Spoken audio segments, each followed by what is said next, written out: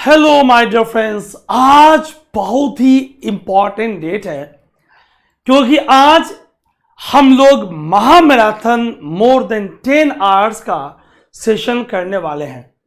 और गाइस, जैसा कि मैंने आपको अनाउंसमेंट दिया था, आज के सेशन में 2011 से लेकर 2023 तक जितने एनवायरमेंट, साथ में एग्रीकल्चर, बायोडायवर्सिटी और सारे टॉपिक्स पे जो क्वेश्चंस आए हैं, along with current updates, detail explanation, focus on concept हम लोग करने वाले हैं। तो गाइस, क्या रेडी हो आप? Yes, no?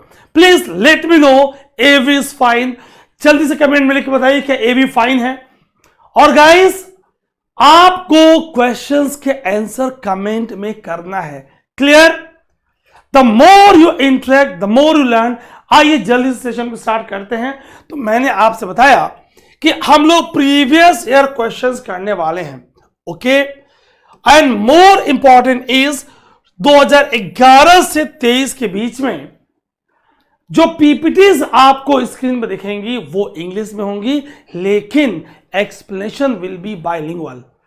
अगर हिंदी माध्यम के विद्यार्थी हैं उनको भी पूरा समझ में आएगा, और जो इंग्लिश मीडियम के हैं उसके लिए है ना गाइस।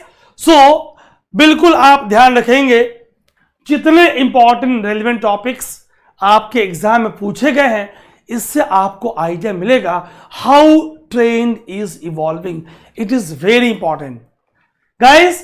तो चलिए जल्दी से स्टार्ट करते सेशन को। मैं बहुत कॉम्पैक्ट आपको बता दूं, मेरा नाम अजीत तिवारी है, and after having experience more than 18-19 years Delhi के कई सारे टॉप इंस्टीट्यूट्स में ऑनलाइन ऑफलाइन एडटेक पढ़ाने के बाद आप लोगों की डिमांड पे ये मैंने चैनल लॉन्च किया था। और मेरा एक प्रयास है कि मैं आपको क्वालिटी कंटेंट, जी हाँ, क्वालिटी कंटेंट इस चैनल पे दूं। गाइस, जैसा कि आप जानते हो, इस चैनल पे मोर देन 30 ईयर्स, 30 वर्ष से ज्यादा, 1992 से 2023 तक जितने geography, Indian geography, physical geography, world geography, regional geography के क्वेश्चंस डाइवर्स एग्जाम्स में आए हैं। अगर मैं बात करूं इन एग्जाम्स की, तो जैसे कि UPPCS, Bihar PCS, Jharkhand, Uttarakhand, UPSC, CDS, CAPF and others, इन सारे एग्जाम्स क्वेश्चन हम इस चैनल पे कर रहे हैं। Are you aware of? Yes और no? Let me know in comment segment. क्या आपको इसकी इल्म है? क्या आपको पता है? क्योंकि बहुत सारे लर्नर्स, बहुत सारे विद्यार्थी भारत के रिमोट क्षेत्र में मेरे पास मैसेजेस बिहार से, झारखंड से, उत्तराखंड से, यूपी से, इन सारे हिंदी बेल्ट से बहुत सारे विद्यार्थियों का आ रहा है कि सर सीरीज मत रोकिएगा, because it is highly beneficial. आपने एक उम्मीद की किरण जगाई है। बिल्कुल guys, always for you. So 6L programme, revise, learn, write, memorise, recap and practice, it is very important for your success. Guys, जो मुझसे अभी जुड़ रहे हैं उनके लिए www.ajitlive.in पे जाएंगे आप। मैं लिख दे रहा हूं www.ajitlive.in। तो गाइस, आपको क्या मिलने वाला है? जितने मेरे सोशल मीडिया प्लेटफॉर्म्स हैं, Facebook page, Instagram, YouTube, Telegram, Hindi माध्यम के विद्यार्थियों के लिए मैंने एक चैनल लॉन्च किया है। बहुत कुछ उस पर आने वाला है guys. The name of channel is GS by ATS Hindi. GS by ATS Hindi, बहुत कुछ इस चैनल पे भी आने वाला है। तो आप उस चैनल से भी जुड़ जाएंगे, और जो प्योर हिंदी माध्यम के विद्यार्थी हैं उनको आप बताएंगे कि आपके ATS ने, अजीत वैसर ने आपके लिए कोई कसर नहीं छोड़ा है। Dear students, always, number of times you are highly talented, बहुत इंटेलिजेंट हो, हार्ड वर्किंग हो आप, लेकिन don't know what to do and what not to do. Very relevant and important is what not to do. तो उसके लिए आप हमसे जुड़ सकते हैं। ठीक, मैं आपको बता दूंगा how to stay connected. Okay, कैसे आप जुड़ें। तो गाइस ये दो मैं आपको व्हाट्सएप नंबर दे रहा हूं, 9873 987698, ठीक, 8882307523। इन दोनों नंबर पे आप व्हाट्सएप करके कि you want to be a member of mentorship program, so team will connect you. आप अपनी क्वेरी यहां डाल सकते हैं। अगर आपको मुझसे बात करनी है, आप मैसेज करोगे भैया आपको सर से बात करनी है, then I will get connect to you, है ना guys, always for you, always for you. Okay guys, तो इस सीरीज में हम इंपॉर्टेंट क्वेश्चन जो मैंग्रोव्स के करंट स्कीम के साथ एक्सपेक्टेड में जोड़ दूंगा, on mangroves, on questions on जितने आपके वेटलैंड्स हैं, जो रैमसर साइट्स हैं, नई स्पीसीज डिस्कवर हुई हैं, उन पे क्वेश्चंस मैंने एक्सपेक्टेड पर डाल दिया आपके लिए, ठीक। जो कोरल से क्वेश्चंस आए हैं वो हमने लिया है। Major biomes of the world से बहुत सारे क्वेश्चंस 2015-16 ऑनवर्ड्स आने लगे हैं। All important conventions and environmental laws, yes, environmental laws very very important topic. और मैंने क्या किया है, जो अमेंडमेंट्स हुई हैं, जो एडिशन हुआ है, उसको मैंने एक्सपेक्टेड के फॉर्म में आपके लिए ऐड किया है ना गाइस। जितनी स्पीसीज लास्ट 18 मंथ में न्यूज में है, ड्यू टू एनी रीजन, अगर वो रिकवर हुई हैं तो, री इंट्रोड्यूस हुई हैं तो, ट्रांसलोकेशन हुआ है तो, IUCN कैटेगरी उनकी चेंज हुई तो, in all cases my dear friends I have added them in expected question. Are you getting? तो एक बहुत रिसर्च के बाद अपनी ह्यूज एक्सपीरियंस को अप्लाई करते हुए, यूपीएससी के ट्रेंड को समझते हुए, I have done a lot for you guys. And बिल्कुल आपको इस सीरीज को कंटिन्यू करके लास्ट तक देखना है, अपने एक्सपीरियंसेस बताने हैं, है ना। और गाइस आइए सेशन को स्टार्ट करते हैं। आज हम 2011 के क्वेश्चंस करेंगे, फिर हम 12, 13, 14, 15। कई लोगों का मैसेज आया कि सर आप जो मिक्स क्वेश्चन करा रहे हो वो अच्छा है, लेकिन अगर ईयर वाइज हो जाए तो हमें और ज्यादा सहूलियत होगी। सो हम लोग ईयर वाइज स्टार्ट करते हैं। So guys are you ready? Give me a big thumbs up and let me know you guys are ready. So have a look on the screen. Question number 1. आप ध्यान से question को screen पे देखें, मैं आपके कमेंट्स देख रहा हूं।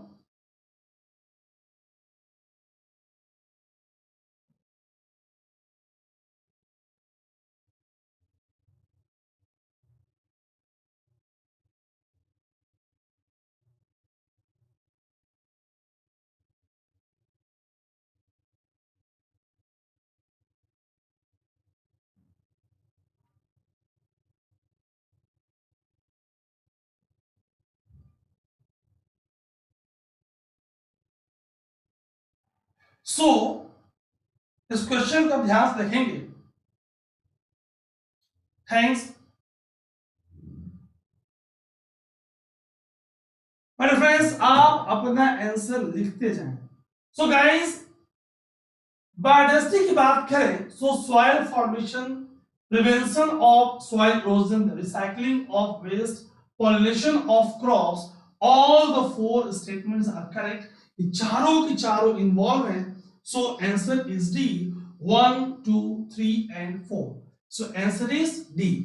आइए इसको और समझते हैं कि कैसे बायोडाइवर्सिटी सॉइल फॉर्मेशन में रोल प्ले कर रही है, प्रिवेंशन ऑफ सॉइल इरोजन भी कर रही है, रिसाइकलिंग ऑफ वेस्ट में कैसे इन्वॉल्व है, और पॉलिनेशन ऑफ क्रॉप्स में। Before coming on all this, हमें बायोडाइवर्सिटी के बेसिक कंसेप्ट्स का समझना जरूरी है। इसमें आप diversity, variety of all life forms, सिर्फ फ्लोरा ही नहीं, फौना, माइक्रो ऑर्गेनिजम्स सबकी बात कर रहे हैं आप, है ना? क्लियर है? आइए इसे और समझते हैं। सो पीडो, ऑलवेज मेरा फोकस एक्स्ट्रा इंफॉर्मेशन में आपके लिए होगा। Paedogenesis, soil formation. Pedogenesis is the process of soil formation. Weathering, disintegration of rocks. Weathering में biological phase of weathering, lichens का रोल, लाइकेंस बायोडाइवर्सिटी का पार्ट हो गया, लिविंग, एल्गी फंजाई का सिम्बायोटिक एसोसिएशन हो गया, ठीक। सॉइल इरोजन की बात करें, जितनी सॉइल में प्लांट्स होंगी, ग्रासेस होंगी, श्रब्स होंगी, ट्रीज होंगी, उनकी रूट्स सॉइल को बाइंड करेंगी, और जब रूट्स सॉइल को बाइंड करेंगी तो ये सॉइल इरोजन को रोकेंगी। Micro organisms, bacteria, fungi, earthworms, all of them will play important role in recycling of nutrients, degradation of plant or animal। आपके पास सेप्रोट्रॉप्स, डेट्रीवोर्स, ऐसे एग्जांपल्स आपके पास हैं। So in recycling process, in pollination, हमने करा हुआ है कि pollination is transfer of pollen grains from anther to stigma. Anther flower का मेल पार्ट, वहां से पॉलन ग्रेन्स के transfer from anther to stigma, and reference this process is performed by insects तो एंटोमोफिली, एंड्स तो myrmecophily, birds तो चिरप्टरोफिली, देख रहे हो आप, स्नेल्स तो मेलकोफिली, एनिमल्स तो zoophily. In this they are very playing important role. अगर बात करें honey bee, very important role they are playing in the process of pollination. So difference, biodiversity हमें हेल्थ में, बायोडाइवर्सिटी हमें agriculture, nutrition, air quality, food security, हर respect में हमें help कर रही है। आइए जरा और बेसिक्स सी। Always my more and more focus is on expected questions. हम ज्यादा फोकस एक्सपेक्टेड क्वेश्चंस पे, गुड इवनिंग जूही, वेलकम, पे हम करने वाले हैं। प्रकाश, स्वागत है आपका। Biodiversity can be defined as community of all living organisms on the earth and diversity among them for all ecosystems. इसकी बात हो रही है। Thus, variability between the species, within species and between the ecosystem। अगर बात करें so between species, within species and between ecosystem, इस तरह हम जेनेटिक डाइवर्सिटी, स्पीसीज डाइवर्सिटी और इकोसिस्टम डाइवर्सिटी की बात करते हैं। दो इंपॉर्टेंट फैक्ट्स मैं आपको दे रहा हूं जो ऐसे क्वेश्चन आपसे स्टेट सर्विसेज में पूछी आती हैं। The term biodiversity was coined by Walter G.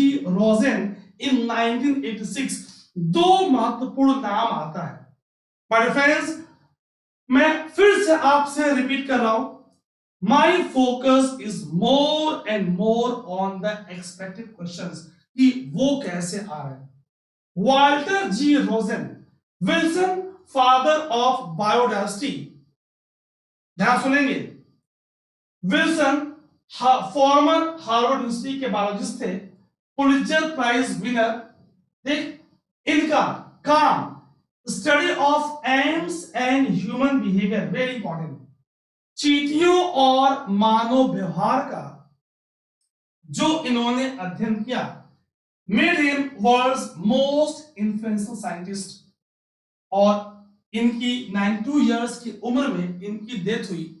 सो ये आपको विल्सन साहब, फादर ऑफ बायोलॉजिकल डाइवर्सिटी और बायोडाइवर्सिटी, विल्सन, काम ends and human behaviour. Biodiversity holds ecological and economic significance. It provides us with nourishment, अभी समझेंगे, housing, fuel, clothing and several other resources. Main examination में अगर आपसे biodiversity के significance पे question आए तो आप क्या करने वाले हो, आप देखो। हमारे पास project tiger, project lion, project elephant, crocodile project, Ganges dolphin का कंजर्वेशन, कम्युनिटी रिजर्व्स का डिक्लेरेशन, चीता का हाल ही में देखा आपने reintroduction. All this are programmes to restore, to conserve biodiversity.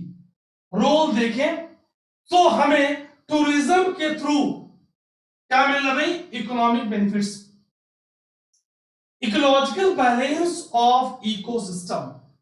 It refers to number of different species belonging to a particular reason.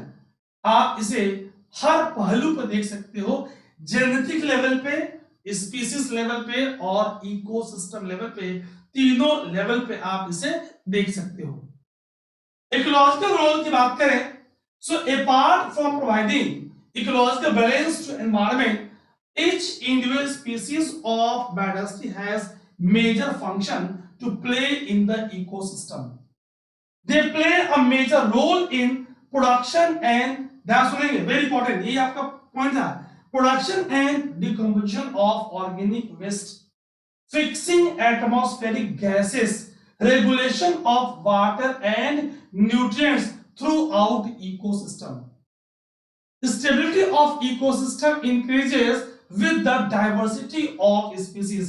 भाई ध्यान सुने, very important line, the more complex higher will be biodiversity.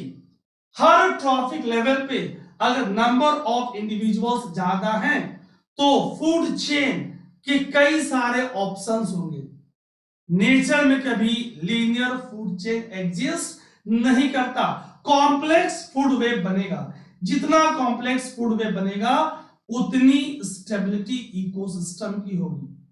हमें ध्यान रखना है, जितना complex food web होगा, higher is the value of biodiversity, more complex will be the food web, and if food web is complex, removal of death of one or few species has no impact. That means it will provide stability to the ecosystem. ये ecosystem को stability provide करेगा। सारे concept हमें समझना है, ठीक। सो अगर हम और फंक्शन को समझें, raw materials for industrial production, oils, lubricants, perfumes, dyes, paper, wax, rubber, important of plant species for various medicinal uses। ये आप वर्षों से जानते हो, आपके पास भारत का आयुर्वेदा है ना। सो मेडिसिनल सिग्निफिकेंस, बात लुब्रिकेंट ऑयल की, बात इत्र की, परफ्यूम की आपसे हुई। आप बायोडाइवर्सिटी के सिग्निफिकेंस, आपके पास बायोडीजल प्लांट जेट्रोपा, डिफरेंस बहुत आपको इंफॉर्मेशन में दूंगा, सो listen very carefully. more than 70% of anti-cancer drugs are derived from plants in the tropical rainforest. Oh my God, 70% of the anti-cancer drugs are derived from plant in the tropical rainforest। आप comment segment में लिखकर बताओगे कौन सा plant है। क्या हमने टेक्सोल नाम सुना है? क्या हमने टेक्सस का नाम सुना है? आप कमेंट में लिखकर बताएंगे। अगर हम साइंटिफिक रोल की बात करें, सो हर इकोसिस्टम में स्पीसीज कुछ अपनी रोल परफॉर्म करेंगी। लाइफ इवॉल्व हुआ और finally they are contributing in maintaining the sustainability of the ecosystem. बहुत ही प्यारा question, which of the following is not a site for in situ method of conservation of flora. Guys बहुत ध्यान सुनेंगे, अपना answer आप करते जाएंगे, very very important for you guys. अब पूरा मैं आप यहां पे ये टॉपिक ही समझा दूंगा। क्या पूछा? नॉट, ध्यान देंगे नॉट पे, और क्या ध्यान देंगे? In situ. ये दो पॉइंट्स को आपको फोकस करना है, एक नॉट और दूसरा इन सीटू।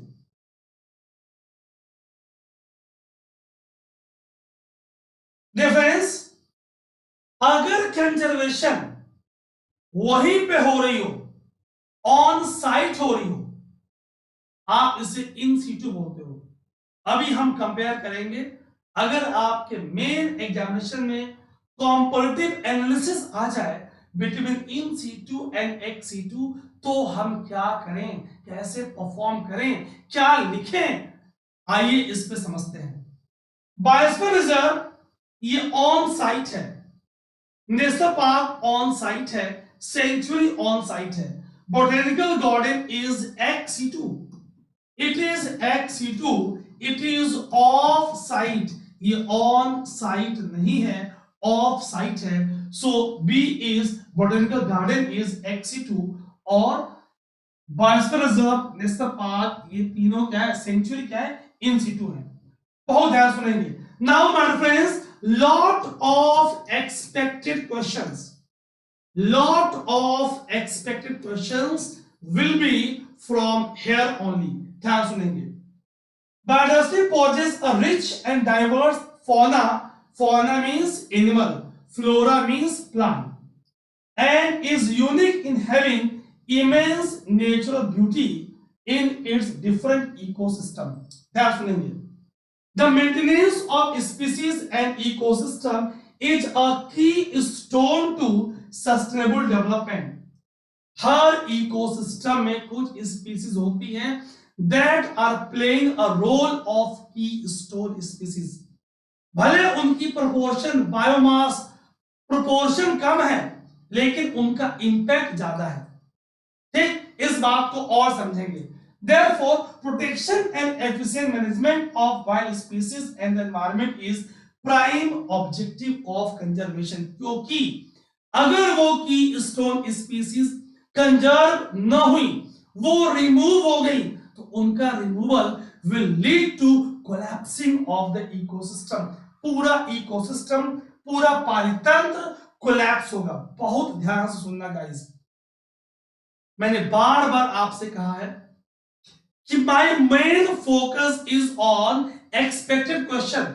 जब मैं आपके एक क्वेश्चन का एक्सप्लेनेशन लिखता हूं तो मैं पिछले 11-12 वर्षों के क्वेश्चन के ट्रेंड को देखता हूं कि ये इवॉल्व कैसे हो रहा है, तो कहां तक जाएगा, हमें उस एरिया में ज्यादा कार्य करना है, न कि सिर्फ ABCD आंसर बोल के आगे बढ़ना है। अब देखिए आप, in situ conservation, one of method of conservation of genetic resources in natural population of plant और animal.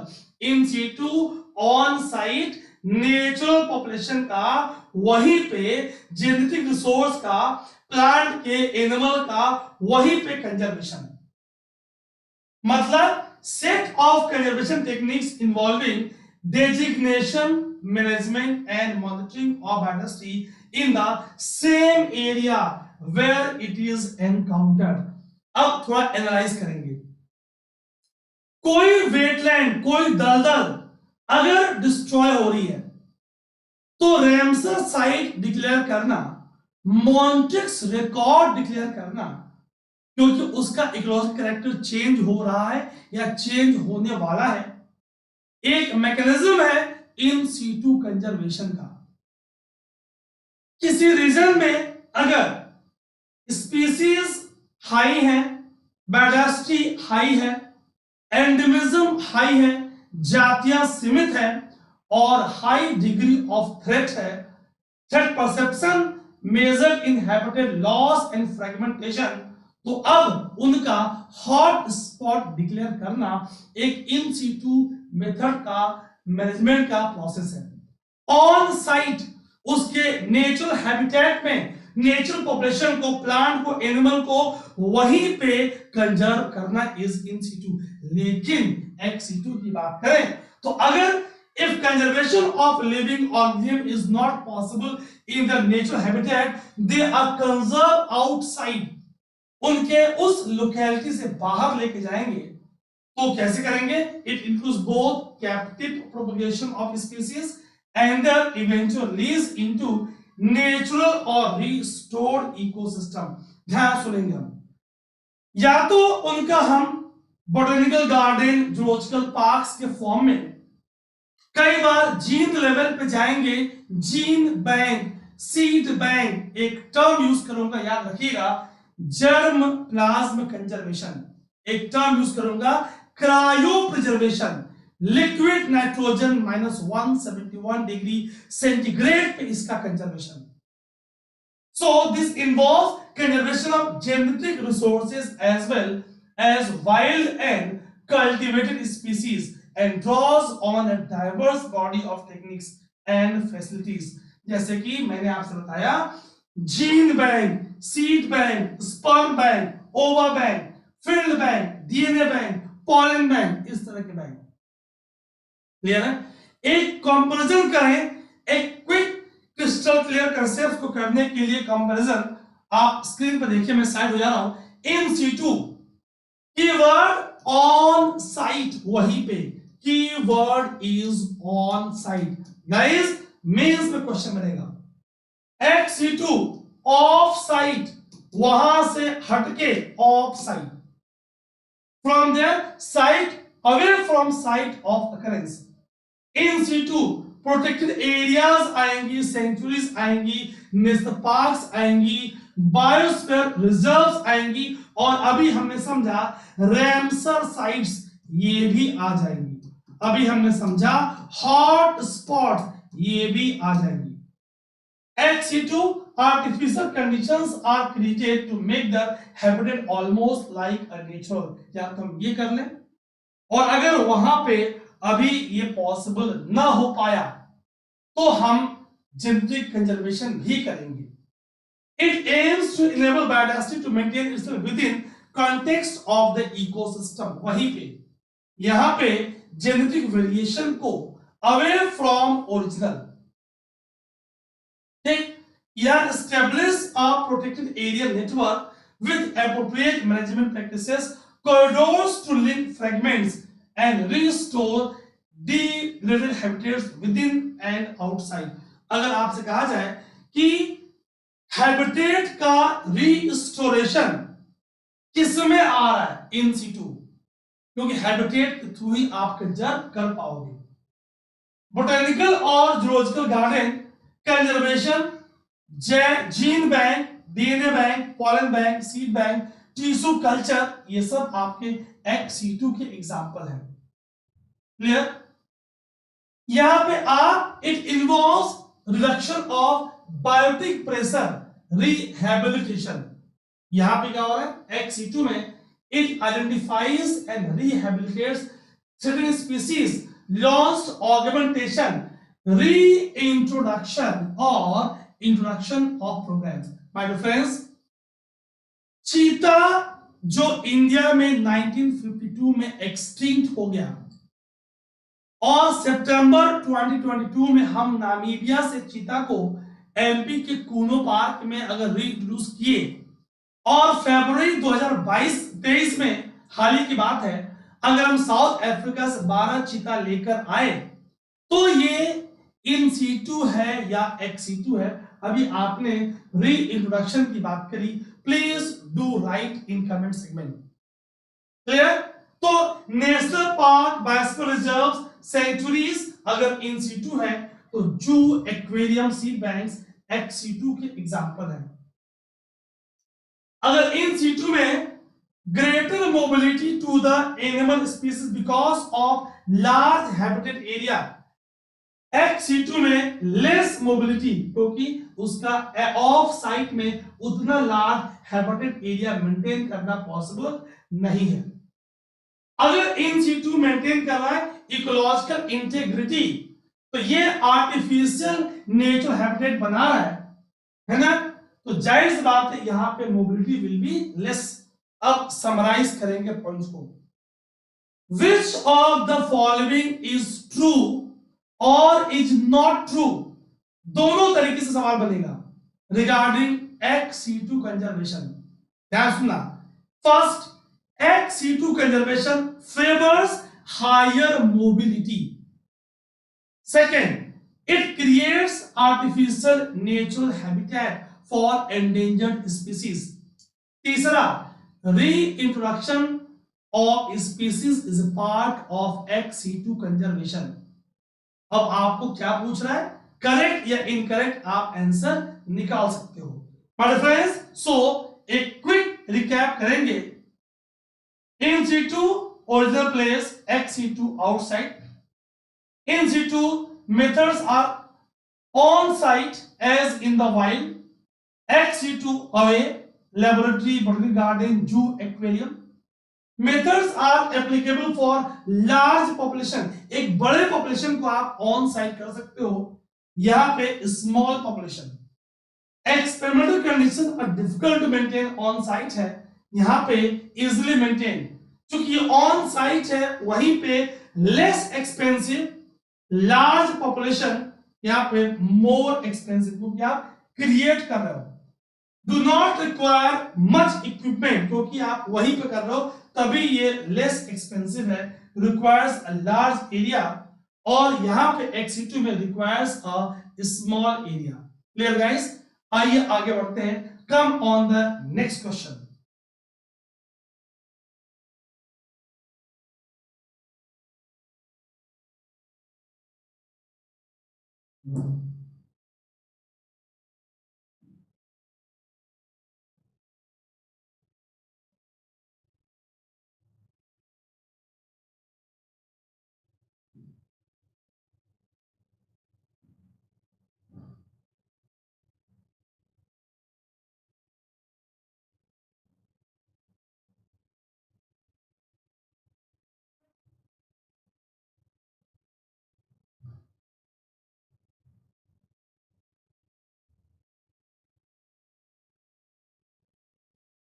Normally greater in lower latitude, निम्न अक्षांश, लोअर एल्टीट्यूड नीचे की ऊंचाई, पहाड़ों के निचले भागों में, फुटहिल्स के पास। Difference, biodiversity is normally greater in lower latitude, सही है। ट्रॉपिक्स के पास maximum biodiversity as compare to Arctic tundra और Antarctic tundra, so statement 1 is correct. Along the mountain gradients, biodiversity is normally greater in lower altitude. Always, अगर हम पहाड़ों पे बात करें तो फुट हिल्स पे बायोडायवर्सिटी ज्यादा है, और जैसे आप ऊंचाई में ऊपर जाओगे फिर एक हाइट आएगी जहां पे पेड़ खत्म, ट्री लाइन, फिर एक हाइट आएगी पूरा माउंटेन का टॉप फ्रोजन है, स्नो लाइन। अब इस ट्री लाइन और स्नो लाइन के बीच में एल्पाइन टुंड्रा एग्जिस्ट करेगी। That means biodiversity is normally more greater higher in the lower altitude, and with increase in height or altitude normally biodiversity decreases। तो दोनों statement correct हैं, C both 1 and 2, both 1 and 2। Clear है? देखिए आप, in equatorial region, in tropical region, tropics has highest value of biodiversity. As we are moving from tropical region towards pole, north pole or south pole, in both cases the value of biodiversity decreases. So tropics के पास maximum value of biodiversity है। आगे बढ़े, चलिए, very good. Mountain के foot हिल पे biodiversity high है, एक height के बियॉन्ड ट्रीज आर एब्सेंट, इसे हमने नाम दिया ट्री लाइन। अब ग्रासेस भी एब्सेंट, एवरीथिंग इज फ्रोजन, उसे नाम दिया snow line. That means on one hand increase in latitude decreases diversity, on other hand increase in altitude, बढ़ती ऊंचाई के साथ भी बायोडायवर्सिटी कम हो रहा है। क्लियर है? यही चीज हमने यहां पे आपको समझाई है। सो ऑलवेज गाइस आपको सोच के आंसर करना है। Now listen very carefully. एक क्वेश्चन मैं आपसे पूछना चाह रहा हूं, आप कमेंट सेगमेंट में 5 पॉइंट्स मुझे बताना। Please let me know 5 points. पहला, why tropics are rich in biodiversity? What are the causes? अब यहां पे आप जितने पॉइंट्स दे सकते हो। What are the causes, what are the factors responsible for highest value of biodiversity in tropical region? Clear? आप कमेंट सेगमेंट में लिखना, आगे बात करेंगे आपसे। चलिए, come on the next question.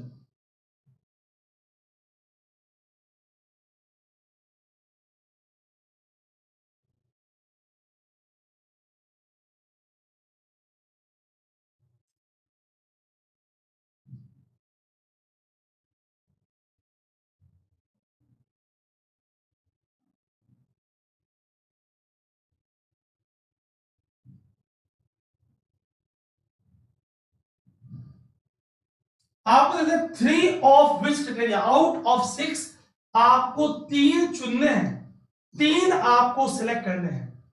3 of the following criteria have contributed to the recognition of Western Ghat, Sri Lanka and Indo-Burma region as hot spot of biodiversity.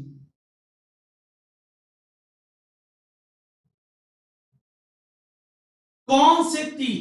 अभी मैंने आपको एक्सप्लेन किया था, आज ही एक्सप्लेन किया है।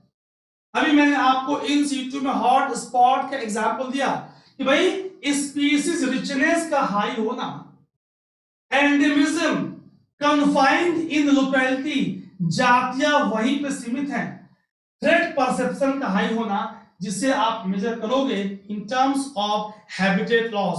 1, 3 and 5 C is the right answer. Clear? High value of species richness, high degree of endemism and high degree of threat perception, जिसे आप मापते कैसे हो? In terms of habitat loss, in terms of habitat fragmentation, habitat fragmentation, in terms of habitat loss, in terms of habitat fragmentation. See, biodiversity hot spot guys, Norman मायर का concept है biodiversity का hot spot. Conservation international इससे जुड़ा हुआ है। Hot spot is an area जो in situ आप वहीं पे ऑन साइट कंजर्वेशन कर रहे हो with unusual concentration of species, many of which are endemic. जैसे कि फॉर एग्जांपल अगर मैं कहूं एक प्लांट है कीट भक्षी नेपेंथीज खासियाना, कहां मिलेगा? खासी हिल्स ऑफ मेघालय, गारो खासी जयंतिया, हमने नाम सुना है।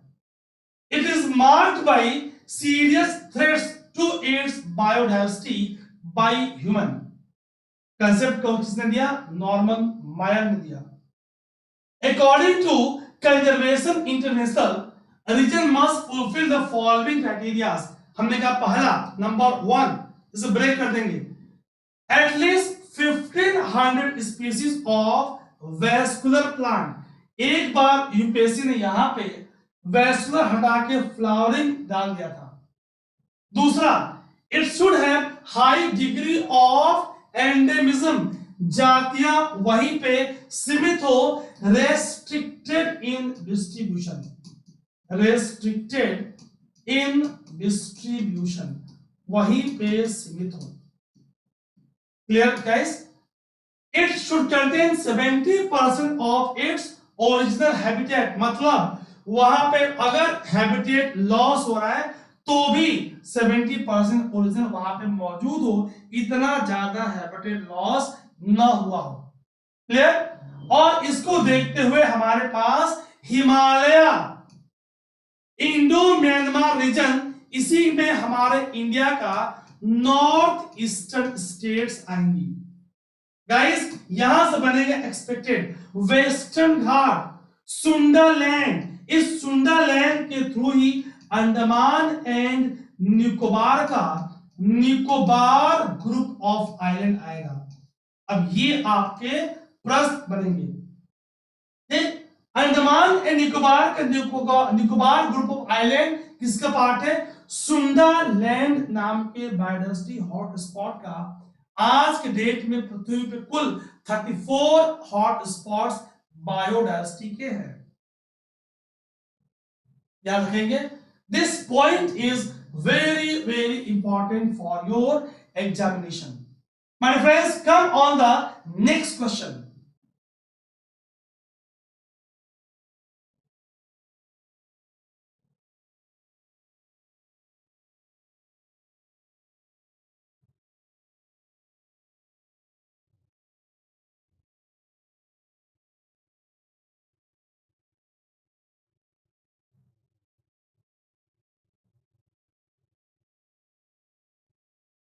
बहुत प्यारा क्वेश्चन है।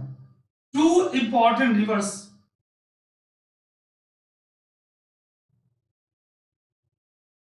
जो ऑप्शन है माय फ्रेंड्स, वो नेशनल पार्क भी है, वो रैमसर साइट भी है, हिंट दे रहा हूं, वाइल्ड लाइफ सेंचुरी भी है।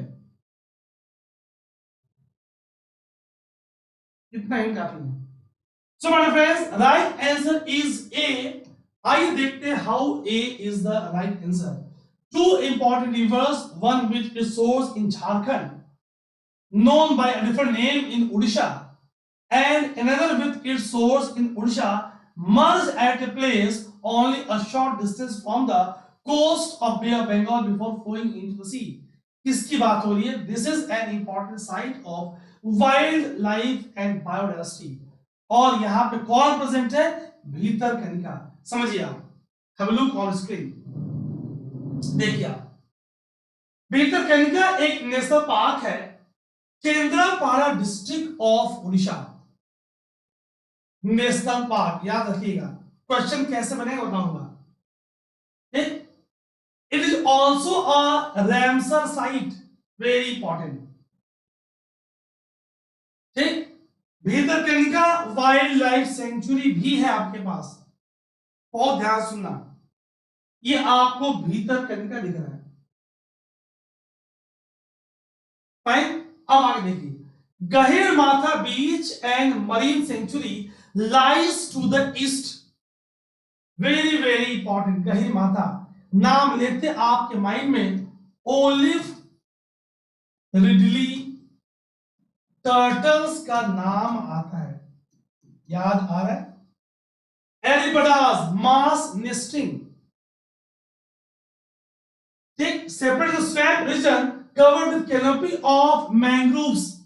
सुंदर वन के बाद second largest stretch of mangrove कौन? Bhitarkanika. One of the largest population of salt water crocodile, very very important in India. ठीक, nearly more than 1600 salt water crocodile inhabits the rivers and the creeks. Guys, बहुत important आपके लिए, ध्यान सुनेंगे। Second largest mangrove ecosystem in India, largest कौन? Sundarban West Bengal. India की बात करें तो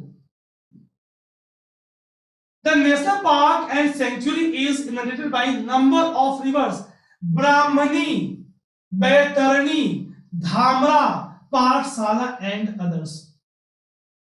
home to salt water crocodile, water crocodile, white crocodile, Indian python, black ibis, wild pigs, rhesus monkey.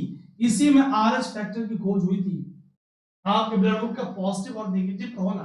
Cobra, water monitor lizard, olive ridley sea turtles, very very famous. Gahirmatha mammals में monkey, jackals, langur, otter, sambar deer, jungle cat, mongoose, fishing cats, hyena were present. Very very important. सवाल यहां से बनेगा, number of expected questions, number of expected questions can be framed from here only my students. बहुत सारे सवाल बनेंगे। अब ये याद कैसे हो? अगर हम इमेज देखें तो थोड़ा याद हो। माइंड में कौन? भीतरकनिका। ये आपको देख के बता रहे हैं भाई मेरे बारे में पढ़ लो। Common langur, sambar deer, jackal, otter, jungle cat. Always pictures, images will help you, animation will help you to memorize. Fox, wolf, hyena, mongoose, fishing cats, salt water crocodile. School days की ईवीएस की class याद आ रही है ना? बचपन में आपने EVS पढ़ा था। White crocodile, black ibis, Indian python, wild pigs. कौन? Bhitarkanika is famous for all this my dear friends. हमने कहा भाई रीसस मंकी, इसे आप ऐसे वाले को बोलते हो डार्टर्स, चीतल्स, कोबरा। गहिरमाथा, सी गाइस, इसमें फीमेल झुंड के झुंड बाहर आती हैं, मास नेस्टिंग करती हैं। फीचर इज कॉल्ड एज एरी बडास। क्या बोलेंगे? एरी बडास बोलेंगे। फीचर ऑफ मास नेस्टिंग, गहिर माथा। क्या दिख रहे हैं आपको? Olive ridley turtles. अब ये आईयूसीएन के वल्नरेबल कैटेगरी में आ चुकी हैं। Which category? वल्नरेबल। याद रखिएगा। ब्राह्मणी रिवर, ब्राह्मणी रिवर। आगे बढ़े, चलिए वेरी गुड। सो आपको ब्राह्मणी, बैतरणी जो नाम लिया था मैंने, आपको दिख रही है। Come on the next question. A Sandy and saline area is the natural habitat of an Indian animal species। क्या सुनेगा? कैसे area? Sandy and saline area. Okay, ठीक। Animal has no predators in that area. उस पे उसे खाने वाला कोई एनिमल नहीं है। But its existence is threatened due to the destruction of its habitat. मैंने आपसे बताया, बार बार चर्चा किया है कि habitat loss is the main factor. तो which one of the following could be that animal? क्या हिंट दिया आपको? आप स्क्रीन पर देखिए, हिंट आपको क्या दिया है।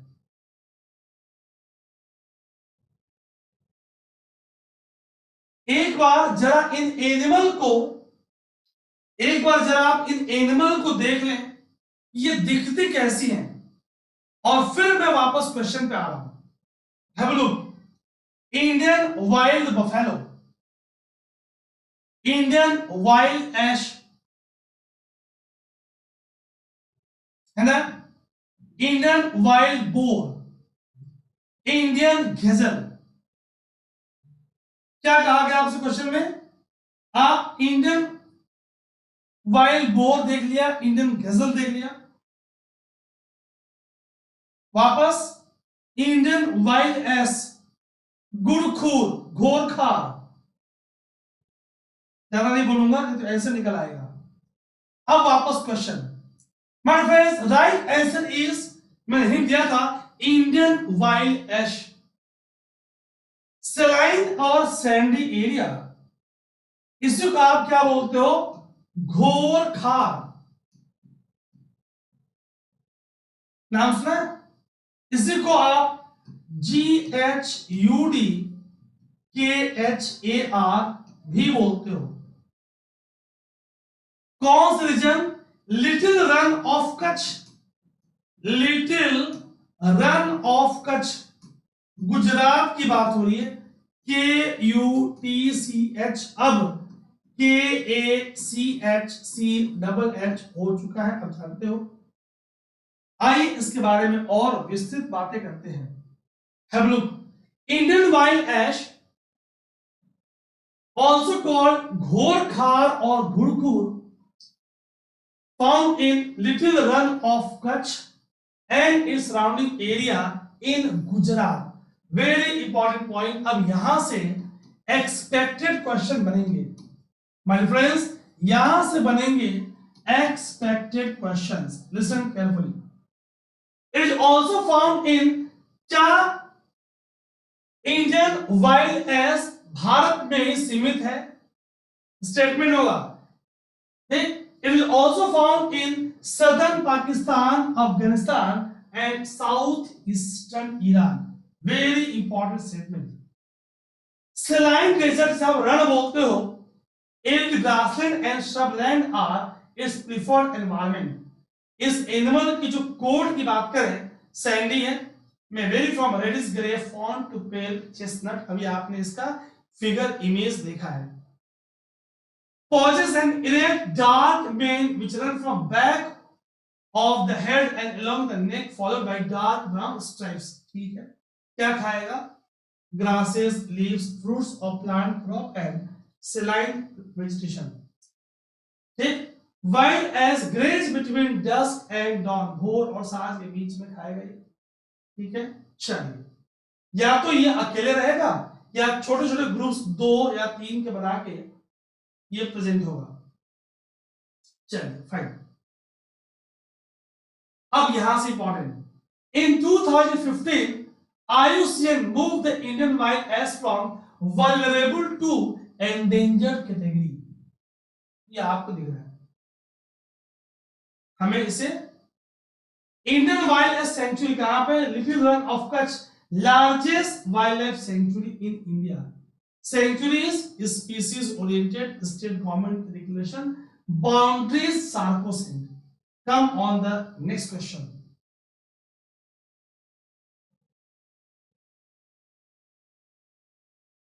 गाइस आप आंसर करते जाएं।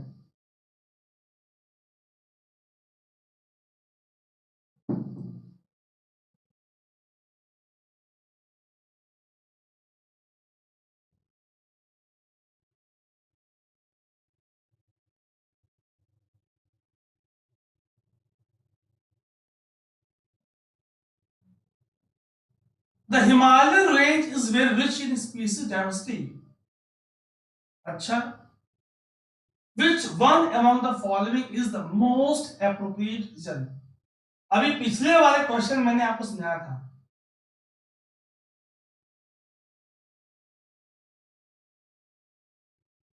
भाई अब ये कहां रहा, लेस ह्यूमन इंटरफेरेंस, अब कहां रहा, एक्सोटिक स्पीसीज आई हुई है।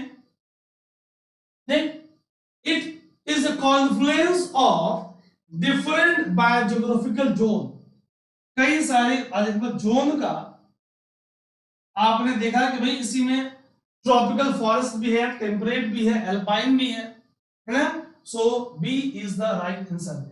Himalayan range represents a conference of different biogeographical zone because geographical variation in this range are vertically oriented from base to top। कुछ बताया था आपसे कैसे फुटहिल पे ट्रॉपिकल होंगे, फिर टेम्परेट और alpine. All forms of flora and fauna lives found inhabited in tropical forest to temperate and above tree line। क्या होगा, टुंड्रा। अगर हम हिमालयन स्टेट्स की बात करें तो ये आपको रीजन दिख रहा है, इस क्षेत्र की बात आपसे हो रही है। यहां हम पूर्वांचल को भी ले रहे हैं, ठीक है। ये देखिए आप,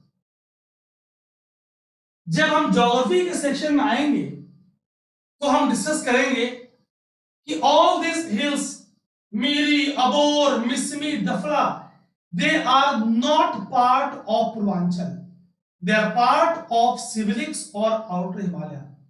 वही डिस्कस करेंगे गारो, खासी, Jaintia, मिक्किर, Rengma, they are not part of Purvanchal, they are part of Meghalaya प्लेटू और शिलोंग प्लेटू। करेंगे डिस्कस, जबरदस्त सीरीज लेकर आने वाला हूं। हिमालयन, इंडियन हिमालयन रीजन की बात करें, Uttarakhand, Himachal, Jammu Kashmir, Ladakh, West Bengal, Assam, Meghalaya, Manipur, Mizoram, Sikkim, Nagaland, Tripura and Arunachal. Please focus on the point. Lot of expected question यहां से, जो भी टॉपिक डील करूंगा एक्सप्लेनेशन में, यहां से बनेंगे लॉट ऑफ। कौन कौन से स्टेट और यूटी, हमने कहा भाई राज्यों में उत्तराखंड है अपने पास, हिमाचल है, वेस्ट बंगाल, दार्जिलिंग के रीजन, असम, मेघालय, मणिपुर, मिजोरम, सिक्किम, नागालैंड, त्रिपुरा एंड अरुणाचल। अभी आपने अरुणाचल के हिल्स देखा। यूटी में आपके पास जम्मू कश्मीर है, लद्दाख है। Indian Himalaya to biogeographic regions में ब्रॉडली कैटेगराइज है, ट्रांस हिमालय एंड हिमालय। अगर हम ट्रांस हिमालय की बात करें तो काराकोरम, लद्दाख और जास्कर, काराकोरम, लद्दाख और Zanskar, these three are part of trans Himalaya, sometimes also called as Tibetan Himalaya। Why? Because major part lies in Tibet। और फिर आपके पास हिमालय, क्लियर। ये आप देख पा रहे हो, roof of world, Pamir knot, Karakoram, Ladakh, Zanskar, trans Himalaya, then your greater Himalaya, lesser Himalaya or lower Himalaya and outer Himalaya। High species richness high value of biodiversity. अब कौन कौन से आपको स्पीसीज यहां पे दिख रही है, कुछ खास नाम ले लूं। Namdapha flying squirrel, snow leopard, red panda, Kashmir grey langur, pygmy hog. ध्यान सुनना, 52 species of birds are also. क्या देखिए, जेएसआई ने बताया कि भाई 133 vertebrate species of the region क्या है भाई, थ्रेटेंड है। पूरा जो रीजन है 3.95 lakh square kilometre, 280 species of mammals, सब याद नहीं करना, 940 स्पीसीज ऑफ बर्ड्स याद नहीं कर सकते, species of fishes, reptiles and amphibians. मतलब ये लाइन लगभग 1/4 से ज्यादा total vertebrate diversity of the country. My friends, बहुत ध्यान सुनना है, ठीक। तो अब जरा इमेज देखें ताकि हमें चीजें याद हो जाए। आने वाले सेशन में हम इस पे इमेज लेकर आएंगे। Black neck crane, Indian spotted eagles, like this. चलिए, come on the next question.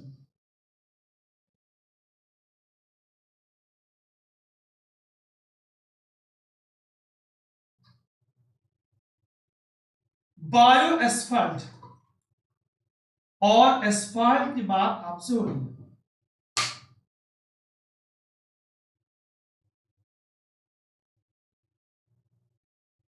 Guys, हम बहुत डिटेल पढ़ेंगे। जितने आपके फ्रेंड्स हैं, अगर फ्रेशर्स हैं, उनको आप बता दोगे आप।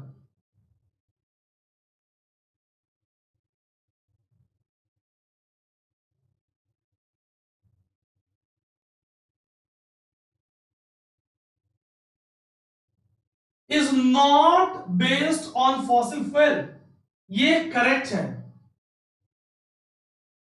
Can be made from non renewable, यहां पे बायो लगा हुआ है, this statement is not correct. Organic waste correct है। It is eco friendly to use bio asphalt for surfacing of the roads, क्योंकि ये रिन्यूएबल से बन रहा है। सो 1, 3 and 4, B 1, 3 and 4 is the right answer. 1, 3, 4 is the right answer. आइए इसे और डिटेल में समझते हैं। बायो बेस्ड एस्फल्ट और बायो एस्फल्ट, और यहां से क्या सवाल बन सकते हैं। बिटुमेन, ऑल्सो नोन एज एस्फल्ट, अब ये बायो नहीं है, is produce from petroleum and is a blackish viscous mixture of hydrocarbons। कहां इस्तेमाल करेंगे, रोड सरफेसिंग और रूफिंग के लिए। ये नॉर्मल एस्फल्ट था, बायो ऐड हो गया।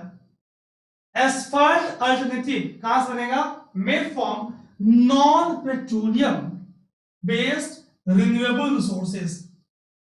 कैसे भाई, this sources include sugar, molasses, rice, corn, potato, starch, natural tree, gum, resin, natural latex, rubber, and vegetable oils, lignin, cellulose, palm oil waste, coconut waste, ये सब आपको दिख रहा है।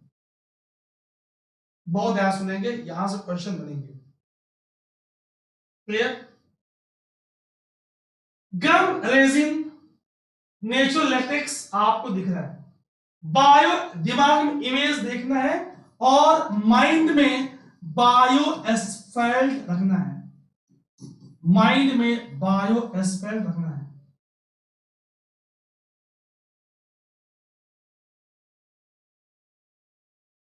Bitumen can also be made from waste vacuum tower bottom produced in process of cleaning used motor oils, है ना।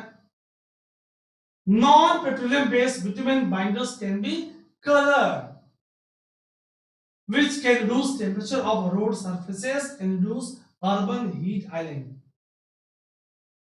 Come on the next question.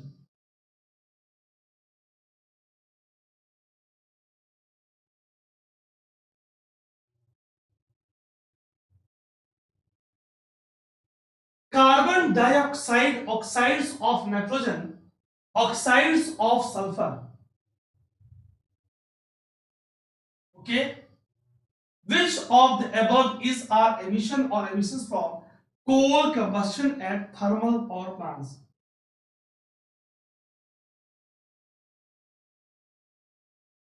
Keyword is coal combustion, thermal power plants. बहुत ध्यान सुनेंगे. डिफरेंस अगर हम बात करें तो तीनों रिलीज होंगी, तीनों रिलीज होंगी. आइए हम इसके बारे में और इंफॉर्मेशन आपको दें. सो coal based thermal power plants are also great source of emission of mercury. याद रखिएगा, ये मर्करी का भी एक इंपॉर्टेंट सोर्स है. ये आपको दिख रहा है, मैं साइड जा रहा हूं, have a look on screen. 60% of total PM emission, particulate matter का एमिशन आपको दिख रहा है. My God, have a look on screen. 60% of total PM emission, particulate matter का एमिशन, अगर तुलना करें इंडस्ट्रीज का. 45% ऑफ लगभग sulphur dioxide, 30% oxides of nitrogen. ध्यान सुनिएगा. 80% ऑफ मर्करी एमिशन. मर्करी आगे आपसे पूछा जाएगा, Hg मर्करी. इसे बुध न समझना, बुद्धि की बात हो रही है. Clear? Have a look. Coal based thermal power plants account for 60% of total particulate matter emission from all industry, 45% of SO2, 30% NOx, and over 80% of mercury emission.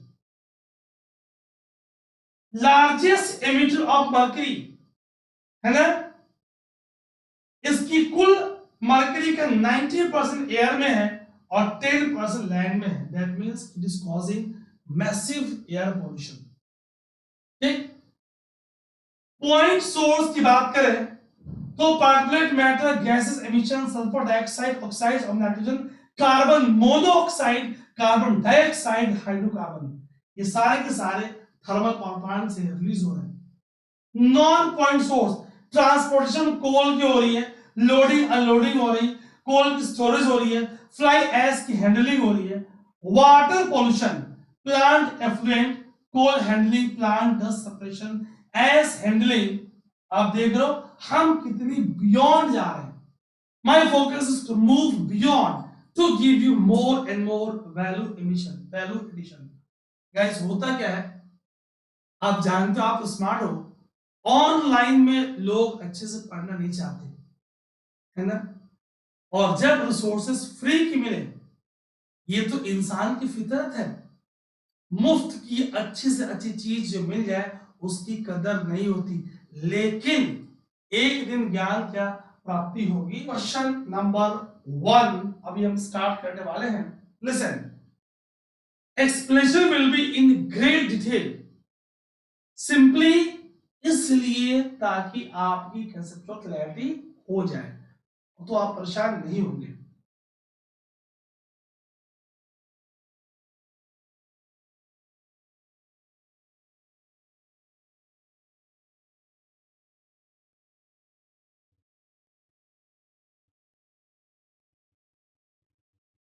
Bio insecticide के रूप में आप इसे देख रहे हो भाई. बायो इंसेक्टिसाइड के रूप में, बायोपेस्टिसाइड के रूप में कौन काम कर रहा है as biopesticide. Clear? So bacteria, fungi, flowering plants, इसमें से कौन. Dear students, all the three are used as bacteria, plants, fungi, all the three are used as biopesticide.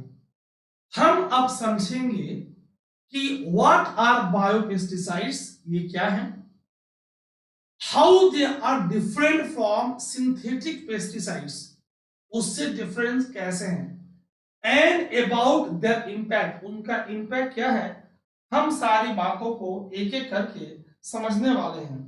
ठीक, सो आंसर इज डी, 1, 2 एंड 3, D is the right answer. Clear?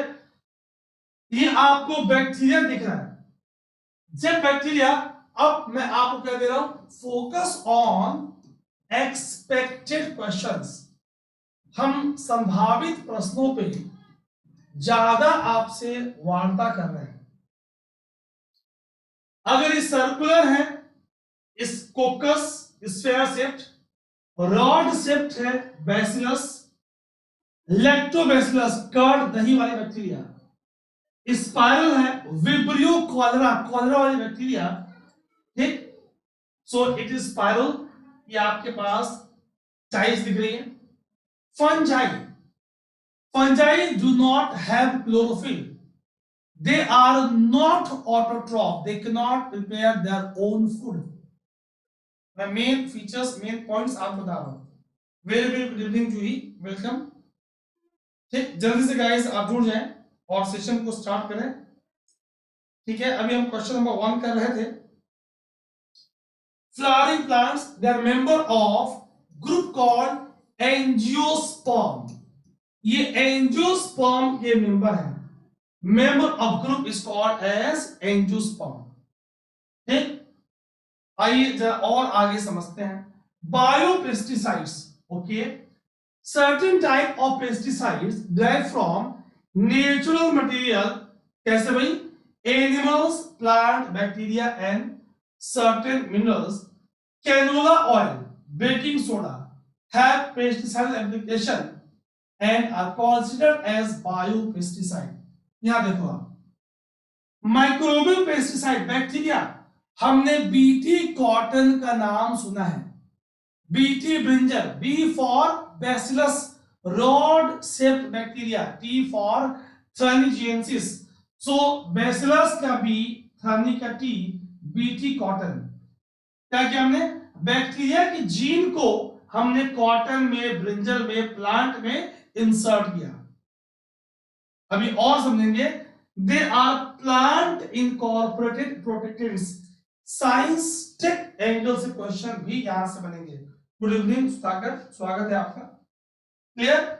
सो आगे और समझेंगे। Biochemical pesticides, okay, biochemical pesticides are natural occurring substance, कैसे करेंगे, that control pest by non toxic mechanism, यहां से बनेगा expected question. Conventional pesticide by contrast are synthetic material, conventional क्या करेंगे, दे विल डायरेक्टली और किल और inactivate the pest. My friends, my more focus is on expected questions. आपको और आगे क्वेश्चन एग्जाम में कैसे मिलेंगे, मिले इजी तो मैं डी 1 2 3 बोल के आगे बढ़ जाता, वैसे बात नहीं बनती।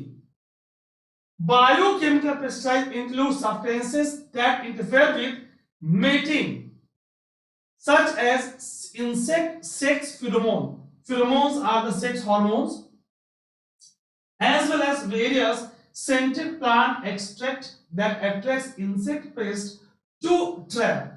मतलब ये किलिंग में इन्वॉल्व नहीं है, डायरेक्टली इनएक्टिवेशन में नहीं है, नॉन टॉक्सिक मैकेनिज्म से यहां से कुछ बनेगा। Consider the following statements regarding biochemical pesticides, ध्यान सुनना, कैसे बनेगा expected question, conceptual. Clear? So पहला point, they will kill in pest by toxic mechanism, difference is they are biological in origin. लोग सोचेंगे सही हो रहा है, आप पढ़ चुके हो, आपको मालूम है नॉन टॉक्सिक मैकेनिज्म से interfere with the mating, sex hormones, pheromones and other mechanisms. अगर माइक्रोबियल की बात करें, माइक्रो ऑर्गेनिज्म, सूक्ष्म जीव, bacterium, singular is bacterium, plural is bacteria, fungus singular fungi, virus और protozoans as the active ingredient. ये क्या करेंगी? They control many different kind of pest. Clear? Fungi that control certain weeds and other fungi that kills specific insects. भाई अगर किसी खेत में खास किस्म के इंसेक्ट्स लग रहे हैं तो हमने फंजाई छोड़ दिया, फंजाई वो इंसेक्ट्स को मार देगा। Bio control mechanism, microbial pesticide, very very important, आप बहुत ध्यान से पढ़िएगा।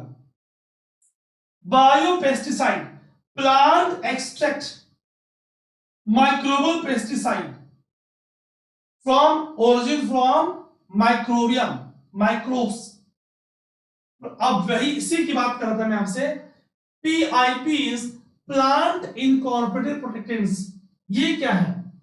These are pesticidal substances that plant produce from, अब यहां बहुत इंपॉर्टेंट है, genetic material that has been added to the plant। भाई प्लांट अपने जेनेटिक मटेरियल से प्रोड्यूस कर रहा है। क्वेश्चन इज कैसे? यहां पे technique of genetic engineering is used.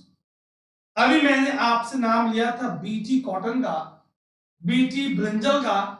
So bacteria का gene bacillus thuringiensis, gene of bacteria is incorporated into plant, और वो जीन जाके प्रोटीन प्लांट के बॉडी में बना रहा है। और जब प्लांट को पेस्ट खा रहा है, इंसेक्ट खा रहा है, तो वो प्रोटीन जब उसके गट में जा रहा है तो वहां जाके एक्टिव हो रहा है और अपना इंपैक्ट दिखा रहा है। वेरी क्लियर, बहुत आसान शब्दों में। सो scientists can take the gene from BT pesticide protein and introduce the gene into plant own genetic material. Instead of BT bacterium, manufacture the substance that destroy the pest. Simple है बिल्कुल। तो bacteria का नाम क्या रहा है इसमें? Bacillus thuringiensis। ठीक, आगे बढ़ेंगे। एडवांटेज ऑफ बायोपेस्टिसाइड, फास्ट करेंगे। They are less toxic, okay, they are less toxic, they only affect the target pest, सिर्फ वो टारगेट पेस्ट को अफेक्ट करेगा, and closely related. In contrast broad spectrum में क्या हो रहा है भाई? वो बर्ड्स को, इंसेक्ट्स को और मैमल्स को भी प्रभावित कर रहा है। हमने बायो मैग्निफिकेशन देखा है, हमने वल्चर्स की घटती हुई पॉपुलेशन देखा है, कीटोप्रूफेन का प्रभाव। क्लियर है? तो क्योंकि वो हाई लेवल तक biopesticide often are effectively in very small quantity, तो बायो कंसंट्रेशन की प्रॉब्लम नहीं है। Decompose quickly resulting into lower exposure, ठीक, and avoiding the pollution problem caused by conventional pesticide. Very very important my dear friends, बहुत important है। Use as component of IPM integrated pest management, biopesticides can greatly reduce the use of conventional pesticide। Crop yield को maintain करते हुए summarise करेंगे, की points को revise करेंगे। Biopesticide number 1 less toxic, ध्यान सुनेंगे। Number 2 target only specific paste and closely related organism, very important. Effective in very small quantity, so no problem of pollution, bio accumulation, bio concentration जो कि conventional pesticide करती है, ठीक, yield को high maintain कर रहा है और लो कंसंट्रेशन में भी इफेक्टिव है। Now come on the next question.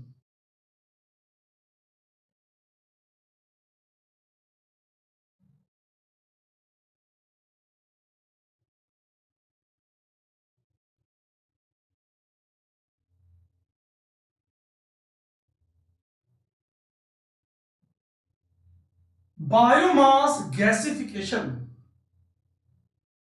is considered to be one of the sustainable solution to the power crisis in India.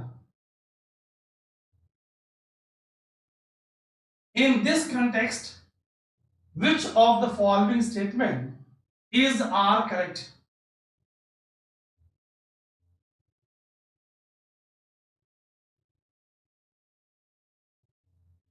Biomass gasification, भाई सॉलिड बायोमास फ्यूल का gases combustible gas में conversion, ठीक है, producer gas में conversion, hint दे दिया आपको। सी, यहां पे कार्बन मोनोऑक्साइड ओनली नहीं है, सीओ भी है, so second is not correct, first is correct. अगर सेकेंड करेक्ट नहीं है so B not because second है, डी नॉट बिकॉज सेकेंड है। Combustible gases generated from biomass gasification can be used for direct heat generation but not in internal combustion engine। सोचिए, तो क्या ये कारगर होगा? बिल्कुल नहीं, है ना। So third is not correct, second is not correct, a one only is the correct answer, one only is the correct answer. Arif, good evening, स्वागत है आपका। अब यहां से focus is on expected questions, so dear students be ultra attentive और dimensions को हम open करेंगे। Biomass gasification is a process है क्या? Converting solid biomass fuel into gaseous combustible gas producer gas through a sequence of thermochemical reactions. हमने process को समझा। Gasification क्या है? प्रोडक्शन ऑफ कंबस्टिबल गैस, कहां से? From carbon containing material. ये तो ऑलरेडी आप पहले से करते आ रहे हो। क्या हमने कोयला इंजन देखा है? Biomass gasification is another thermochemical conversion process utilising the following major feed stock, wood biomass है, agricultural waste, municipal solid waste, ये सब आप इसमें देख रहे हो। Now listen very carefully. Chemical process of gasification का मतलब thermal decomposition of hydrocarbons from biomass in reducing oxygen deficient atmosphere, very very important. लगभग 850 डिग्री सेल्सियस, क्यों? Because the injected air prevents the ash from melting, steam injection is not always required. Mechanical के नहीं हुआ। Biomass gasifier can operate under atmospheric pressure और elevated pressure. अब यहां से important, resulting gas product synthetic gas क्या होगा भाई? Hydrogen carbon monoxide as the main constituents, H2NCO।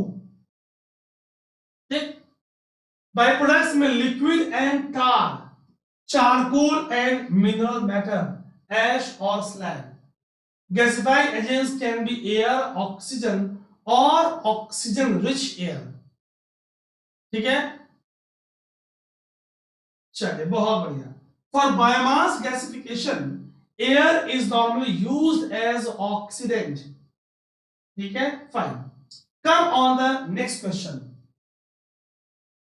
Guys हम बहुत डिटेल में अच्छे से करेंगे, मैं सिर्फ एबीसी बोल के आगे नहीं बढ़ूंगा। और even if question is from 2012, लेकिन हम उन क्वेश्चन को आज अपडेटेड में 23 में कैसे रेलेवेंट है उस पे जाएंगे हम।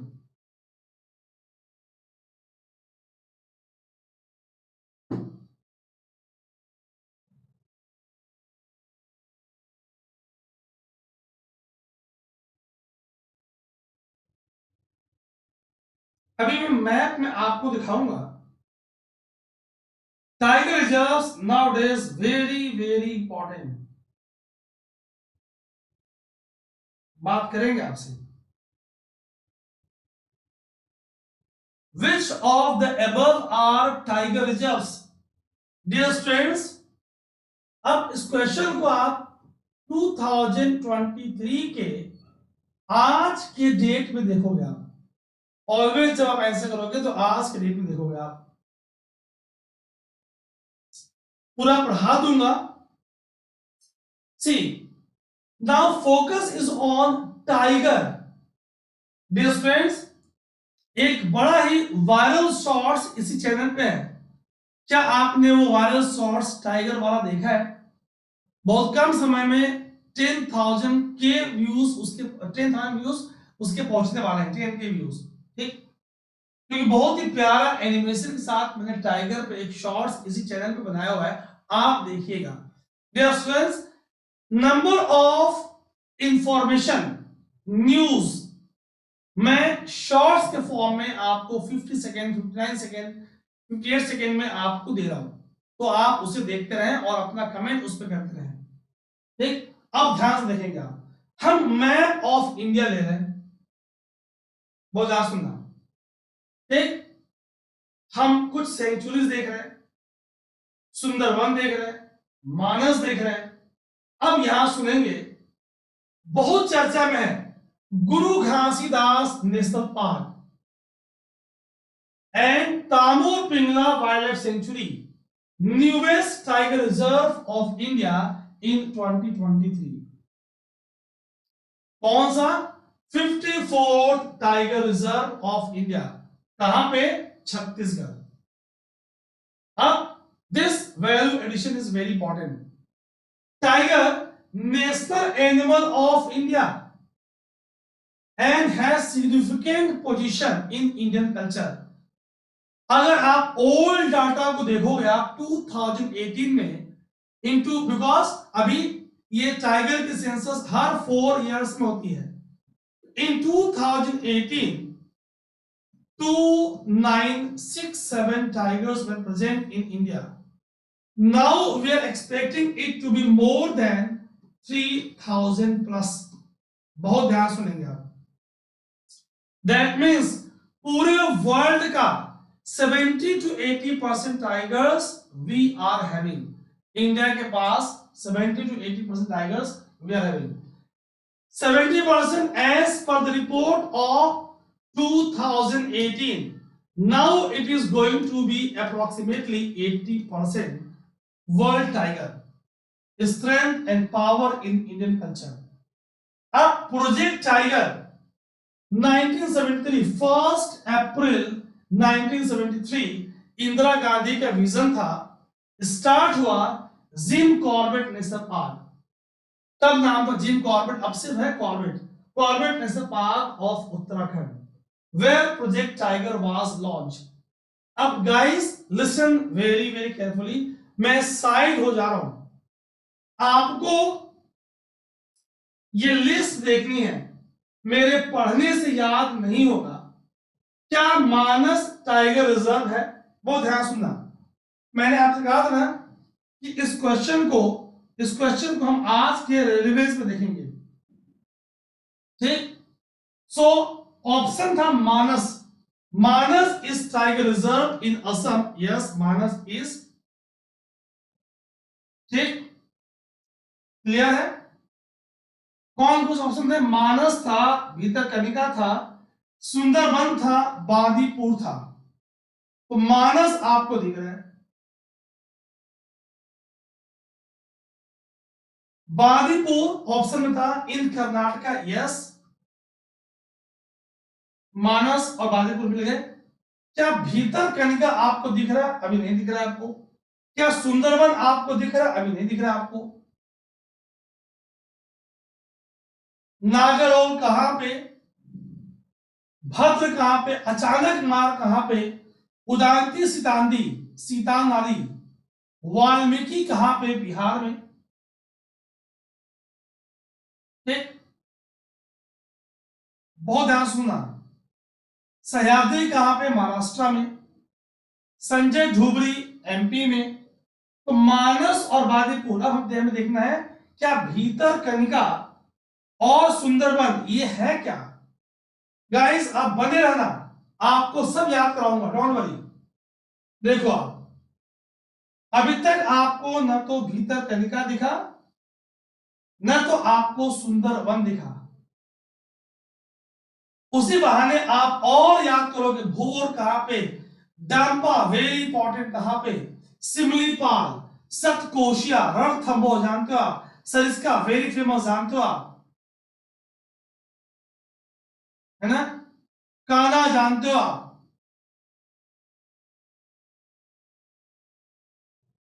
Annamalai, Mudumalai, Sathyamangalam, Dudhwa UP, Pilibhit UP. अभी तक आपको सुंदरवन मिल गया, West Bengal. Guys, Sundarban very famous for royal Bengal tiger. So we got Bhitarkanika, we got Manas, we got Manipur, we got Sundarban। ऐसा क्या? नहीं, भीतरकनिका नहीं मिला हमें, मानस मिला हमें, है ना, सुंदरबन मिला हमें, बांदीपुर मिला। अभी हम भीतरकनिका ढूंढ रहे हैं जो हमें नहीं मिलेगा। Now these three are very very important, recently added, very important because they are recently added, so they are very important।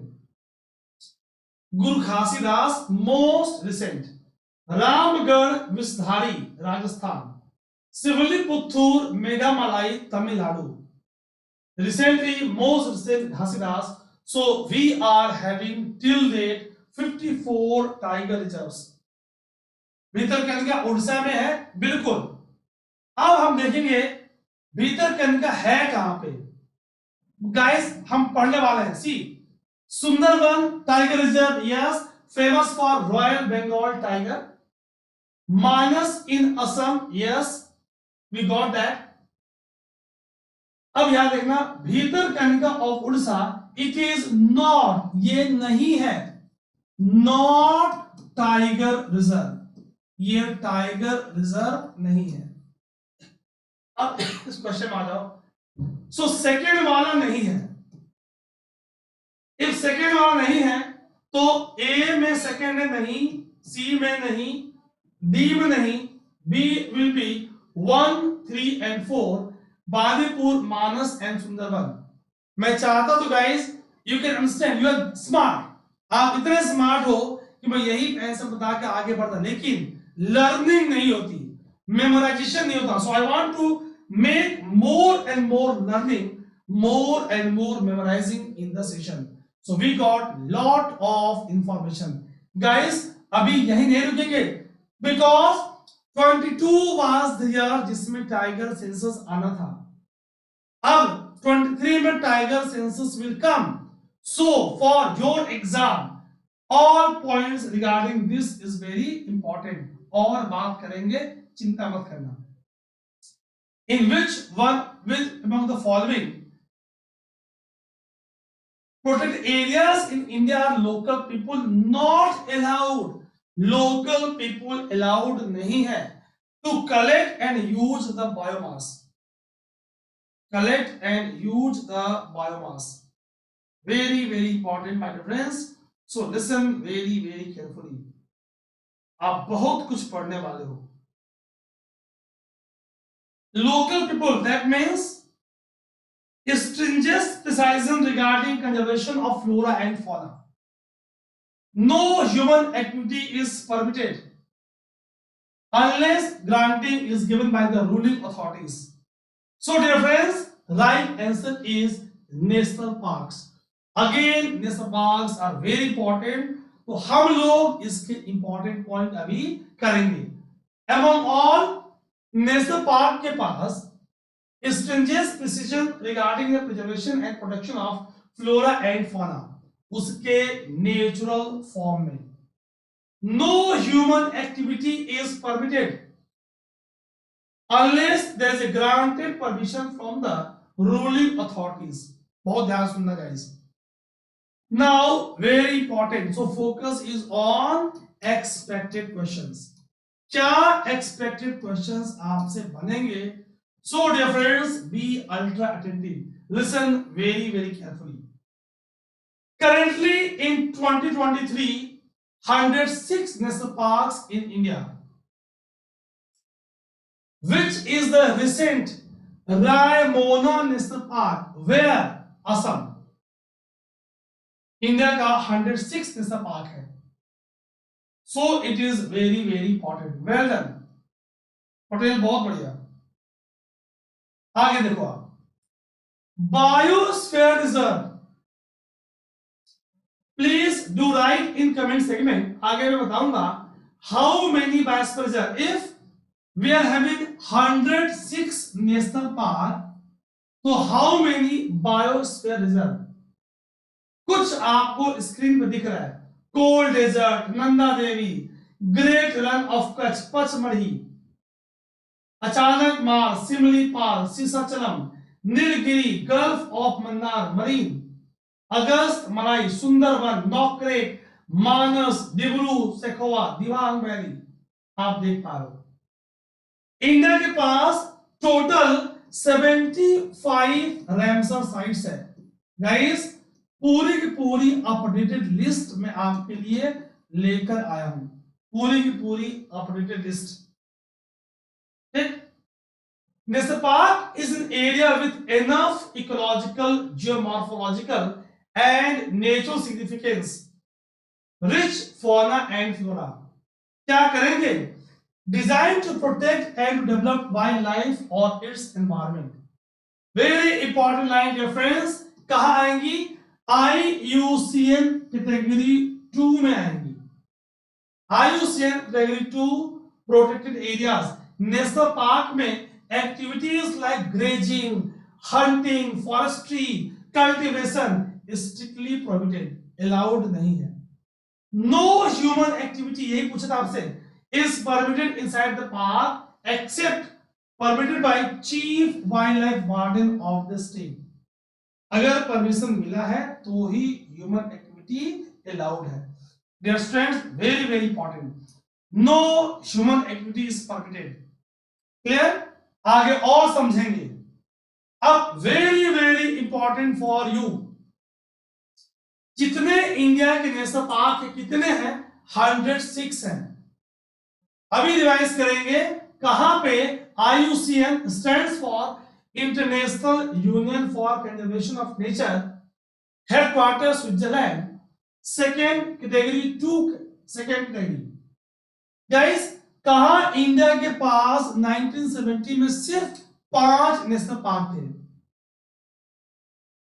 Yellowstone national park of USA world का फर्स्ट नेशनल पार्क। इंडिया का heli national park, जिसका नाम बाद में Jim Corbett और अब जाके Corbett हुआ, where Project Tiger was started on 1st April 1973। Dear friends, listen very carefully. So in 1970, India had only 5 national parks. To protect the habitats of conservation dependent species, हमने क्या पास किया? Very important, wild life protection act 35 का 4 in 72 and project tiger in 73। तो 70 में 5 थे। अब हम आगे बढ़ रहे हैं, हम आगे देख रहे हैं। क्लियर? अब हमारे पास 106 है। अब which is India's largest? First is Hailey, now called as Corbett, first one. Largest is Hemis National Park. Question is, where is Hemis? पीछे अभी हमने देखा था। Where is Hemis National Park? See, Hemis National Park, Ladakh, largest national park of India. ध्यान सुनना, map पे दिखाऊंगा आपको, ठीक है? आगे और देखिए आप।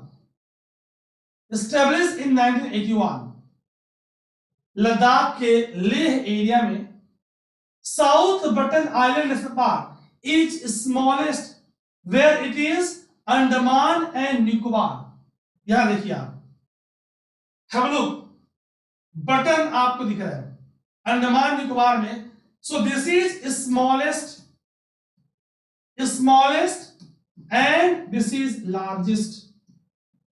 क्या लोकेशन आपको याद रहेगा? Clear? This is the first national park of India. This is the first. Clear? आगे और देखिए आप, have a look. Guys, पेसेस बना के पढ़ना, पूरी रिवीजन कराऊंगा। Rani Jhansi marine national park कहां पे, where it is, Andaman and Nicobar. और ये इंडिया का सदर्न मोस्ट नेशनल पार्क है, southernmost national park of India. कौन, रानी झांसी, कहां पे, Andaman and Nicobar. Maximum national park इसके पास मध्य प्रदेश, मध्य प्रदेश के पास मैक्सिमम नेशनल पार्क। इसमें से 6 क्या है, टाइगर रिजर्व है। क्लियर। इंडिया का ओनली फ्लोटिंग नेशनल पार्क कौन, not only India, only floating of world as well, world का भी, कौन, केबल लामजाओ नेशनल पार्क। कहां पे, Manipur. Very very important. Uttarakhand India first national park, Jim Corbett. Project Tiger यहीं पे लॉन्च हुआ। क्या किया हमने, we have revise all the important points. क्या आप सेशन को एंजॉय कर रहे हो गाइस? लिसन, आपसे एक सुझाव है, रिक्वेस्ट है, बड़े होके बुजुर्ग होके, बिकॉज आजकल बच्चों को आप रिक्वेस्ट ही कर सकते हो, बेटा पढ़ लो। क्यों, कहीं देर ना हो जाए, कल को अफसोस ना हो कि भाई अजीत सर ने तो कहा था और खूब औसम कंटेंट लेकर आए भी थे, लेकिन हमने पढ़ाई नहीं की, ऐसा ना हो जाए। येलोस्टोन वर्ल्ड का फर्स्ट यूएसए में, इंडिया का फर्स्ट हम कर चुके हैं, तब नाम हेली था, बाद में जिम कॉर्बेट और अब सिर्फ कॉर्बेट उत्तराखंड। रिवाइज कर रहे हैं, 106 total national park, category IUCN2। Come on the next question, come on the next question. Guys हम बहुत अच्छे से सीरीज को करने वाले हैं। I will update the current as well and you will get lot of extra information. Science भी जोड़ दूंगा, ज्योग्राफी भी जोड़ दूंगा, सब कुछ, साइंस एंड टेक भी जोड़ दूंगा, सब कुछ।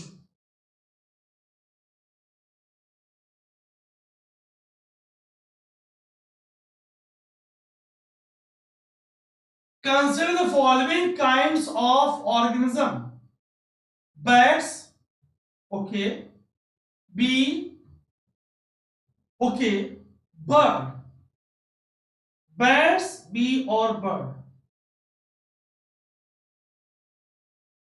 अब आपको देखना है कौन सा पॉलिनेटिंग एजेंट है या एजेंट्स है। See dear students, what is pollination. मैं कुछ बेसिक कंसेप्ट्स आपके साइंस के भी, ज्योग्राफी के भी, सब यही करा दूंगा।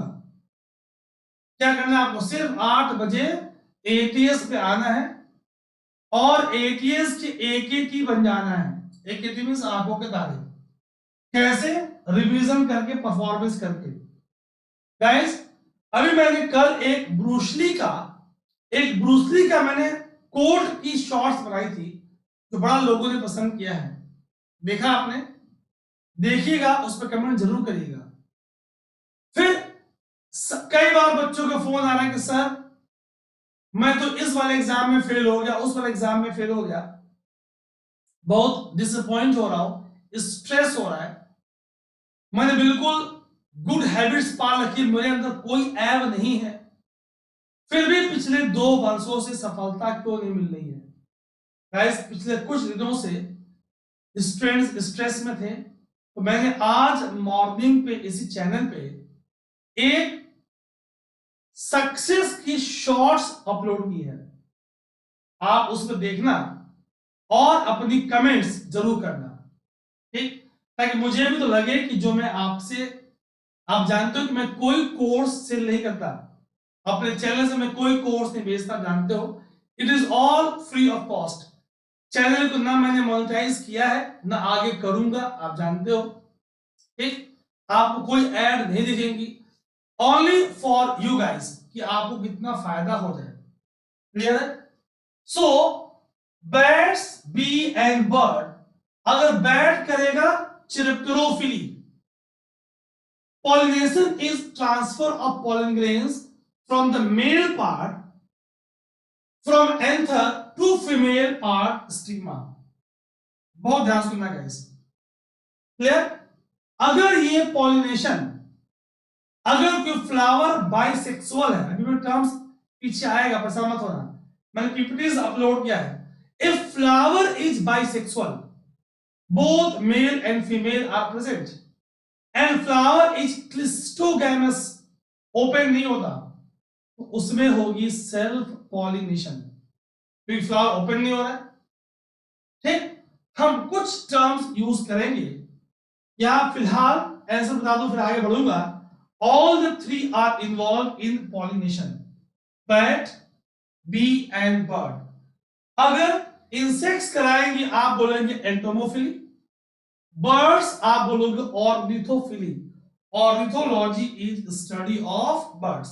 आगे और ध्यान समझेंगे, ये बैट आपको दिख रहा है, बैट इज मैमल। बीज playing very important role because they are the great pollinators, honeybee, bees, birds ornithophily। ठीक, अब आगे समझिए, in flowering plants pollination refers to transfer of pollination from the male anther of flower to female stigma। बहुत ध्यान सुनेंगे, pollination takes place in single flower, उसी फूल में हो, उसी फूल में मेल भी है, फीमेल भी है, एंथर भी है, और आपका गाइनिशियम भी है, फीमेल पार्ट भी है।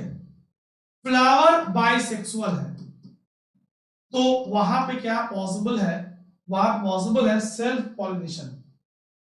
If it occurs between two different flowers, cross pollination.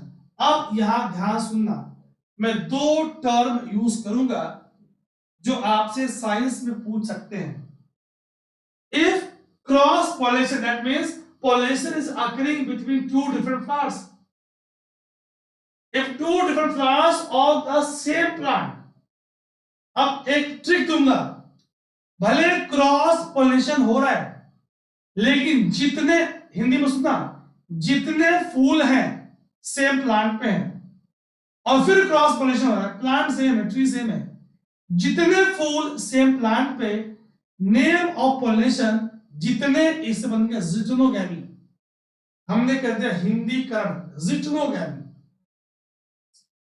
अगर ये if it takes between two separate plants, अलग अलग प्लांट है, xenogamy.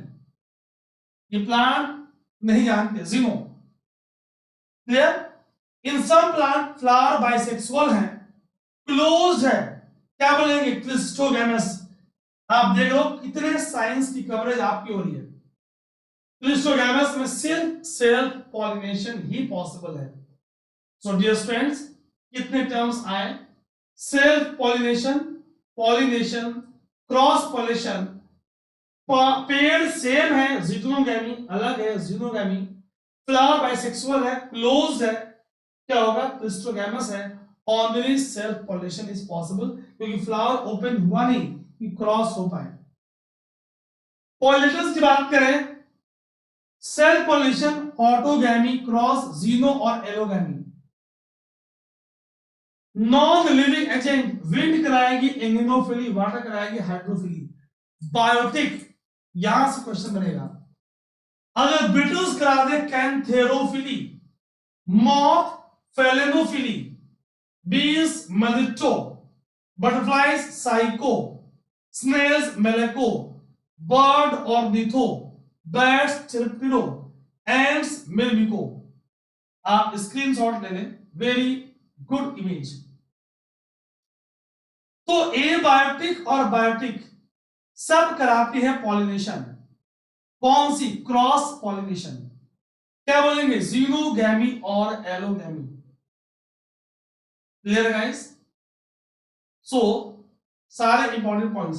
Among the pollinating birds, hummingbirds, honeyeaters, sunbirds जिनकी लॉन्ग बीक्स हैं, ये डीप थ्रोटेड फ्लावर्स में कराती है pollination.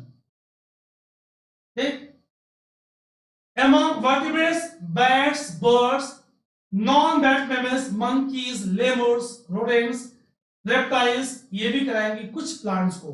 So all of them are behaving as pollinating biotic pollinating agents.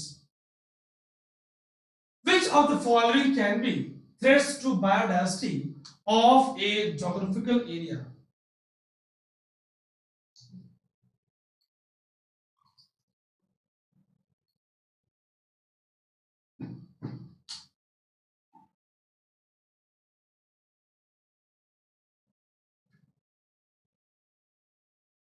बहुत ध्यान से पढ़ेंगे गाइस, पूरा टॉपिक कंप्लीट कर दूंगा।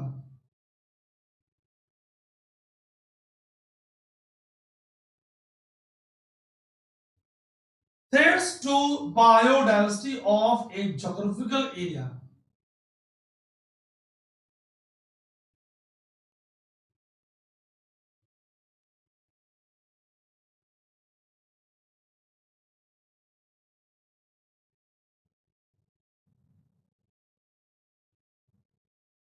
हमने कहा global warming, yes, melting of ice, release of water, submergence of coastal area, intense current, सब लीक करूंगा अभी, intense current, sea level rise, damage to corals, mangroves, coral bleaching, high temperature. Why? Corals are strenothermal, they cannot tolerate fluctuation of temperature.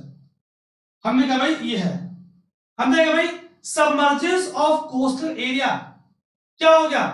Deforestation, habitat loss, habitat fragmentation, correct है। Introduction of alien species, हमारे पास eucalyptus, lantana, आइशोर्निया, जलकुंभी, Congress grass, parthenium example है। Yes, कोई मतलब नहीं है, ठीक।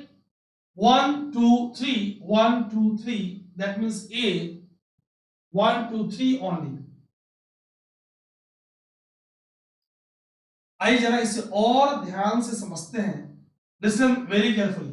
Global warming, fragmentation of habitat, invasion of species will lead to loss of biodiversity. Guys, human is the main culprit. Population growth, demand of more and more resources, release of more greenhouse gases, exploitation of forest resources, aquatic में sand, illegal sand mining, ये सब environmental degradation, biodiversity is under serious threat as result of human activities. क्या क्या भाई? Population growth, more and more resource consumption, climate change, global warming, हमने forest काट करके बस्तियां बसा दी, urbanisation, land use change, forest को काट के एग्रीकल्चर का करना, invasive alien species, over exploitation, अगर कोई प्लांट और एनिमल अगर हमारे इकोनॉमिक सिग्निफिकेंस का है तो हम उसका कर रहे हैं over exploitation, environmental degradation, all this are causing damage to loss of biodiversity. ठीक भाई, degradation, destruction and fragmentation of natural habitat, agriculture areas का कम होना, सॉइल, वाटर और air pollution, alien species, exotic species का आना, महामारी का फैलना, क्लाइमेट चेंज का होना, overfishing, faulty fishing marine areas में, रिक्रिएशन एंड लेजर, भाई ग्रीन स्पेस का, वाइल्ड एरिया का ज्यादा यूज कर रहे हो, ज्यादा माउंटेन बाइकिंग कर रहे हो, motor sports in fragile area,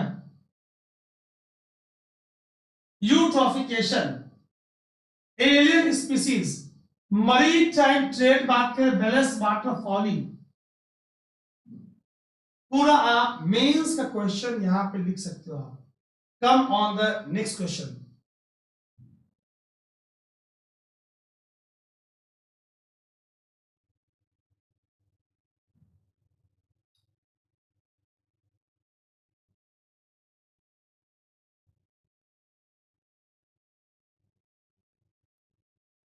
सबसे पहला क्वेश्चन है, again this question is highly relevant in 2023, highly relevant. अभी बताऊंगा क्यों हाईली रेलिवेंट। आप बोलोगे सर क्या बात कर रहा आप, 2012 का क्वेश्चन सर आज क्यों रेलिवेंट है, अभी मैं करूंगा डिस्कस कि हाउ इट इज रेलिवेंट। और इस चैनल पे मैंने शॉर्ट्स डाला है, 2 शॉर्ट्स डाला है इस टॉपिक पे, बताऊंगा कैसे।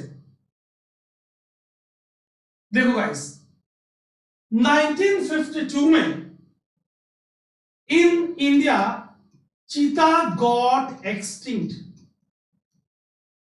क्यों रेलिवेंट है देखो आप। सो 2 गलत है, 2 गलत है, देखो आप, इतनी बेसिक बात आपको पता है। सो ए गलत, सी गलत और डी गलत, B is the right answer, 1, 3 and 4. Let's background. From Namibia in September 2022, 8 cheetah were reintroduced in Kuno of MP. Again in Feb 2023, फरवरी 2023, इसी महीने की बात हो रही है, 12 cheetah from Africa, South Africa into again Kuno. Question is, ये चीता African है, एशियाटिक नहीं है। Only 50 Asiatic cheetah are left, only 50 in Iran. Clear? So this topic becomes very important, चूंकि मोदी जी ने खुद कुनू में सितंबर 2022 में चीता को छोड़ा था और बड़े उसकी आवाज को लेकर चर्चा हुई थी। So this topic is very relevant in 2023. Black neck crane, चीता आप ही की बात हो रही है। फ्लाइंग स्क्विरल, नाम दफा Arunachal, snow leopard. Guys, black neck crane, also known as truncarmo, migrates every winter from Tibet and China's Xinjiang province to Arunachal Pradesh. Very, very important. Sangti valley कुचिन कहां पे है, West Kameng district. Zemithan of Arunachal are the only wintering site of the bird in India. It also breeds in Ladakh and Bhutan. Silent Sangti valley और Zemithan important है। Black neck crane, also called truncarmo, Tibet और China के Xinjiang province से अरुणाचल प्रदेश, बहुत important है। The bird is referred by 1 lakh strong community of मोनोपास। मोनोपास के लिए किस ट्राइब से संबंधित है, मोनोपास से, ठीक। Schedule 1 of wild life protection act, highest legal protection, vulnerable by IUCN, याद रखेंगे। पूछेगा endangered, critically endangered, threatened, near threatened, ऐसे ऑप्शन देगा। Namdapha flying squirrel, again एक आर्बोरियल पेड़ पर रहने वाला, नॉक्टर्नल, रात में उड़ने वाला, endemic, confined to Arunachal Pradesh, ठीक। सिंगल स्पेसिमेन कलेक्टेड कहां पे, Namdapha national park. Very very important, Namdapha flying squirrel, ठीक है, वेरी वेरी इंपॉर्टेंट। ये देखिए आप, Namdapha critically endangered by IUCN, very important, ठीक। नाम दफा नेशनल पार्क, इसे हमें बचाना है। स्नो लियोपार्ड कहां पे मिलेगा, 5 कौन सा रीजन देखो आप, जम्मू कश्मीर, जो अब यूटी बन चुका है, Himachal Pradesh, Uttarakhand, Sikkim and Arunachal. Area contributes to 5% of global snow leopard range. क्या है भाई, schedule 1 of wild life protection act vulnerable by IUCN। इस दोनों पॉइंट्स को आप याद रखोगे गाइस, यूपीएससी आजकल ऐसे ही सवाल पूछ रही है। Appendix 1 of CITES, CITES means convention on international trade in endangered species, and appendix 1 of CMS convention on migratory species, मतलब it requires highest conservation snow leopard, इसकी बात हो रही है। Clear guys? चीता, अभी मैंने आपसे बात किया, one Acinonyx jubatus, one of the oldest big cat, इसकी हिस्ट्री देखो 5 million years back. Oh my God, world fastest land animal, ऐसी उसकी बॉडी की बनावट है।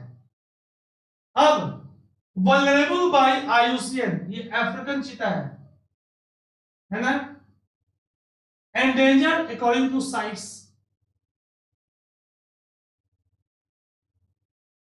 एशियाटिक चीता अब सिर्फ 50 बच्चे हैं, वो भी ईरान में, तो हमें इसे बचाना है। अफ्रीकन अभी मौजूद है। ठीक है गाइस, चलिए स्टार्ट करते हैं 2013 के question. So come on question number 1, which of the following can be found as pollutants in drinking water in some parts of India? मैं साइड जा रहा हूं, आप ध्यान से ऑप्शंस को देखिए।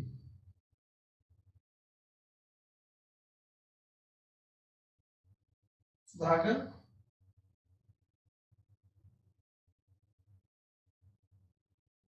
Arsenic, sorbitol, fluoride, formaldehyde, uranium. Arsenic एक बड़ा मुद्दा है।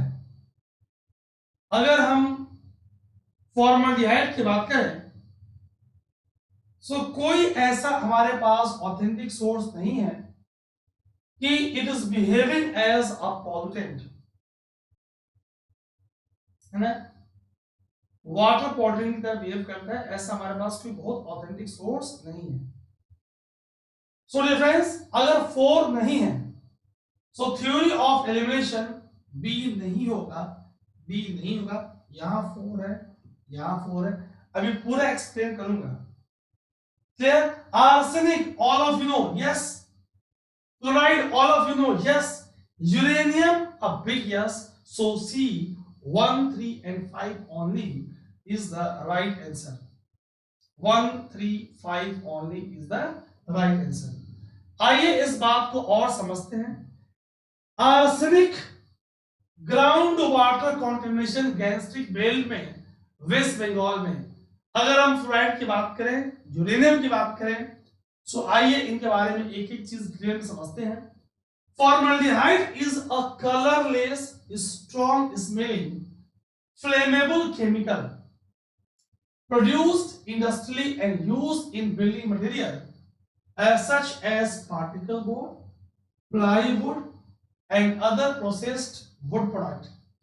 More known than sorbitol.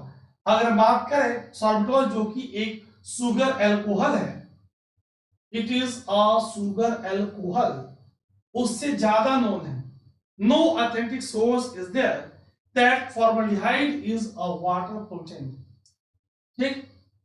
So it is also used as preservative to preserve human organ. Some application in textile, resin and wood industry. अगर हम sorbitol की बात करें, जिसे आप ब्लूसिटोल के नाम से भी जानते हो, सुगर एल्कोहल, स्वीट टेस्ट, और ह्यूमन की बॉडी इसे स्लोली मेटाबोलाइज करती है।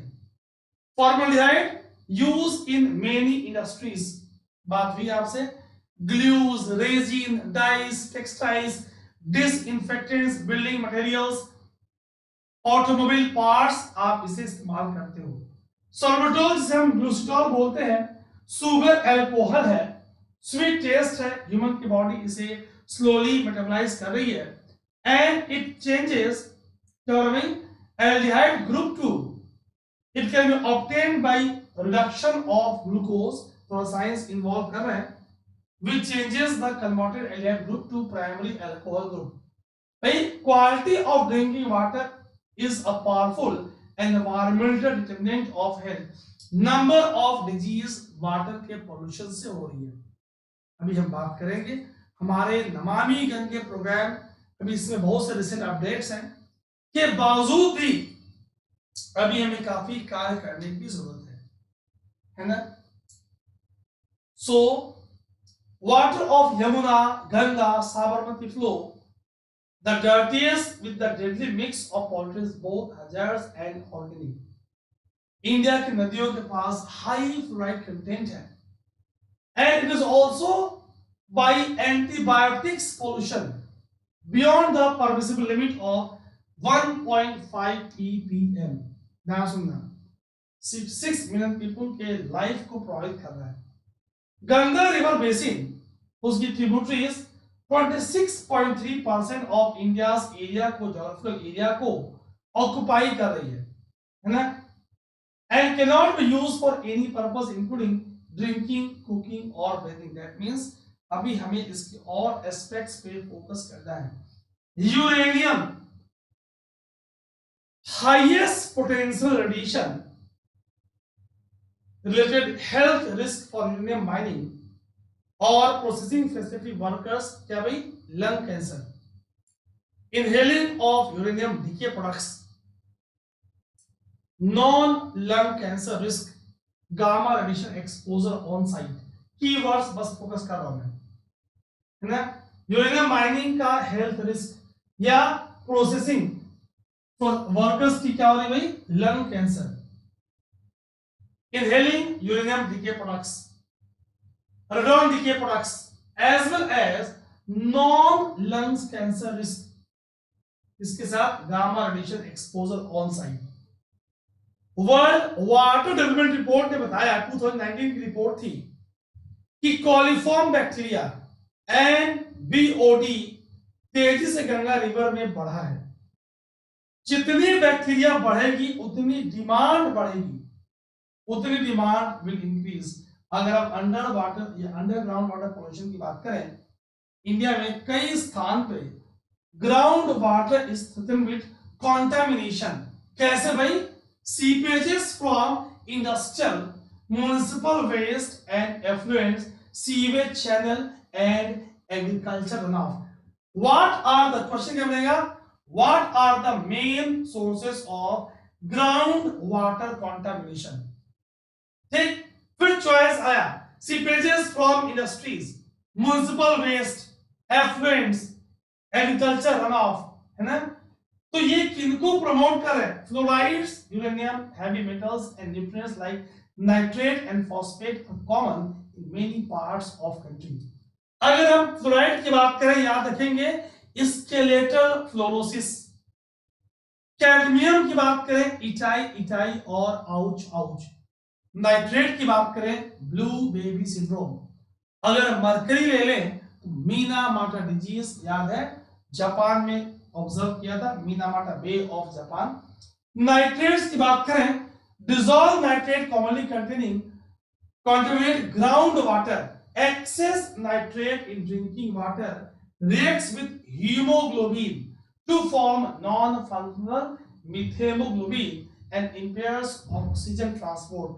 Listen very carefully. Disease is methemoglobinemia or blue baby syndrome. Listen very carefully. हमारे ब्लड में ऑक्सीजन की ट्रांसपोर्टेशन कौन कराता है, हीमोग्लोबिन. किसके पास है, आरबीसी के पास है. Heme is the iron, globin is the protein. Heme oxygen को कैरी करता है, बहुत ध्यान सुनेंगे. ठीक, अब क्या हुआ है, अब ये जो हीम है, जब नाइट्रेट क्या करेगा, नाइट्रेट रिएक्ट करेगा और क्या फॉर्म करेगा, मिथेमोग्लोबिनेमिया, नॉन फंक्शनल मिथेमोग्लोबिन. ठीक, methaemoglobin can not bind oxygen, oxyhaemoglobin की तरह. तो हाई लेवल ऑफ नाइट्रेट होगा, it is also causing cancer. Cancer causing substance को बोलते हैं carcinogen. Clear? High level of nitrate may form carcinogen and accelerate eutrophication। Nutrient enrichment, झीलों में nutrient का एनरिचमेंट। अगर हम न्यूट्रिएंट एनरिचमेंट की बात करें, बहुत ध्यान सुनेगा, तो nitrate and phosphate are the main. ठीक? Trace metal mercury, cadmium, copper, chromium, nickel, ये भी टॉक्सिक है और कैंसर कॉजिंग है। हम बहुत डिटेल में कवर कर रहे हैं, कितने क्वेश्चंस यहां से बन सकते हैं। आर्सेनिक, अगर इंडिया की बात करें, बांग्लादेश की बात करें, डेल्टा रीजन की बात करें, तो millions of people in the region are expose to ground water contamination, high level of arsenic, highly toxic and dangerous poison। कौन सी बीमारी? ब्लैक फूड डिजीज, अभी समराइज करेंगे। It also causes diarrhoea and lungs and skin cancer. Diarrhoea, lungs and skin cancer. अगर हम fluoride की बात करें, अभी हमने समझा कि एक्सेस फ्लोराइड ड्रिंकिंग वाटर में क्या कॉज कर रहा है? Neuromuscular disorder, gastro intestinal problem, teeth deformity, hardening of bones, stiff and painful joints। इसे क्या बोलेंगे? Symptom of skeletal fluorosis. Guys बहुत ध्यान सुनना, बोन में, जॉइंट में पेन होना, bending of legs outward from the knee, क्या बोलते हैं? Knock knee syndrome. यहां से क्वेश्चन बनेगा, कौन कॉज कर रहा है? Excess fluoride. Fluorosis is a common problem in several states of country, कि भाई high intake of fluoride content in water. Oh my god, problem, pollution, big concern. अभी समराइज करेंगे सारे पॉइंट्स को, आप बहुत ध्यान से सुनिएगा। नाइट्रेट की बात हुई, excess nitrate in drinking water reacts with haemoglobin. क्या हुआ? Non functional haemoglobin, methaemoglobinaemia, blue baby syndrome. Excess fluoride, knock knee syndrome, skeletal fluorosis. Excess mercury, क्या होगा? हमने कहा भाई अगर मर्करी का केस हो, हमारे पास मीना माटा डिजीज है। कैडमियम हो, इटाई इटाई और आउच आउच, याद रखेंगे। Clear? So dear friends, listen very very carefully. और हमने देखा उस गिवन ऑप्शन में, ठीक? चलिए come on the next question.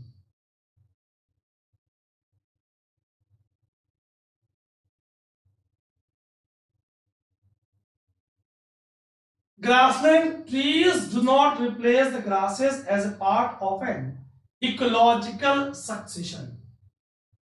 इसे हम इकोसिस्टम डेवलपमेंट भी बोलते हैं। इकोसिस्टम डेवलपमेंट भी बोलते हैं।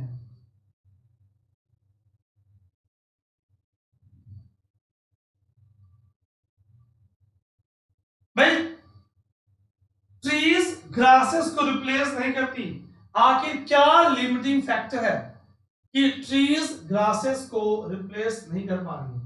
क्यों? वहां ग्रासलैंड ही है। कई बार ऐसा होता है ना कि soil is very fertile, soil is very fertile, soil is very rich in organic matter, rich in organic matter.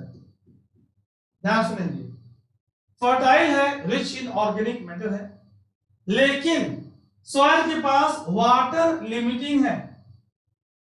अगर वाटर होता तो ट्रीज को सस्टेन कर पाते।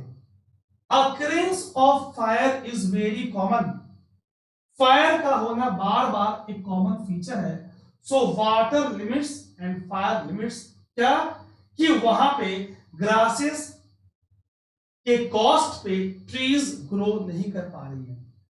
अगर हम ग्रास एंड इकोसिस्टम की बात करें, सो ये बार बार फायर का अकरेंस क्या हो रहा है, थोड़ी सी ग्रोथ हो रही है, फिर फायर उसे इकोसिस्टम को डिस्ट्रॉय कर दे रहा है।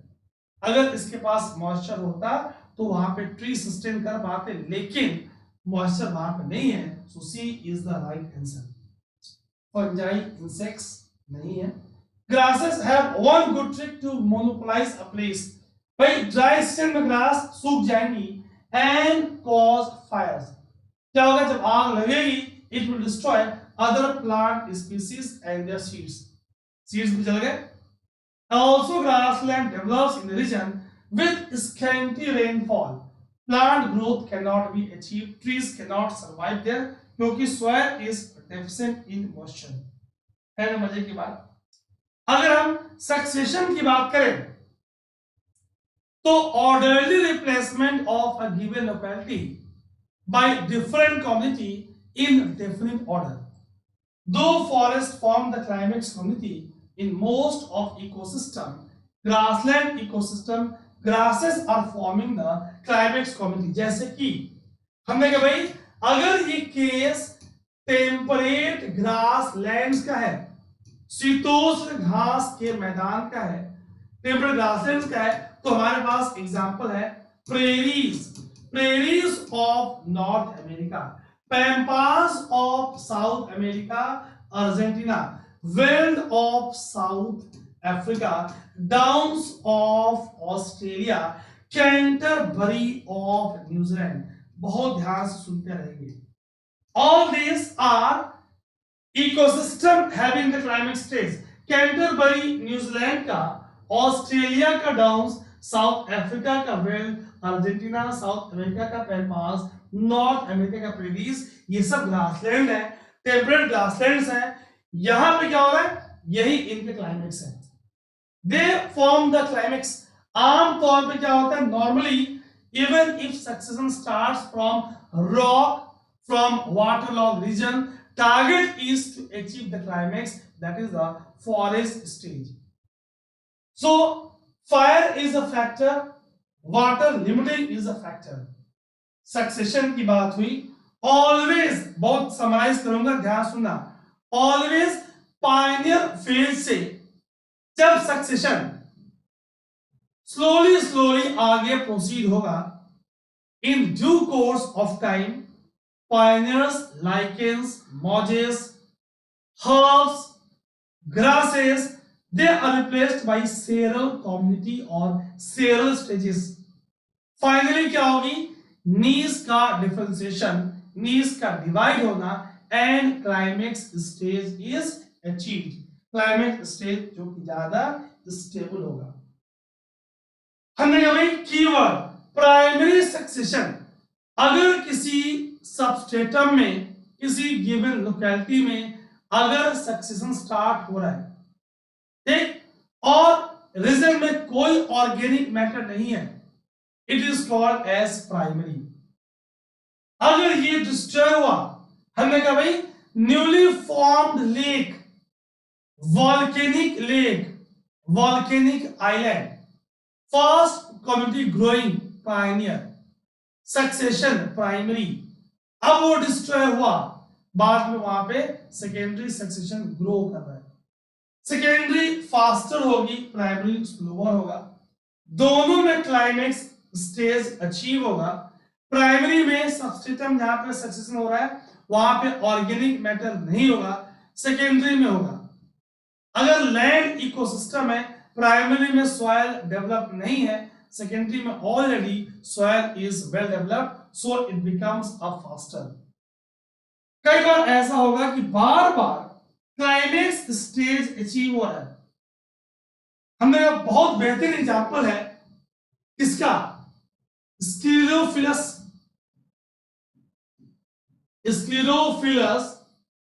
या चैपरस। Occurrence of fire is very common. आप इसे पायरोक्लाइमेक्स बोलते हो, बहुत ध्यान सुनना। पायरोक्लाइमेक्स बार बार same stage is achieved, cyclic succession. Only change क्या हो रहा है भाई, आप देखोगे एक साइक्लिक मैनर में same stage, climax stage achieve हो रहा है। सेरल अभी बताया stages in between. Come on the next question. Guys बहुत ध्यान से करेंगे.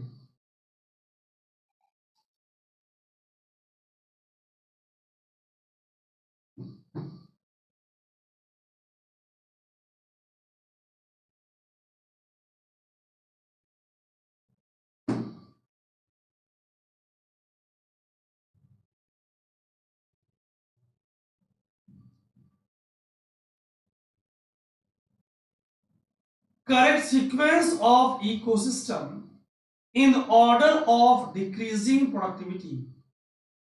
पहले मैं आपको समझा दूं, जब हम प्रोडक्टिविटी की बात करते हैं, इसकी मीनिंग क्या हुई? इसकी मीनिंग हुई रेट ऑफ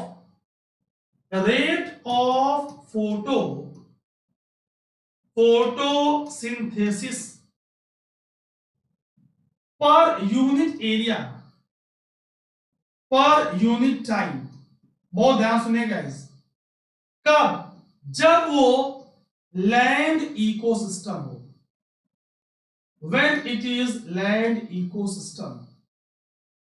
अगर ये वाटर बॉडी है तो rate of photosynthesis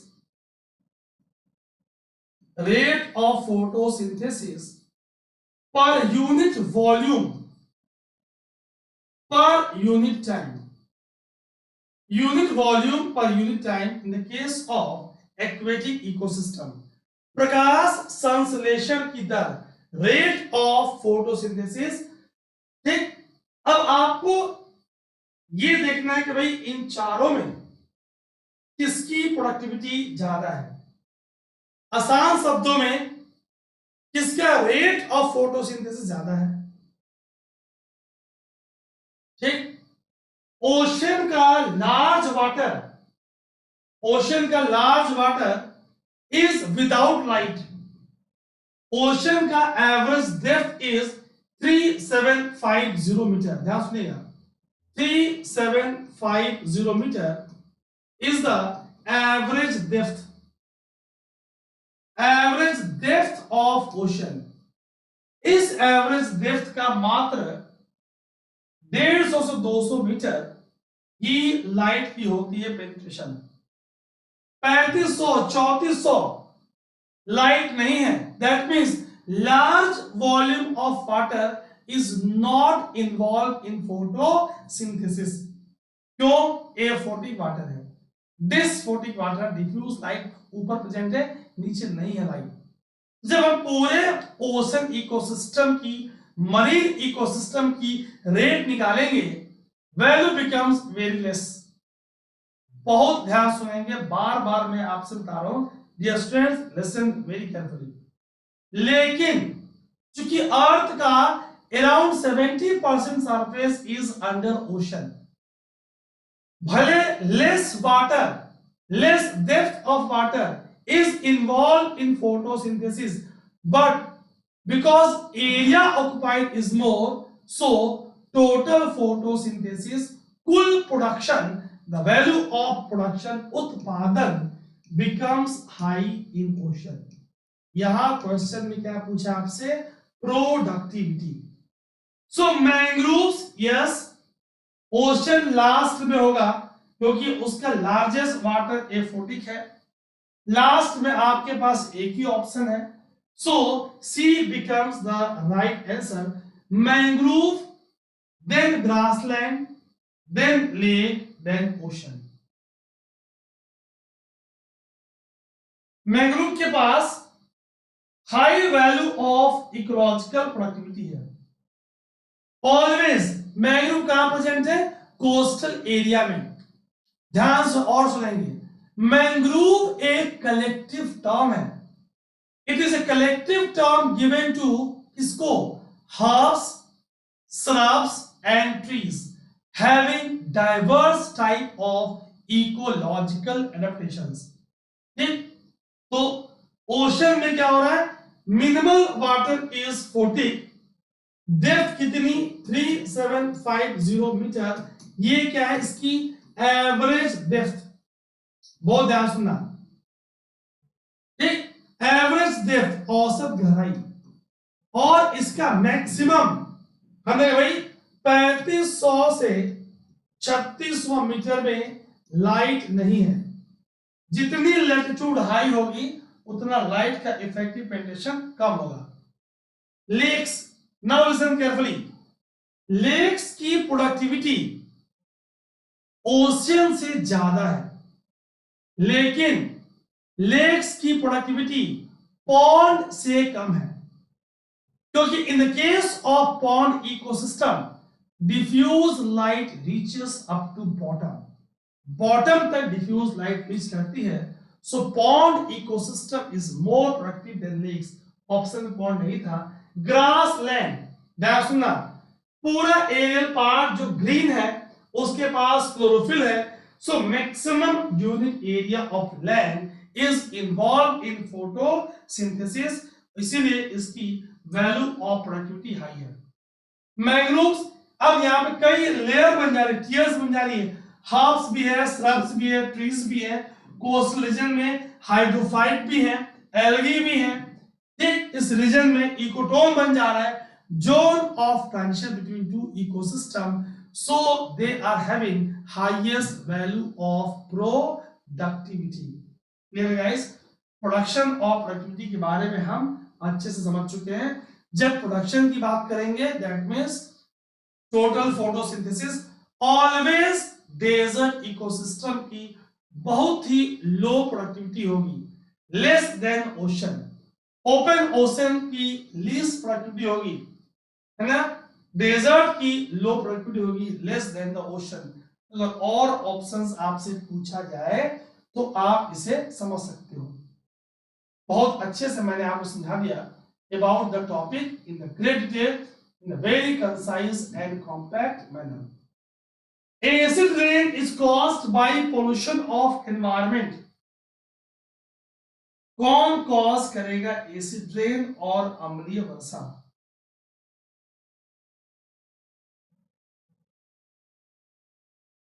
carbon dioxide and nitrogen, carbon monoxide and carbon dioxide, ozone and carbon dioxide, nitrous oxide and sulphur dioxide. Guys, अगर आपको इसमें सेलेक्ट करना हो तो SOX और NOX, सल्फर के ऑक्साइड्स और नाइट्रोजन के ऑक्साइड ही मेन है।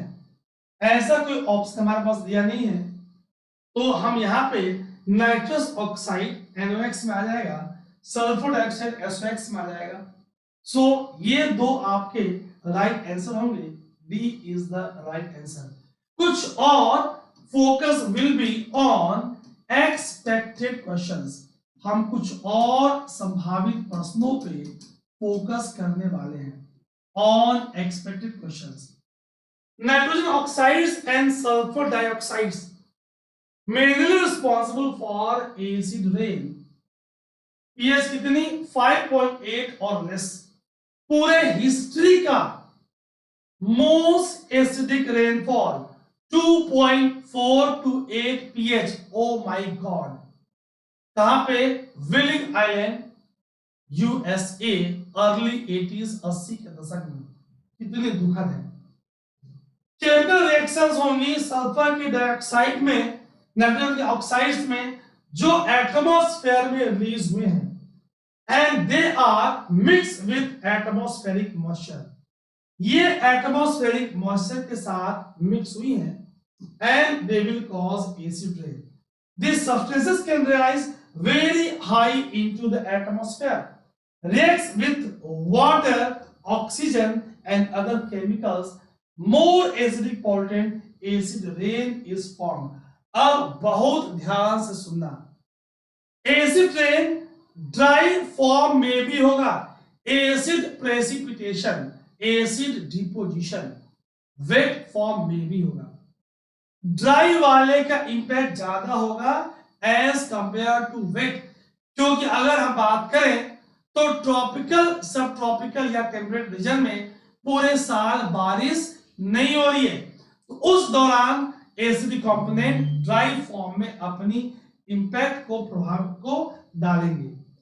Acid rain is a form of precipitation which may be fog or snow which excessive acid like sulfuric or nitric, ये मेन है, ठीक। So oxides of sulphur, oxides of nitrogen, अब इसमें hydrochloric acid HCl भी third component के रूप में mention है, और डाइल्यूट कार्बोनिक एसिड, याद रखिएगा डाइल्यूट कार्बोनिक एसिड, ये फोर्थ कंपोनेंट के रूप में इसे रिकॉग्नाइज किया गया है। Dilute carbonic acid is also it's part, बड़े से लिख दिया ताकि बिल्कुल दिमाग में बैठ जाए। HCl हाइड्रोक्लोरिक एसिड तीसरा कंपोनेंट और डाइल्यूट कार्बोनिक एसिड चौथा component, fourth component of the acid rain.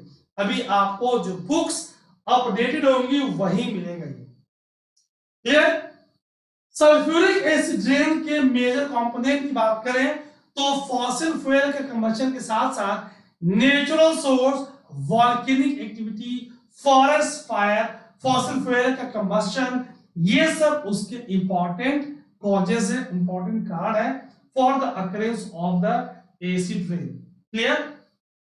चलिए come on the next question.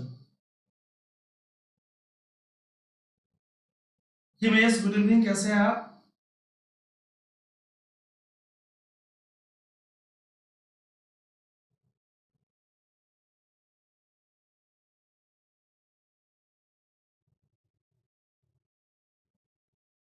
Reference to food chain in ecosystem. Consider the following statements. Consider the following statements. आप statements को ध्यान से देखिए।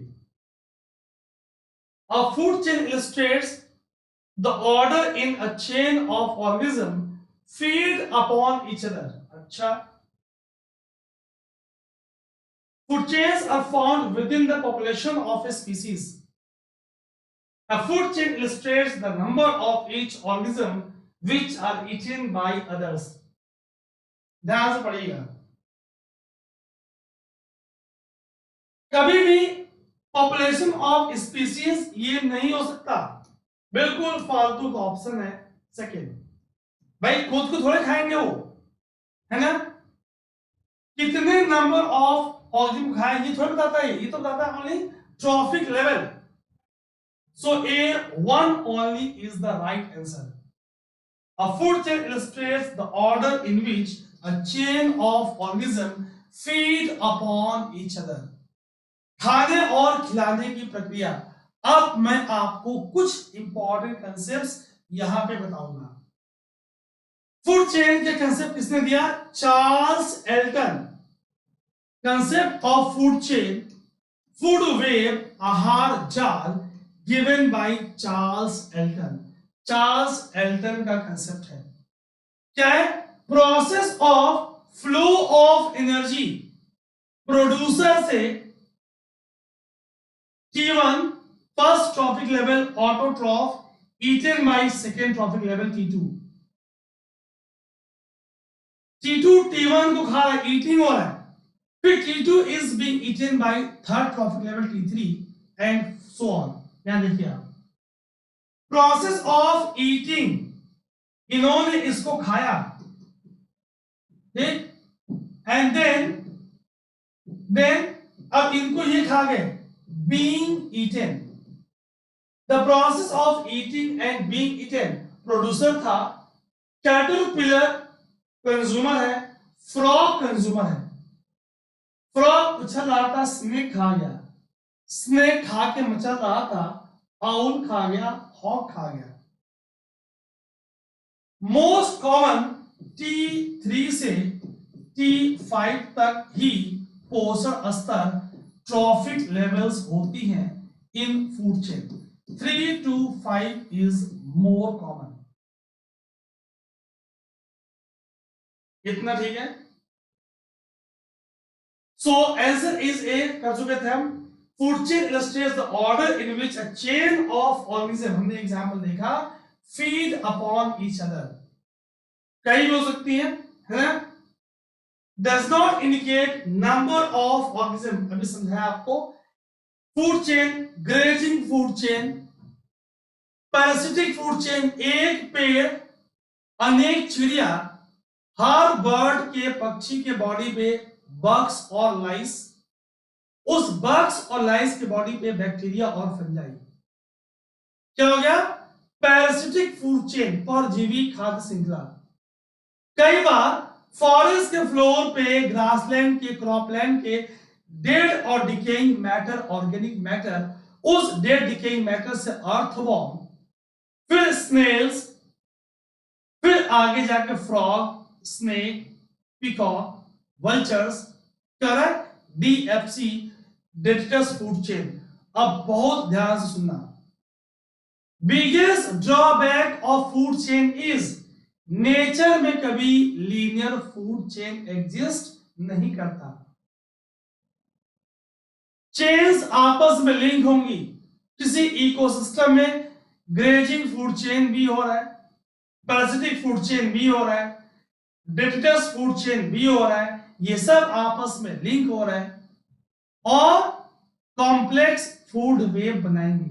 बहुत ध्यान सुनना, जितनी उस इकोसिस्टम की बायोडायवर्सिटी होगी, higher is the biodiversity, more complex will be food web, and thereby removal of one or few species, कोई नुकसान नहीं होगा, no harm to ecosystem, ecosystem खुद को सस्टेन कर पाएगा। कई सारी फूड चेन आपस में लिंक होंगी और ये फूड वेब का निर्माण करेंगी। Food web is system of interlocking and interdependent food chain. ठीक, बिगेस्ट ड्रॉबैक और क्या है? हम ह्यूमन, हम में से कुछ लोग शाकाहारी हैं, कुछ मांसाहारी हैं, कुछ सर्वाहारी हैं। ह्यूमन मैन इज ओमनीवोर, सर्वाहारी। तो मैन को, ओमनीवोर को हम कभी भी फूड चेन में लोकेट नहीं कर सकते। कहां लोकेट होंगी? Always they are located in food web. ठीक, इस बात को याद रखेंगे। Come on the next question. Guys, हम बहुत कंसेप्चुअली डिटेल में चीजों को करेंगे।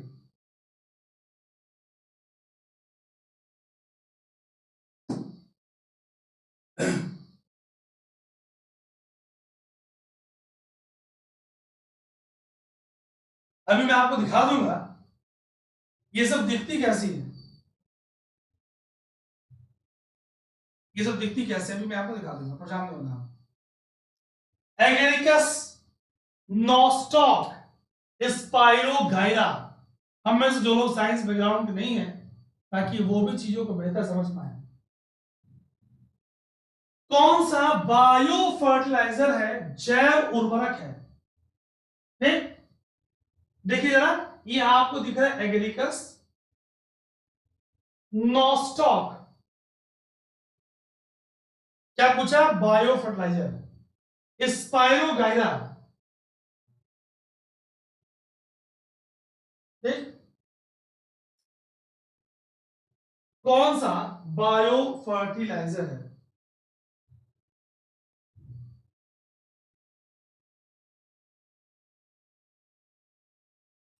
गाइस, साइनोबैक्टीरिया, साइनोबैक्टीरिया जिसे आप ब्लू ग्रीन एल्गी, नीले हरे शैवाल कहते हो, ठीक, ये बायो फर्टिलाइजर है। Answer is B, two only. Spirogyra green algae है, उसे हम यूज नहीं करते। अभी मैं बात करूंगा, आपसे बिल्कुल परेशान नहीं होना। ठीक, पॉपुलर में कौन कौन से आएंगे, पूरी में आपको एक्सपेक्टेड क्वेश्चन के साथ साथ हम डिटेल इंफॉर्मेशन इस पे करने वाले हैं। हैव लुक ऑन स्क्रीन, ये देख चुके हैं आप। बायोफर्टिलाइजर है क्या? Substance which contains living, bio which when applied to seed or plant surface or soil क्या करेंगे, colonize the rhizosphere, मतलब interior of a plant and promotes root के आसपास के एरिया राइजोस्फीयर है और interior of the plant and promotes growth, कैसे भाई, by increasing supply of nutrients to the host plant. बहुत ध्यान सुनना।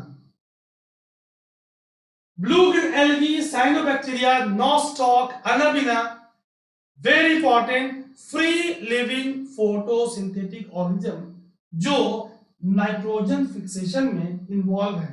नाइट्रोजन फिक्सेशन से तात्पर्य एटमॉस्फेयर का अनअवेलेबल, सॉइल एटमॉस्फेयर का अनअवेलेबल नाइट्रोजन का अवेलेबल फॉर्म में कन्वर्ट होना, ताकि प्लांट उसे यूटिलाइज कर पाए, उसे आप नाइट्रोजन फिक्सेशन बोल रहे हो। So blue green algae, cyanobacteria कौन कौन सी, नॉस्टॉक, एनाबिना। हमने राइजोबियम जो कि सिम्बायोटिक है, Azorhizobium, Bradyrhizobium, Photorhizobium, Sinorhizobium, ऐसे नाम हमने सुना है। ठीक, Rhizobium symbiotic nitrogen fixation leguminous plants, Azotobacter, Azospirillum, phosphate solubilizing bacteria and mycorrhiza. Mycorrhiza fungi है जो प्लांट के रूट के साथ करती है association, which has been incorporated in India's fertilizer control order 85। ठीक, तो ये आपके पास Rhizobium, Azotobacter, Azospirillum, blue green algae traditionally used bio fertiliser है। राइजोबियम दलहन वाले पल्सेस के लिए, पल्स फैमिली के लिए फॉर लेगुमिनस क्रॉप्स। जितना हम बायो फर्टिलाइजर यूज करेंगे माय फ्रेंड्स, क्या होगी, सॉइल में केमिकल फर्टिलाइजर की रिक्वायरमेंट कम होगी, तो soil pollution, ground water pollution, atmosphere में ग्रीन हाउस गैस एमिशन, ये सब कम होगा। प्लांट के बॉडी में केमिकल कंसंट्रेशन ये कम होगा, तो फूड चेन में, फूड वेब में, इकोसिस्टम में कम होगा। किसके लिए कौन कौन यूज हो रहा है, which of the following is must or not must, tough expected question कैसे बनेगा, तो लोग परेशान हो जाएंगे, लोग परेशान होंगे, आप नहीं। टफ एक्सपेक्टेड क्वेश्चन कैसे बनेंगे, Azotobacter can be used with crops like wheat, maize, mustard, cotton, potato and other vegetable crops। क्या है, फ्री लिविंग बैक्टीरिया है। ब्लू ग्रीन एल्गी और साइनोबैक्टीरिया, नॉस्टॉक, एनाबिना, टॉलिपोथ्रिक्स, ओलोसिरा, कहां पे, used for paddy crops. Doctor Ram Nagina Singh, farmer HOD BHU botany department, काफी इस्तेमाल किया ओलोसिरा फर्टिलिज्मा को और पैडी क्रॉप्स की, धान के फसल की पैदावार को बढ़ाई। Very very important. Phosphate solubilizing bacteria like Pantoea के कई सारे strains, Pseudomonas putida, they are क्या कर रहे हैं, फॉस्फेट को सोलुबलाइज कर रहे हैं। ध्यान सुनेंगे, प्लांट को फॉस्फोरस चाहिए ज्यादा, क्यों, DNA deoxy ribo nucleic acid, RNA ribo nucleic acid, दोनों में phosphorus, cell wall phosphorus, plant को फॉस्फोरस ज्यादा चाहिए, इसीलिए कई बार ट्रीज के रूट फंजाई के साथ सिम्बायोटिक एसोसिएशन करती हैं, उसी को बोलते हैं mycorrhiza. What is mycorrhiza, mycorrhiza is symbiotic association of fungi with roots of higher trees। इस एसोसिएशन में क्या हो रहा है, फंजाई पेड़ से भोजन ले रहा है और बदले में उसके लिए, प्लांट के लिए, ट्री के लिए फॉस्फोरस को अवेलेबल करा रहा है। क्लियर, बहुत कंसेप्चुअल था, ध्यान से सुनेंगे और आएंगे। कम on the next question. Guys, जितने आपके फ्रेंड्स 23 या 24 में एग्जाम दे रहे हैं, उनको बता दोगे क्वालिटी क्लासेस एटीएस पे चल रही है। और जो लोग देर से जुड़े हैं, आप लोगों का बहुत बहुत धन्यवाद, जो आपने आइसबर्ग इल्यूजन वाले शॉर्ट्स पे 50K प्लस व्यूज बड़े कम समय में 36 से 48 घंटे के अंदर आपने कर दिया, ठीक। और चैनल हमारा 10K 10K पार कर चुका है। So big thanks to you. आप जैसा फील करते हो गाइस, ठीक, आप अपना feedback, your feedback is very important to me. तो सेशन के बाद आप वीडियो पे कमेंट वगैरह करते रहें, highly required.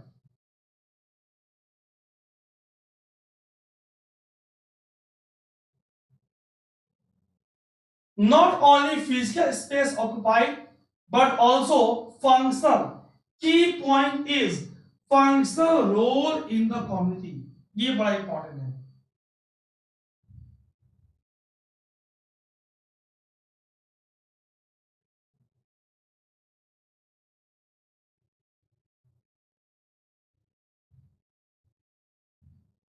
Guys, right answer is ecological niche. या कंसेप्ट समझना, concept was given by greener, लेकिन जब ग्रीनर ने कंसेप्ट दिया, ओनली उनका तात्पर्य था माइक्रो हैबिटेट से, ओनली तात्पर्य था माइक्रो हैबिटेट से, ठीक। बाद में कंसेप्ट और इवॉल्व हुआ और इसमें जुड़े हचिंसन, हच इन सन, इन्होंने कंसेप्ट को और इवॉल्व कराया। ध्यान सुनना।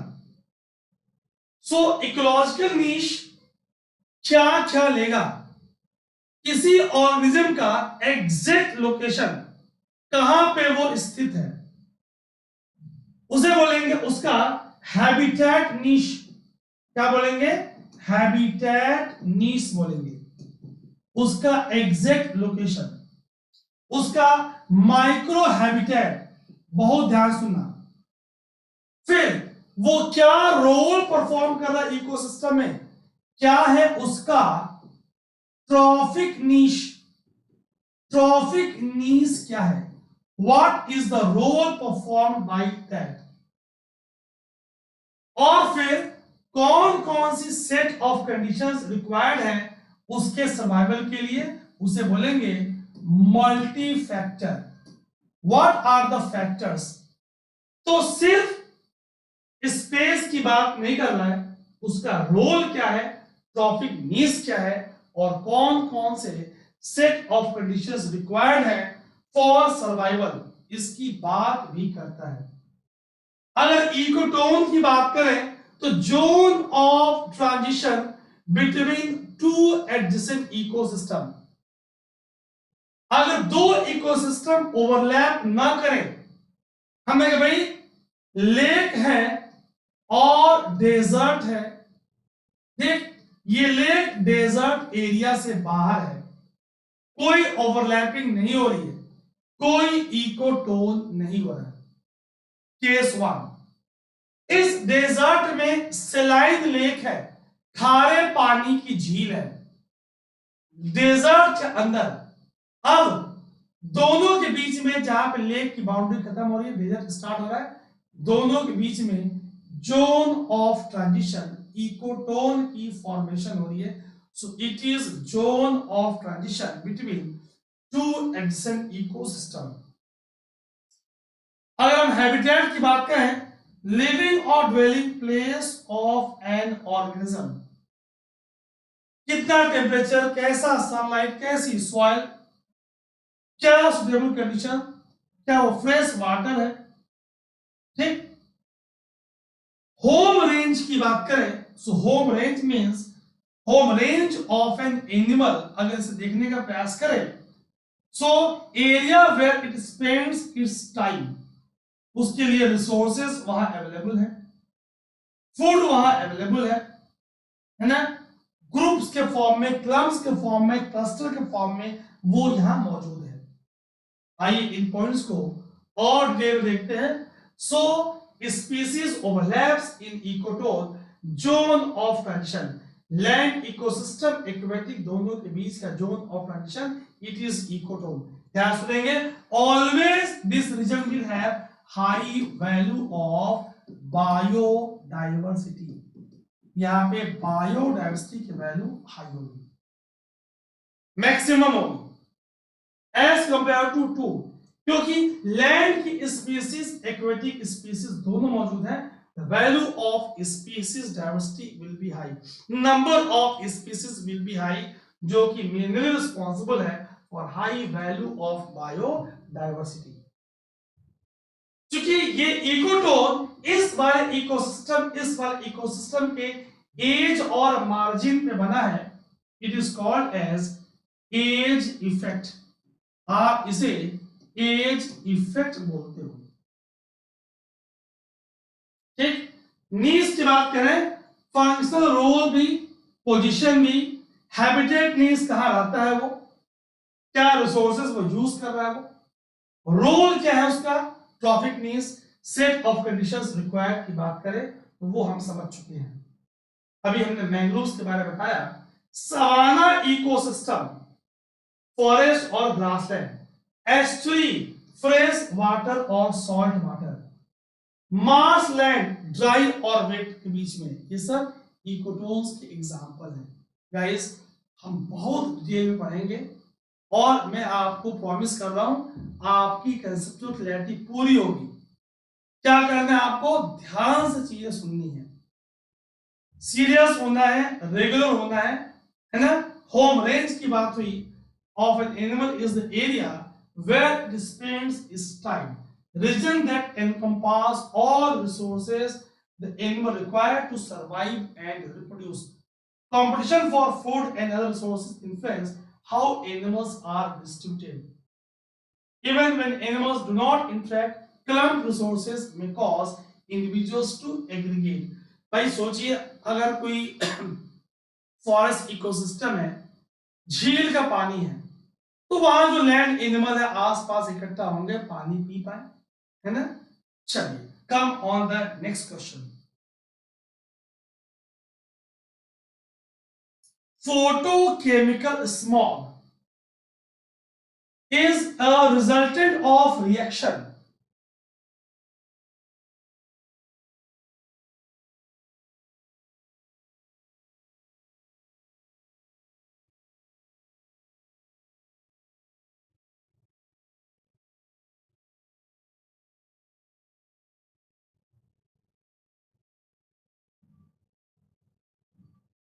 भाई अगर हम फोटोकेमिकल की बात करें, ध्यान सुनेंगे और याद रखेंगे, स्मॉग दो टाइप की होंगी mainly.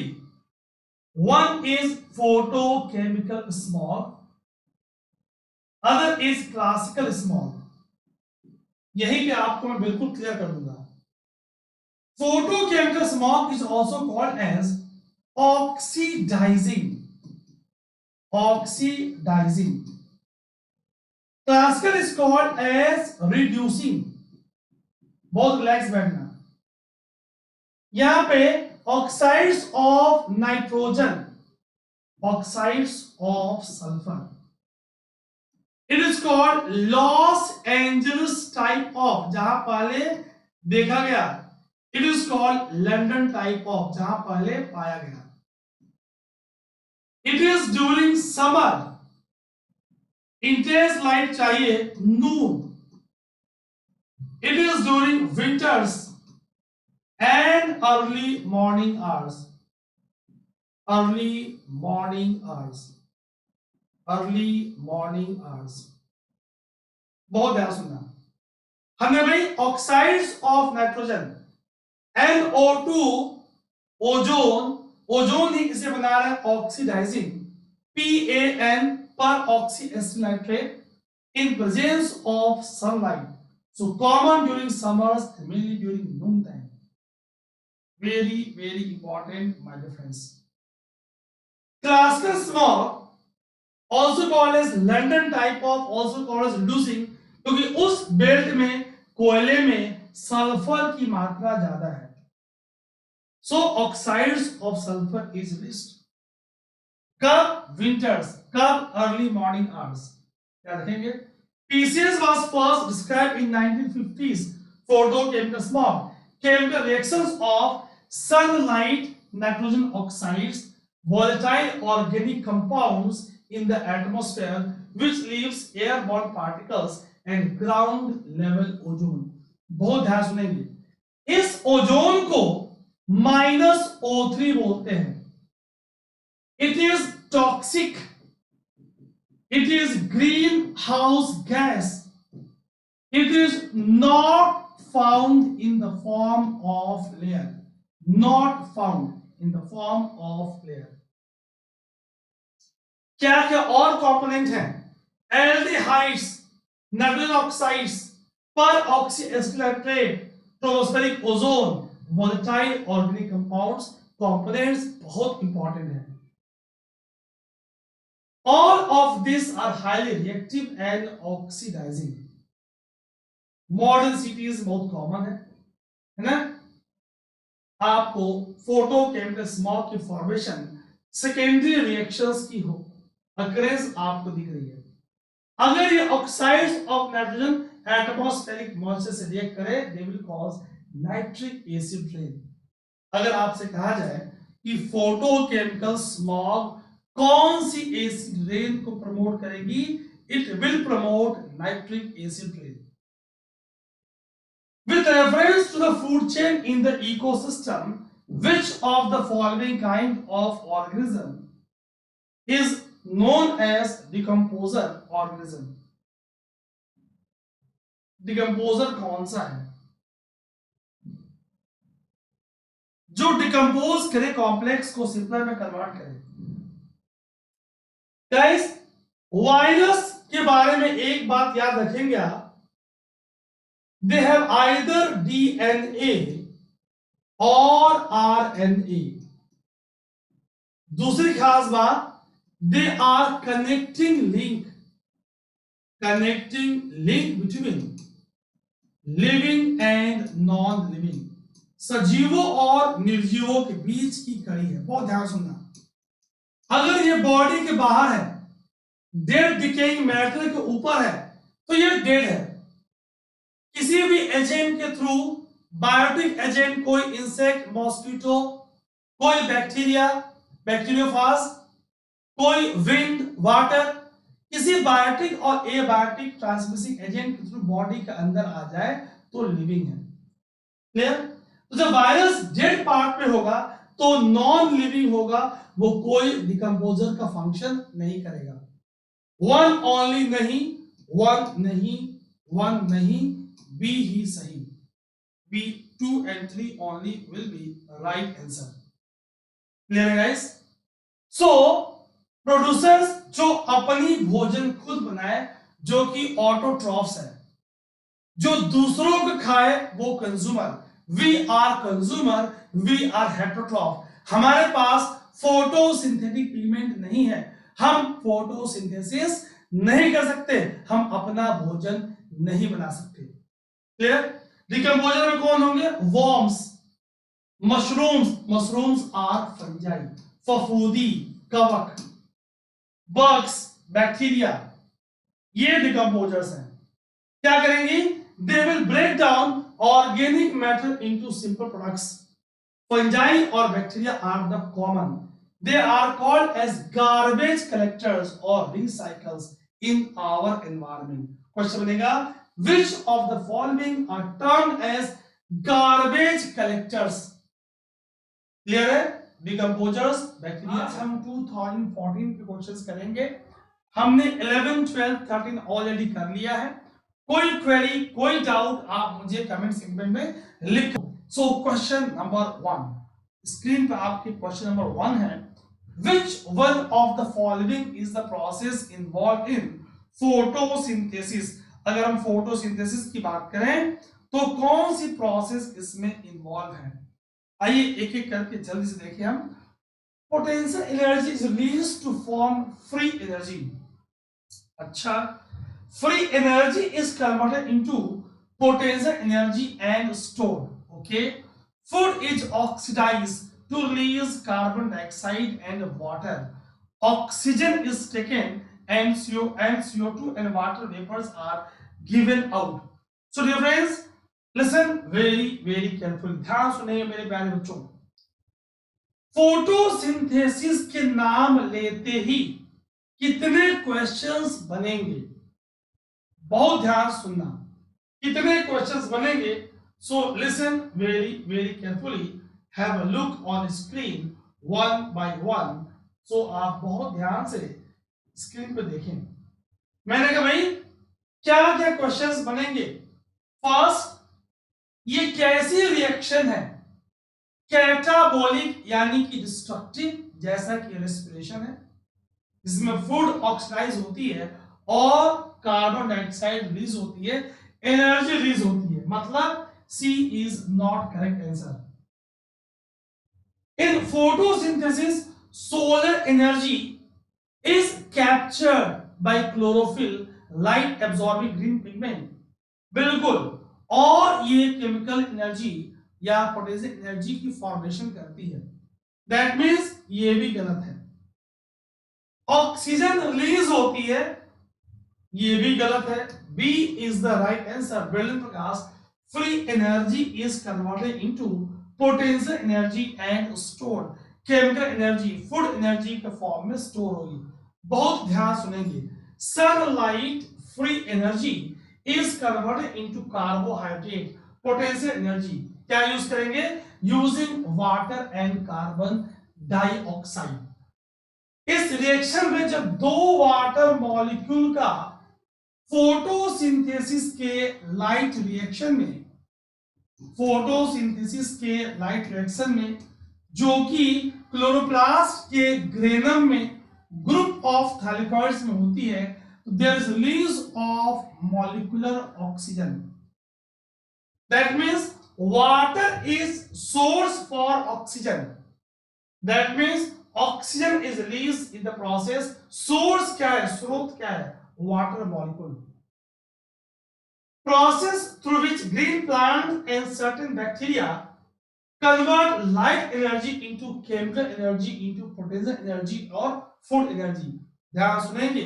Rate of photosynthesis is always maximum in red light, then blue light, then yellow light and minimum in green light। So इस प्रोसेस में क्या होगी, ग्रीन प्लांट्स सोलर एनर्जी कौन सी, विजिबल पार्ट ऑफ स्पेक्ट्रम, कौन सा visible, 400 to 700 nanometre की light को वो एब्सॉर्ब करेगी using carbon dioxide mainly from atmosphere.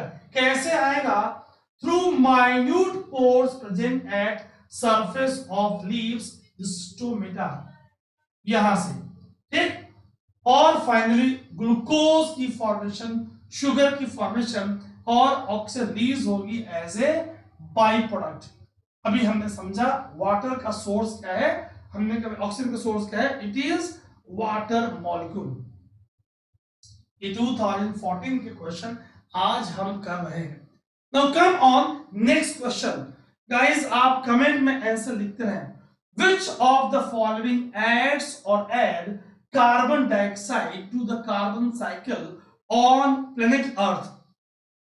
कौन सा, अभी फोटोसिंथेसिस जस्ट हमने देखा, अभी आप आंसर कर लो फिर मैं आपसे बताऊंगा, आप आंसर कर लो फिर मैं आपसे बताऊंगा। कौन कार्बन का सोर्स है, कार्बन को ऐड करेगा, दो टर्म यूज करेंगे। कार्बन का कौन सिंक है, हमने एक सिंक का फॉर्मेट प्रीवियस क्वेश्चन में देखा। अब बात हो रही है कौन कार्बन का सोर्स है, सोर्स कौन है, अब इसकी बात हो रही है। क्लियर। अगर वॉल्केनिज्म, आइए जरा देखते हैं, अगर वॉल्केनिज्म होगी so yes CO2 is released, respiration अभी हमने किया, catabolic process, food is oxidised, अगर ये एरोबिक हुई तो CO2 is release in the atmosphere, correct. Photosynthesis carbon का सिंक है, जहां जहां फोटोसिंथेसिस होगी, forest, grassland, ocean, lake, pond, अगर इसके पास ग्रीन प्लांट्स एल्गीज प्रेजेंट हैं, ये कार्बन सिंक की तरफ बर्ताव करेंगी। डिके ऑफ ऑर्गेनिक मैटर अगर एरोबिकली हुआ, but obvious they will release CO2 in the atmosphere 1, 2 and 4। अगर हम बात करें so C is the right answer 1, 2 and 4 only. आइए इससे और डिटेल में देखते हैं। वॉल्केनिक एक्शन, वॉल्केनिक में carbon monoxide, carbon dioxide, sulphur के oxide, volcanic dust, volcanic aerosols, ये सब पार्टिकुलेट मैटर्स एटमॉस्फेयर में रिलीज होगी। रेस्पिरेशन 24 घंटे होगी। ये एक कैटाबॉलिक प्रोसेस है, ये एक डिस्ट्रक्टिव प्रोसेस है, फूड की ऑक्सीडेशन, एक्सर्गोनिक एनर्जी रिलीज होगा। फोटोसिंथेसिस कार्बन सिंक है। ठीक, डिके ऑफ ऑर्गेनिक मैटर अगर एरोबिकली हुआ तो एटमॉस्फेयर में CO2 रिलीज होगा।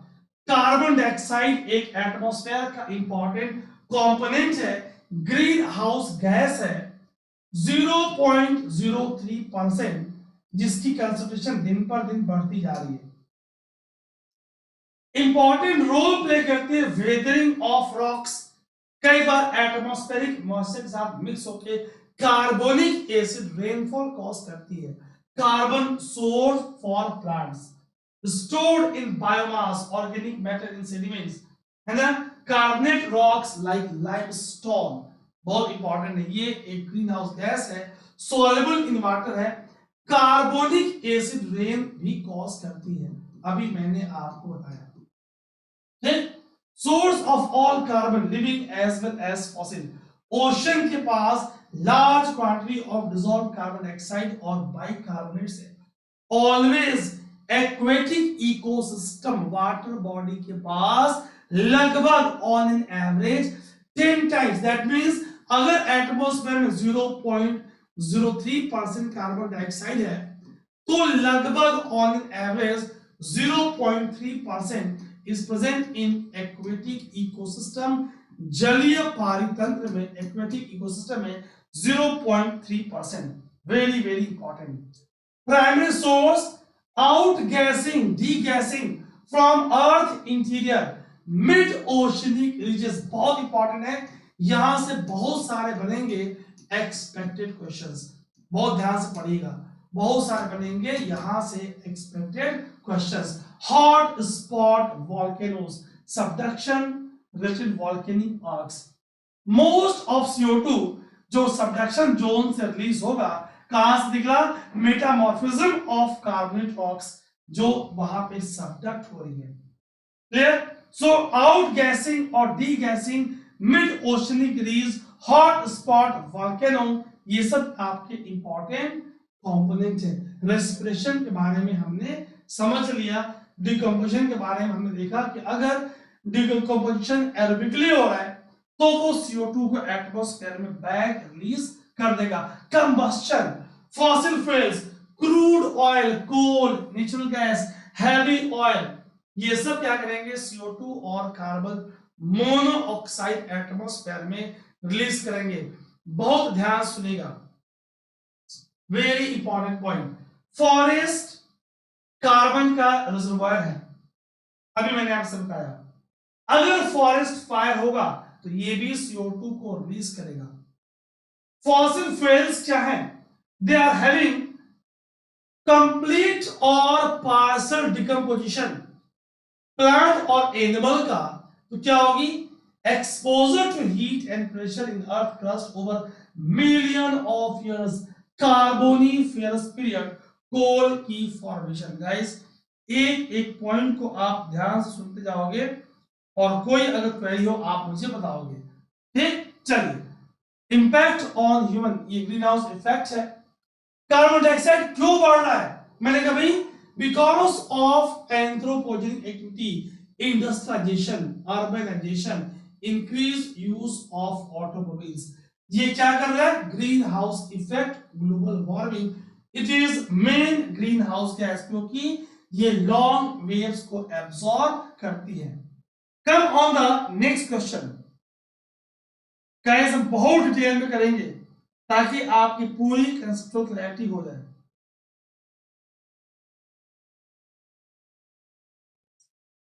The problem of soil erosion is associated with which of the following? किससे संबंधित है सॉइल इरोजन की प्रॉब्लम? टेरेस कल्टीवेशन, क्या ये इरोजन का है या कंजर्वेशन का है? Deforestation, cutting of forest trees, tropical climate. So dear students, अगर हम इस बात को समझने का प्रयास करें, अभी हम देखेंगे टेरेस कल्टीवेशन एक सॉइल का कंजर्वेशन का मैकेनिज्म है। It is mechanism of soil conservation, न कि सॉइल इरोजन। तो ये गलत है। डिफॉरेस्टेशन, बिल्कुल, एक बार फॉरेस्ट से ट्रीज कट होंगी, रूट्स प्रेजेंट नहीं होंगी, सॉइल एक्सपोज होगा, wind erosion, water erosion, splash erosion, sheet erosion. Yes, second is correct. Tropical climate, C, अगर क्लाइमेट ट्रॉपिकल है, लेकिन climate can't be the only factor responsible for the soil erosion, इस बात को ध्यान से समझेंगे, ठीक? So B, two only is the right answer. आइए इस बात को और समझते हैं। Listen very very carefully. So terrace soil conservation first नहीं है, जैसे आपको मालूम चला फर्स्ट नहीं है। सी, ए नहीं, सी नहीं, डी नहीं, theory of elimination, B, two only is the right answer. So easy, smartly आप आंसर निकाल सकते हो। सी, अगर यहां टेरेस नहीं बनते तो वाटर का एनर्जी हाई होता, स्लोप स्टीप होती, रेट ऑफ इरोजन हाई होता। Terrace cultivation is method of conservation of soil. See, once forest is cleared, land is exposed, अगर पहले रेनफॉल सपोज फॉर एग्जांपल 100 हो रही थी, 100 सेंटीमीटर हो रही थी, और उसका 60-70 फॉरेस्ट में ट्रैप था फॉर एग्जांपल, अब all of them are striking the ground. पेड़ मर गए, रूट्स मर जाएंगी, सॉइल को बाइंड नहीं करेंगी, रेट ऑफ सॉइल इरोजन बढ़ जाएगा। Clear? So terrace is cultivation is method to prevent soil erosion. Soil erosion occurs in all climates, सारे climates में होगा। erosion है क्या? wearing away of the top soil, जो ऊपर की top fertile soil है उसका erode होना, nutrient rich soil का, organic matter rich soil का loss होना is called as soil erosion. So farmers always they want to protect this for growing their crops, and ranchers wants to protect for growing grasses, ताकि उनकी kettles उस पे घास खा पाए। Clear? कितनी टाइप्स की सॉइल इरोजन होंगी, एक क्विक रिकैप करेंगे। हमने कहा रेन ड्रॉप और splash erosion, impact of falling rain drop on the soil surface, तेजी से मूसलाधार बारिश, हैवी रेनफॉल हो रही है, क्या हो रही? सॉइल का स्ट्रक्चर डिस्ट्रक्ट हो रहा है, destruction of the crumb structure, क्या बोलेंगे? रेन ड्रॉप और स्प्लैश इरोजन। शीट इरोजन, इसमें यूनिफॉर्म लेयर के फॉर्म में upper organic horizon, fertile layer, thin layer. Question is कौन कर रहा है? Wind is the main one, wind is eroding, ठीक? Loose shallow top soil, they are taking away in the form of sheet erosion. Clear? आइए और देखते हैं rid erosion। अगर एक फॉर्म ऑफ वाटर इरोजन है, ठीक, शुरू में छोटी छोटी स्ट्रक्चर्स बन रही है, फाइन फाइन, और बड़ी होंगी, तभी समझेंगे how they will form गलीज।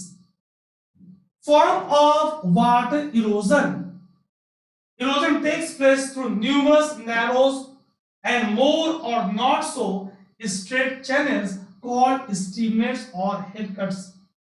Most common form of erosion, जोर की बारिश होगी। आपको रील्स अभी दिखाऊंगा, अभी आप इसके डायग्राम्स देखोगे और क्लियरिटी होगी।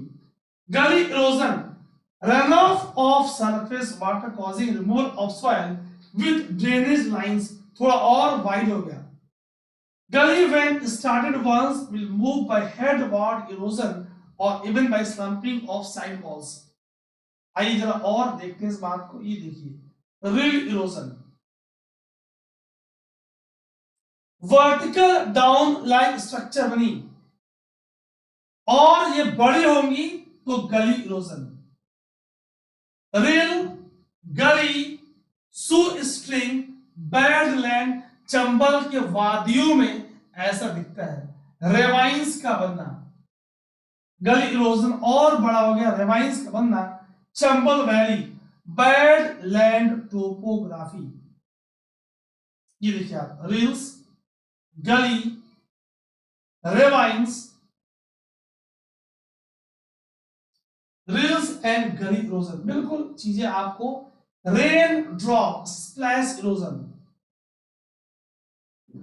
स्ट्रीम बैंक इरोजन, कौन कौन से एजेंट, विंड, वाटर, ग्रेविटी। अगर हम ग्रेविटी की बात करें, आगे पढ़ोगे आप, लैंडस्लाइड्स, लैंडफॉल, समझेंगे डिफरेंस क्या है। Debris, creep. रेनफॉल की बात करेंगे, स्प्लैश इरोजन, रन ऑफ के थ्रू एंड सो ऑन। ठीक, आखिर कॉजेस क्या क्या है। सो सॉइल का टेक्सचर एक फैक्टर है, लूज सॉइल टेक्सचर है, स्मॉल ग्रेन्स है, erosion. Loose soil texture, soil contains more of small grains, open structure, erosion will be faster. अगर स्लोप स्टीप है, जितनी ढलान तीव्र होगी ठीक उतनी इरोजन फास्टर होगी।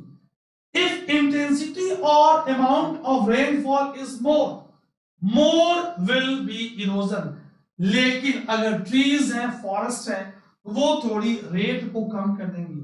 आगे और क्वेश्चन क्या बन सकता है आप देख सकते हो। यहां से statement, which of the following is true और not true. Human activities, yes. faulty agricultural practices, deforestation, construction of roads, increased urbanization, global warming, more heat, soil moisture imbalance, soil dry हो गया।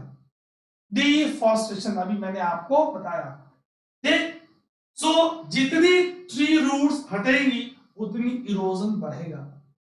जितनी मैसिव डिफॉरेस्टेशन होगी इस area में erosion ज्यादा होगी as compared to those areas which are under trees। आप साफ साफ इस चीज को इस डायग्राम से, इस इमेज से समझ सकते हो। क्लियर। आइए guys, come on the next question, ध्यान सुनेंगे। एक बार डिटेल एक्सप्लेनेशन में टाइम तो लगता है, लेकिन the value addition, the focus on expected question is going to help you a lot.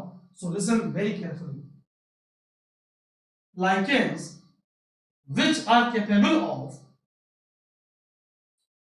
initiating ecological succession even on a bare rock are actually a symbiotic association of, ये किसका symbiotic association है, किसकी बात हो रही है, lichen की। Guys, lichen is symbiotic association of algae and fungi। algae को बोलते हैं हम फाइकोबायंट, फाइकोबायंट। It is algae. Study of algae, phycology. Study of fungi, mycology. So fungi is mycobiont, mycobiont. The association between algae and fungi. Algae is having chlorophyll, so it can prepare food and behave as slave. Fungi gives protection to algae, gives protection to algae and behaves as master. क्या बोलेंगे? Master servant या master slave relation, master servant और master slave relation. ठीक, आपको दिख जाएगा lichen. Lichens are called, ये algae और फंजाई का एसोसिएशन, ध्यान सुनिएगा, they are called as pioneer because they are the first one to grow on rocks. Lithocere, succession on rocks. Clear? चलिए आगे और समझेंगे। Symbiotic association between fungus, mycobiont and photosynthetic partner, photobiont और phycobiont. In this association fungi और mycobiont क्या करेगा? Facilitate water, minerals, vitamins protection to algae, and algae और phycobiont prepares food, carbohydrate by the process of photosynthesis, और उसे food देगा। They are the first one to grow. Study of lichen, lichenology, most commonly found on trees। याद रखेंगे, they are indicator of air pollution, indicator of air pollution, highly sensitive to oxides of sulfur। अगर air में sulphur के oxides present होंगे तो lichens मर जाएंगे। Lichen का प्रेजेंस बता रहा है कि एयर में सल्फर के ऑक्साइड्स कम है, लिमिटिंग है। ठीक, they are very useful for medicine, for pollution indicator। एक लाइकेन है, नाम है रेंडियर मॉस। ठीक, आइसलैंड मॉस, मॉस से आप इसे कंफ्यूज नहीं करेंगे। It is not bryophyte, it is a lichen. Come on the next question. बहुत ध्यान से पढ़ेंगे, बहुत ध्यान सुनेंगे।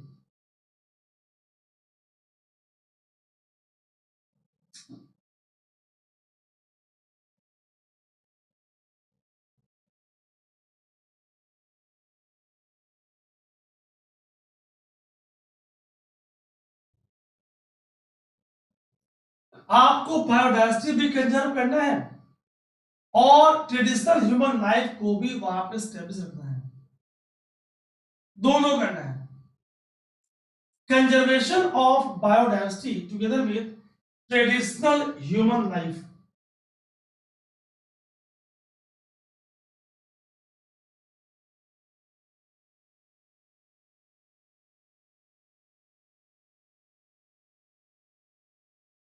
गाइस सी, सेंचुरीज में फोकस स्पीसीज पे है, नेशनल पार्क में रेगुलेशन स्ट्रिक्ट है, बायोस्फीयर रिजर्व, नेशनल पार्क और सेंचुरीज ये तीनों in situ on site method of conservation है। Botanical garden ex situ off site, ex situ और off site method of conservation है। बहुत ध्यान सुनना। Clear? So in this question biosphere के ट्रांजिशन जोन में, in the transition zone and outer margin of buffer zone, traditional human life establishment allowed है। अगर हम बायोस्फीयर रिजर्व्स की बात करें, question is how many biosphere reserve now India is having. और अगर मैं कुछ बायोस्फीयर रिजर्व के नाम लूंगा, please let me know the name of state और स्टेट्स और यूटी। जैसे पंचमढ़ी बायोस्फीयर रिजर्व कहां पे है? Cold desert biosphere reserve, Dibang valley, Dibru Saikhowa, देखो जरा, cold desert Ladakh, Pachmarhi MP, Panna MP, Dibang Valley Arunachal, Dibru Saikhowa Arunachal. Clear? आइए और समझते हैं। So answer is biosphere reserve. चाहिए areas of terrestrial and coastal ecosystem which promotes conservation of biodiversity with its suitable use। आप biodiversity को conserve करेंगे उसका सुटेबल यूज करते हुए, इकोलॉजी के साथ बैलेंस बनाते हुए। एमएबी यूनेस्को का मैन एंड बायोस्फीयर प्रोग्राम का ये आउटकम है, maintain by national government. Clear? अगर बोटानिकल गार्डन्स की बात करें, ये x two of site conservation का मैकेनिज्म है। इंडिया के पास नाउ अराउंड मोर देन 105 और 6 नेशनल पार्क्स। बात करेंगे आगे। ठीक, area with enough ecological, geomorphological and natural significance, rich fauna and flora, designed to protect and develop wildlife or its environment। अगर India की बात करें, IUCN कैटेगरी 2 प्रोटेक्टेड एरियाज, कौन कौन सी activities? Grazing, hunting, forestry, cultivation, all this are strictly prohibited. यहाँ पे high level of conservation है। No human activity is permitted inside the national park except for the one allowed by chief wildlife warden of the state। Guys, 3rd March, ध्यान सुनना, 3rd March 2023 हम लोग celebrate करे हैं world wild life day. इस बार खास क्या है? साइट्स के एडॉप्शन 1973 3rd मार्च का we are globally celebrating 50 years of adoption of sites, CITES। अगर नेशनल पार्क्स की बात करें, इंडिया हैज 108 नेशनल पार्क। ठीक, 1970 में सिर्फ हमारे पास 5 नेशनल पार्क थे। To protect the habitat of conservation dependent species, India के पास क्या? वाइल्ड लाइफ प्रोटेक्शन एक्ट 35 का 4 इन 1972 एंड प्रोजेक्ट टाइगर इन 1973। मतलब किस एक्ट के तहत हमारे पास नेशनल पार्क्स है? 108 नेशनल पार्क्स क्या करेंगी? 1.35% of country's geographical area. Largest कौन? Hemis National Park. Question is कब स्टैब्लिश हुआ? 1981। कहां पे? लद्दाख के लेह एरिया में। South Button National Park Andaman Nicobar का स्मॉलेस्ट नेशनल पार्क, कहां पे? Union territory of Andaman and Nicobar island. So difference, largest Hemis Ladakh, smallest South Button Andaman. First Jim Corbett और कॉर्बेट, तब नाम उसका हेली था। Rani Jhansi marine national Park part of Andaman Nicobar, और ये सदर्न मोस्ट है, दक्षिणतम है। एमपी के पास maximum national park in India 12, जिसमें से 6 क्या है? टाइगर रिजर्व है। Only floating not only in India but also in the world, Keibul Lamjao, कहां पे? मणिपुर। इसी के पास क्या प्रेजेंट है? लोकटक लेक प्रेजेंट है। इंडिया का फर्स्ट उत्तराखंड में Jim Corbett 1936, Project Tiger was launch in 1973 1 April, कहां पे? जिम कॉर्बेट नेशनल पार्क में। क्लियर? वर्ल्ड का first national park Yellowstone national park. आप पूरी डिटेल में इंफॉर्मेशन ले रहे हो। Sanctuaries, species oriented state government, 500 plus sanctuaries we are having। बहुत ध्यान सुनेंगे। ठीक, बायोस्फीयर रिजर्व्स की बात करें, core area highly dedicated for conservation, then buffer area, sustainable use, और फिर transition, equitable sharing of benefits. Core, then buffer, then transitional.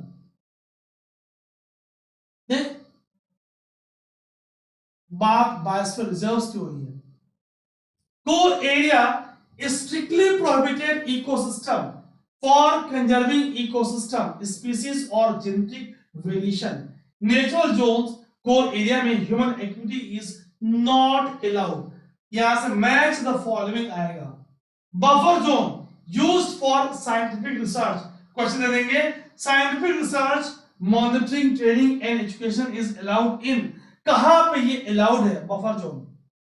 Ecologically sustainable human settlement and human activities tourism क्या allowed है? Yes. कहां पे? Transitional zone में.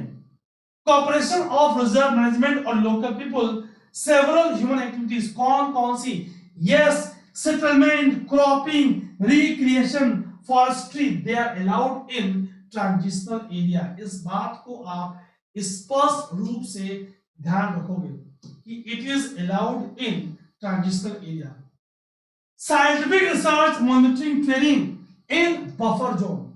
No activity, no human activity is allowed in core area. किसकी बात हो रही है? We are talking about biosphere reserve, man and biosphere program, MAB. Clear है? What are the criteria? बहुत ध्यान सुनेंगे. Listen very very carefully, dear students. बहुत ध्यान सुनेंगे. So what are the primary, what are the secondary? A site must contain an effectively protected and minimally disturbed core area of value of nature conservation. Core area should be typical. किस बात की? एक typical biogeographical unit की part हो, large enough ताकि वो viable population को sustain कर पाए, representing all trophic level, producers लेके टॉप कार्निवोर तक. सेकेंडरी क्या? रेयर और एंडेंजर्ड स्पीसीज हो ताकि हम उन्हें कंजर्व करें. डाइवर्सिटी ऑफ सॉइल हो, माइक्रोक्लाइमेट हो, ठीक. Areas potential for preservation of traditional tribal और रूरल मोड ऑफ लिविंग ताकि आप ट्रांजिशनल जोन की बात कर पाए. So dear friends, listen very very carefully. Legal backing to biosphere reserves. No comprehensive legislation in India जो डील करे all aspects of biosphere reserve. ध्यान सुनना. Wildlife Protection Act he complementary to the setup of biosphere reserve to the extent that it has considerable flexibility and latitude to establish such reserve. ठीक, ये define नहीं करता. Guys, conceptual questions एक एक करके बनेंगे और आपका इनको ध्यान से सुनना है. With reference to eco sensitive zone, बहुत प्यारा question. Which of the following statement और statements is are correct?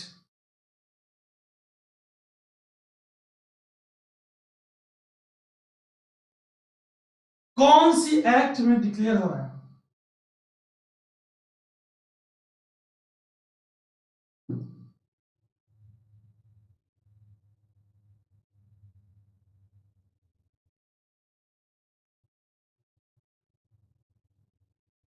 Guys, eco sensitive zones environmental protection act, ना कि ये.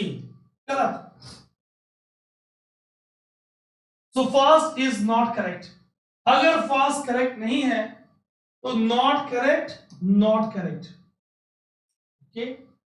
The purpose of declaration of ESZ is to prohibit all kind of human activity. चूंकि ये buffer zone है, it is not possible. So except agriculture, तो ये भी गलत. आइए आगे देखते हैं. राइट आंसर क्या हो गया? D, neither one nor two. आई गाइस, फोकस करते हैं और more on updated information, more on value addition. Eco sensitive zone are declared under environmental protection act 1986. इसके तहत ये मेंशन है. Eco sensitive zones are transitional areas. मैंने कहा where human activity is regulated, not prohibited. बहुत important line है। They are ecologically fragile areas, EFAs, areas around protected areas, national park and wildlife sanctuaries.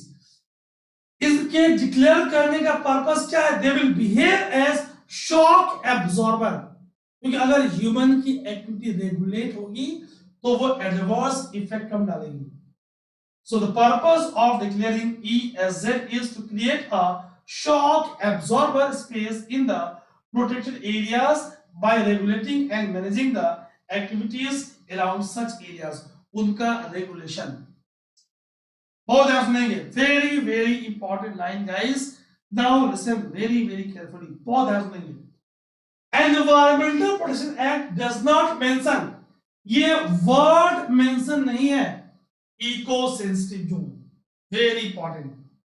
Supreme Court of India June 2022 में direct किया that every protected forest, national park, wild life sanctuaries, कई राज्यों में हंगामा मचा, across the country should have a mandatory eco sensitive zone of a minimum of 1 kilometre starting from their demarcated boundaries. मैं इसे repeat करूंगा।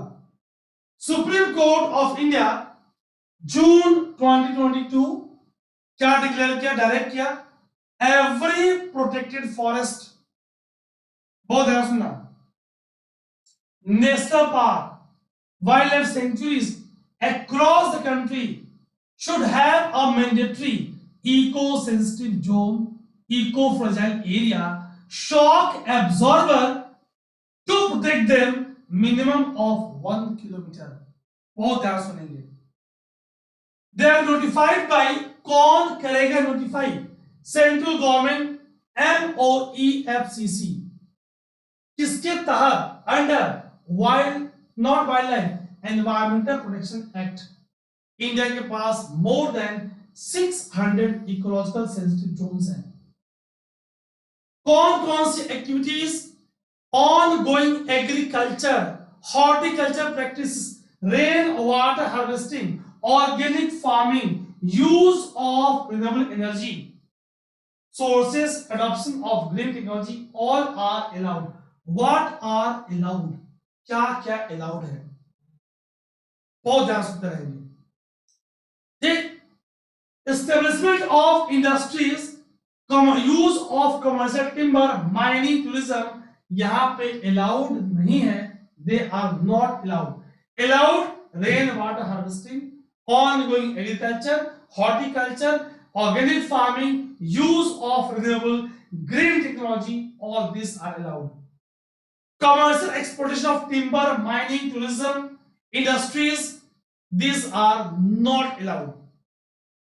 Additionally, it is completely forbidden to produce dangerous substances, rich, solid or liquid waste, engage in any activity that result in pollution। तभी मैंने green technology की बात की थी। Lands around forest and animal corridors are frequently essential for preserving biological relationship and should be protected। भाई हमें loss of biodiversity को क्या करना है? रोकना है। आइए रिवाइज करते हैं क्या क्या मना है।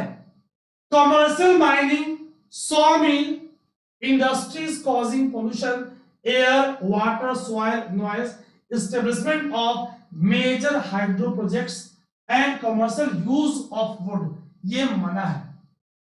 वेरी वेरी इंपॉर्टेंट, यहां से एक्सपेक्टेड क्वेश्चंस बन सकते हैं।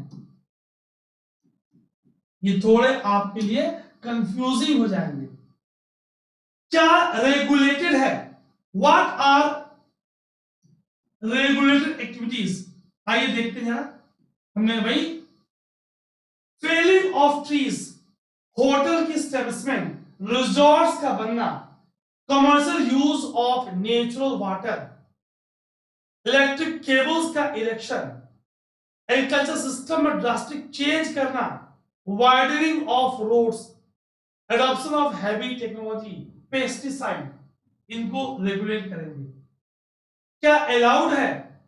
Organic farming, ongoing agriculture, horticulture, rainwater harvesting, use of renewable energy, adoption of green technology, ताकि air water soil noise pollution ना हो. This is very very important. आखिर जरूरत क्यों है? क्योंकि हमारी रैपिड एक्सपेंशन हो रही है, इंक्रीज अर्बनाइजेशन हो रहा है, लैंड यूज चेंज हो रहा है, इकोसिस्टम पे प्रोटेक्टेड एरियाज पे प्रेशर ज्यादा है, तो हमें इन्हें कंजर्व करना. ह्यूमन का प्रेशर ज्यादा है, एंथ्रोपोजेनिक इंपैक्ट ज्यादा हो रहा है, तो हमें इन्हें कंजर्व करना बहुत ही अनिवार्य है. ठीक, चलिए इतना काफी है. Come on the next question.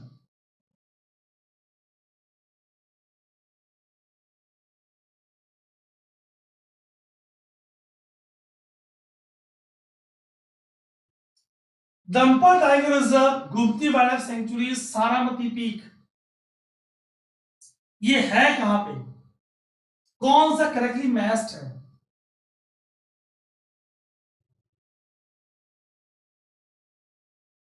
Dampa tiger reserve Mizoram correct है. अब इसके बारे में और बात करेंगे. इसे टाइगर प्रोजेक्ट टाइगर के तहत टाइगर स्टेटस मिल चुका है ना.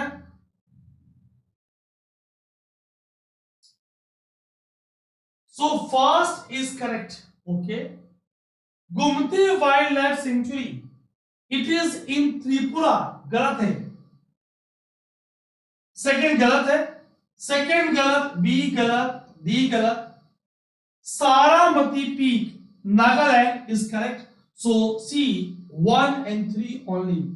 आइए इसके जल्दी से मेन पॉइंट देखते हैं 1 and 3 के. Gumti is a wild life sanctuary in Tripura, covers इतना एरिया, ठीक है, साउथ त्रिपुरा रीजन में. Habitat for Asian elephant, sambar water buffalo, deer, ठीक है, wild goat and few migratory birds. Dampa is in Mizoram. ठीक, सारामती कहां पे दिख रहा है आपको? Border of Nagaland, India and the Sagaing region of Burma. ठीक, near Thanamir village in Chifre district of Nagaland. So ये आप इस लाइन को आप ध्यान में रखेंगे. म्यांमार को ही आप बर्मा बोलते हो, old name is Burma. Come on the next question.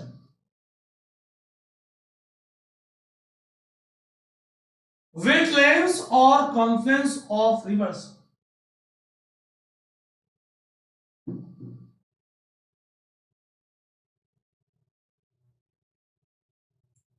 आपको देखना है कौन सा करेक्टली मैच्ड है. आपको करेक्टली मैच्ड यहां पे देखना है. Harike, Harike pattern, one of the largest wetland of northern India.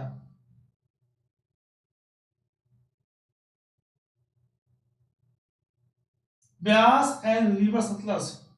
क्या हो गया? अभी दिखाऊंगा आपको. इट इज करेक्ट, ये बिल्कुल सही है, फर्स्ट करेक्ट है. ओके, तो बी को हमने किया एलिमिनेट. अभी अपने पास क्या ऑप्शन है? केवला देवघाना, केवला देवघाना नेशनल पार्क. अगर हम केवला देवघाना नेशनल पार्क की बात करें, भरतपुर बर्ड सेंचुरी भी से बोलते हैं हम. ठीक, Rajasthan, Bharatpur, very famous for avifauna. Keoladeo Shiva temple इसकी बाउंड्री में है ना. इतनी बातें मैंने हिंट दी, लेकिन आपको मेन बात नहीं बताई. सो इसमें एक गंभीर नदी है जो इसकी लाइफ लाइन है. ये रैमसर साइट भी है, यूनेस्को का वर्ल्ड हेरिटेज साइट भी है. सेकेंड इज नॉट करेक्ट, गंभीर river. Second is not correct, that means D भी हो चुका है eliminate. Kolleru lake, largest fresh water lake of Andhra between Krishna and Godavari. So third is not correct. अगर आपको यह भी याद रहता कि थर्ड करेक्ट नहीं है, कृष्णा एंड गोदावरी, तो third third third A one only is the right answer. One only is the right answer. ठीक, आइए इस बात को समझते हैं। Harike wetland, Harike Patan with Harke Lake in the deeper part, largest wetland in the northern India।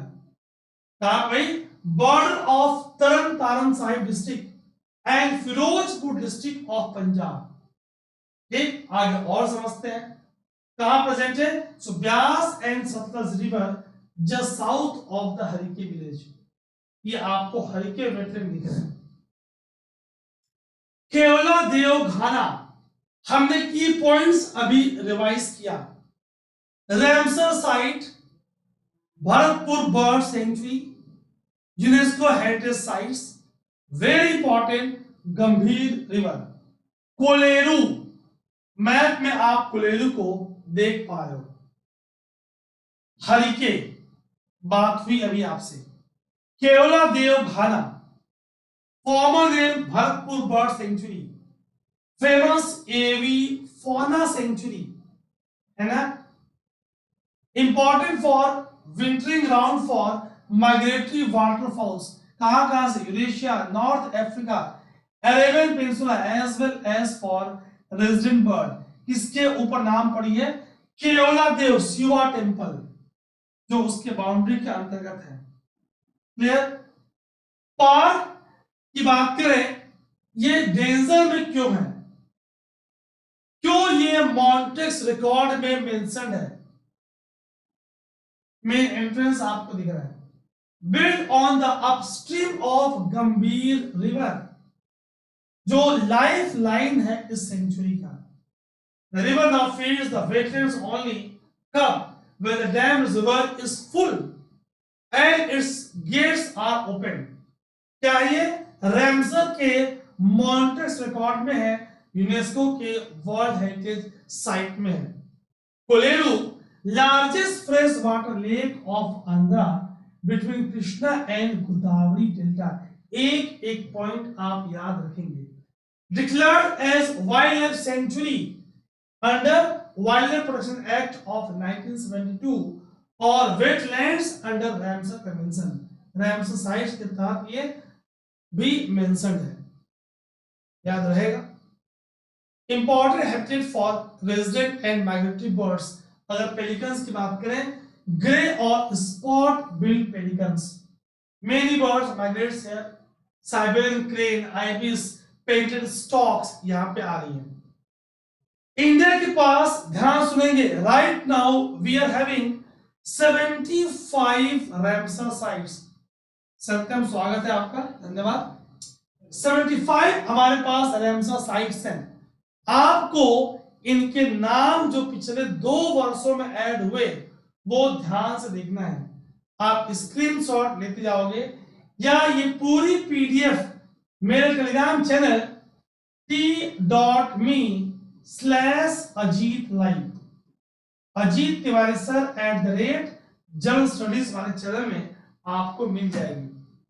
ठीक, कल इसे मैं करवा दूंगा क्योंकि मेरे बोलने से याद नहीं होगा, but it is very important for upcoming examinations. कई एग्जाम्स में क्वेश्चन आपसे पूछे जाएंगे। Which of the following is not matched, which of the following is matched, recently added. हाल ही के वर्षों में तेजी से रैमसर साइट्स की संख्या बढ़ी है।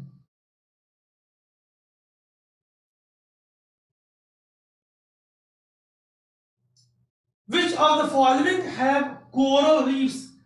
किसके पास प्रेजेंट है coral reefs? Andaman and Nicobar island, gulf of Kutch, gulf of Mannar, Sundarban. Sundarban defence is famous for mangroves. ये मैंग्रोव्स के लिए हमें याद है सुंदरी, mangroves, rhizophora, rhizophora, rhizophora. Third, सिर्फ फोर्थ गलत है, देखते जरा, फोर फोर गलत। अंडमान निकोबार के पास यस, गल्फ ऑफ कच्छ के पास यस, और गल्फ ऑफ मन्नार के पास यस। सो 1 2 एंड 3 ओनली। आइए इसे और डिटेल में समझते हैं। कोरल रीफ्स क्या है आप जानते हो, plant plus animal super organism.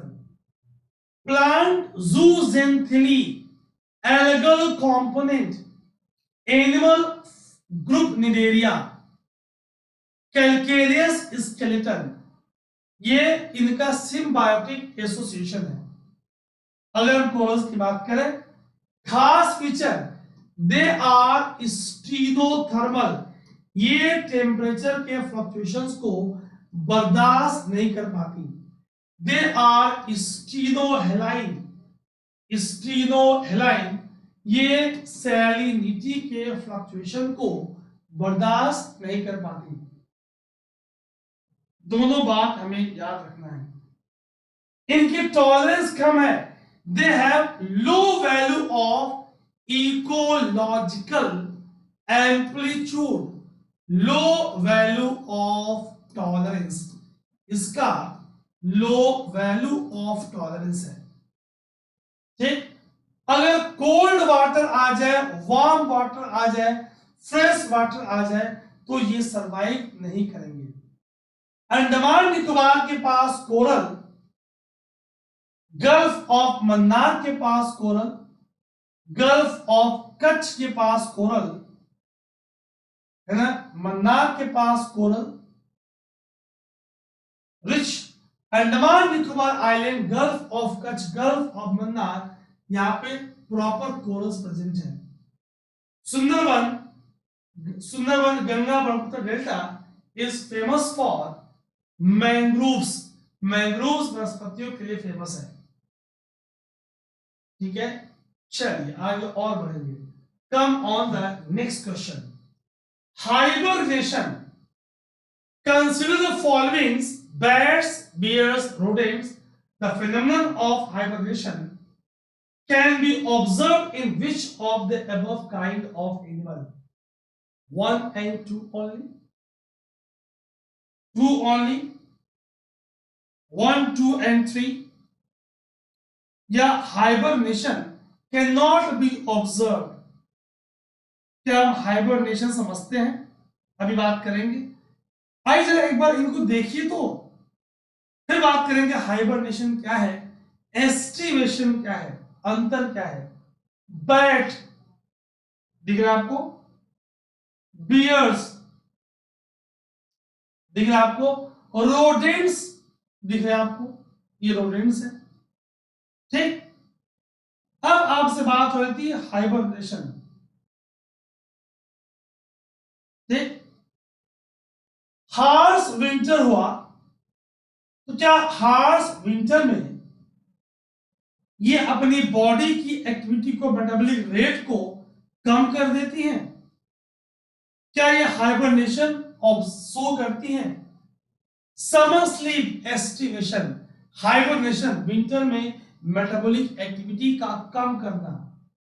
देखिए जरा, समझिए जरा। सो अगर बात करें snakes, lizard, toad, frog, salamanders, turtles mostly hibernate during harsh winters. क्या होगी? इनकी मेटाबॉलिक रेट घट जाएगी। एक मैकेनिज्म है सर्वाइवल का। Toads, frogs, they will undergo hibernation. Polar female polar bear भी हाइबरनेशन को शो करती है, ऑब्जर्व करती है, प्रैक्टिस करती है। टोड्स एम्फीबियंस है ये, स्नेक्स, लिजर्ड्स, रेप्टाइल्स हैं। दे आर एक्टोथर्म, ये अपने बॉडी के कांस्टेंट टेम्परेचर को मेंटेन नहीं करती। They are ectotherm. They are cold blooded, C for cold, they are cold blooded, they are ectotherm. Hibernation or winter sleep, state of inactivity or low metabolic process कब animal perform during winter. Summer sleep को बोलते हैं aestivation.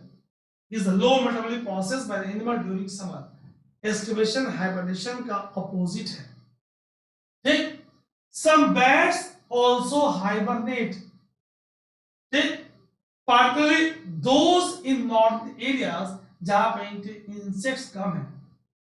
Hibernates in caves, cavities of trees, old mine shafts. Like bears, bats store up body fat before they begin to slow down their activity and go into hibernation. आप ध्यान से इन सारी बातों को समझ रहे हो. Difference between hibernation and aestivation. Clear guys? अगर हम इस क्वेश्चन की बात करें, आपने क्या देखा? आपने ऑब्जर्व करा कि यहां पे ठीक बैट्स भी, बियर्स भी और रोडेंट्स भी, ये सब के सब हाइबरनेशन इंपार्ट कर रही हैं. कम ऑन द नेक्स्ट क्वेश्चन.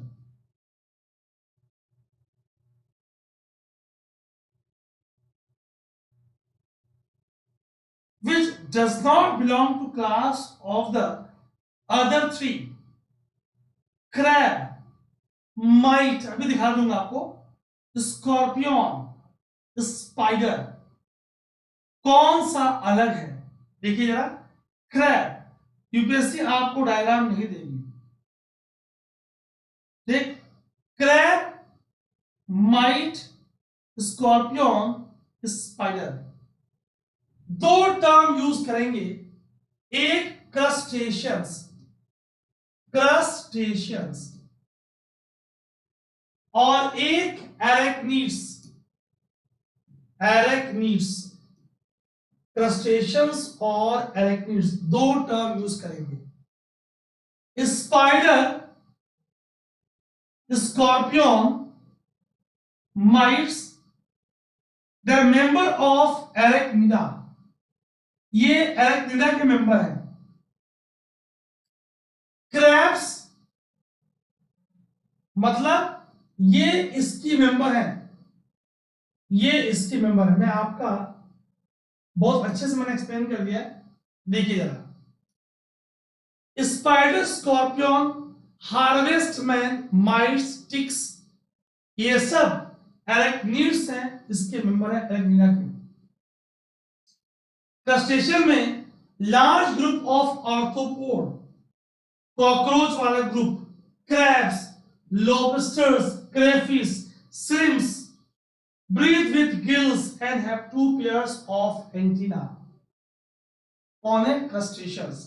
यानी इस क्वेश्चन की बात करें तो ये तीनों एक है, ये अलग है. Crab is the different one. याद रहेगा. क्रैब क्रस्टेशियन का मेंबर है, क्रस्टेशियन का मेंबर है. ये तीनों एरेक्निड्स के मेंबर हैं. आइए इसे एक बार और क्विक रिकैप कर लेते हैं. So spider, scorpion, harvestman, mites, ticks are arachnids. और क्रैब्स, क्रेफिश, श्रिम्प्स, ऑर्थ्रोपोड्स ये क्रस्टेशियंस हैं. क्रस्टेशियन, श्रिम्प्स कैसे दिखती हैं? Barnacles, copepod, crayfish, crab, prawn, झींगा, क्रिल. ठीक. इंसेक्ट्स के पास कैसी है? 3 बॉडी पार्ट्स, 6 आमतौर पे 6 jointed legs, compound eyes and 2 antenna. बीज, wasp, beetles, mosquito, flies, grass hopper and butterfly ये सब कॉमन टाइप के इंसेक्ट्स हैं. यहां से क्वेश्चन आगे पॉसिबल है. ये आपको दिख रहा है गाइस. बीज, wasp, आगे देखिए बीटल्स, मॉस्किटोस, फिर flies, grass hopper, Ram ji का घोड़ा. नाम सुना है? राम जी का घोड़ा. एंड्स, चींटियां दिख रही है आपको. ठीक, मॉथ्स, ड्रैगन फ्लाइज, हम पार्ट 2 करने वाले हैं। पार्ट 1 हमने इसका कर लिया है, तो बताएं, हैव लुक ऑन स्क्रीन, आप स्क्रीन पर देखें। Question number 1, question number 1, which of the following is correct sequence of a food chain? Always food chain start होगा। मैं बिल्कुल ठीक हूं। अब जी आप कैसे कैसे चली तैयारी आपकी Prakash? So always food chain start from producer, producer से फूड चेन स्टार्ट होगा, प्रोड्यूसर से फूड चेन स्टार्ट होगा और कंप्लीट होगा up to top consumer, top consumer. ठीक, फूड चेन स्टार्ट प्रोड्यूसर से होगा, कंप्लीट होगा टॉप कंज्यूमर तक। अब आपको देखना है, गुड इवनिंग सुधाकर, अब आपको देखना है कि इसमें diatoms, diatoms unicellular algae है, प्रोड्यूसर है। क्रस्टेशियंस, ठीक है, क्रस्टेशियंस, ओके। और फिर जिसमें कि ऑर्थोपोड्स, क्रेफिश वगैरह आ जाएंगी। Herrings are forage fish, that means right answer इस वाले गिवन ऑप्शन में आप देख पा रहे हो कि A is the right answer. Diatoms, crustaceans और हेरिंग्स। आइए इसे समझते हैं। Food chain, concept of food chain given by Charles Elton. Elton ने कंसेप्ट दिया था फूड चेन का। Food chain is of following main 3 type. Grazing food chain, जो प्रोड्यूसर्स हर्बिवोर से स्टार्ट होगा। फिर फॉरेस्ट का, ग्रासलैंड की जो पत्तियां फॉल कर रही हैं वहां से स्टार्ट होगा डेटिटस, डेड और डिके मैटर से डीएफसी, डेटिटस फूड चेन। क्लियर? कई बार ऑन ट्री, एक पेड़ पे कई सारी बर्ड्स हैं, बर्ड्स के बॉडी में बग्स और लाइस है, बग्स और लाइस के बॉडी में हाइपर पैरासाइट्स हैं, that means parasitic food chain, PFC. आपके पास ग्रेजिंग फूड चेन, जिसे हम प्रीडेटर फूड चेन भी कहते हैं, वहां पे किलिंग इज इंपॉर्टेंट फीचर, याद रखेंगे आप। फिर डेटिटस फूड चेन फ्रॉम लिटर, डफ, डेड, डीके मैटर। और तीसरा पैरासिटिक फूड चेन। एक बात हम याद रखेंगे, नेचर में कभी लीनियर फूड चेन नहीं होता, आपस में लिंक होंगी और इनका कॉम्प्लेक्स बनेगा web, that is a food web. जितनी इकोसिस्टम की बायोडायवर्सिटी हाई होगी उतनी फूड वेब की कॉम्प्लेक्सिटी, जटिलता हाई होगी और उतनी ज्यादा वो इंपैक्ट क्या करेगा, इंपार्ट करेगा stability to ecosystem. Clear? So phytoplanktons producer से स्टार्ट होगा, ends with the top consumer. मेरा ज्यादा फोकस एक्सप्लेनेशन में डिटेल और आगे संभावित प्रश्न यूपीएससी के साथ साथ और कॉम्पिटिटिव एग्जाम में क्या क्या बन सकते हैं, स्टेट सर्विसेज में क्या क्या बन सकते हैं, main focus is on that.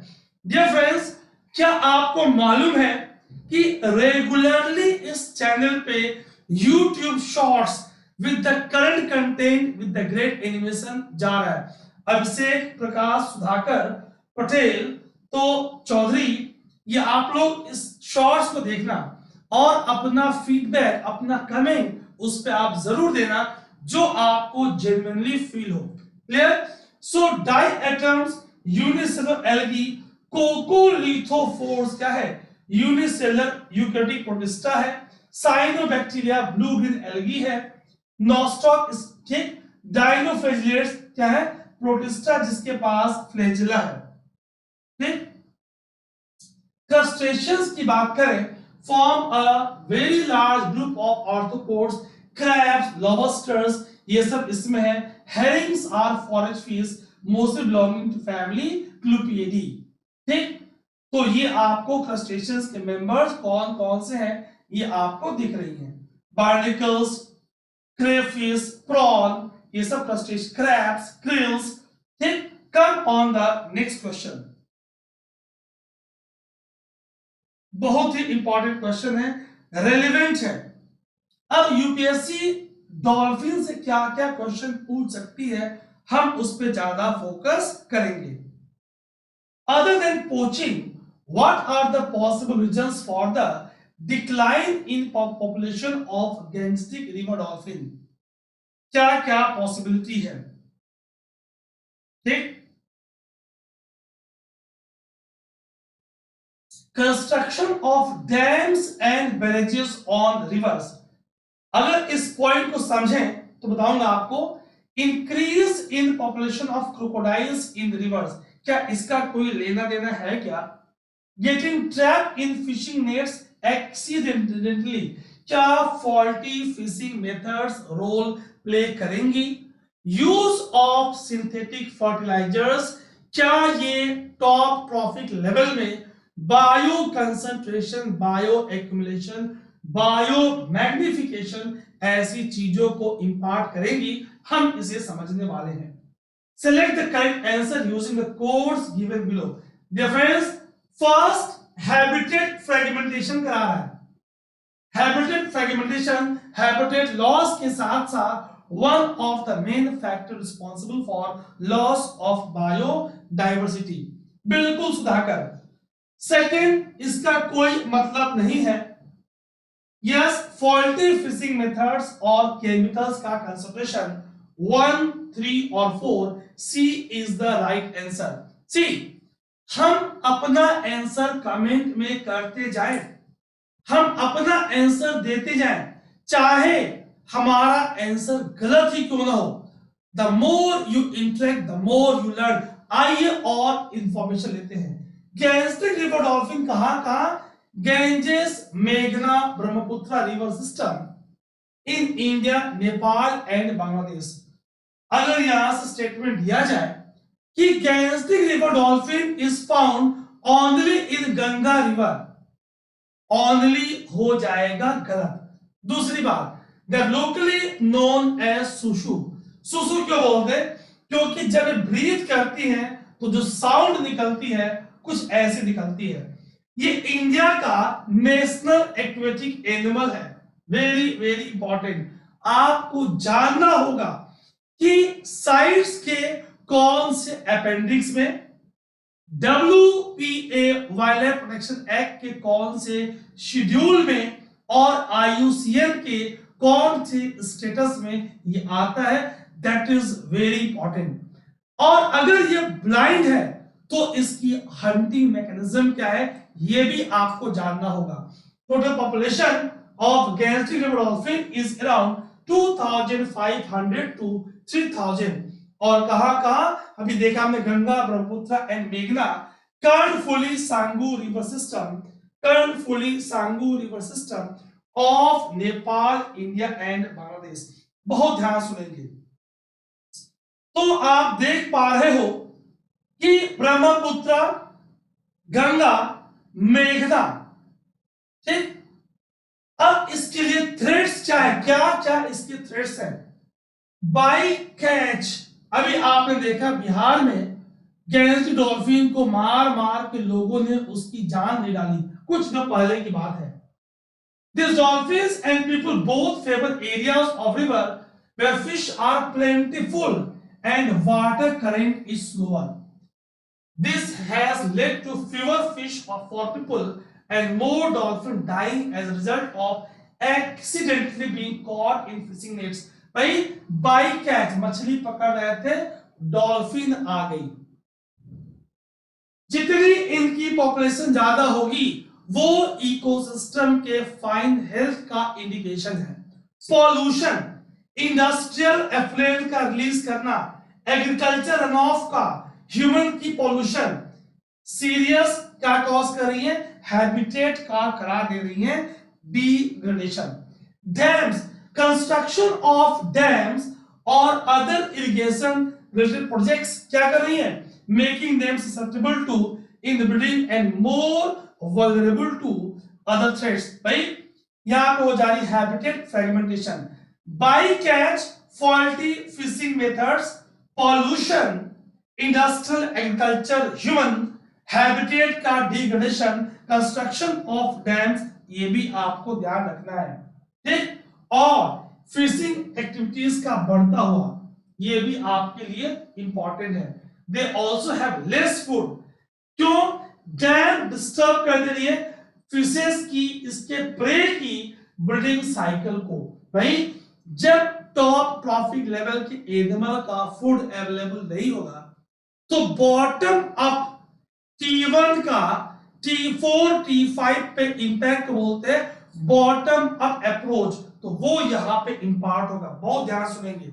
Now very very important for your expected question, संभावित प्रश्नों के लिए अति महत्वपूर्ण जो आप एग्जाम्स दोगे।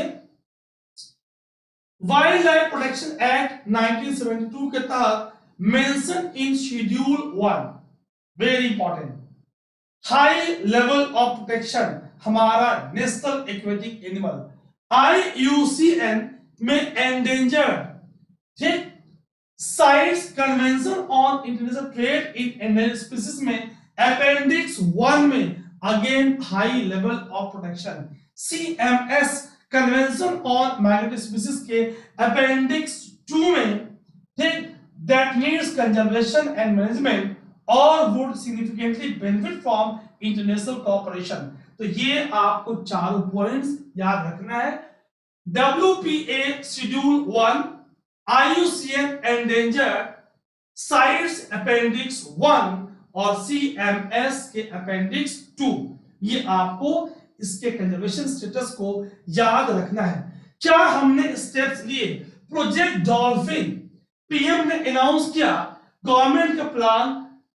पीएम ने अपने इंडिपेंडेंस डे 2020 के स्पीच में कहा था कि टाइगर की पॉपुलेशन जैसे बढ़ी है, हमें प्रोजेक्ट डॉल्फिन पे कार्य करना है। और डॉल्फिन सेंचुरी विक्रमशिला, कहां पे? भागलपुर बिहार में। कंजर्वेशन का प्लान 2010 से 2020 तक का, जिसने काफी इंप्रूवमेंट किया है। इतने main points. National Ganga River Dolphin day, national mission for clean Ganga 5 अक्टूबर को सेलिब्रेट कर रहा है national Ganga River Dolphin day. इसमें अवेयरनेस बढ़ रही है। तो माय डियर फ्रेंड्स, आप देख रहे हो कि सिर्फ हम यहाँ पे प्रीवियस ईयर क्वेश्चन ही नहीं कर रहे हैं, प्रीवियस ईयर के साथ साथ अपकमिंग एग्जाम में क्या आएगा उस पे ज्यादा फोकस है। कम ऑन द कौन कौन से राज्य तो डिस्कवर इन 1801 ब्लाइंड है, हंटिंग होती है by ultrasonic sounds, calves are chocolate brown at birth, grey brown smooth hairless skin, ठीक, एडल्ट की। Females are larger than males, ठीक, मेल ईगो हार्ट नहीं करेंगे। In 2009 declared as national aquatic animal. Bharat में कहां? Assam, Uttar Pradesh, Madhya Pradesh, Rajasthan, Bihar, Jharkhand and waste Bengal. Ideal habitat Ganga, Chambal, Ghaghara, Gandak, Son, Kosi, Brahmaputra and Tulsi river. तो जितने important questions यहां बन सकते थे हमने यहां से कवर कर लिया है। Come on the next question. Guys परेशान नहीं होंगे, एनवायरमेंट के बाद ज्योग्राफी की प्रीवियस क्वेश्चन सीरीज भी मैं आपके लिए लेकर आ रहा हूं।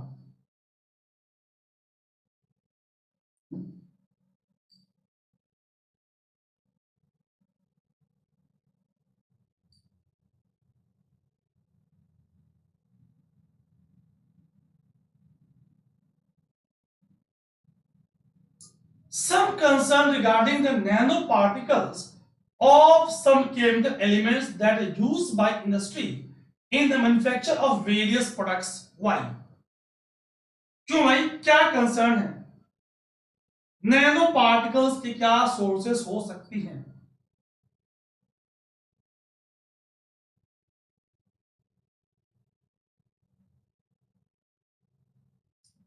They can accumulate in the environment and contaminate water and soil. अगर हम इनके सोर्सेस को समझें तो हम जान पाएंगे, जो अभी हम करेंगे, कि ये पॉइंट बिल्कुल सही है। अभी देखोगे आप सही कैसे है। एंटर्स द फूड चेन, आपने देखा कई देश अपने बीचेस पे कोस्टल एरिया में सनस्क्रीन लोशन लगाना उन्होंने मना कर दिया है, क्योंकि उसके nano particles microbeads aquatic ecosystem को नुकसान पहुंचा रही थी।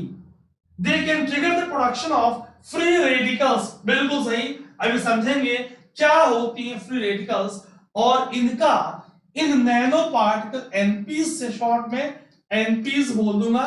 नैनो पार्टिकल्स को आप सब बात नहीं समझेंगे क्या लेना देना है। Have a look. Nano particles 10 to the power -9 metre की साइज। क्लियर? क्या क्या कौन कौन सी नेचुरल प्रोसेसेस एटमॉस्फेयर में इनको रिलीज करेंगी? Forest fire. अब ये forest fire can be natural, can be मानव द्वारा जनित, anthropogenic. So it can be natural, it can be anthropogenic. Volcanic eruptions, जब वॉल्केनिज्म होगी, huge amount of volcanic dust, aerosols, weathering, rocks की physical chemical biological weathering, dust storm from deserts, ये भी important role play करेंगी। That means जो naturally occurring nano particles होंगी, they are of diverse, they are from diverse sources, they are heterogeneous in size, और ये long distance तक, kilometres तक इनकी क्या होगी? लॉन्ग डिस्टेंस ट्रांसमिशन होगी। ठीक, आइए इस बात को हम और समझते हुए आगे बढ़ते हैं। क्लियर? सो एक सेकेंड, ये देखिए आप, nano technology has a global socio-economic value with application ranging from electronics to biomedical uses. By delivering drugs to target site, nanotech का इंपॉर्टेंट रोल है। अगर हम मैन मेड नैनो पार्टिकल्स की बात करें, अननोइंगली और purposely release in the environment, कब कब? Various industrial and mechanical processes में हम इन्हें एटमॉस्फेयर में रिलीज कर रहे हैं। आखिर इनका एनवायरनमेंट पे बहुत important point guys, very very important, यहां से कंसेप्चुअल एक्सपेक्टेड क्वेश्चंस बनेंगे। कंसेप्चुअल एक्सपेक्टेड क्वेश्चंस यहां से बनेंगे। आप देखोगे रिलीजिंग इन एनवायरनमेंट, ये क्या होंगी? कई जगह एयर पे, वाटर पे, सॉइल पे ये एक्युमुलेट होंगी। अगर ये एयर में है, they will behave help in cloud formation. कई बार ये हाइग्रोस्कोपिक न्यूक्लियाई और न्यूक्लियाई ऑफ कंडेंसेशन, उस पे मॉइस्चर सेटल हो रहा है और क्लाउड फॉर्मेशन में इंपॉर्टेंट रोल प्ले कर रहा है। Environmental hydroxyl radicals concentration, ozone depletion, stratospheric, very important point, temperature change. Question is essential region पे क्वेश्चन बन सकता है। Which of the following is true, not true बन सकता है क्या? नैनो पार्टिकल्स जो ट्रोपोस्फेयर में रिलीज हो रही हैं, इनका कोई role at stratosphere layer present above उसके टेम्परेचर चेंज में है? जी हां, have look on screen. They play important role in cloud formation. Cloud formation में ये एक इंपॉर्टेंट रोल प्ले कर रही है। ठीक, जितनी डस्ट पार्टिकल्स होंगी उतनी वो लाइट के इंटेंसिटी को कम कर देंगी। ये ओजोन डिप्लीशन में भी रोल प्ले करेंगी। So on dust cloud formation, 1, decreases sunlight intensity, जितनी वॉल्केनिक डस्ट एरोसोल्स प्रेजेंट होंगी। Ozone depletion result in increased production of reactive oxygen species, बहुत conceptual, including free radicals, chlorine radicals, chlorine ozone से react करेगा, ClO radicals form करेगा, O3 का O2 में conversion, that means depletion of ozone. अगर हमें chemistry याद नहीं आ रही है तो हमने स्कूल डेज में पढ़ा है केमिस्ट्री में radical A free radical is an atom or molecule or ion that has unpaired valence electron. Clear? Very important point, क्या इसका स्ट्रेटोस्फेरिक टेम्परेचर पर रोल है। अब ये आने वाले समय में क्वेश्चंस बन सकती हैं। सी, ट्रोपोस्फेयर का nano particles interacts with molecular hydrogen to form hydrogen fuel cells. Molecular hydrogen along with nanoparticles moves up to stratosphere, stay through upper air atmospheric circulation. Abundance of water vapor in the strato. भाई 90% से 99% तक पूरा atmospheric moisture troposphere में confined है, limited है। Stratosphere में moisture बढ़ा because of low temperature. क्या हुई? आइस क्रिस्टल्स, आइस फाइबर्स बनी। ध्यान सुनेंगे। अब इस आइस फाइबर्स, आइस क्रिस्टल्स पे chlorine radicals, bromine radicals, fluorine radicals ज्यादा रिलीज होंगी और वो फास्टर रेट से ओजोन की डिप्लीशन कॉज करेंगी। It will cause depletion of ozone. Very very important summary, nano particles ozone depletion को प्रमोट कर रहा है। समरी, नैनो पार्टिकल्स ज्यादा यूवी रेज को ला रहा है in the troposphere. Nano particles के सोर्स नेचुरल और एंथ्रोपोजेनिक दोनों हैं। नेचुरल की बात करें तो forest fire, weathering of rocks है ना, और इसके साथ साथ वॉल्केनिज्म। और अगर हम डेजर्ट एरियाज की बात करें, सहारा की बात करें, 1/3 ऑफ अफ्रीकन कॉन्टिनेंट के नॉर्दर्न पार्ट को ऑक्युपाई कर रहा है, तो वहां पे विंड ब्लोन दूर दूर तक क्या होगी? फाइन पार्टिकल्स ब्लो करेंगी। कम ऑन द नेक्स्ट क्वेश्चन।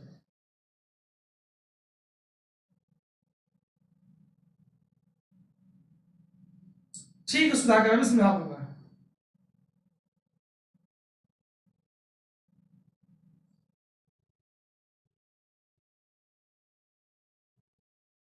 इस क्वेश्चन के बाद मैं एक्सप्लेन कर दूंगा कि हाइड्रोस्कोपिक न्यूक्लियाई क्या है।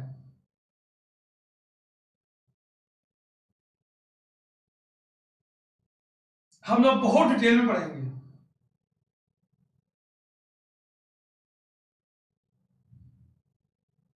कौन कौन से पॉलिटिक्स स्टील इंडस्ट्री के थ्रू रिलीज होंगी।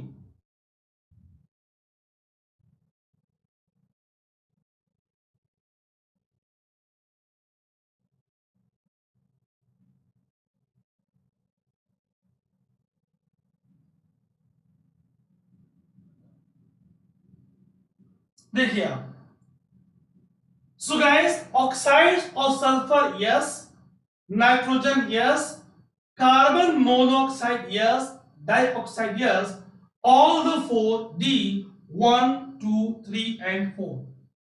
ध्यान सुनेंगे, बहुत ध्यान सुनेंगे। Listen very very carefully.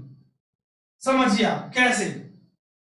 अगर हम स्टील इंडस्ट्री की बात करें, मेन पॉलिटिक्स कौन कौन सी? Particulate matter PM, oxides of sulphur, oxides of nitrogen, carbon monoxide along with high emission of carbon dioxide, coke mostly carbon, ये भी आपको यहां पे दिख रहा है। Significant impact on global environment. Producing steel requires use of large quantity of energy and minerals, vast mining and waste disposal areas। ये requirement है।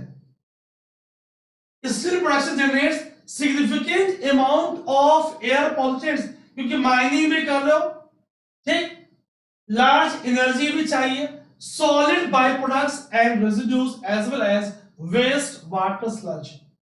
Pollution can take many forms and impacts do not occur on a local area, but they could fail or spread up to a region or global scale।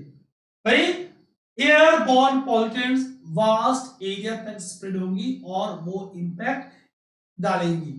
अगर हम air pollution की बात करें सो particulate matter में बहुत ध्यान सुनेंगे, containing minerals iron, iron oxide, metals cadmium, lead, chromium, nickel, zinc, copper and arsenic and other pollutants, polycyclic aromatic hydrocarbons, nitrogen oxides and sulphur dioxide. Focus is कि और आने वाले समय में क्या एक्सपेक्टेड क्वेश्चंस यहां से बन सकते हैं, ये फोकस है। In steel furnace coke reacts with iron और releasing iron and generating carbon monoxide and dioxide due to use of coal such as SOX sulphur dioxide और नाइट्रोजन ऑक्साइड्स आर्टलीज, क्योंकि आप कोयले का इस्तेमाल कर रहे हो। बहुत अच्छे से हम इसको समझ पा रहे हैं, ठीक है। और समझेंगे कार्बन मोनोऑक्साइड साइलेंट किलर, इसे आप साइलेंट किलर भी बोलते हो। Silent killer, can't be seen, can't be smell, can't be heard, can't be stopped. आपके ब्लड के हीमोग्लोबिन से कंबाइन करेगा और कार्बोक्सी हीमोग्लोबिन की फॉर्मेशन करेगा। So correct answer is 1 2 3 and 4। Summarise कर लेंगे, main pollutants are oxides of sulphur and nitrogen, कोयले के इस्तेमाल के मुख्य कारण carbon monoxide along with high emission of carbon dioxide, क्योंकि अभी हमने ये बात समझा। अब अगर हम नेशनल स्टील पॉलिसी की बात करें 2017, ध्यान सुनेंगे, the national steel policy release in 2017 aim क्या था, to attain a steel production capacity in India 300 MT by 2030। याद रखेंगे आप, long term vision to enhance domestic consumption. भाई जितना आपकी डोमेस्टिक कंजम्पशन हो, दैट मींस आपका इंडस्ट्री ग्रो कर रहा है, produce high quality steel and make sector globally competitive, है ना। The policy's mission is to create an environment, ऐसे एनवायरनमेंट जो क्या करेगा, पहला self sufficiency in the production of steel by giving policy, दूसरा support and guidance to MSME producers of steel, private sector, central public sector enterprise and boost sufficient capacity additions, development of internationally competitive manufacturing capabilities, increase in domestic demand for steel। आप उसके main points को देख रहे हो, cost effective production and domestic availability of iron ore, cooking coal and natural gas, investment in overseas asset acquisition of raw materials। क्या देख रहे हो आप पॉलिसी के मेन पॉइंट्स को समराइज कर रहे हो। आने वाले समय में पॉलिसी से भी क्वेश्चन आ सकते हैं कि कौन सा करेक्ट है, कौन सा करेक्ट नहीं है। मैं साइड हो जा रहा हूं, एक बार आप अच्छे से देख लो,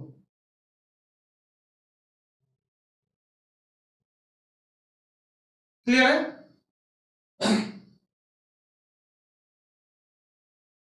Come on the next question।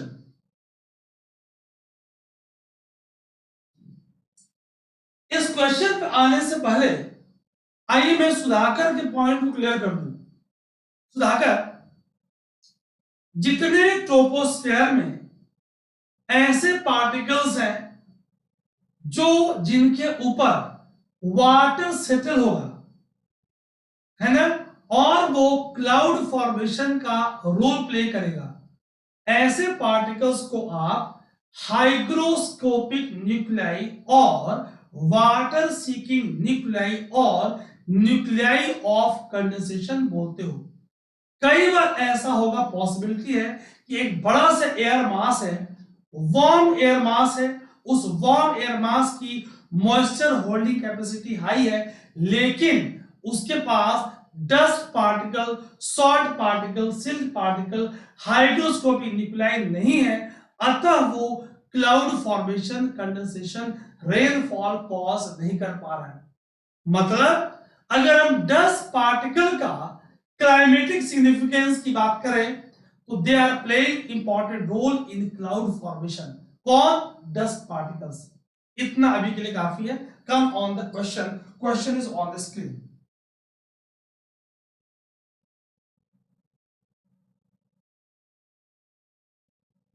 पूरी ग्लोबल एनवायरमेंट फैसिलिटी के मेन पॉइंट्स यही पे मैं आपको करा दूंगा, don't worry at all. It serves as financial mechanism.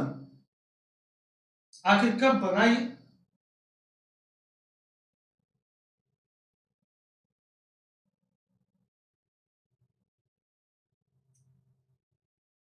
क्या ये रिसर्च करती है? क्या एजेंसी अंडर ओईसीडी है? To facilitate transfer of technology and funds to under developed countries with specific aim to protect the environment, या both A and B?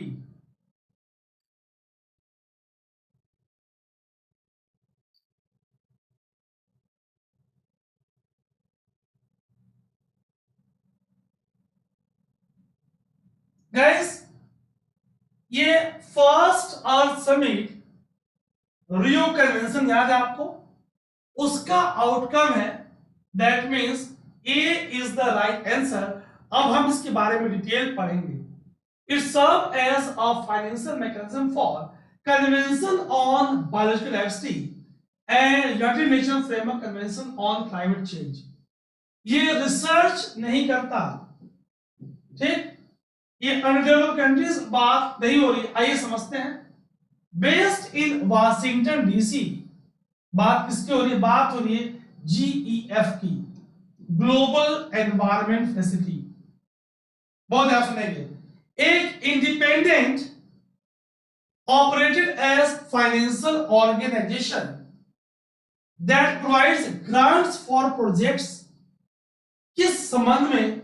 Related to biodiversity, climate change, international water, land degradation, ozone layer, POPs, mercury, sustainable forest management, food security, sustainable cities। आप कब बना था? रियो अर्थ summit. बहुत ध्यान से देखते जाएंगे। अब ये किसके लिए बिहेव कर रहा है? As financial mechanism. यहां आप ध्यान से समझोगे, CBD convention on biological diversity, ये फर्स्ट अर्थ समिट का आउटकम है।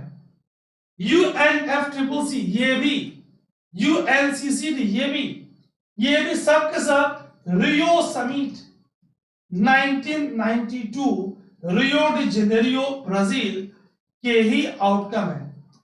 ठीक, आगे और देखेंगे।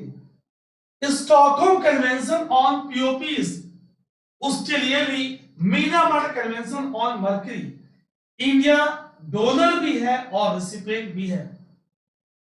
इंडिया डोनर है, इस बात को लेकर आप ताज्जुब नहीं करेंगे।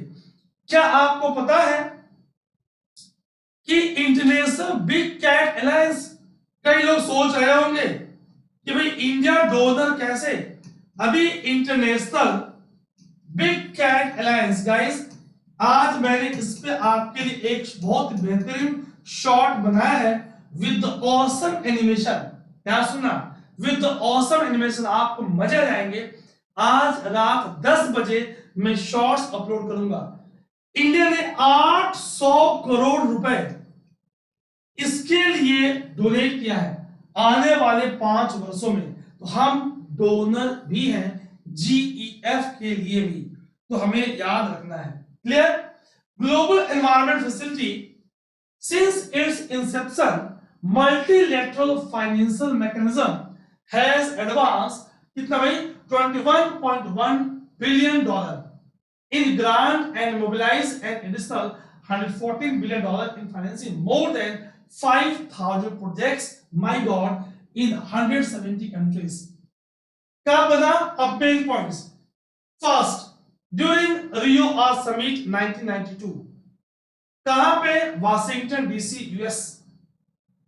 jointly managed by UN, United Nations Development Program, World Bank and UNEP। Very important point, UPSC ने यहां पे क्या किया था? ओईसीडी जो हमने गलत कर दिया था। पूरा टॉपिक आपका तैयार होगा। 180 nations are united under GEF with civil society organization, international institution, private sector, etc. ठीक, the financial mechanism was established to help tackle our planet's most pressing environmental problems. Fund for इसके लिए to the developing countries and transition economies for projects. वहां पे क्या दिया था आपका underdeveloped regarding climate change, biodiversity and ozone layer extra. ये हमें याद रखना है. ठीक, चलिए कौन कौन से areas, biodiversity, climate change, international waters, ozone depletion, land depletion, POPs. Question पूछेंगे भाई जीईएफ के कौन कौन से फोकल एरियाज हैं, ये आपको याद रखना है. यहां से क्या बनेगा, एक बेहतरीन यहां से आपके लिए एक्सपेक्टेड क्वेश्चंस बन सकता है. आप वर्ल्ड बैंक और यूएनईपी के बारे में भी पढ़ लीजिएगा, आने वाली क्लासेस में हम इस बात करेंगे. ठीक है, चलिए ये सब हमने आपको रिवाइज कर दिया. Clear. Come on the next question. Guys कोई शॉर्टकट नहीं है, एक बार की कड़ी मेहनत आपको स्टैब्लिश करेगी.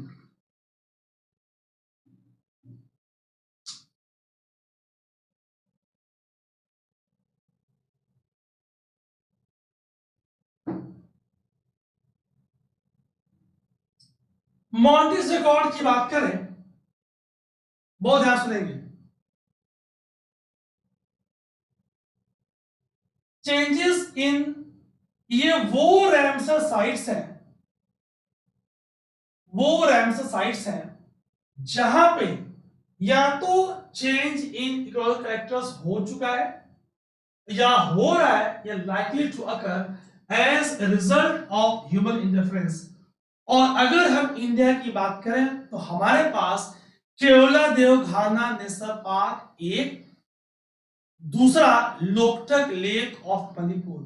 हमें याद रखना है पहले चिल्का झील उड़ीसा का भी था, लेकिन वो रिकवर कर गया है तो वो अब इससे बाहर आ चुका है.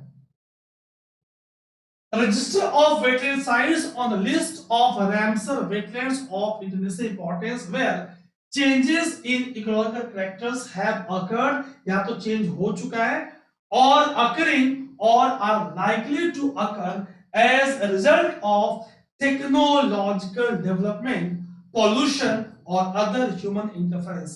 ये हमें याद रखना है. Come on the next question.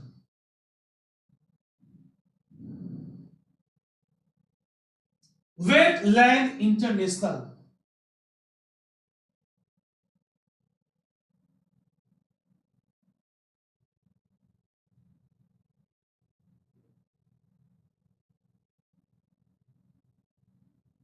क्या बोला पहला statement? It is an intergovernmental organisation formed by countries which are signatories to Ramsar convention.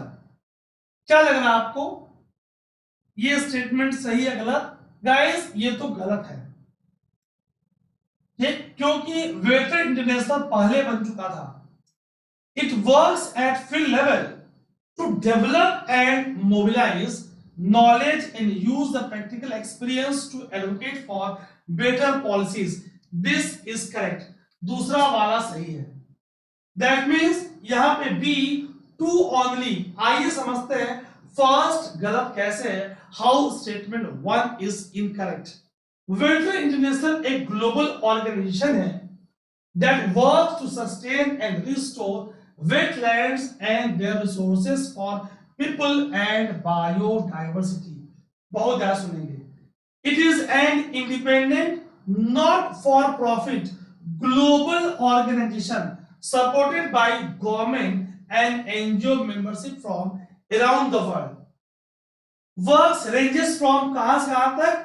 Research, GEF research नहीं करती, and community based field projects to advocacy and engagement with the governments, corporate and international policy for a convention. ध्यान सुनेंगे. Wetland International formed in 1937 तब नाम अलग था, बात करेंगे क्या नाम था। रैमसर कब हुआ? 1971, ये पहले ही बन चुका था। तो कैसे इसके मेंबर्स इसे बना रहे हैं? स्टेटमेंट वन तभी गलत था, ठीक। As it was form before the Ramsar convention, his statement one is not correct. ये एक एनजीओ है, अभी हमने देखा क्या करेगा, to sustain and restore wetlands and the resources, क्यों? For people and biodiversity. क्या करेगा? Research, advocacy, engagement with government, corporate and international policy forums, ठीक। So statement two is correct, इसलिए स्टेटमेंट वन गलत था, टू इज करेक्ट, ठीक है। अगर 37 में बना तो उसका नाम क्या था? इंटरनेशनल वाइल्ड फाउल इंक्वायरी, तब इसका नाम था, ठीक। बाद में जाके ये रीनेम हो गया, the name become international water foul and veteran research bureau, ठीक। और फिर फाइनली जाके ये बन गया वेटलैंड इंटरनेशनल। वाटर बर्ड्स और also working on protection of wetland areas, तो पहले वाटर बर्ड्स के साथ साथ हम वेटलैंड एरियाज को भी अब कंजर्व कर रहे हैं। कम on the next question.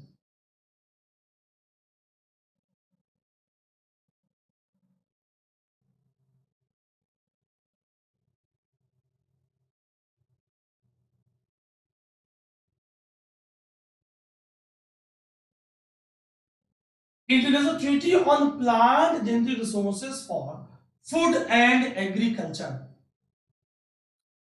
United Nations Convention to Combat Desertification, world heritage convention, अब किसका संबंध बायोडाइवर्सिटी से है?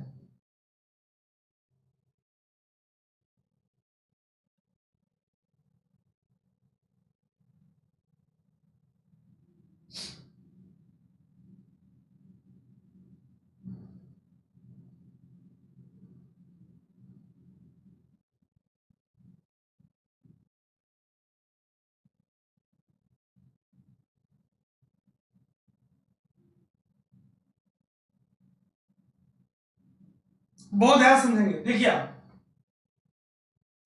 International treaty on plant genetic resource for food and, अगर हम जेनेटिक रिसोर्स पे काम करेंगे, बहुत ध्यान सुनेंगे आप, क्वेश्चन को थोड़ा मैं अच्छे से एक्सप्लेन कर दे रहा हूं। जेनेटिक रिसोर्स पे काम करेंगे, बायोडाइवर्सिटी के तीन कंपोनेंट हैं, जेनेटिक, स्पीसीज, इकोसिस्टम। इकोसिस्टम के फिर तीन कंपोनेंट हैं, alpha within ecosystem diversity, beta between ecosystem, gamma overall, ठीक। तो जेनेटिक डाइवर्सिटी, जितनी जेनेटिक यूनिफॉर्मिटी होगी उतनी जेनेटिक डाइवर्सिटी की वैल्यू कम होगी। तो फर्स्ट, ठीक है, United nation convention to combat desertification, जितना डेजर्टिफिकेशन को कॉम्बैट करोगे उतनी स्पीसीज को, जीरोफाइट्स को, जीरोफोना को आप रिस्टोर करोगे और डेजर्ट के फ्लोरा फौना को मेंटेन करोगे, ये भी ठीक है। वर्ल्ड हेरिटेज कन्वेंशन, यहां पे बच्चों को होती कंफ्यूजन, क्या सुना, वर्ल्ड हेरिटेज कन्वेंशन की बात करें तो इसके दो पहलू हैं, नेचुरल हेरिटेज एंड कल्चरल।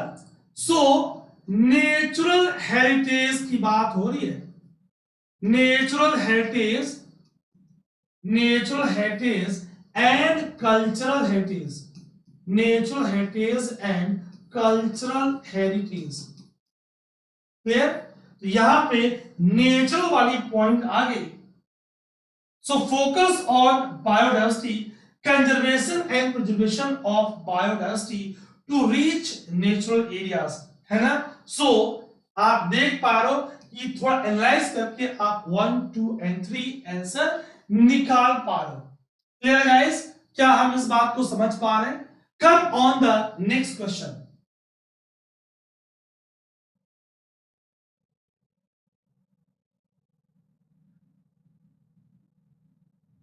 बहुत प्यारा क्वेश्चन है।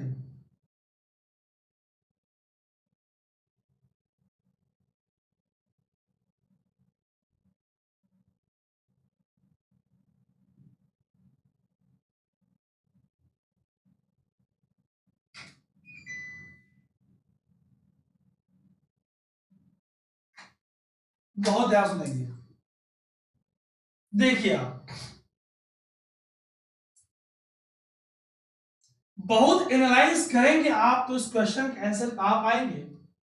देखिए आप आइए स्मार्टली ऑब्जर्व करते हैं टेम्परेचर का बढ़ना।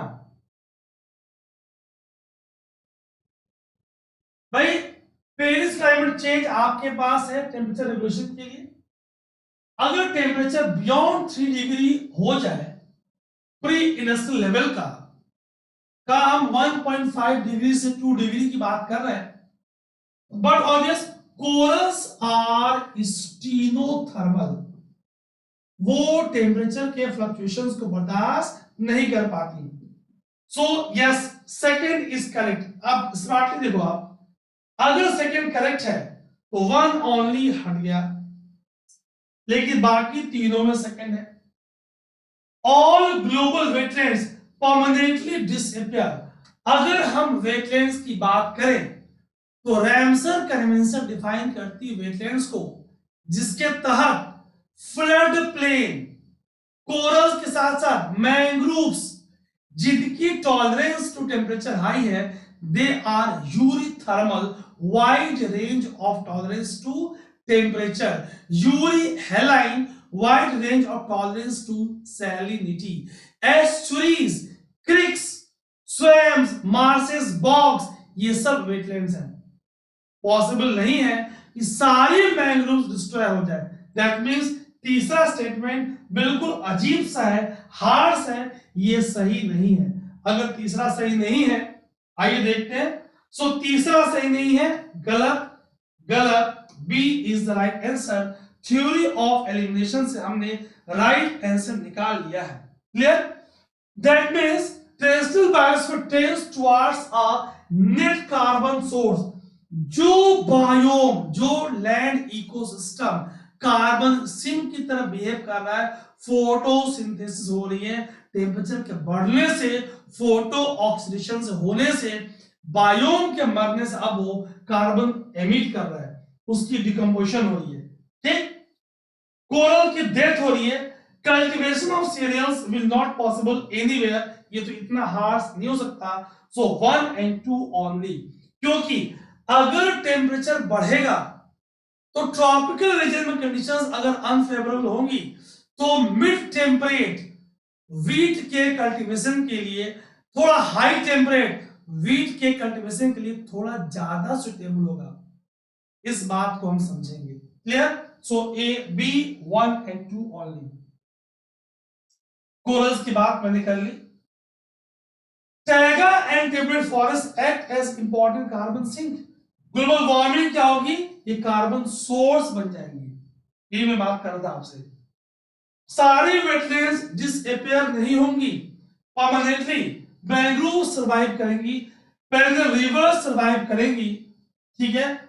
और फोर्थ स्टेटमेंट क्या था? Cultivation of cereals will not be possible anywhere. ठीक, ये एक्सट्रीम स्टेटमेंट है, ये फॉल्स है। कोरल्स स्टीनोथर्मल से ये मरेंगी। Come on the next question.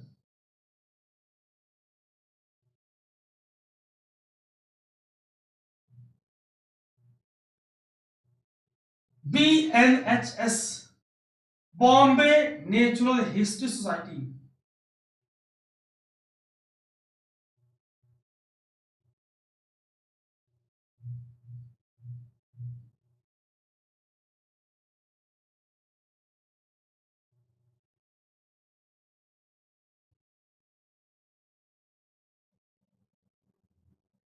Guys, ये अगर इस क्वेश्चन की बात करें, so statement 2 is correct, 3 is correct, 1 is not correct. That means C is the right answer, 2 and 3. आइए BNHS के बारे में, बॉम्बे नेचुरल हिस्ट्री सोसाइटी के बारे में जानते हैं। कब इसकी फाउंडेशन हुई? ये एक एनजीओ है, नॉन गवर्नमेंटल ऑर्गेनाइजेशन है। It is NGO, founded in 1883। 1883 में इसकी फाउंडेशन हुई। ये एनजीओ है involve in conservation of biodiversity, है ना। आइए देखते हैं। So Bombay natural history society founded in 1883 is one of largest NGO in India engaged in conservation and biodiversity research. It supports many research efforts through grants and publishes journals of Bombay Natural History Society. क्या करेगा? Nature trials, camps for general public. ठीक है, कुछ लोग जो इससे संबंधित थे, बहुत फेमस थे, सलीम अली। ठीक है,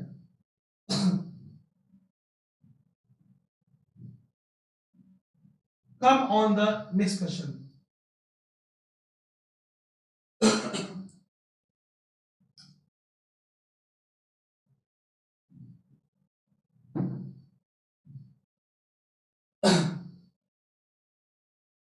अर्थ आर की बात हो रही है।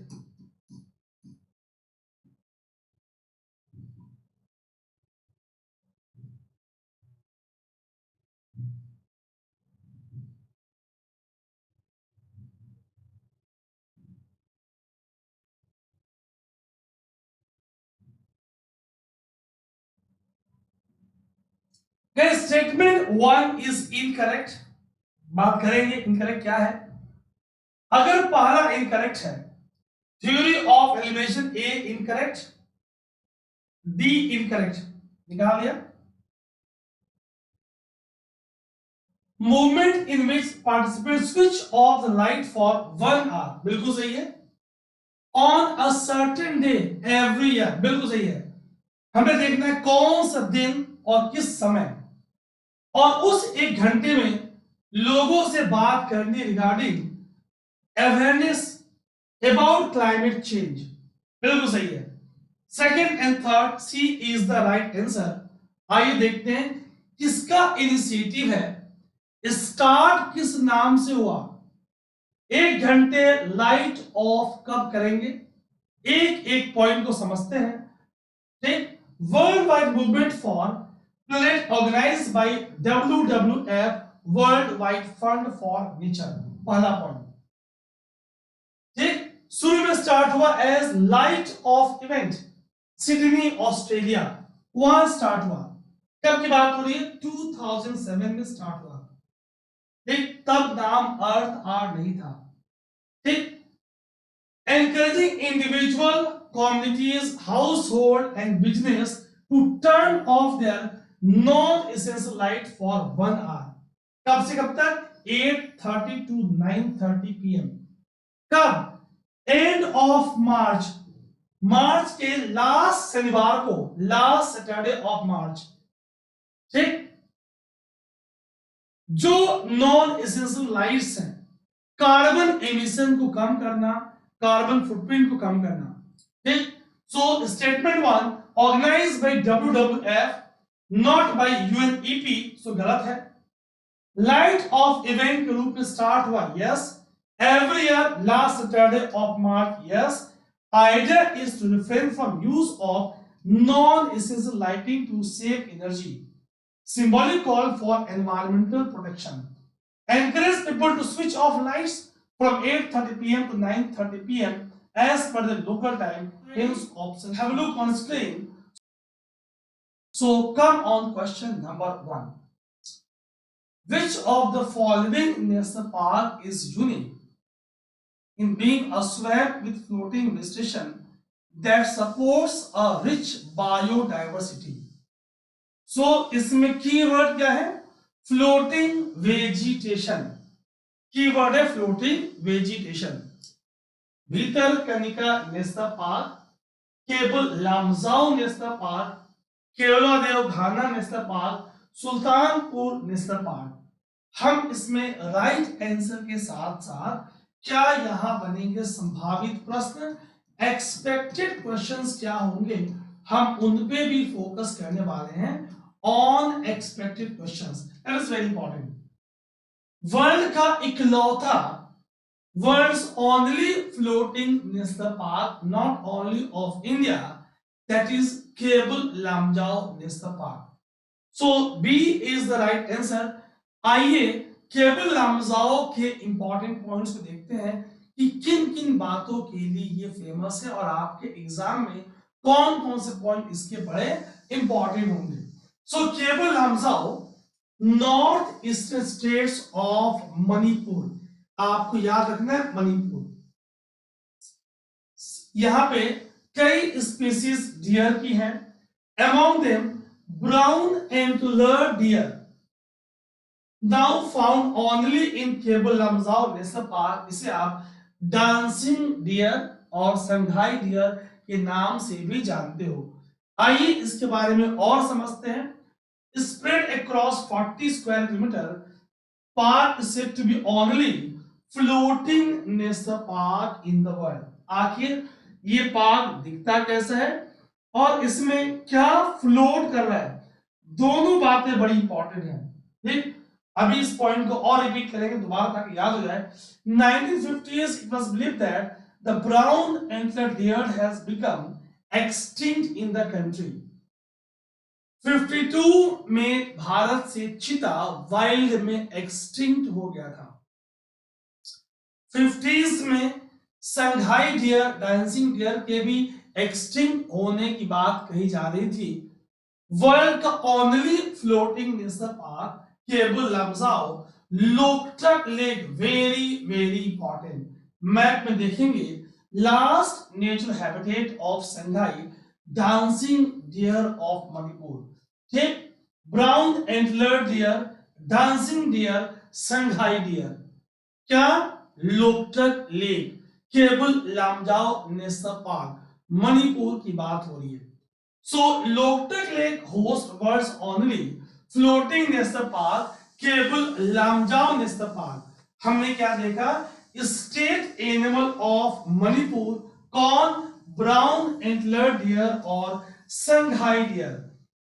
Park is characterised by many, very important point, phumdis क्या है, many floating decomposed plant material locally called as phumdis. हमें देखने का मन कर रहा होगा कि ये लेक दिखता कैसा है, नेशनल पार्क दिखता कैसा है, ये डांसिंग डियर कैसा दिखता है। आप बिल्कुल परेशान हो, आपके लिए सारी इमेजेस एनिमेशन में लेकर आया हूं। मणिपुरी वर्ड है फ्लोटिंग मैट्स ऑफ, फुमड़ी क्या है, floating mat of soil and vegetation. कैसा दिखेगा अभी हम देखेंगे। Loktak lake largest natural fresh water lake in the north eastern part of country, और ये और क्या है, very important, wetland of international importance, मतलब ये एक रैमसर साइट है। लोकटक के की पॉइंट्स हमने क्या जाना है, एक तरफ ये रैमसर साइट है और दूसरी तरफ ये मॉन्ट्रियक्स रिकॉर्ड में भी मेंशन है, मेंशन अंडर मॉन्ट्रियक्स रिकॉर्ड। दोनों बातें बड़ी इंपॉर्टेंट है। ठीक है, सो ब्राउन एंटलर डियर, आप स्क्रीन पे देखें, मैं साइड हो जा रहा हूं। Dancing dear in 50s it was believed to be extinct, rediscovered, लेकिन now only few are left। ये चिंता की बात है कि कुछ ही बची हैं, बहुत ध्यान सुनेंगे। ठीक, सो rediscovered in मणिपुर, लेकिन only a few are present, few are found, state animal है ना। ये आपको दिख रहा है लोकटक लेक। ये जो आपको सॉइल और फ्लोटिंग वेजिटेशन दिख रही है, इसी को बोलते हैं phumdis. Keibul Lamjao national park, Loktak lake. ठीक है, आइए देखिए आप, location Manipur, Keibul Lamjao national park, world's only floating national park. Clear, आइए और समझते हैं। ये आपको फुमडीज दिख रही हैं। मैंने कहा कि जो और हमारे ऑप्शंस हैं वहां से भी क्वेश्चन बनेंगे, तो हमें उन रिमेनिंग ऑप्शंस के भी इंपॉर्टेंट पॉइंट्स को समझना है। आइए एक एक करके समझते हैं।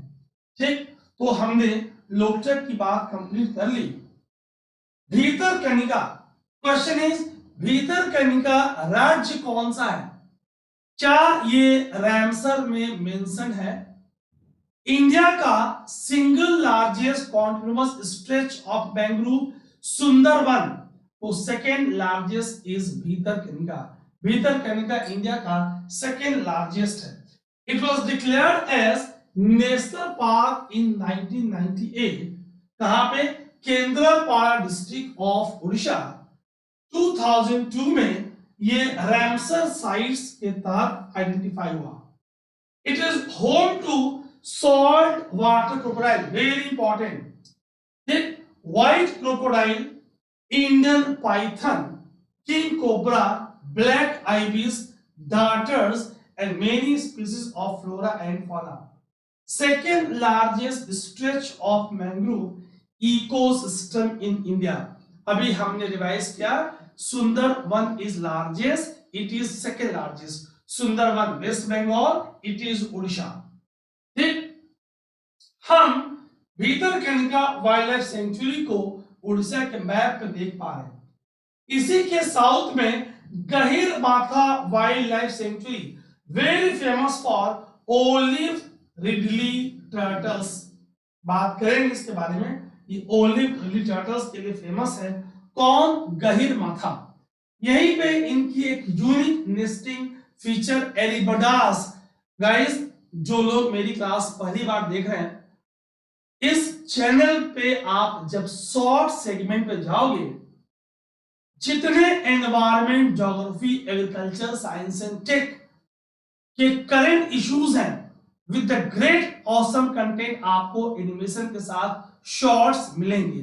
आप शॉर्ट्स को देखें, within 50 second, 55 second, 59 second पूरा टॉपिक को कंपाइल कर दिया है with the great visual presentation, और आपकी रिवीजन में हेल्प करेगा।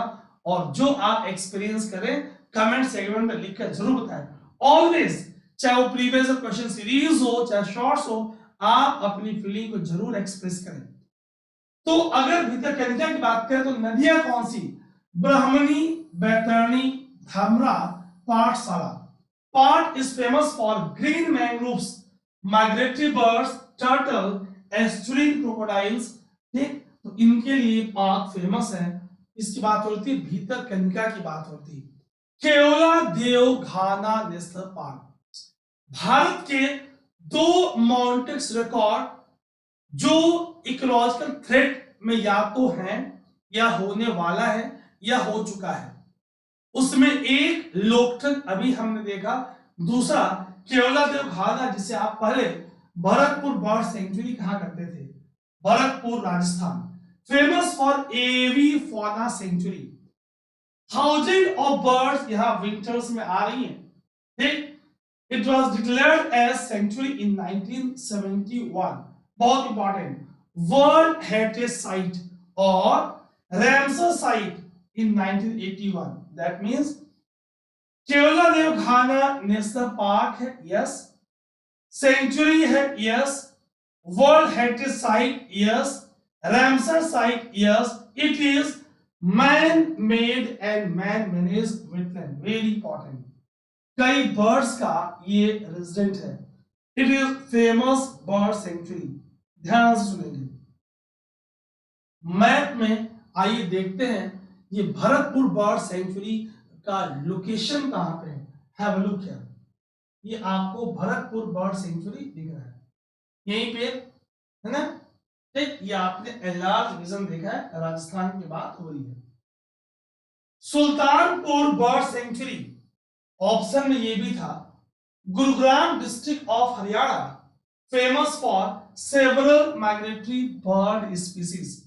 Small area, shallow fresh water Sultanpur lake, where 100 of migratory bird species हर साल आती हैं।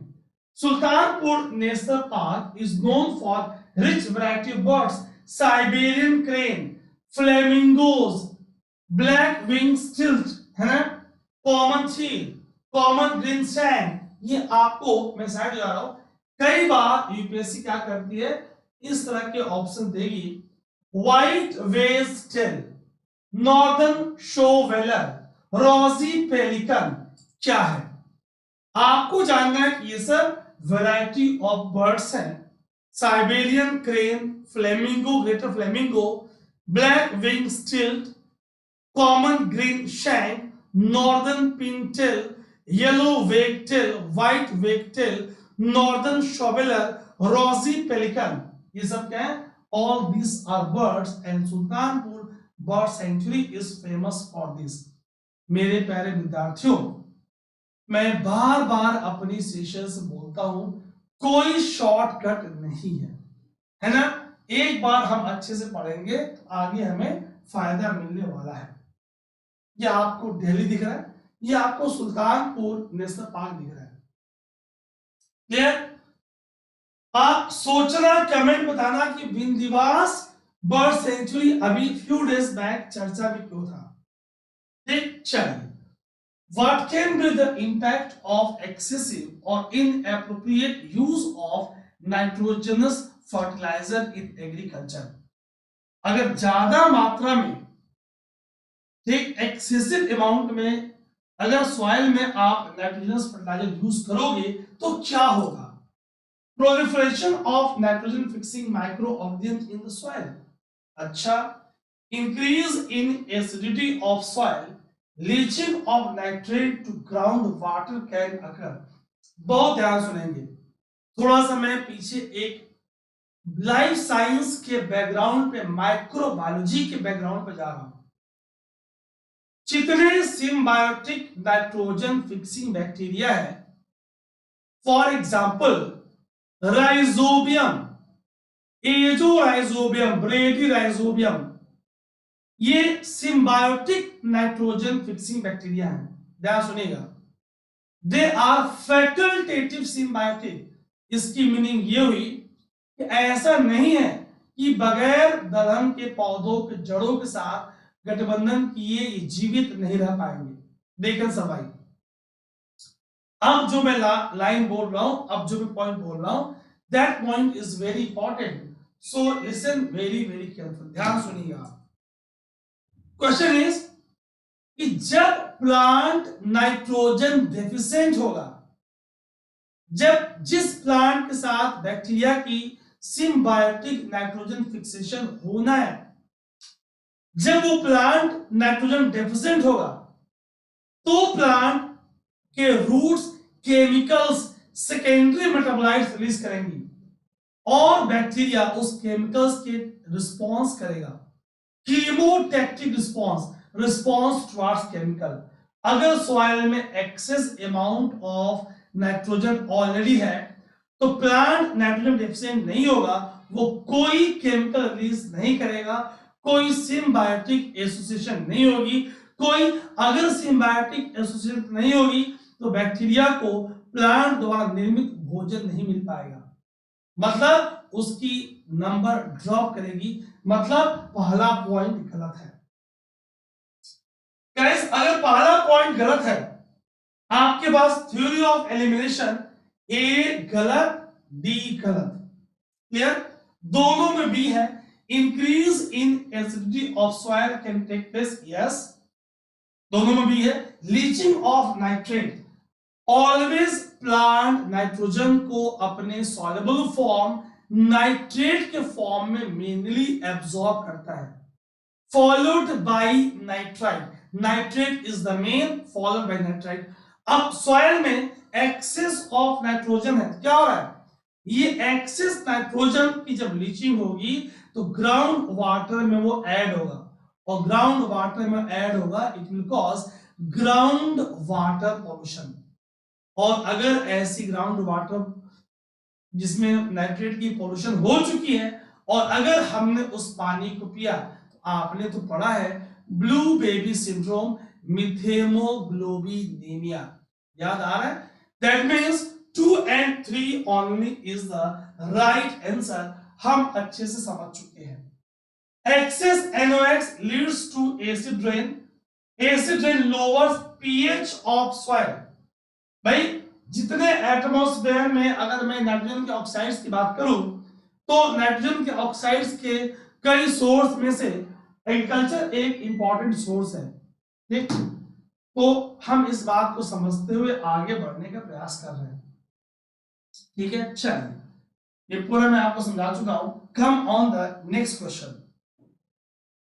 बहुत प्यारा क्वेश्चन है, अच्छे से समझेंगे। IUCN और साइट्स के बारे में हम इनके और एक्स्ट्रा पॉइंट को डिटेल में समझने वाले हैं।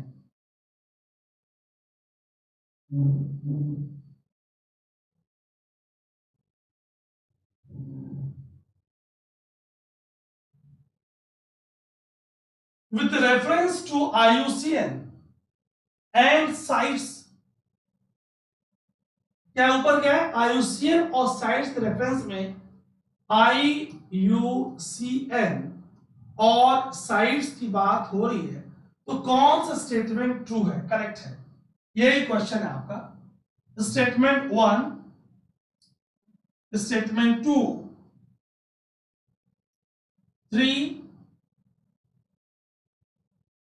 देखिए, IUCN is an organ of united nation. आप सब जानते हो IUCN, international union for conservation of nature and natural resources, एक एनजीओ है, वर्ल्ड का earliest largest environmental conservation organization है, जिसमें गवर्नमेंट और प्राइवेट बॉडीज और नंबर ऑफ एनजीओ ये सब यहां पे जुड़ी हैं।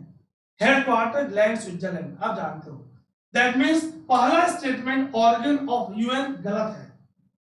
अगर फर्स्ट गलत है तो A1 ओनली गलत, C1 and 3 ओनली गलत, D1, 2 and 3 गलत, सो B2 and 3 ओनली। मतलब कई बार माय डियर फ्रेंड्स ऐसा होता है कि अगर आपने ऑप्शन को स्मार्टली एलिमिनेट कर दिया, बाय मींस ऑफ, हो सकता है कि आप सेकंड और थर्ड में, हो सकता है कि आपको किसी एक पॉइंट में कंफ्यूजन हो रहा हो, लेकिन जैसे हमने फर्स्ट को एलिमिनेट किया, हमारे पास राइट आंसर 2 and 3 आ चुका है। हम इसके बारे में और डिटेल में पढ़ने वाले हैं, बिकॉज मैंने आपसे प्रॉमिस किया है my more focus will be on expected questions. मेरा ज्यादा फोकस एक्सपेक्टेड क्वेश्चंस पे है। So IUCN run thousands of field projects around the world to better manage nature environment. Science is legally binding on states that have joined it, लेकिन ये कभी भी national law का place नहीं लेता। So second और थर्ड इज करेक्ट। आइए इसको और डिटेल में देखते हैं। IUCN साइट्स दोनों की बात करेंगे। पहले IUCN की बात करेंगे, international union for conservation of nature, और कई बार आप इसे नेचर एंड नेचुरल रिसोर्सेज बोलते हो। ये एक इंटरनेशनल ऑर्गेनाइजेशन है working in field of nature conservation and sustainable use of natural resources, data gathering, analysis, research, field projects, advocacy, education. Very important point, किन क्षेत्रों में संबंधित है, बहुत ध्यान सुनेंगे। It tries to influence action of governments, businesses, other stakeholders by providing information and advice through building partnership, best known to wider public for compiling and publishing IUCN red list। जो आप IUCN red list पढ़ते हो कि species extinct है, extinct in the wild है, critically endangered है, vulnerable है, red list यही पब्लिश करती है। ठीक, जो एसेस करता है conservation of status of species world wide. Membership of over 1400 governmental and non governmental organization, 16,000 scientist and experts इसमें पार्टिसिपेट करते हैं। ठीक, IUCN में मैंने कहा था कि ये वर्ल्ड का लार्जेस्ट एनवायरमेंटल कंजर्वेशन ऑर्गेनाइजेशन है। क्लियर? IUCN की मिशन की बात करें, to influence, encourage and assist societies throughout the world to conserve nature and to ensure that any use of natural resources is equitable and ecologically sustainable. बहुत important है, आप resources को use करो ठीक, लेकिन इस कलर की वो सस्टेन रहे, ओवर एक्सप्लोटेशन ना हो। ठीक, IUCN का एक ऑब्जर्वर और कंसल्टेटिव स्टेटस है eight UN and plays a role in implementation of several international convention on nature conservation and biodiversity। ध्यान सुनेंगे, ये UN का ऑर्गन नहीं है। इसी पॉइंट को जब आप पढ़ते हो कि इसका ऑब्जर्वर और कंसल्टेटिव स्टेटस है, तो कई बार आप कंफ्यूज करते हो कि it is an organ of UN। It was involved in establishing the Worldwide Fund for Nature and World Conservation Monitoring Center। कब बना IUCN? 1948। पहले का नाम था international union for protection of nature, 1948 से 56। बाद में क्या हुआ?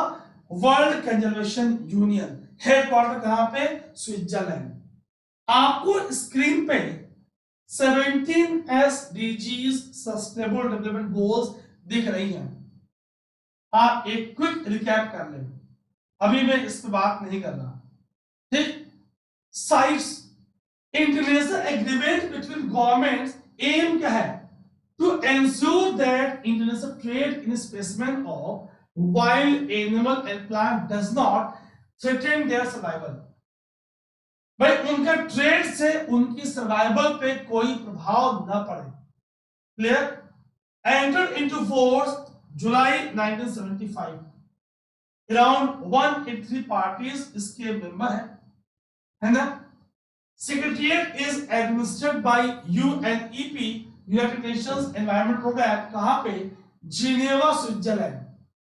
Science international agreement to which states and regional economic integration organisation adhere voluntarily. बहुत ध्यान सुनेंगे, वेरी इंपॉर्टेंट लाइन। अब क्या लीगली बाइंडिंग है ऑन पार्टीज जिन्होंने साइन किया है?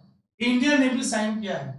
ध्यान सुनेंगे, it does not take the place of national law, लेकिन it provides a framework to be respected by each party which has to adopt its own domestic legislation to ensure that CITES is implemented at the national level।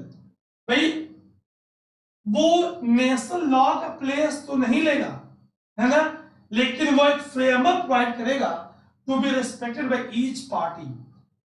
For many years CITES has been among the conservation agreements with the largest membership। Now it has 183 parties। जो species इसमें covered है वो 3 part में आती हैं, appendix 1, appendix 2 and appendix 3। ध्यान सुनेंगे, कई बार मैं आपसे देखोगे शॉर्ट्स में बताऊंगा ये स्पीसीज साइट्स के अपेंडिक्स 1 में है, अपेंडिक्स 2 में है। ठीक, तो इसका क्या मतलब है? अपेंडिक्स 1 में दो species threatened with extinction or trade in specimen of this species is permitted only in exceptional circumstance, otherwise नहीं होगा। 2 में not necessarily threatened with extinction but in which trade must be controlled to avoid utilization incompatible with the survival। 2 में आपने regulation लगा दी है, ठीक है, कि भाई इसमें ट्रेड करोगे आप, species does not threaten with extinction, लेकिन trade should be in regulated manner. 3 में species protected in at least one country which has asked other side parties for assistance in controlling the trade। तो ये और level हो गया। Changes to Appendix 3 follows a distinct procedure। ठीक है, चलिए fine, come on the next question. Fly ash बहुत चर्चा में।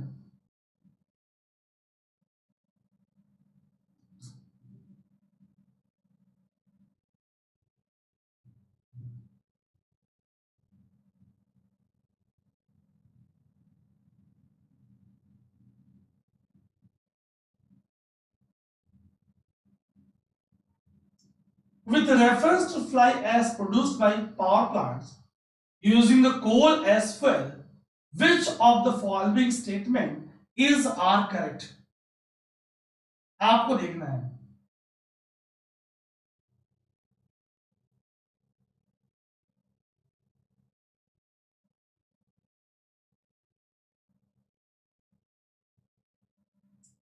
Can be used in production of bricks for building construction. This statement is correct. Bricks made from fly ash are lighter, more durable. सही है. Used as replacement for some of the Portland cement. Yes, maximum up to 30%, 30 to 40%. सही है. Made up of silicon dioxide and calcium oxide only. ये गलत है. Does not contain any toxic element. ये गलत है. So correct code में A 1 and 2 only. आइए इसको समझते हैं. Thermal power plants fly ash release हो रहा है. अगर ये कैप्चर न हो with the help of electrostatic precipitators और अदर पार्टिकल फिल्ट्रेशन इक्विपमेंट्स, अगर ये ट्रैप न हो और ये दूर तक फैले तो ग्राउंड पे ground soil pollution, land degradation, forest, grassland, cropland के अगर पत्तियों पे गिरेगा, it will block stomata, carbon fixation के रेट को, कार्बन एसिमिलेशन के रेट को कम करेगा, तो क्रॉप्स की प्रोडक्टिविटी घट जाती. अगर ये रेनफॉल के साथ डिसॉल्व हुआ, ग्राउंड वाटर को ऐड हुआ, it will cause ground water pollution. अगर ये कैप्चर नहीं हुआ, मान लीजिए फॉर एग्जांपल अगर 100 यूनिट सीमेंट की जरूरत है और सीमेंट की प्रोडक्शन में एनर्जी रिक्वायरमेंट ज्यादा है, more energy is consumed, more green house gases are emitted. मतलब कैप्चर करके पोर्टलैंड सीमेंट में 30 to 40% अगर हमने फ्लाई एश को मिक्स किया, ईट प्रोडक्शन 30%, 20% कम किया, टाइल्स बनाई, तो क्या हो रहा है, ये पॉजिटिव इंपैक्ट डाल. दैट मींस जितनी आपकी एक्टिविटीज एनवायरनमेंट पे पॉजिटिव इंपैक्ट डालेंगी, ग्रीन हाउस गैसेस का एमिशन कम करेंगी, वो कार्बन हैंड प्रिंट की वैल्यू बढ़ाएंगी. Fly ash does not contain heavy toxic metal. ये वाली बात नॉट वाली गलत थी क्योंकि इसके पास आर्सेनिक, कोबाल्ट, लेड. और देखेंगे आप जब कोल जलेगा, when coal is burned in coal-fed power plants, two types of ashes are produced. One that falls in the bottom ash थोड़ी heavier होगी. Another is made of fine particles that are driven out along with the flue gases. जो fine है, बिल्कुल fine है, वो दूर तक जा रही है. These fine particles are captured using electrostatic precipitators or some other filtration equipments when the flue gases reaches the chimney of the plant. Capture हुआ. This is called fly ash. Very important line. It is made up of silica, aluminum oxide, साथ में calcium oxide and toxic element arsenic, beryllium, cadmium. यही point आपके उसमें दिया था, ध्यान सुनेंगे. Listen very carefully, be ultra attentive. ये देखिए आप, एक second. Cadmium, beryllium, chromium, copper, lead, mercury, molybdenum, nickel, radium, selenium, thorium, uranium, vanadium and zinc. दिख रहा है आपको, है ना? चलिए, मैंने कहा जितने आपके पॉजिटिव इंपैक्ट एनवायरनमेंट में ग्रीन हाउस गैस एमिशन को कम कराएंगे, they will increase the value of carbon handprint. Gregory Norris का कंसेप्ट है. ठीक. Fly ash was once discarded as waste, लेकिन आज it is used as material, used in several industries जैसे कि सीमेंट, ठीक है, एग्रीकल्चर लैंडफिल करने में, कंस्ट्रक्शन पेंट्स वगैरह में, mixture to cement for building construction laying of road and landfill. Bricks and blocks क्या होंगी, हल्की होंगी, स्ट्रॉन्गर होंगी, सस्ती होंगी as compare to conventional. Tiles भी बनेंगी। ये बंजर लैंड को, बैरन वेस्ट लैंड को लस ग्रीन फॉरेस्ट में कन्वर्ट करने में हेल्प करेंगी। और पिगमेंट्स जो ऑब्टेन होंगी वो पेंट इंडस्ट्री में यूज हो रही है। दैट मींस नेगेटिव पॉइंट का आप पॉजिटिव एस्पेक्ट देख रहे हो। गाइस मैं बार बार आपको समझाता हूं कि बहुत ध्यान से पढ़ेंगे। कम ऑन द नेक्स्ट क्वेश्चन। आप देखना कितने पॉइंट में डिस्कस कर रहा हूं, वो आपको एग्जाम में डायरेक्टली और इनडायरेक्टली क्वेश्चन सॉल्व करने में हेल्प करेगा।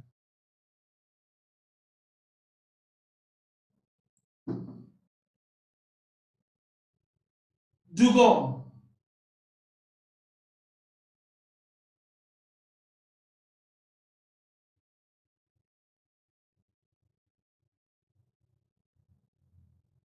herbivorous marine mammal, marine animal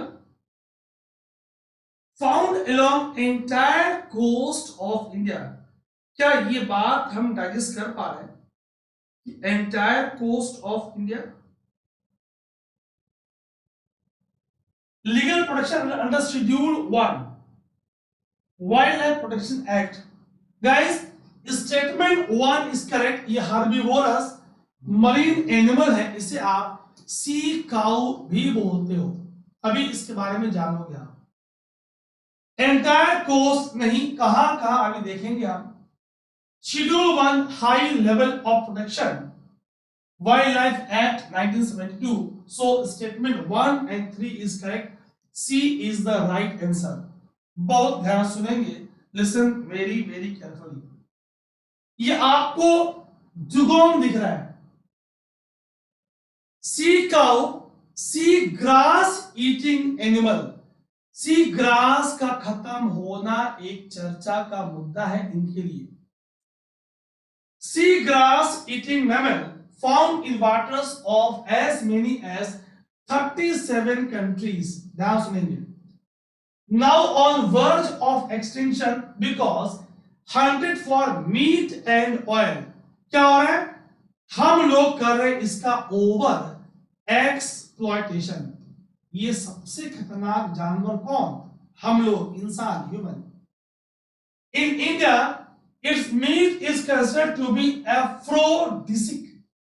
maximum population कहां मिल रही है, रेड सी में, फॉलोड बाय पर्शियन गल्फ। अच्छा अब अपनी बात देखते हैं, भारत की बात देखते हैं।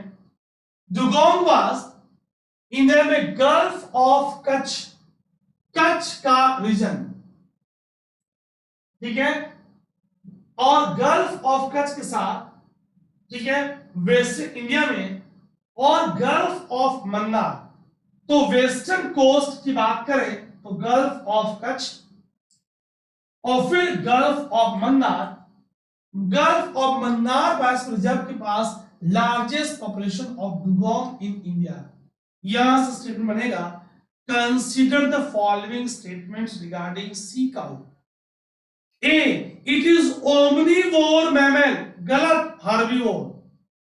B, it is more abundant in the western coast along around Gulf of Kutch region, गलत, मन्नार के पास। It is also found in Andaman and Nicobar Island। ठीक, सी काउस यहां मिल रही है। अब इसकी अगर मैं कंजर्वेशन की बात करूं, हाल ही में तमिलनाडु गवर्नमेंट ने क्या किया भाई, establishment of India's first conservation reserve for the dugong in Gulf of Mannar Palk Bay. Very very important. ये आपको इंडिया, ये आपको पार्क बे, ये आपको श्रीलंका का जफना आइलैंड दिख रहा है। Clear? India's first conservation reserve for dugong, कहां पे, gulf of Mannar Palk bay. ये क्या करेगा, it facilitates India to act as leading nation in south Asia subregion with respect to dugong conservation. India एक leader की तरह कई field में कार्य करने लगा है। अभी हाल ही में इंटरनेशनल बिग कैट अलायंस में इंडिया ने लीडर का रोल प्ले किया। क्यों भाई, आउट ऑफ 7 बिग कैट्स जो हम IBCA के थ्रू प्रोटेक्ट कर रहे हैं, उसमें 5 बिग कैट्स इंडिया के पास है। चीता नहीं था, हम साउथ अफ्रीका नामीबिया से लेकर आए, कूदों में री इंट्रोड्यूस किया, याद है आपको। IBCA पे मैंने शॉर्ट्स चैनल पे बनाया है, आप देखना। इन शॉर्ट सेगमेंट बहुत जबरदस्त शॉर्ट बनाया है। अब इसकी स्टेटस क्या है? वल्नरेबल। वाइल्ड लाइफ के शेड्यूल 1 में साइट्स के अपेंडिक्स 1 में, अभी मैंने आपको साइट्स के अपेंडिक्स 1 के बारे में बताया। फिर 2020 में इंडिया ने होस्ट किया 13 COPs of convention to CMS conservation of migratory species of wild animals and environment treaty under UNEP। तो हम अब कंजर्वेशन ऑफ बायोडायवर्सिटी में भी इंपॉर्टेंट रोल प्ले करने लगे हैं। ठीक है, चलिए, तो ये हमने समझ लिया इसके मेन पॉइंट्स, क्या इसके रीजंस हैं। ठीक, सी ग्रास का हैबिटेट लॉस, ठीक, केमिकल पॉल्यूशन, हंटिंग। चलिए, बहुत अच्छी बात है। Come on the next question.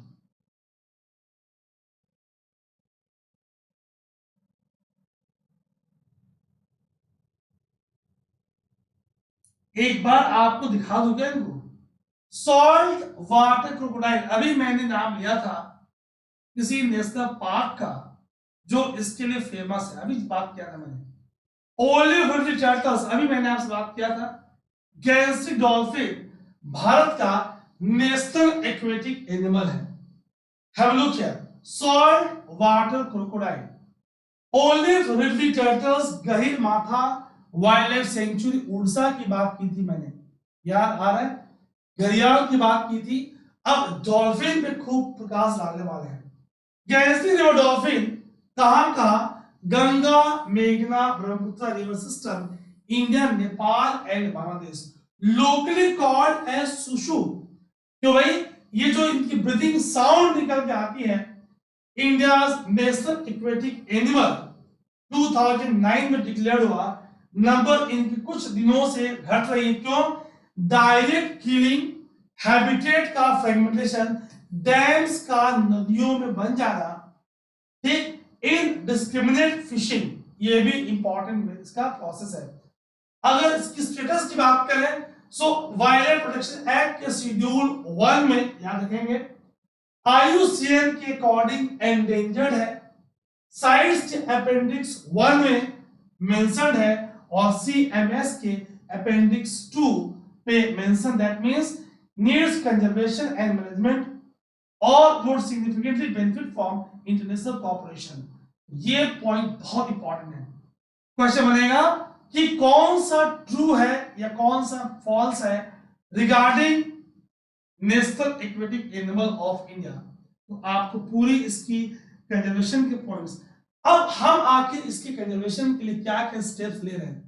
Project dolphin, जो PM मोदी ने बात की 2020 के इंडिपेंडेंस डे स्पीच में, dolphin century Bhagalpur Bihar, Vikramshila Ganges dolphin century conservation plan 2010 से 20 का, इसने भी काफी हेल्प किया है। हमने उन रिवर के सेगमेंट को आइडेंटिफाई किया जहां पे हमें फोकस करने की जरूरत है। National Ganga River Dolphin day, awareness की बात, डॉल्फिन भारत के किन किन राज्यों में मिल रही है? Assam, UP, Madhya Pradesh, Rajasthan, Bihar, Jharkhand and waste Bengal, 7 states. Ideal habitats Ganga, Chambal, Ghaghara, Gandak, Son, Kosi, Brahmaputra and तुलसी rivers. This point is very very important. 5 अक्टूबर को आप क्या सेलिब्रेट कर रहे हो? National Ganga River Dolphin Day के रूप में आप इसे मना रहे हो। गाइस, मैं बार बार आपसे रिपीट कर रहा हूं, मैं सीधा आंसर बोल के आगे बढ़ जाता, लेकिन उससे आपको फायदा कम होता। कम ऑन द दिस इमेज, पहले कब डिस्कवर हुआ? 1801 में। ये ब्लाइंड होती हैं, अल्ट्रासोनिक साउंड्स के थ्रू हंटिंग करती हैं। Females are larger, calves are chocolate brown color, declared as national aquatic animal in 2009। ठीक, चलिए, तो कौन कौन सी नदियां आपने नाम लिया, उन नदियों को आप मैप में देख सकते हो। Which of the following region of India has combination of mangrove forest? अच्छा, मैंग्रोव भी है, एवरग्रीन फॉरेस्ट भी है, डेसिडियस भी है, मतलब ये तो हॉट स्पॉट ऑफ बायोडाइवर्सिटी है।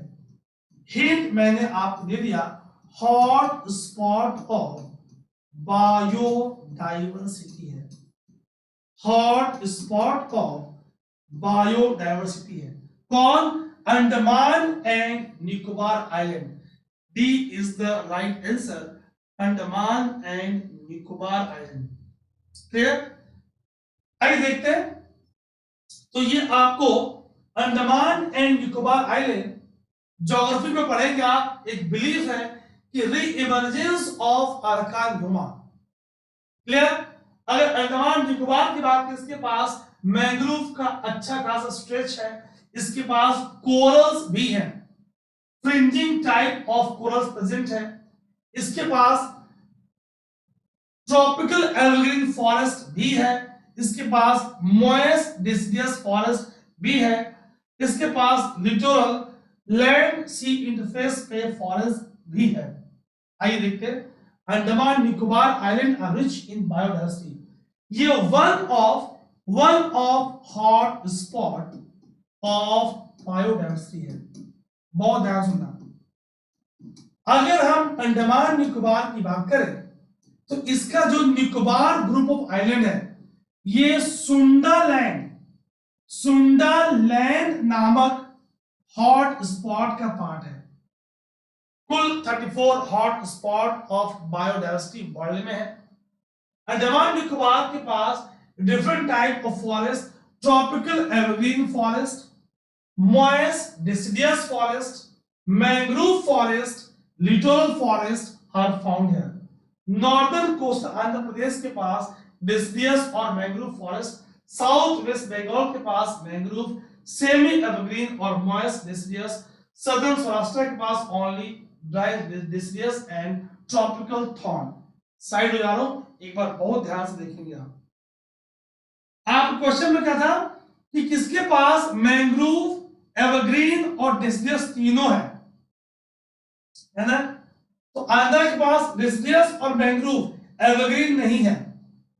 ठीक, फिर आपके पास ऑप्शन में था south waste Bengal, mangrove, semi evergreen और मॉइस्ट डिसिडियस। ठीक, अब ये थोड़ा कंफ्यूजिंग था। और साउदर्न सौराष्ट्र की बात करें तो has dry deciduous and tropical thorn, इसलिए हमने डी अंडमान निकोबार को ऑप्ट किया। कम on the next question. Guys बहुत ध्यान सुनेंगे और जो पॉइंट्स आपको लगे इंपॉर्टेंट नोट्स बनाते जाएंगे।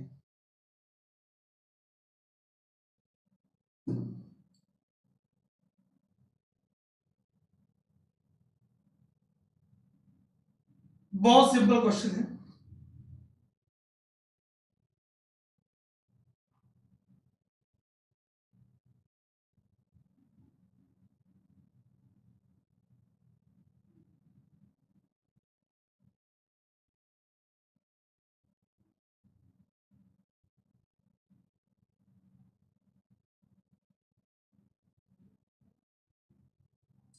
Right answer is ODS Montreal protocol. याद रखेंगे आप, क्या याद रखेंगे? वियना कन्वेंशन, वियना कन्वेंशन और मेन पॉइंट्स इसी के तहत मॉन्ट्रियल प्रोटोकॉल याद रखेंगे। अभी मैं आपको मेन पॉइंट्स बता रहा हूं, क्या सुनेंगे। वियना कन्वेंशन 1985 ऑस्ट्रिया और 1987 इंडिया ने काफी अच्छा काम किया है मॉन्ट्रियल प्रोटोकॉल में, और इंडिया को मॉन्ट्रियल प्रोटोकॉल इंप्लीमेंटर्स अवार्ड भी मिल चुका है ना? Have look here. पहला ऑप्शन था Bretton Woods conference. Bretton Woods conference establish the IBRD and international monetary fund. ठीक, तो इसका संबंध ओडीएस से नहीं है। Montreal protocol is regarding protection of ozone layer. कैसे? by phasing out ozone depleting substance. Okay? Vienna Convention for Protection of Ozone Layer was signed in 1985, under which UN member countries ने realized क्या importance of curbing damage to ozone layer. तभी तो अब ozone की recovery हो रही है. As per convention provisions, countries agreed to adopt monetary protocol to further goals of Vienna Convention. आइए इसके इंपॉर्टेंट पॉइंट्स देखते हैं. Signed in 1987, entered into force January 1989. क्या करेगा? Gives provision to reduce production, consumption of ODS, ozone depleting substance, ozone destroying substance, to protect the ozone layer. Then it phases down the use of ODS in stepwise time-bound manner. पहली बात, different timetable for developing or developed countries. बहुत अच्छी बात है. All member parties have specific responsibilities related to phasing out of various group of ozone depleting substance, controlling ODS trade, reporting of data annually, controlling export and import of ODS. Developing or developed countries have equal but differentiated responsibilities. भाई सबका time bound binding measurable commitments है. India ने काफी अच्छी performance दी है. Under protocol there is provision for it to be amended and adjusted according to new scientific, economic and technological advancement. भाई इसमें अमेंडमेंट हुई, आप पढ़ोगे. Kigali amendment October 2016 regarding super green house gases hydrofluorocarbons, है ना. Amendment to Montreal protocol. So 9 amendment revision हो चुकी है. Governance body for protocol is meeting of parties. Technical support is given by open ended working group. Both meet once in a year. ठीक है. 197 parties, 196 member states and UN plus, ठीक है, of the UN plus European union. तो इतने लोगों ने इससे क्या किया, ज्वाइन किया हुआ है. ठीक. क्योटो प्रोटोकॉल रिगार्डिंग, भाई क्योटो प्रोटोकॉल क्या है? United nation framework Convention to climate change का COP third conference of parties third 1997 Japan. इसके तहत 6 ग्रीन हाउस गैस रिकॉग्नाइज किए गए. क्या करना है भाई? इनके एमिशन को कम करना है. Nagoya protocol supplementary agreement to 1992 CBD convention on biological diversity. किस बात की? Access to genetic resources and fair and equitable sharing of benefits arising from their utilisation. ये हमने फर्स्ट अर्थ समिट में बात किया था, जो आगे जाके बन गया Nagoya protocol. Supplementary agreement to 1992 CBD convention on biological diversity. हमने क्या कर दिया? मेन पॉइंट्स को समराइज कर दिया. नगोया का संबंध किनसे? Fair and equitable sharing of benefits arising from their utilisation, access to genetic resources and fair and equitable sharing of benefits arising from their utilization. What is Rio Plus 20 conference often mentioned in news? ये Rio Plus 20 क्या है?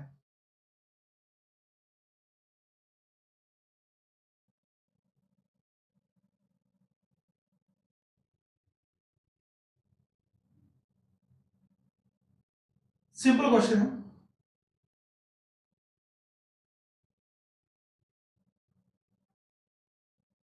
थोड़ी सी background में जा रहा हूं मैं. First earth summit 1992, United Nation conference on sustainable development, Rio summit,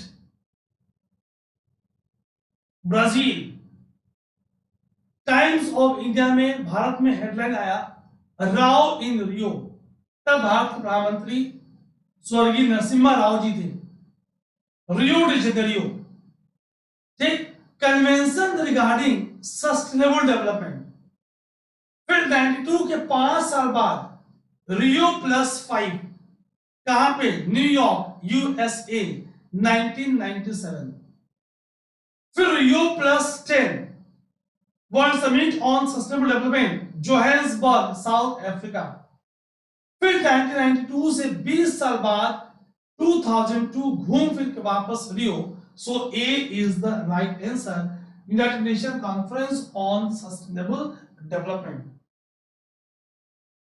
Earth Summit 1992 is known as United Nations Conference on Environment and Development. As a follow-up, World Summit on Sustainable Development Rio +10 was held in Johannesburg 1992 से 2002 में Johannesburg में। रियो +5 कहां पे, अभी बताया मैंने आपको, Rio +5 New York में यूएसए में, न्यूयॉर्क यूएसए 1997 में। 2012 रियो +20 कहां पे, वापस Rio, United Nation conference on sustainable development held in Rio, commonly called as Rio +20 और रियो अर्थ समिट 2012। याद रखेंगे, Rio +20 United Nations conference on sustainable development. तो फर्स्ट अर्थ summit Rio 1992, Rio +5 1997 New York USA, ठीक। Rio +10 2002 Johannesburg South Africa, Rio +20 वापस Rio Brazil. So conference on sustainable development.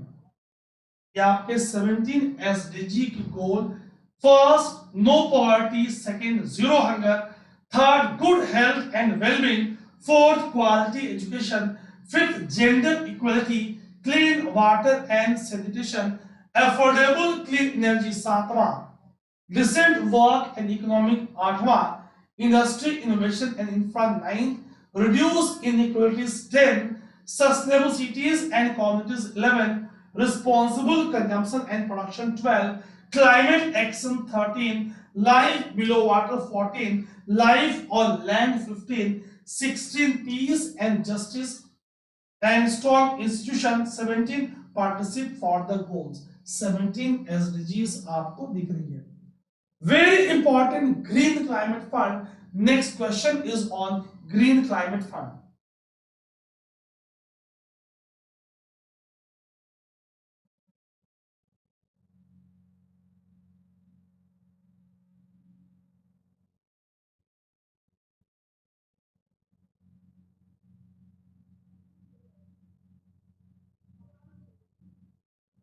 Guys statement अगर हम देखें तो first is correct, second is not correct. देखेंगे गलत क्या है, A1 only, founded under the aegis of UNEP, OECD, ADB and World Bank. देखते हैं क्या गलत है।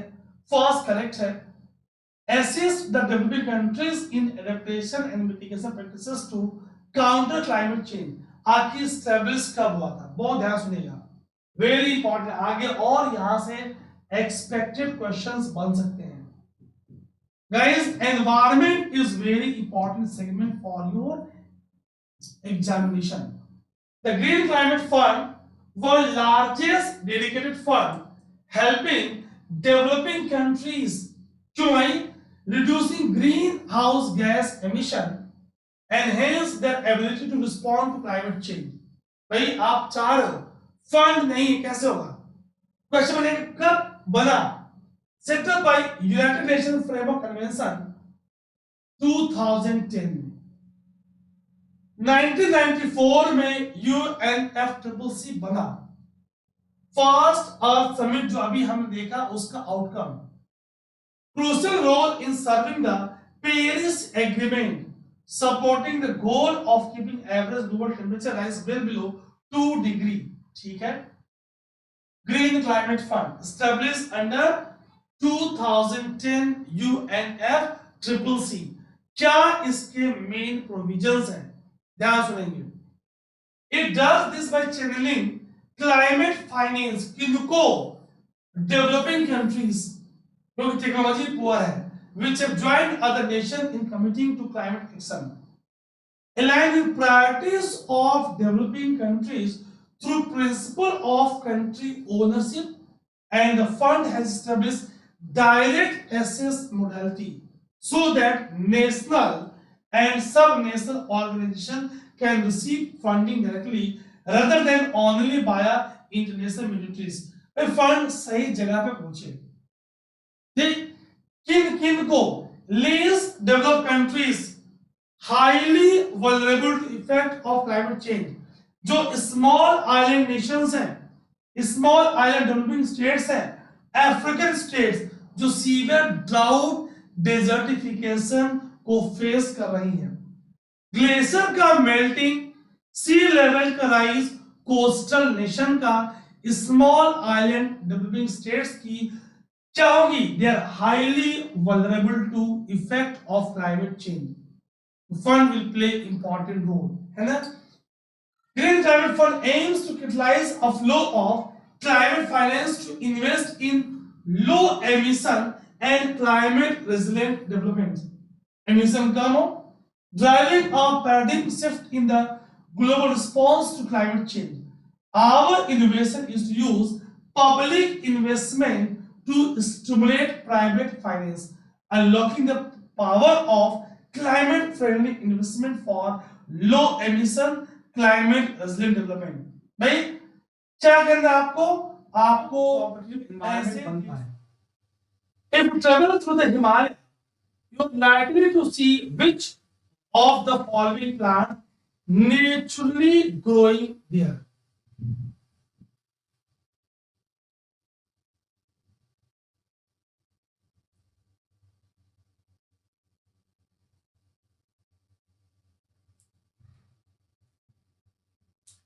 आज बस मुझे स्टार्ट करना था, हम मंडे से और इफेक्टिवली रिज्यूम करेंगे। मैं ये अनाउंसमेंट नहीं करूंगा, सीधा स्टार्ट करूंगा।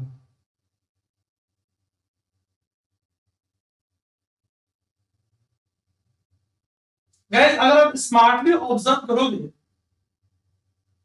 सो हिमालय, अगर ये हिमालय है फॉर एग्जांपल, इसके फुट हिल पे ट्रॉपिकल एलिमेंट होंगी, ट्रॉपिकल फॉरेस्ट होगा, then followed by temperate शीतोष्ण temperate forest, followed by temperate forest।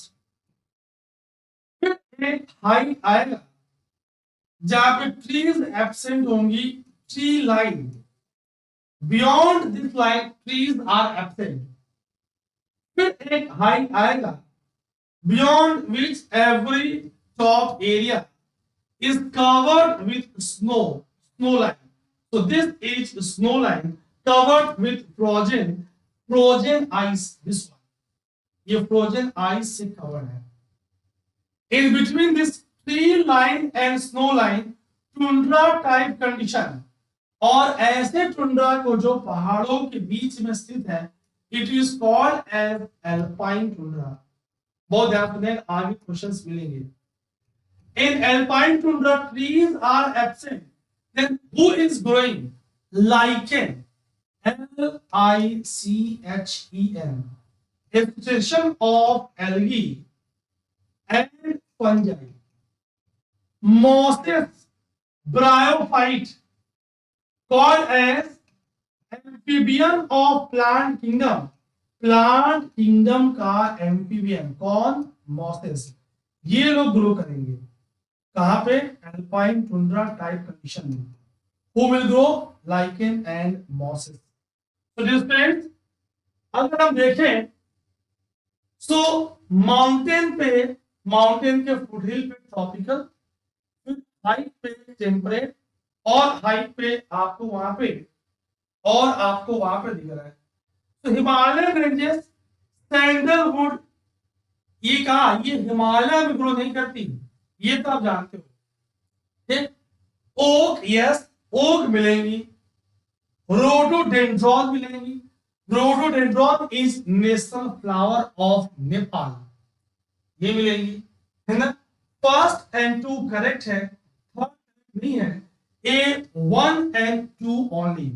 देखिए जरा, सोच सक्सेशन ऑफ वेजिटेशन, अभी हमने देखा tropical to tundra, tropical foothill पे टुंड्रा टॉप पे, चेंजेस विद अल्टीट्यूड, बढ़ती ऊंचाई के साथ, deciduous forests are found in foothills of Himalaya, वो फॉरेस्ट जो वाटर की स्कार्सिटी में अपनी पत्तियों को गिरा दे, लीफ को ड्रॉप कर दे, क्लियर।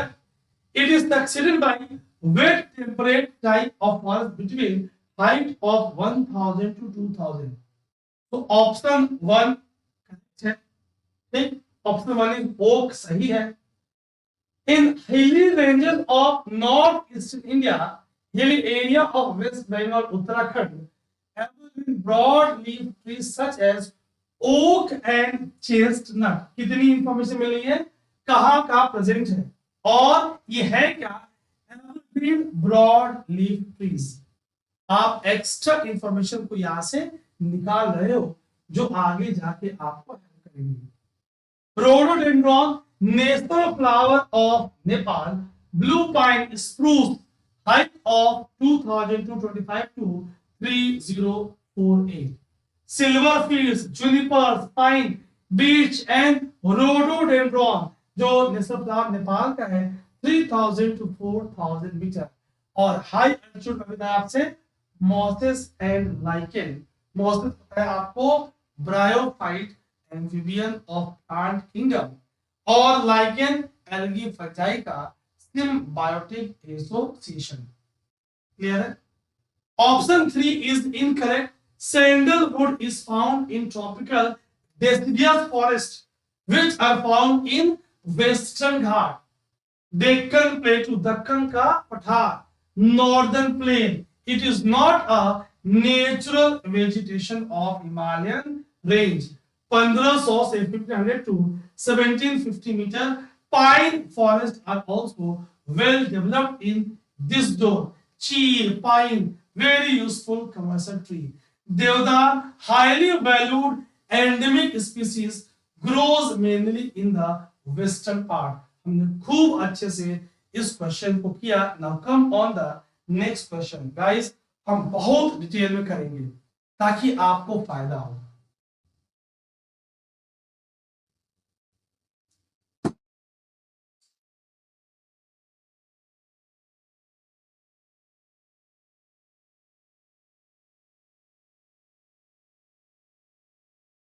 ठीक, अभी मैंने एग्जाम्पल दिया था,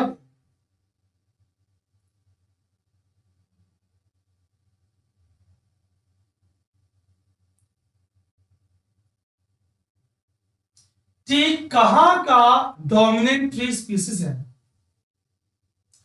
hint is monsoon forest, option में नहीं है।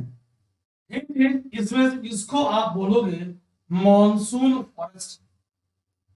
My friends, so tropical moist deciduous forest, यहां पे याद रखेंगे teak, sal and longest grass that is bamboo.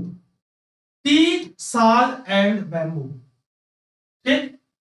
कैसे ट्रीज, टीक की बात हो रही है, देखिए यहाँ पे tropical deciduous forest also called as monsoon forest, ठीक।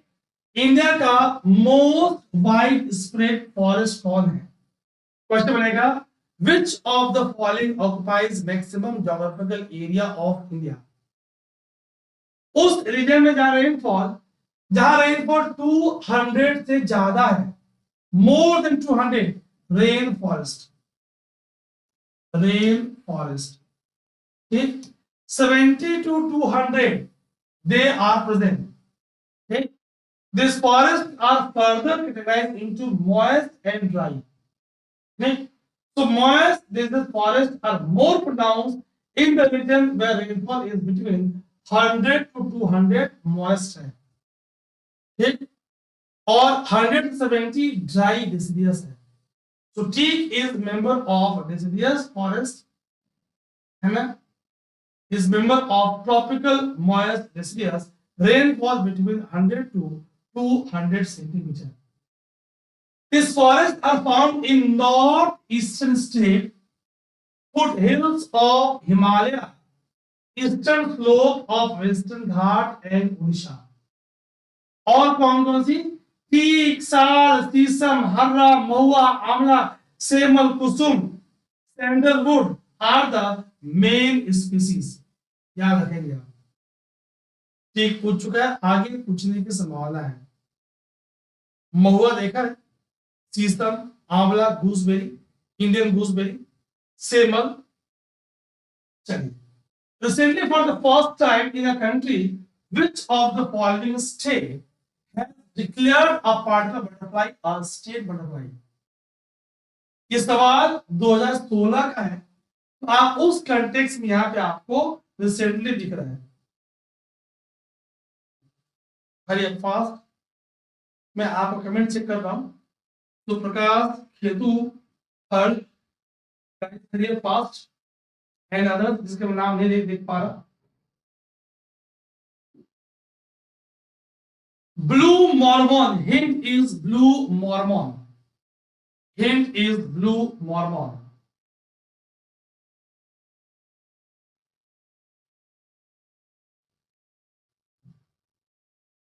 Guys, right answer is in this question Maharashtra. और देखेंगे आगे. So Maharashtra was the first state that declared blue Mormon as its state butterfly. Maharashtra के पास 225 वैरायटीज ऑफ बटरफ्लाईज हैं. Country का लगभग 15% butterfly population है. Blue Mormon second largest in size among the all. Southern birdwing is the largest. ठीक, तो second only to southern birdwing. Southern कुछ आपसे पूछेंगे आजकल, ऐसे यूपीएससी पूछती है कि सदर्न बर्ड विंग क्या है. Southern bird wing is a fastest fly bird of southern hemisphere, endemic bird of South Africa, largest butterfly of Maharashtra. ठीक, endemic butterfly of north eastern India. क्या हो गया? छोटी सी बात थी, घुमा के क्वेश्चन बना दिया. आपको याद है blue Mormon and this southern birdwing. Southern birdwing is the largest butterfly of Maharashtra. ठीक, तो आप जरा और देखें. और found only in blue Mormon की बात हो रही है श्रीलंका. यहां सवाल क्वेश्चन कैसे बनेगा? Consider the following statements. First, Blue Mormon, which is state butterfly of Maharashtra, is found only in India. या endemic to India. ध्यान सुनना गाइस, जो मैं क्वेश्चन फ्रेम कर रहा हूँ, कई बार मेरे ऑप्शंस और यूपीएससी के ऑप्शंस सेम हुए हैं कई बार, क्योंकि I know the evolving trend. I am working on that. And experience of huge years always will help me to explain more and to guide more, ताकि आपका मिनिमम टाइम में maximum output आ जाए. Found only in Sri that means it is not endemic. ये भारत में ही सीमित नहीं है, not endemic. So western Ghat of Maharashtra and coastal belts of India. So dear friends, so let's focus on some additional information. So state butterfly of Uttarakhand, common peacock. Karnataka, southern bird wings, which is largest butterfly of Maharashtra. Kerala, Malabar banded peacock. Question पूछेंगे, Malabar banded peacock क्या है? Butterfly है. किसका? State butterfly of Kerala. Tamil yeoman क्या है? State butterfly of Tamil Nadu. My friends, तो come on the next question. Students, आपसे एक हम्बल रिक्वेस्ट है कि मैं Monday to Saturday 8 PM live आऊंगा. आज बस मुझे इंट्रो करना था ताकि हम मंडे से रेगुलर हो पाए. तो जितने आपके फ्रेंड्स 23 या 24, 25 में एग्जाम देंगे या कोई स्टेट सर्विसेज दे रहे हैं, सबको बताओगे, they will come and enjoy the free classes and see the difference. In the context of solving pollution problem, जो कि मेजर प्रॉब्लम है, advantages of bio remediation technique, हमने आगे बात करनी आपसे अच्छे से डिटेल में, तो please have a look on screen. It is technique for cleaning up pollution by using the same biodegradation process that occurs in nature. जैसे नेचर में बैक्टीरिया और फंजाई, जैसे नेचर में बैक्टीरिया और फंजाई नेचुरली डिग्रेडेशन कर रही है, कुछ वैसी process. Technique for cleaning up pollution bye enhancing the same biodegradation process that occurs in nature. पहला segment. Any contaminant with heavy metals, cadmium, lead, can be readily and completely treated by bioremediation. Focus क्या है? क्या complete treatment heavy metals का possible है कि line है. Genetic engineering can be use. क्या सिर्फ ये नेचुरल है या यहां पे जेनेटिक इंजीनियरिंग को यूज करेंगे? क्या ऑयल जैपिंग इसका पार्ट है? क्या super bug Pseudomonas putida by doctor Anand Mohan Chakrabarty इसका पार्ट है? तो genetic engineering is a part. Select the correct option. Dear students, ध्यान सुनेंगे. Statement 1 is correct. We are going to enhance the process. use of bacteria, use of fungi to degrade the environmental contaminants into less toxic form. So statement 1 is correct.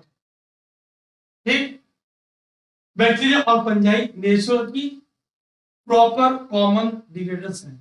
जिसमें complete treatment possible नहीं है, तो statement 1 is correct, 2 is not correct. See, अगर 2 correct नहीं है, now go for theory of elimination. या 2 है गलत हो गया, 2 है गलत हो गया. अब आते हैं ए और सी में. Genetic engineering, yes. थियरी का the energy and resource institute का, TERI the energy and resource institute का ऑयल जैपिंग टेक्निक, जिसे मुंबई ने इस्तेमाल किया था for cleaning of oil spill. Superbug Pseudomonas purita. So third statement is correct. So dear friends, C is the right answer. 1 and 3 only is the right answer. C is the right answer. Bioremediation is use of microorganisms, bacteria and fungi to degrade the environmental contaminants into less toxic form. So statement 1 is correct, क्योंकि यहाँ पे हम cleaning up pollution by enhancing the same biodegradation process that occur in nature using bacteria and fungi. हम इन्हीं का इस्तेमाल यहाँ पे ज्यादा से ज्यादा कर रहे हैं. अगर बैक्टीरिया यूज होगा तो वो बायोरेमेडिएशन का पार्ट है, फंजाई होगा तो और सटीक नाम देंगे mycoremediation, mycology study of fungi, वो भी इसी का पार्ट है. Myco for fungi remediation. Some algae are used. आप बोलोगे phyco, PHYCO, phyco remediation. Clear guys? Their capability to transform natural and synthetic chemicals into source of energy and raw materials for their own growth suggests that expensive chemicals or physical remediation process might be replaced with biological process. Statement 2 correct नहीं है, क्योंकि यहाँ पे complete cleaning possible नहीं है ना. The basic principle of bioremediation involves reducing the solubility of these environmental contaminants by changing the pH, redox reactions and absorption of contaminants from polluted environment. तो heavy metals का, cadmium का, mercury का complete treatment possible नहीं है. So not all contaminants are readily treated through the use of bioremediation. Heavy metals such as cadmium, lead are not readily absorbed or capture.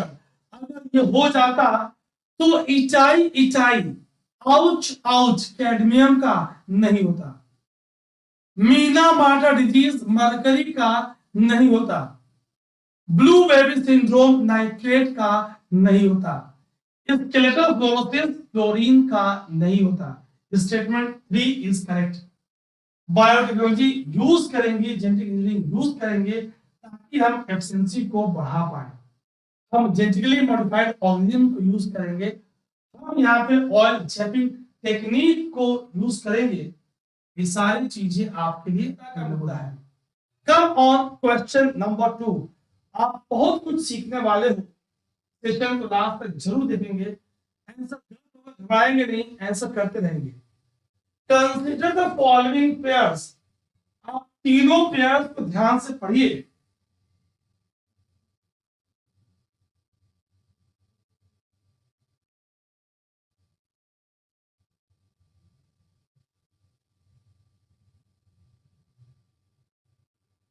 आपको पता लगाना है कि कौन सा करेक्टली मैच्ड है, which one is correctly matched। आपको ये फाइंड आउट करना है which one is correctly matched।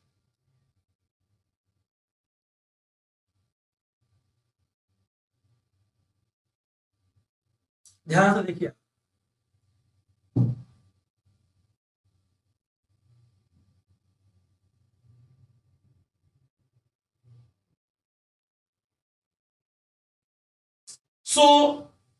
अगर हम वर्टिब्रेट्स की बात करें, these are the animals which have backbones and spinal column। अच्छा, cold blooded animal, statement 1 is correct।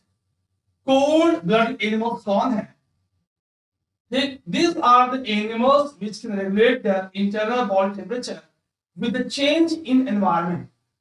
Dear friends, ऐसे एनिमल को जो होम्योस्टेसिस करता है, एनर्जी स्पेंड करके अपने बॉडी के टेम्परेचर को मेंटेन करता है, they are called warm blooded. तो यहां पे क्रिस क्रॉस हो गया है।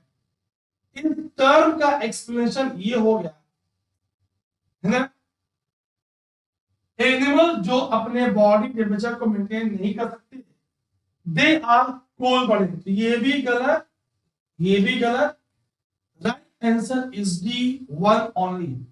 गाइस, अब now please listen very carefully. अब जो बताऊंगा this is going to be very very important. Always हम डिटेल में करेंगे और मेरे साथ आप एनवायरमेंट रिवीजन करोगे। हम प्रीवियस ईयर के साथ साथ एक्सपेक्टेड क्वेश्चन सीरीज भी लेकर आएंगे, that will be in the month of March April. एक बार प्रीवियस खत्म कर लें, expected questions of geography, environment, life science, current updates सब चलेगा आपके लिए, आप परेशान ना हो। Solution D, pair 1 is correctly matched। Vertebrates are those animals which have backbones and spinal column। Most advanced organisms on the earth। आप भी हो, लेकिन ध्यान सुनेंगे, only a very small percentage of all animal on the earth। इनकी size, इनकी mobility allow करती है, दैट वर्टिब्रेट्स आर डोमिनेटिंग। हम लोग इसी के अंतर्गत आएंगे। अभी हम देखेंगे कौन कौन इसके अंदर आएंगे।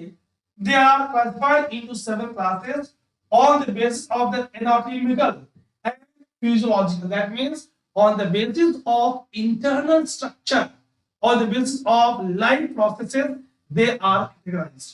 ठीक, तो कौन कौन सी?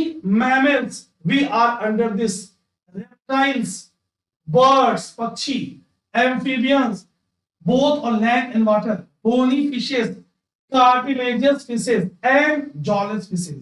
ये आपको दिख रही हैं vertebrates। dear students, क्योंकि आप देख रहे हो क्यों मैं कल 14 फेब को आपकी महा मैराथन बायोलॉजी क्लास लेकर आ रहा हूं। महा marathon long class, more than 10-12 hours, हो सके तो 20 आवर्स करेंगे गाइस। क्वेश्चन इज, जब मैं एनवायरमेंट को, ज्योग्राफी को, बायोज्योग्राफी को, एनवायरमेंटल ज्योग्राफी को साइंस एंड टेक के करंट अफेयर्स के टॉपिक डील करता हूं, तो बहुत से मेरे लर्नर्स को, विद्यार्थियों को, आंखों के तारों को, बच्चों को दिक्कत होती है। आपकी दिक्कत हमारी दिक्कत को सॉल्व करेंगे। Petrol is not directly match, cold body बता दिया, ये अपने बॉडी के तापमान को मेंटेन नहीं करते। They are called as ectotherm और पोइक्यूलोथर्म। ये हो सकते हैं टेरेस्ट्रियल और aquatic. That means some aquatic animals, some land animals, they are cold blooded। अभी देखेंगे इमेज ताकि हम अच्छे से समझ पाए कि कौन कौन से हैं। मैमल्स, मैमल्स के एग्जांपल अगर लिया, they are endotherm, huge amount of energy is invested in maintenance of body temperature। they are warm blooded, they are endotherm, they are homeotherm। ये अपने बॉडी के तापमान को रेगुलेट करेंगे। कौन कौन से? Cow, lion, panda, whale, dog, whale भी है, whale is marine mammal, cat, elephant, tiger, bat, bat भी मैमल है, याद रखिएगा, पूछता है आपसे। Monkey, kangaroo, fox, otter, goat, deer, ये सब आपके एग्जांपल है। Reptiles, they are cold blooded, ectotherm, they are poikilotherm, they cannot maintain their body temperature। Tortoise आपको दिख रही है, क्रोकोडाइल, स्नेक्स आपको, फ्रॉग आपको, लिजर्ड आपको दिख रही है। so their body temperature fluctuates with environment। so in their case, in the case of reptiles, in the case of amphibians, body temperature fluctuates with the environment। birds are endotherm, warm blooded, ये सब warm blooded है। Amphibians are उभयचर, are they are cold blooded, ये are they are ectotherm, they are poikilotherm. देख रहा, हम बिल्कुल साथ साथ याद करते जाएंगे। बहुत जबरदस्त सीरीज गाइस। सो कार्टिलेजिनियस और बोनी फिशेस, अभी नाम आया, जरा देखें कि कैसी दिखती है। ठीक, cartilaginous jawless fishes, fishes are ectotherm, they cannot maintain constant body temperature। so all reptiles including, ध्यान सुनेंगे, including snakes, lizards, turtles, tortoises, alligators and crocodiles, some insects such as the beachy dragonflies, bees, amphibians, उभयचर जैसे कि हमने देखा frog, toads, salamanders, as well as fishes, shark, all are cold blooded। सारा पीछे आपने इमेज देखा। So pair 3 is not correctly match बताया आपसे। वार्म ब्लडेड में कौन से आ रहे हैं? जो अपने कांस्टेंट बॉडी टेम्परेचर को मेंटेन कर रहे हैं, they are coming under warm blooded. ये सब कोल्ड ब्लडेड है। Reptiles and amphibians, lizards and turtles, all of them are cold blooded. गर्मी होगी बेचैन हो जाएंगे क्योंकि ये अपनी कांस्टेंट बॉडी टेम्परेचर को मेंटेन नहीं कर सकते। All this are cold blooded. कोई अगर आपसे एग्जाम पूछ दिया, Indian star tortoise, red footed tortoise, तो आप ऐसे नाम से, गैलापागोस टॉर्टोइज, आप परेशान नहीं होंगे। एलिगेटर्स, आप परेशान नहीं होंगे। सो मैमल्स एंड बर्ड्स क्या है? They are endotherm warm blooded. एक टर्म यूज करेंगे, the phenomenon of maintaining internal temperature is called thermal homeostasis। thermal homeostasis से क्या समझेंगे? the phenomenon of maintaining internal temperature को आप बोलेंगे thermal homeostasis। ठीक है गाइस, खूब हमने पीछे इमेजेस देखा, कंसेप्ट समझा, याद कर लिया। Endotherm, endotherm, homeotherm, warm blooded, इनमें क्या होगी? होम्योस्टेसिस होगी। कौन कौन? हमने कहा mammals and birds. Ectotherm, cold blooded, poikilotherms, कौन कौन से? हमने कहा भाई रेप्टाइल्स, एम्फीबियंस, ये इसके मेजर ग्रुप्स हो गए। चलिए, with reference to the boreal forest, boreal forest means टेरेका forest, consider the following statements। so dear students, listen very carefully, ध्यान से देखेंगे आप।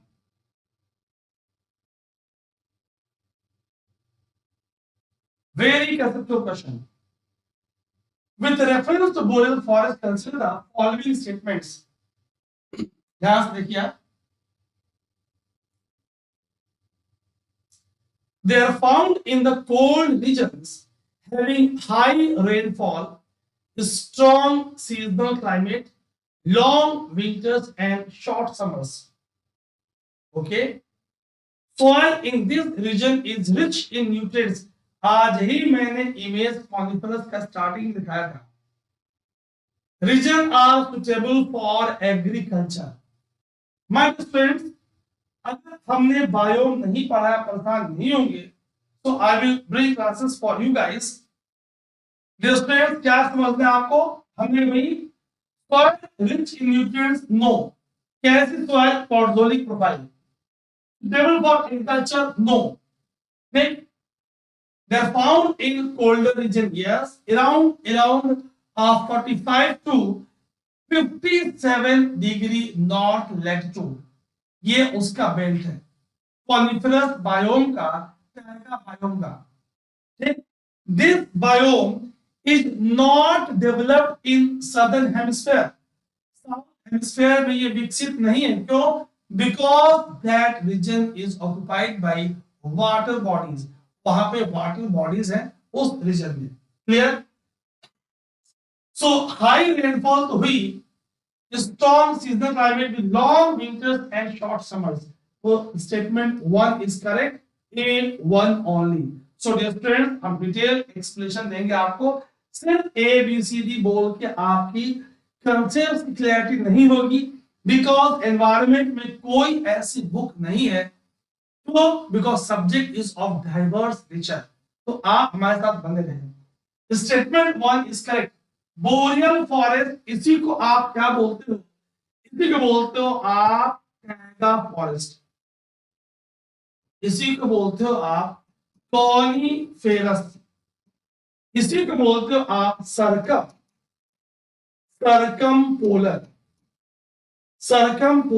बोरियल. इतने नाम से जानते हो. पॉपुलर इज टैगा और coniferous.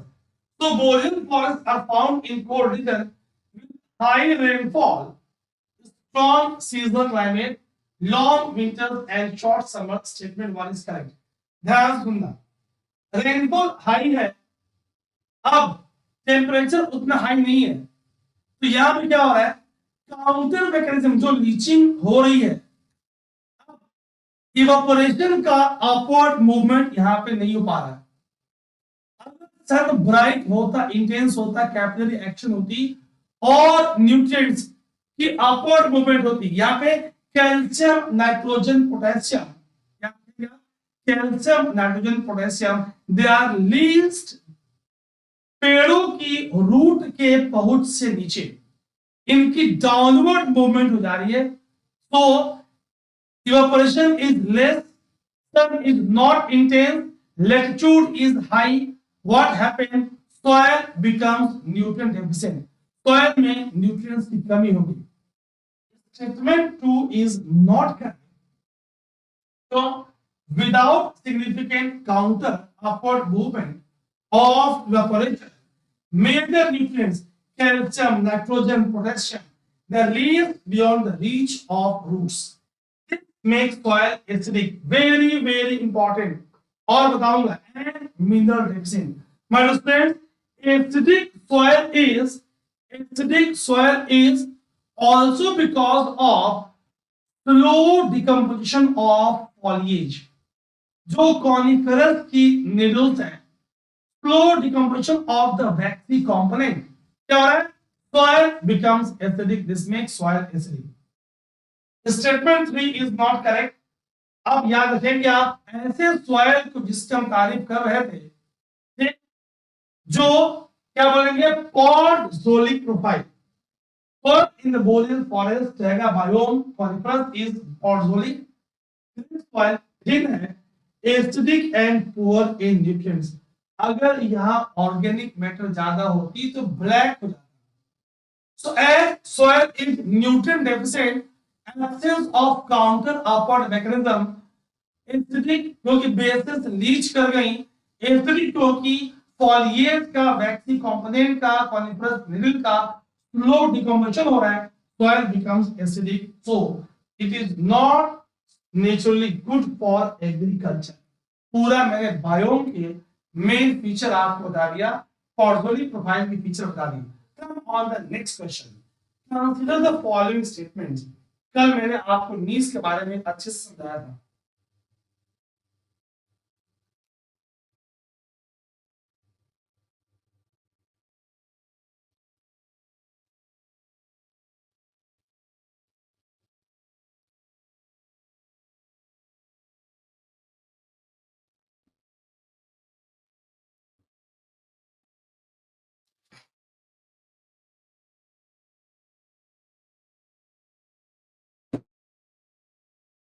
Guys,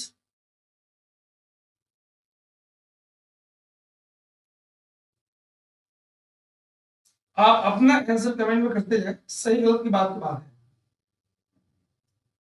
please be attentive, not correct पूछा है, नॉट पे ध्यान देंगे आप।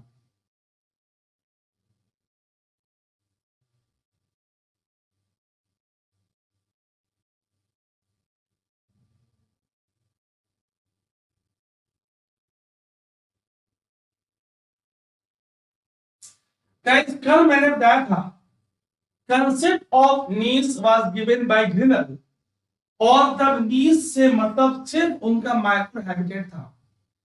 हमने कल वाली क्लास में किया था, इसी प्रीवियस ईयर क्वेश्चन सीरीज में। नीड क्या चलेगा? फर्स्ट एग्जैक्ट लोकेशन, फिर सेकंड रोल इन इकोसिस्टम, उसका फंक्शनल रोल क्या है। तीसरा set of conditions required for survival, multi factor और हाइपर वॉल्यूम नीड्स। चौथा real condition under competition and prediction, realise needs. तो सिर्फ यहाँ पे इतनी नहीं कि organism live and utilise resource of that place for survival, इसके अलावा बाकी बातें भी हैं, तो ये सही नहीं है। Tiger and lion have same needs. हमने कल आपसे बताया था गॉस की कॉम्पिटिटिव एक्सक्लूजन प्रिंसिपल, हमने डिस्कस किया था no two species can occupy exactly same all niches. या तो उनका हैबिटेट नीड सेम हो, तो उनका trophic need, functional role, food habit क्या होगा? डिफरेंट होगा। अगर ये दोनों सेम है तो उनका बिहेवियरल पैटर्न, कोई दिन में एक्टिव है, कोई रात में एक्टिव है, so that they do not come in direct competition. क्योंकि जब दो स्पीसीज की गॉस ने बताया, the name of scientist is Gause and the name of principle is Gause's competitive exclusion principle. क्या बोल बताएंगे ये? Always when two species are occupying all niches exactly same, always what will happen? Superior competitive species will eliminate the weaker. Tiger और lion दोनों अगर survive कर रहे हैं, दोनों अगर टॉप प्रीडेटर्स हैं, तो उनका माइक्रो हैबिटेट या तो अलग है या उन्होंने कुछ अपनी चेंजेस करी हैं। एक मैं जलाइन आपको समझा रहा हूं, ये दोनों एग्जिस्ट कर रही हैं। ठीक है, चलिए, तो दोनों स्टेटमेंट गलत है, बोथ आर नॉट करेक्ट। आप देख रहे हो कितना कितना है ना? जो स्टेटमेंट वन था, that was definition of habitat, this was definition of habitat given in your NCERT. तो ये हैबिटेट का डेफिनेशन देगा, habitat is a natural environment where an organism live and utilise the resources of that place for its survival, food, shelter, protection and mating। ये आपको दिया गया था।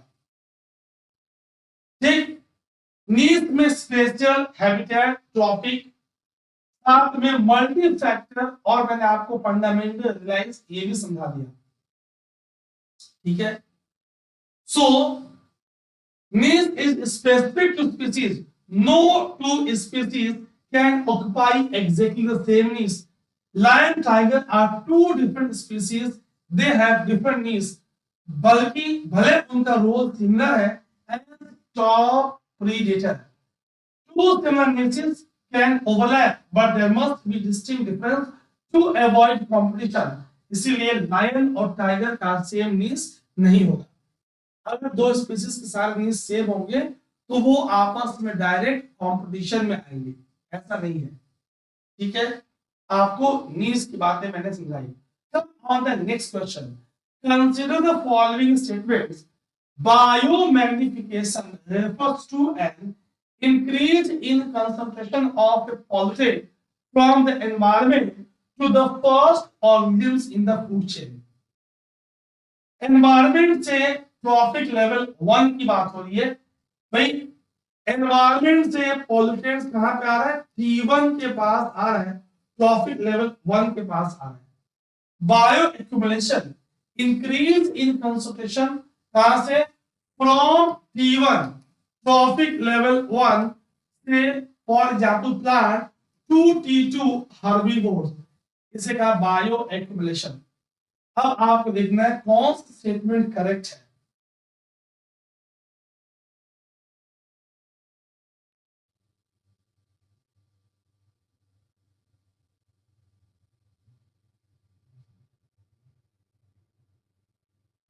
Clear guys? आइए समझिए, आप देखिए,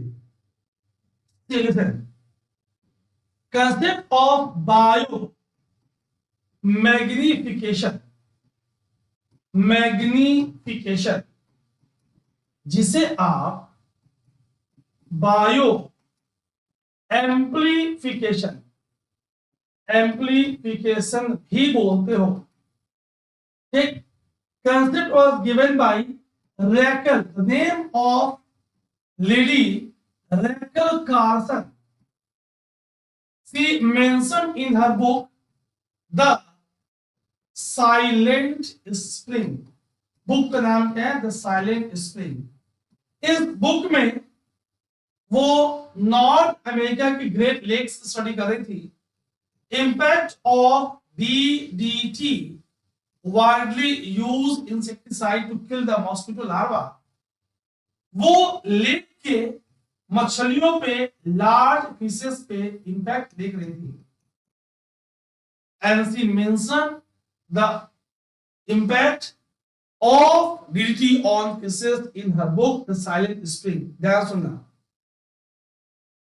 जब कभी ऐसा हो, bio accumulation, bio accumulation also called bio concentration, bio concentration। ध्यान से सुनिएगा, listen very carefully. So bio accumulation or bio concentration, it is within trophic level, within trophic level, उसी ट्रॉफिक लेवल के अंदर, उसी ट्रॉफिक लेवल के अंदर। ठीक है, अगर हमने कहा भाई अगर ट्री की एज बढ़ रही है, ट्री की एजिंग हो रही है और उसके बॉडी में केमिकल्स बढ़ रहे हैं, कोई एनिमल की एज बढ़ रही है, उसके बॉडी में केमिकल्स बढ़ रहे हैं। Biomagnification is between trophic level, between trophic level, that means environment से T1 में जो जमा हो रहा है और T1 की बढ़ती उम्र के साथ जो एक्यूमुलेट हो रहा है, it is bioaccumulation और bioconcentration। From T1 to T2 it is biomagni or amplification। Always impact of bioamplification or magnification will be maximum in the case of highest trophic level। जो highest trophic level है वहां पे इसका impact maximum होगा। Always it will be maximum at the highest trophic level। ठीक है, चलिए समझते हैं। तो स्टेटमेंट यहाँ पे दोनों क्या है? दोनों स्टेटमेंट गलती है। लोग So statement 1 is not correct because biomagnification, so increase in trophic level, increase in concentration of chemicals, गलत है। Bioaccumulation from environment to individual, ये भी गलत है। तो नाइदर वन नॉर टू अभी आपने समझा कि it is between is biomagnification और amplification. So statement 1 is not correct because biomagnification refers to increase in concentration of pollutant as they move from one trophic level to the next. Toxic chemicals that are released into environment are absorbed by the lower organisms such as plant, earthworm, and so on, and they are transferred to the next trophic level from lower to higher. It is biomagnification. With increase in trophic level, impact will be maximum. ठीक है, जितना ऊपर जाएंगे उतना impact इसका maximum होगा। अगर environment से इनमें केमिकल्स बढ़ी, दैट इज बायो एक्युमुलेशन। तो इन ऑर्डर फॉर बायोमैग्निफिकेशन जो according must be long leave.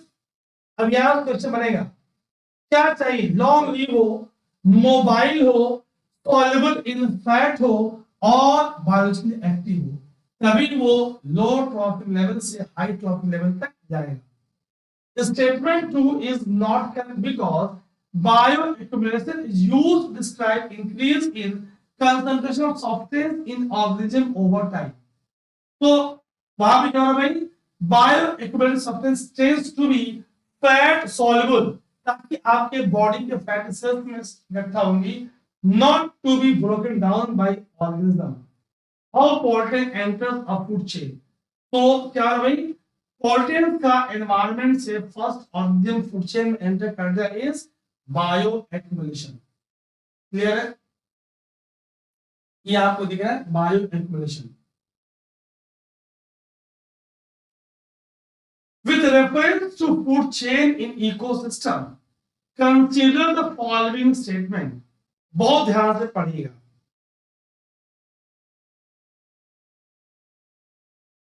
A food chain illustrates the order in which a chain of organisms feed upon each other. ध्यान से पढ़िए जरा।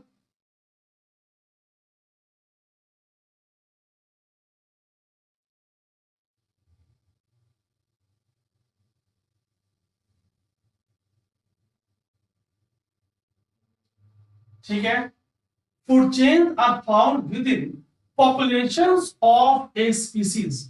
Oh my God.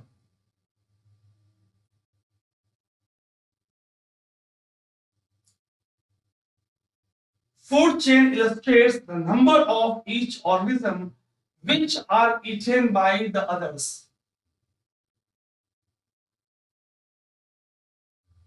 क्या हो गया साहब का, साफ समझ में आ रहा है भाई क्या है फूड चेन, खाद्य श्रृंखला। देखिए जरा एक सेकेंड, अगर मैं आपको इसके मेन पॉइंट्स बता दूं, the concept of food chain, खाद्य श्रृंखला and food web. My dear students, listen very carefully. In nature, linear food chain is not possible. Linear food chain is not possible. Nature में linear food chain possible नहीं है। The process of eating concept was given by Charles Elton. Charles Elton का concept है। The process of eating, T1 को खाया T2 ने, trophic level next ने, T2 को खा लिया T3 ने, T3 को खा लिया T4 ने। In nature 3 to 5 trophic level is most common. So T1 trophic level 1, T2 trophic level 2, T3 3 4। The process of eating, इन्होंने इसको खाया ईटिंग, एंड अब इसको ये खा गए, एंड बीइंग ईटन, इसको ये खा गए being eaten. The process of eating and being eaten is called as, and through this process energy flow occurs, it is called as food chain. In nature number of food chains are interlinked, आपस में जुड़ी होंगी, and they will form a complex network, and this complex network is called food web. Sudhakar, good evening, स्वागत है आपका। ठीक, food wave nature में क्या होगी, लीनियर फूड चेन नहीं होती, फूड वेब होता है। ठीक, अब देखिए इस क्वेश्चन में, a food chain illustrates the order in which chain of organisms feed upon each other, खाने और खिलाने की प्रक्रिया। Food chain are found within population of species. अरे अपने पॉपुलेशन में एक दूसरे को थोड़े खाएंगे, हम नरभक्षी थोड़े हैं, कैनिबलिज्म थोड़े हैं। ठीक, तो ये गलत है। A food chain illustrates number of each organism which are eaten by, ये नंबर नहीं बताता, ये ट्रॉफिक लेवल बताता। सेकंड गलत है, थर्ड गलत है। A one only is correct, one only is correct. Guys कोई डाउट हो हम लोग बहुत अच्छे से डिटेल में करेंगे ताकि कंसेप्ट की क्लैरिटी हो जाए। जो किताबों से क्लियर नहीं कर पाते आप या पढ़ के आप समझ नहीं पाते, statement one is correct. Organisms in ecosystem are related to each other through the feeding mechanism or trophic level, that is one organism becomes food for the other। ये बना इसका फूड, ये बना इसका फूड एंड सो ऑन, ये बना इसका food, ये बना इसका फूड, ये बना इसका फूड एंड सो ऑन, ये बना इसका फूड, ये बना इसका food and so on. 3 to 5 trophic level is very common. Nature में क्या होगा, सारे आपस में जुड़ी होंगी और फूड वेब बनेगा। ठीक, a sequence of organisms that feed on one another form a food chain। Producer से स्टार्ट होगा, सी स्टार्ट आम तौर से प्रोड्यूसर से स्टार्ट हो रहा है, and with the top carnivore, top carnivore से एंड हो रहा है। अगर प्रोड्यूसर से स्टार्ट हो रहा है, देखिए प्रोड्यूसर ग्रासेस, कैटरपिलर कंज्यूमर है, फ्रॉग कंज्यूमर है, स्नेक कंज्यूमर है, आउल टॉप कंज्यूमर है। क्या है, ग्रेजिंग फूड चेन। ठीक, स्टेटमेंट 2 इज नॉट करेक्ट। यहां पे कोई नंबर की बात और विद इन पॉपुलेशन पॉसिबल नहीं है। डॉग डॉग को नहीं खाएगा, बशर्ते कि पागल ना होगा, एक्सेप्शन नहीं लेंगे। स्टेटमेंट 3 इज नॉट करेक्ट क्योंकि यहां पे आप नंबर को काउंट नहीं करते। तो ये आपको दिख रहा है food chain, grazing food chain, producer grass hopper, frog, snake, फिर हॉक, हॉक मर गया, डिकम्पोजर फूड चेन, फंजाई, और यहां से चीजें आगे बढ़ेंगी, नेचर में चीजें लिंक होगी। With reference to food chain in ecosystem, which of the following kind of organism is are known as decomposer organism? Decomposer कौन सा है? गाइस हम लोग बहुत अच्छे से करेंगे, आप बिल्कुल चिंता नहीं करना, पूरी सीरीज कंप्लीट होगी। और जो लोग लेट जुड़े हैं, कल महा मैराथन सीरीज ऑन बायोलॉजी है। गाइस ग्रेट लॉन्ग क्लास कल 8 बजे मेरी तरफ से आपको गिफ्ट है।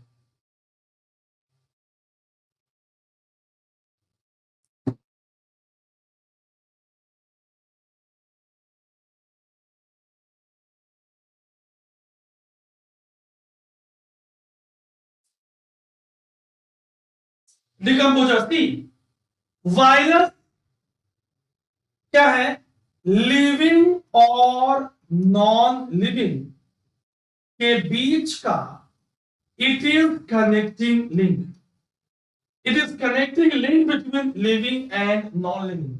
कौन, virus. when it is outside body dead, behave as particle, they have either DNA और RNA, नेवर बोथ, दोनों नहीं होती। सो ये नहीं है, not, because when they are outside body behaving as a particle. Okay, so first is not, first नहीं है तो वन कट कर दिया, वन कट कर दिया, वन कट कर दिया।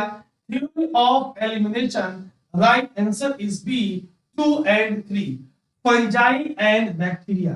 पीछे वाले पीपीटी में देखो, फंजाई आपको डिकम्पोजर दिख रहा था। You know that lot of bacteria are there, कुछ बैक्टीरिया एनारोबिक प्रोसेस के थ्रू डिकम्पोज करती हैं। मोस्ट प्रिफर्ड ठीक है, चलिए, so answer becomes this one, D. D, B नहीं, sorry, B 2 and 3.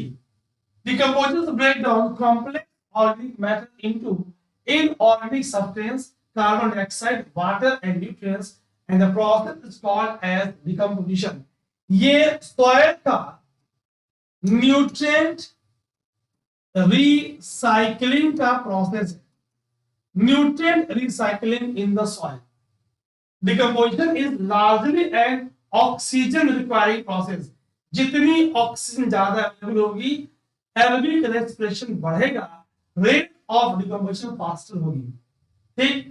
So climatic factors are playing important role. Option 1 is not correct. क्यों भाई?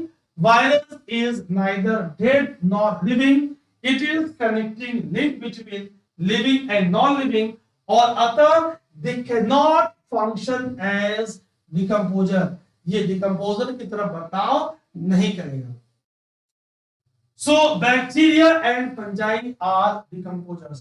Option 2 and 3 are correct. Dead plant remains such as leaves, bark, flowers, dead remains of animal, including fecal matter, और इसको क्या बोलेंगे? Detritus। ध्यान सुनेंगे आप। Detritus में क्या क्या आ रहा है? Dead plant remains, पेड़ की छाल, पत्तियां, फूल, dead remains of animals, including मल, fecal matter, which is the raw material for decomposition। इसी का होना है decomposition। इस प्रोसेस में फ्रेगमेंटेशन, टूटना, leaching, destruction, catabolism, half decomposition, humification, और बाद में मिनरल्स का रिलीज होना। कौन कौन से प्रोसेस यहाँ पे इन्वॉल्व है? क्वेश्चन यूपीएससी अब पूछ सकती है, which of the following is not involved in process of decomposition? आगे expected questions क्या है? We are more and more working, my dear friends, on expected questions। हम संभावित प्रश्न अब आगे क्या पूछी जा सकती है, my more focus is on that। सिर्फ मैं 1 का A, 2 का B, 3 का C ऐसे बोल के आगे नहीं बढ़ रहा, because expected question is more important। Detritivores, earthworm, break down detritus into smaller particles। वो smaller particles में इनको तोड़ देंगे। क्लियर? चलिए, this process is called fragmentation। Leaching में क्या होगी? वाटर soluble inorganic nutrients नीचे आएंगे, रूट से रीच के बियॉन्ड। बैक्टीरियल और फंगल एंजाइम क्या करेंगी? डिग्रेड करेंगी किसको? डिट्रिटस को इनटू सिंपल इनऑर्गेनिक सब्सटेंस। इसे बोलेंगे कैटाबोलिज्म। कैटाबोलिज्म मतलब it is destructive process. Catabolism is destructive process. Anabolism अगर टर्म आ जाए एनाबोलिज्म तो आप याद रखेंगे, anabolism is constructive process. Anabolism is constructive process, catabolism is destructive process. ये हम याद रखेंगे, ठीक। चलिए fine, come on the next question. Guys, यही क्वेश्चन कल बीपीएससी में पूछा है, बिहार पब्लिक सर्विस कमीशन में ये क्वेश्चन आपसे पूछा है।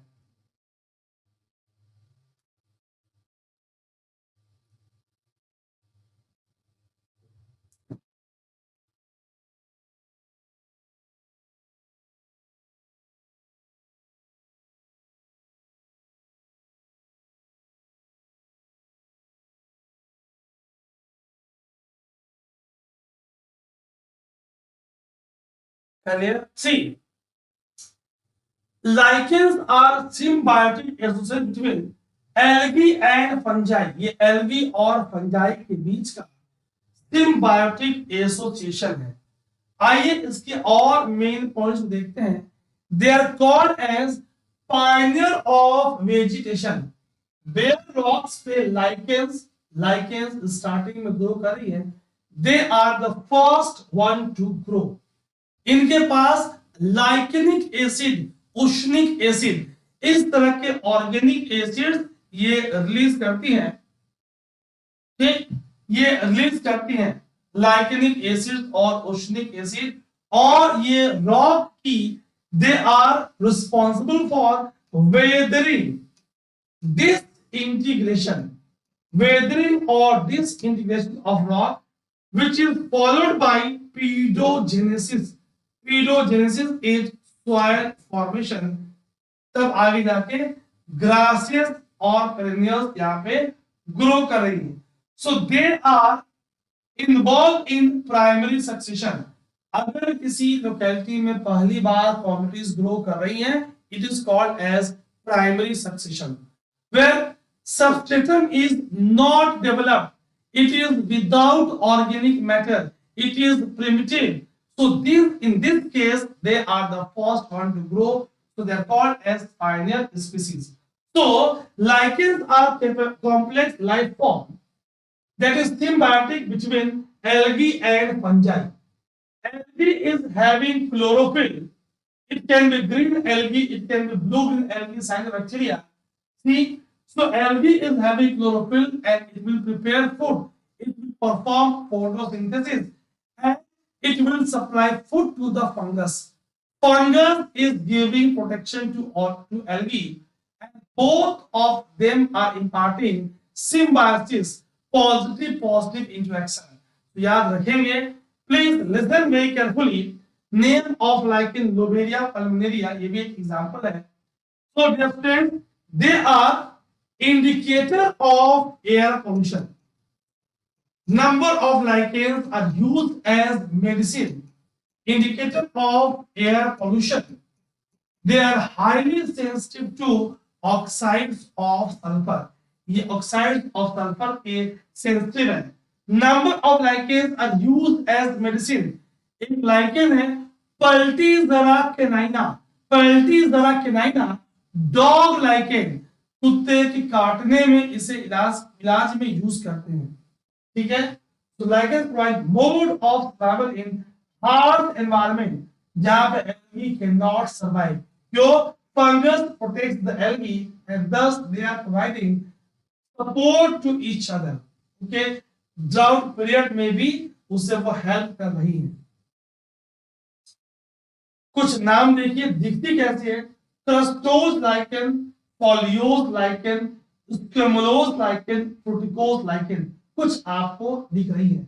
Some lichens are used as medicine. हमने एक नाम दिया पल्टीजेरा कैनाइना. ठीक. डॉग बाइट में यूज करेंगे as a medicine. With reference to dugong, a mammal found in India, which of the following statement are correct?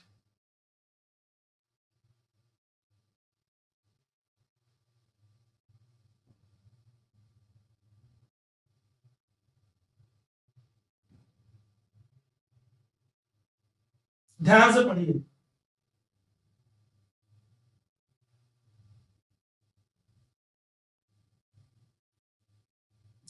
स्टार्कर decomposer एक broad component है, उसके अंदर डेट्रीवोर्स आएंगी.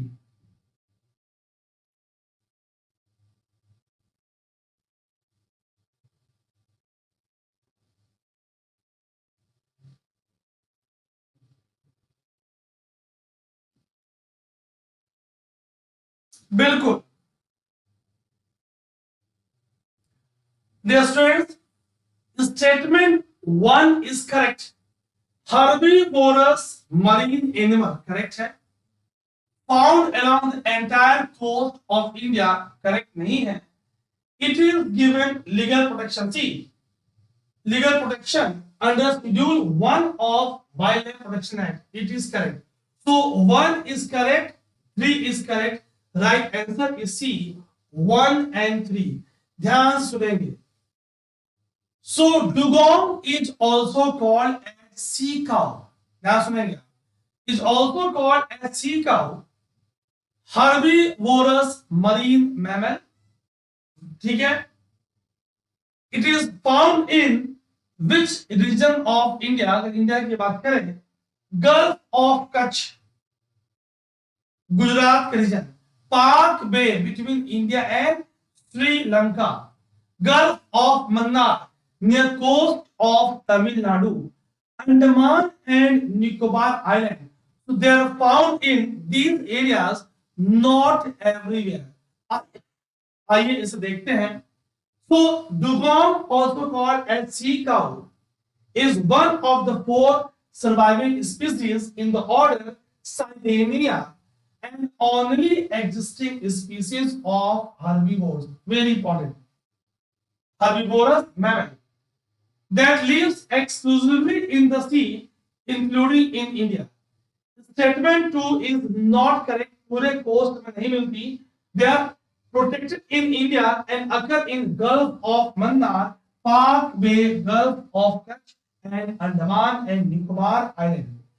Statement 3 is correct. They are under Schedule 1 of Wildlife Protection Act 1972. So dear students, हम लोग बिल्कुल detail में पढ़ेंगे ताकि हमारा फोकस एक्सपेक्टेड क्वेश्चंस में हो जाए और आगे क्या आने वाला है. They graze on seagrass, young shoots and roots in shallow coastal waters. Okay. Consume up to 40 kg of seagrass in a day. एक दिन में इतनी घास खाती है. लेकिन हमारी एक्टिविटी डिस्ट्रक्शन उनका habitat, modification of habitat, pollution, illegal fishing activities, unsustainable hunting, poaching, unplanned tourism, all these are threat to the dugong. हमने सबको परेशान किया है. Loss of sea grass bed, आपने इसका फूड ही खत्म कर दिया. क्यों? Ocean floor trawling was the most important factor behind the dwindling dugong population in many parts of the world. अगर एक दिन में 40 kg वो ग्रास खा रहा है और हम ओशन फ्लोर ट्रॉलिंग कर रहे हैं, क्वालिटी फिशिंग मेथड यूज कर रहे हैं, इलीगल फिशिंग एक्टिविटीज कर रहे हैं, अनसस्टेनेबल टूरिज्म कर रहे हैं, अनप्लान्ड टूरिज्म कर रहे हैं, ठीक, पॉल्यूशन कर रहे हैं, मरीन पॉल्यूशन कर रहे हैं, और स्पिल्स फैला रहे हैं. All this are offering threat to the animal, बेचारा जानवर. Dear students, last question of the day. रोज 8 बजे आप हमसे जरूर मिलोगे.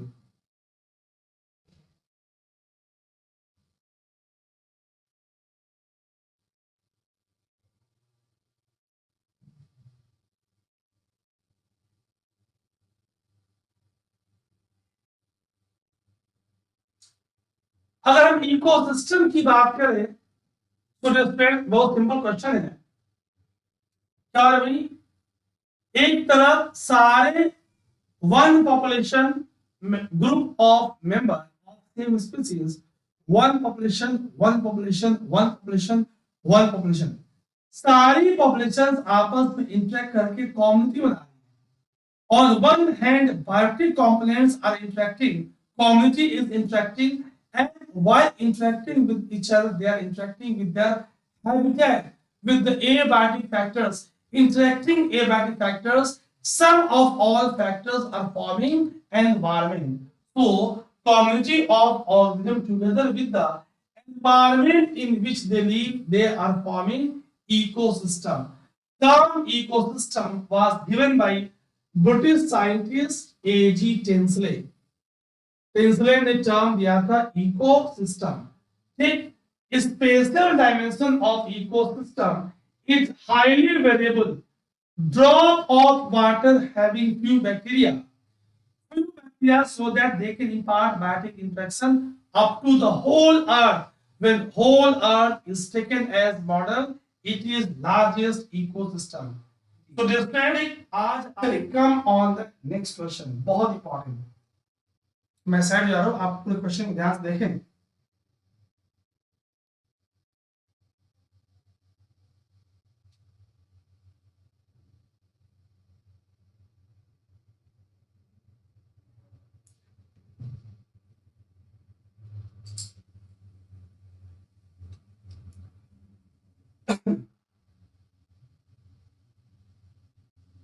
The most important fishing grounds of the world.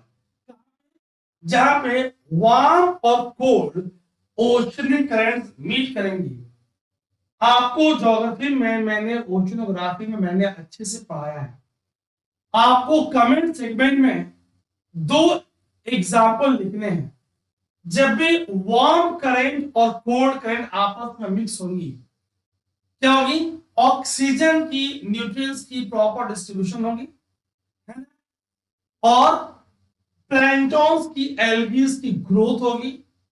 जू प्लैंक्टन स्मॉल फिशेस अच्छे से ग्रो करेंगी और फिर वहां पे अच्छे से फिशिंग जोन बनेगा। न्यू फाउंडलैंड, ग्रैंड बैंक, आपके पास कई सारे एग्जांपल्स हैं। गाइस, इसका आप कमेंट में दो एग्जांपल लिखना। वर्ल्ड के पॉपुलर दो फिशिंग ग्राउंड्स जहां पे वार्म करंट और कोल्ड करंट मिक्स होती हैं। ज्योग्राफी जब लेकर आऊंगा प्रीवियस क्वेश्चन, वहां मैं और मैप के हेल्प से करूंगा डिस्कस। बिल्कुल चिंता नहीं करेंगे, आप मेरे साथ जुड़े रहेंगे, हम लोग बहुत अच्छे से पढ़ने वाले हैं। कम on the next question, very very important, आजकल खूब चर्चा में है।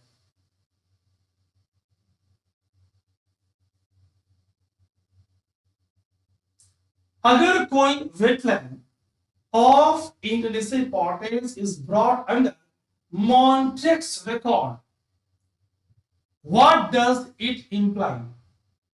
भाई अगर वो मॉन्ट्रेक्स रिकॉर्ड में आ गया तो उससे क्या मतलब है, क्या तात्पर्य है?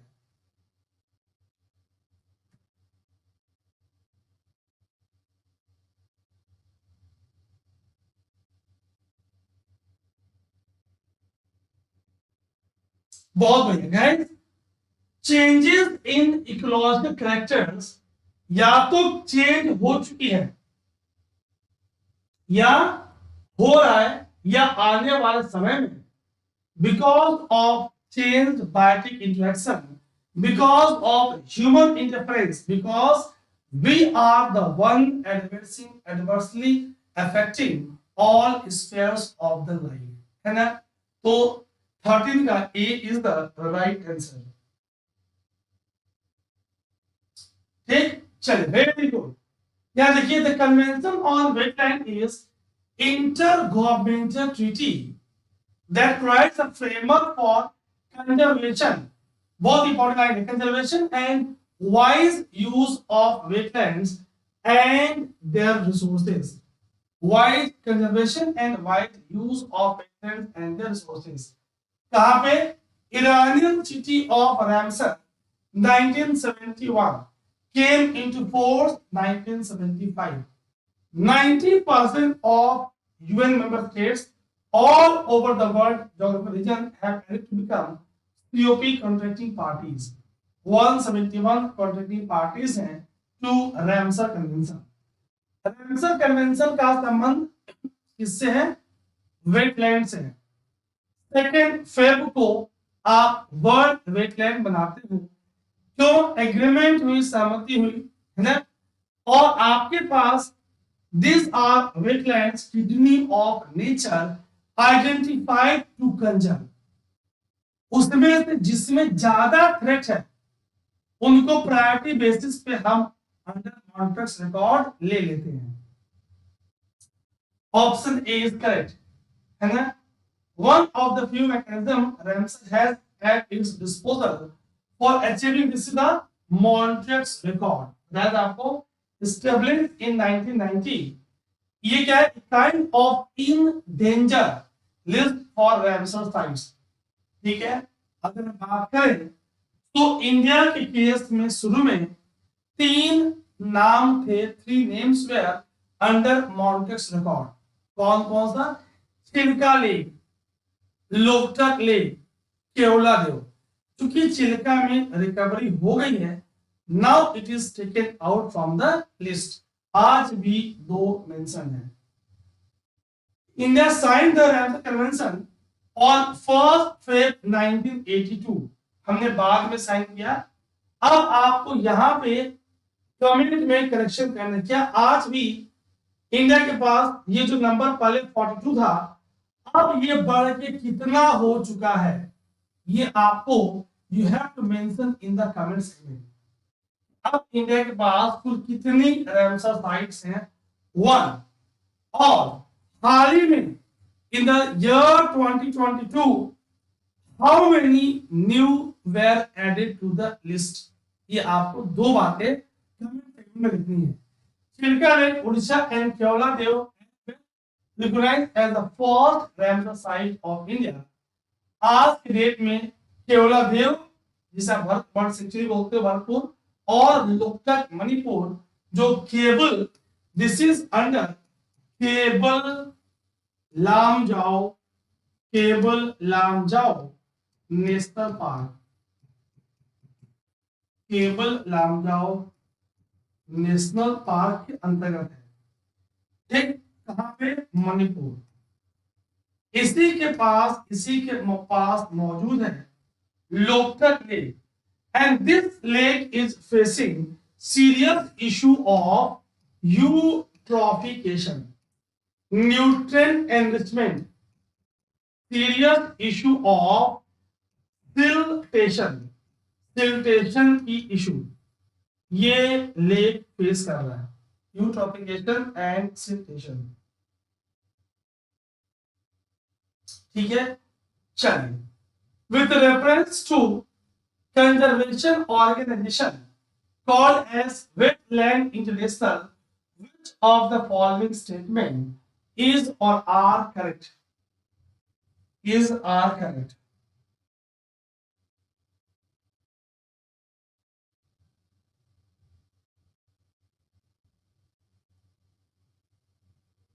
वेटलैंड इंटरनेशनल की बात आपको करनी है।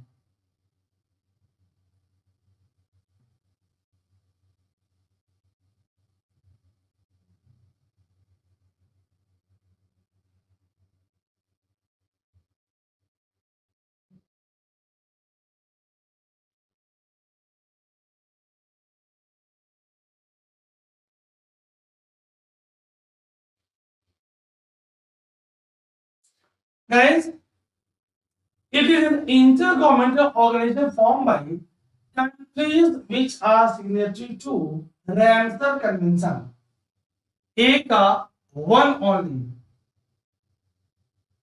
अभी आपसे पीछे बात हुई थी, देखना जरा, वन ओनली है या और कुछ चेक करना जल्दी से फास्ट। अरे no, one is not correct. आप रिस्पॉन्ड नहीं कर रहे, one is not correct. Welfare international क्या है? It is global not for profit organisation. अभी दिखाऊंगा आपको उसका काम क्या है। काम है, नाम बता रहे, कंजर्वेशन ऑफ वेटलैंड्स। ठीक है, चलिए देखिए आप, second statement is correct, so second two, B only is correct. B2 only is correct. Statement 1 is not correct. Wetland International is the only global not for profit organization dedicated to conservation and restoration of wetlands.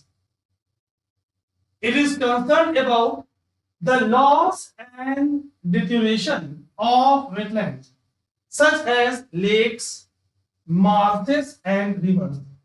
It is dedicated to maintaining and restoring wetlands for environmental values और जो wetland हमको ecosystem services दे रही है, ठीक, उसके लिए। Statement 2 is correct. Wetland will work through the network of offices, partners, and experts to achieve our goal by knowledge development and policy advocacy. तो statement 1 जो था वो गलत है। It is not globally not for profit organization. Come on the next question.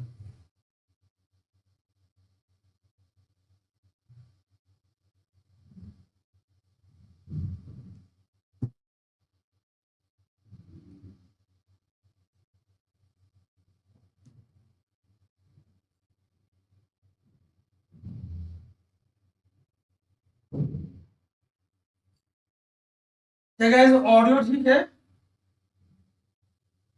Anyone audio fine?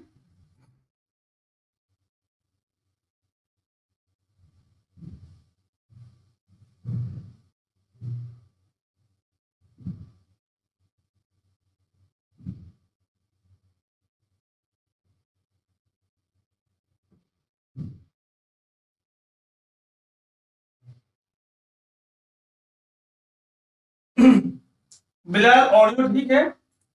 Prakash audio ठीक है? आप ने करेक्टली मैच देखिए आप Harike wetland largest man made wetland of north India है ना। तो confluence of Beas and Sutlej, तो ये करेक्ट है, दिस इज करेक्ट, ठीक, first is correct. Harike wetland confluence of Beas and Sutlej, ध्यान सुनिएगा। केवलादेव घाना is the part which is mentioned under Montek's record. Also, Bharatpur bird sanctuary is at confluence of Gambhira and Panganga river. So, second is not correct. अगर आपको idea नहीं भी है तो if second is not correct, B is not correct, D is not correct, दोनों में second है, अब क्या बचा? A और C बचा, दोनों में फर्स्ट है। आइए अब देखते हैं थर्ड पे, कोलेरू लेक है ना। अब आपको देखना भी कोलेरू लेक कहां पे, confluence of Godavari and Krishna, कहां पे?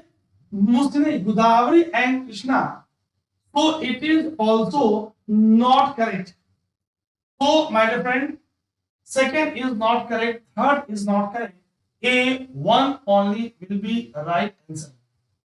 आइए जरा इसे और ध्यान से देखते हैं। चलिए, पेयर वन इज करेक्ट, जो पेयर वन है ये करेक्ट है। Harike wetland is one of the largest man-made wetland of northern India. It came into existence in 1952 after the construction of barrage near the confluence of river Satluj and Beas। ठीक है, pair two is not correct. Keoladeo Ghana मिस्टर पाक कहां बताया आपको भी? Gambhira and Banganga rivers, तो second is not correct. Very important, इसी को आप भरतपुर बर्ड सेंचुरी बोलते हो और Keoladeo Ghana bird sanctuary, very very important. It is now under Montreux record, ये मॉन्ट्रियॉक्स रिकॉर्ड में मेंशन है। It is UNESCO World Heritage Site and in Montreux record. Pair 3 is not correct. Kolleru कहां पे? गोदावरी एंड कृष्णा सेंचुरी है, which is under Wildlife Protection Act 1972. It is also Ramsar site. ध्यान सुनिए आप, अब यहाँ क्वेश्चन बनेगा, listen, please listen very carefully. Consider the following statement. Always जो मैं आपसे expected। Good evening Rahul, welcome प्रकाश, फिलहाल ध्यान सुनना गाइस। क्वेश्चन कैसे बनेगा?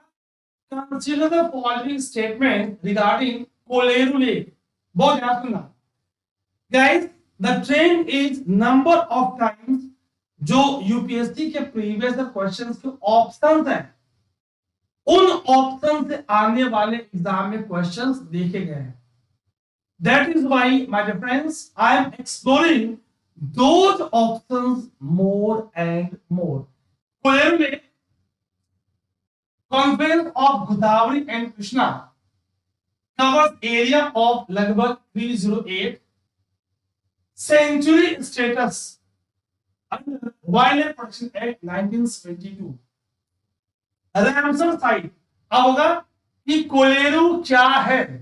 ए sanctuary, B Ramsar site, the important bird area declared by Bombay Natural History Society।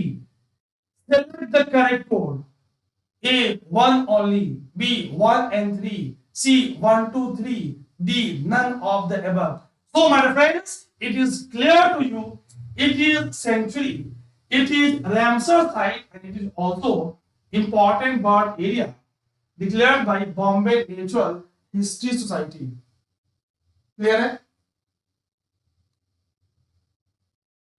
चलिए, which one of the following is an artificial lake? Artificial lake कौन सा है? प्रकाश audio fine है?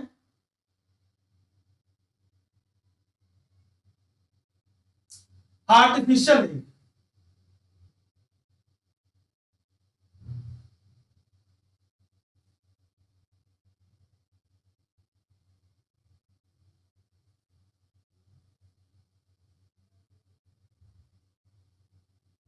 कई बार आपका नेटवर्क इशू होगा।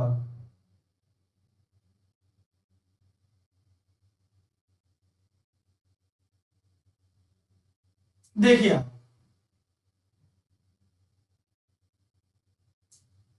Kodai canal Tamil Nadu is the right answer, है ना? Is the right answer. यहां पे एक बाहर से आई हुई खरपतवार एक्सोटिक एक्सोटिक स्पीसीज, बाहर से आई हुई स्पीसीज, इन्वेजिव IAS, ये क्या भाई? Invasive alien species, invasive alien species, ध्यान सुनना, इन्वेजिव एलियन स्पीसीज कौन? The name of plant is Salvinia molesta.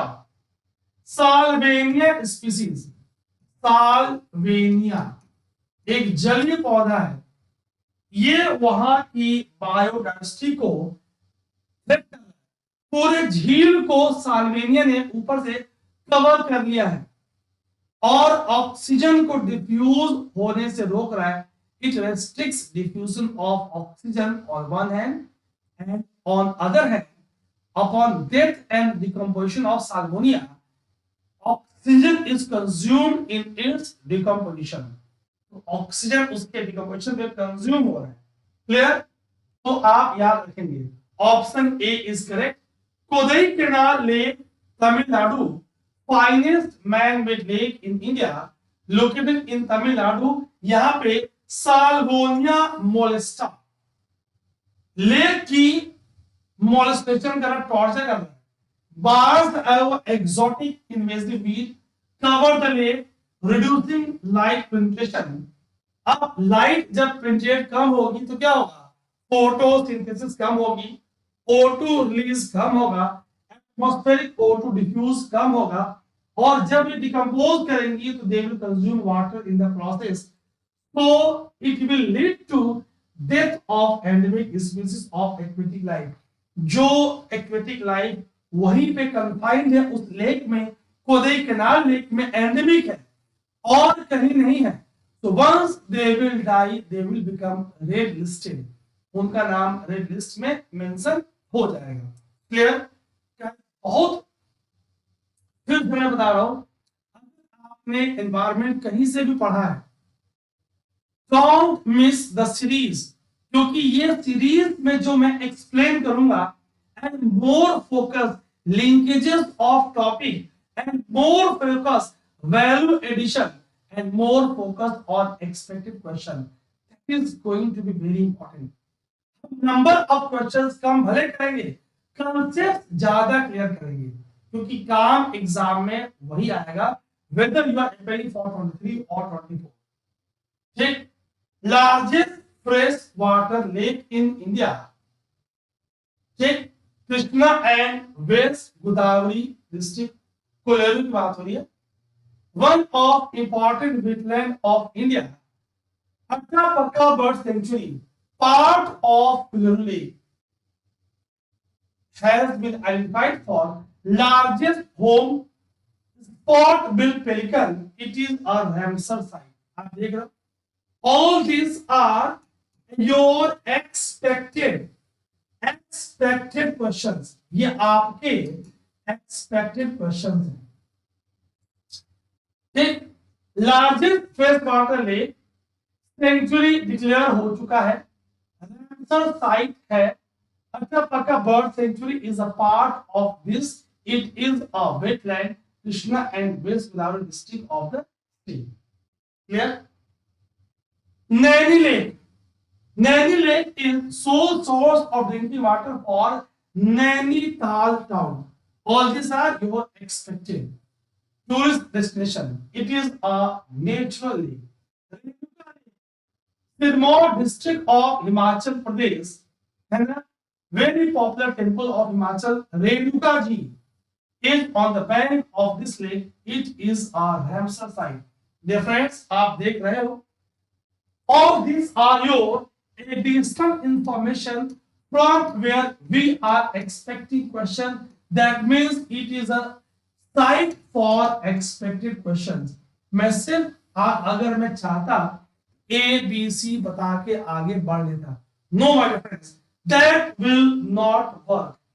Work क्या करेगा? Always this type of additional information. So stay connected with me, you will get a lot. Which one of the following is national aquatic animal?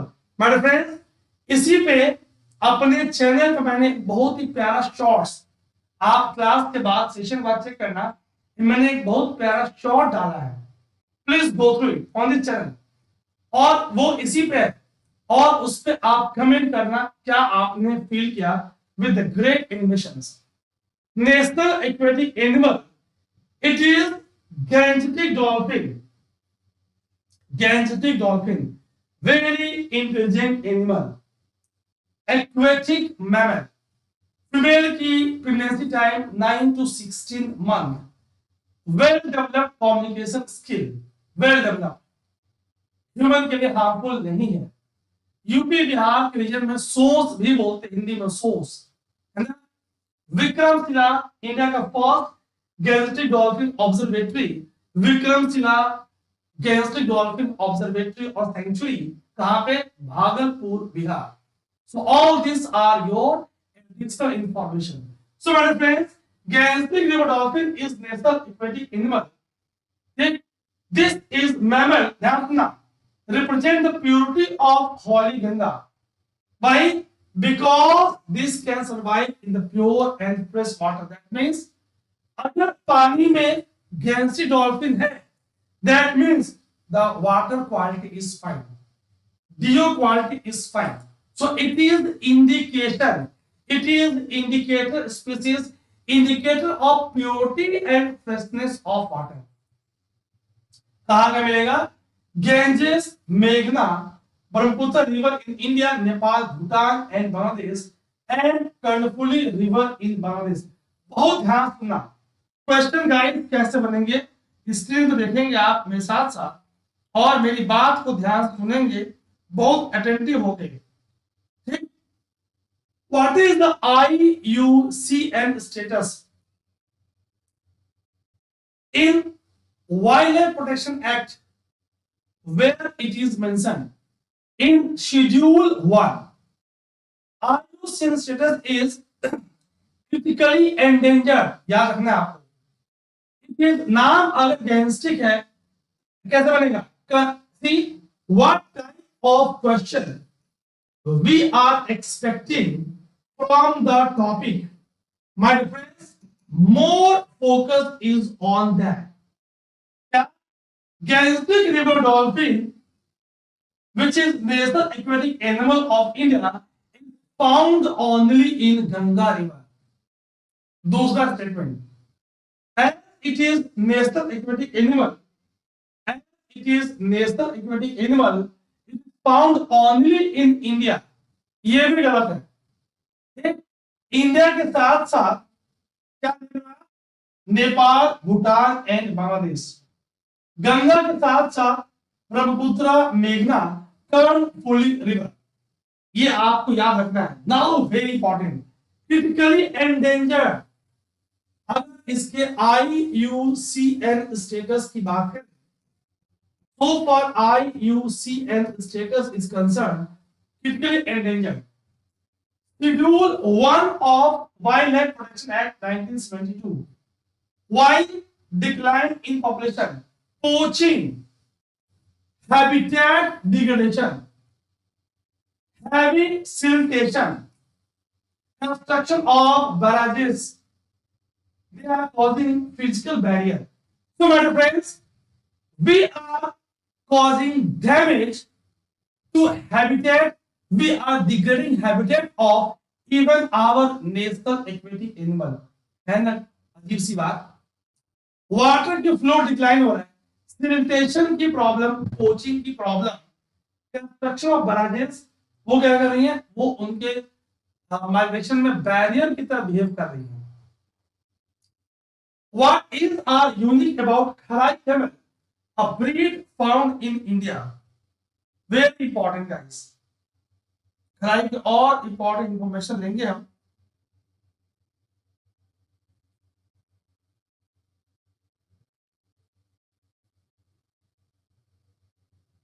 Camel ship of desert, क्या swim कर पाएगा?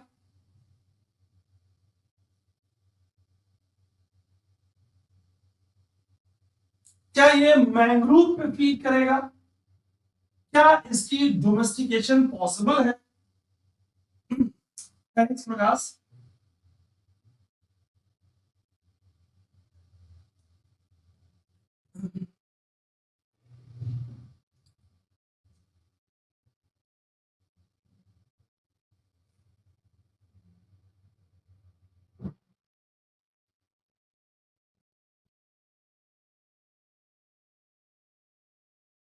My friends, see, statement 1 is correct. It can swim up to 3 kilometers. Statement 2 is also correct. Okay, statement 3 is not correct. It is domesticated by the tribals. So A 1 and 2 only is the right answer. आइए देखते हैं. The Kharai is a unique breed of camel found only in the Kutch, Gulf of Kutch. अब spelling आप ऐसे लिखते हो, KACH school days में आप ऐसे लिखा करते थे. They have special ability to survive on both dry land and in the sea. मतलब what they are behaving like उभयचर amphibians. They swim in sea water and feed on saline plants and mangroves. बहुत ध्यान सुनेंगे आप. They were recognized as separate breed in 2015 by ICAR. They can swim more than 3 kilometers in search of mangroves for grazing. अगर population बढ़ेगी अगर तो क्या होगी? But always they will move more and more in the water bodies to feed. Clear? Option 2 is correct. They feed on mangroves. It is not correct. Jat or Rabri communities, they are engaged in raising Kharai camels, so they can be domesticated. तो Jat community, रावरी community, इनकी domestication करती है. Option 3 is not correct. C, swimming in sea water, इनको skin disease का प्रभाव खाजी का, dermatitis का नहीं होता. एक्सलेंट फीडिंग, क्यों? सेलाइन, खारा, फ्री और स्लर्स को खा पा रही है. This breed can tolerate water with high TDS. My God, 10,000 ppm. हम लोग लेस देन 100 ppm का पानी पीते हैं. आरओ से 18-20 टीडीएस है ना. इनका 10,000 parts per million. Top chest pad does not touch the human or four legs during walking. देखो आप, smooth and long hairs can be used for preparation of soft cloth stalls. ये आपको खास लक्षण खराई कैमल का दिख रहा है. All this can be your expected question. If you want to see gharials in their natural habitat, which one of the following is the best place to visit? घड़ियाल को उनके नेचुरल हैबिटेट में आप कहां देखोगे?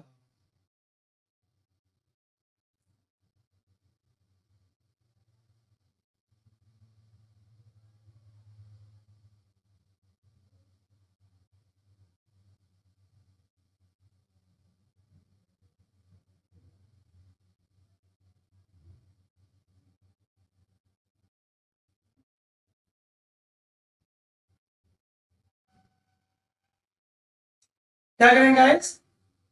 Chambal river.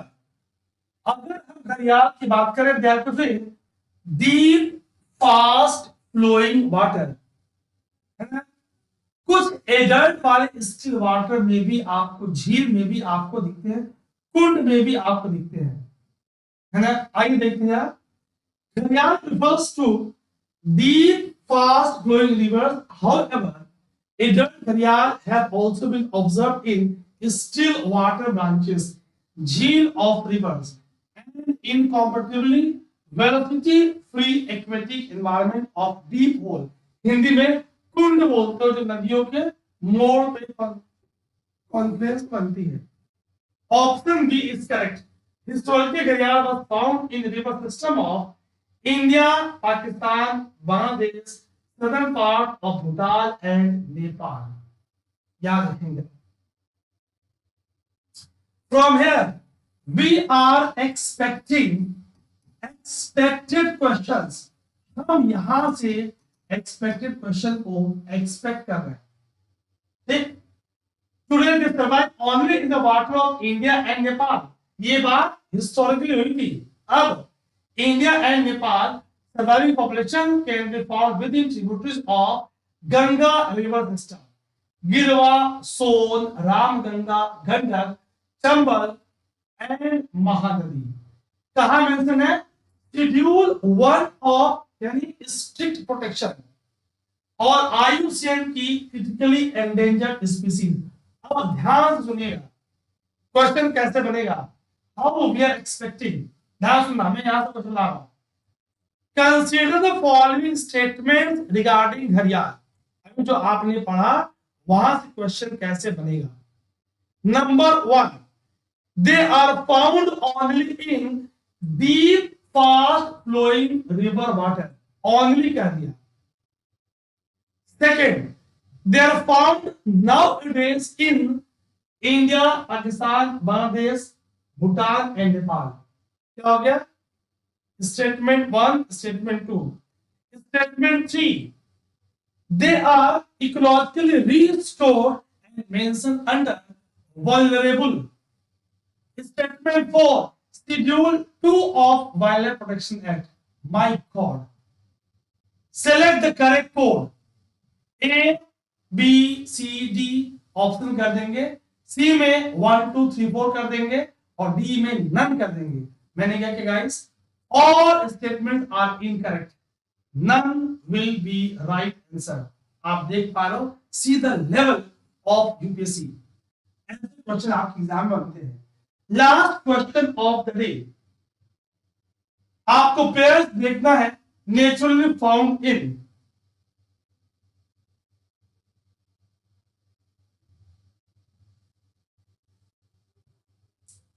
Blue-finned mahseer, Irrawaddy dolphin, rusty spotted cat, कौन सा correctly matched है?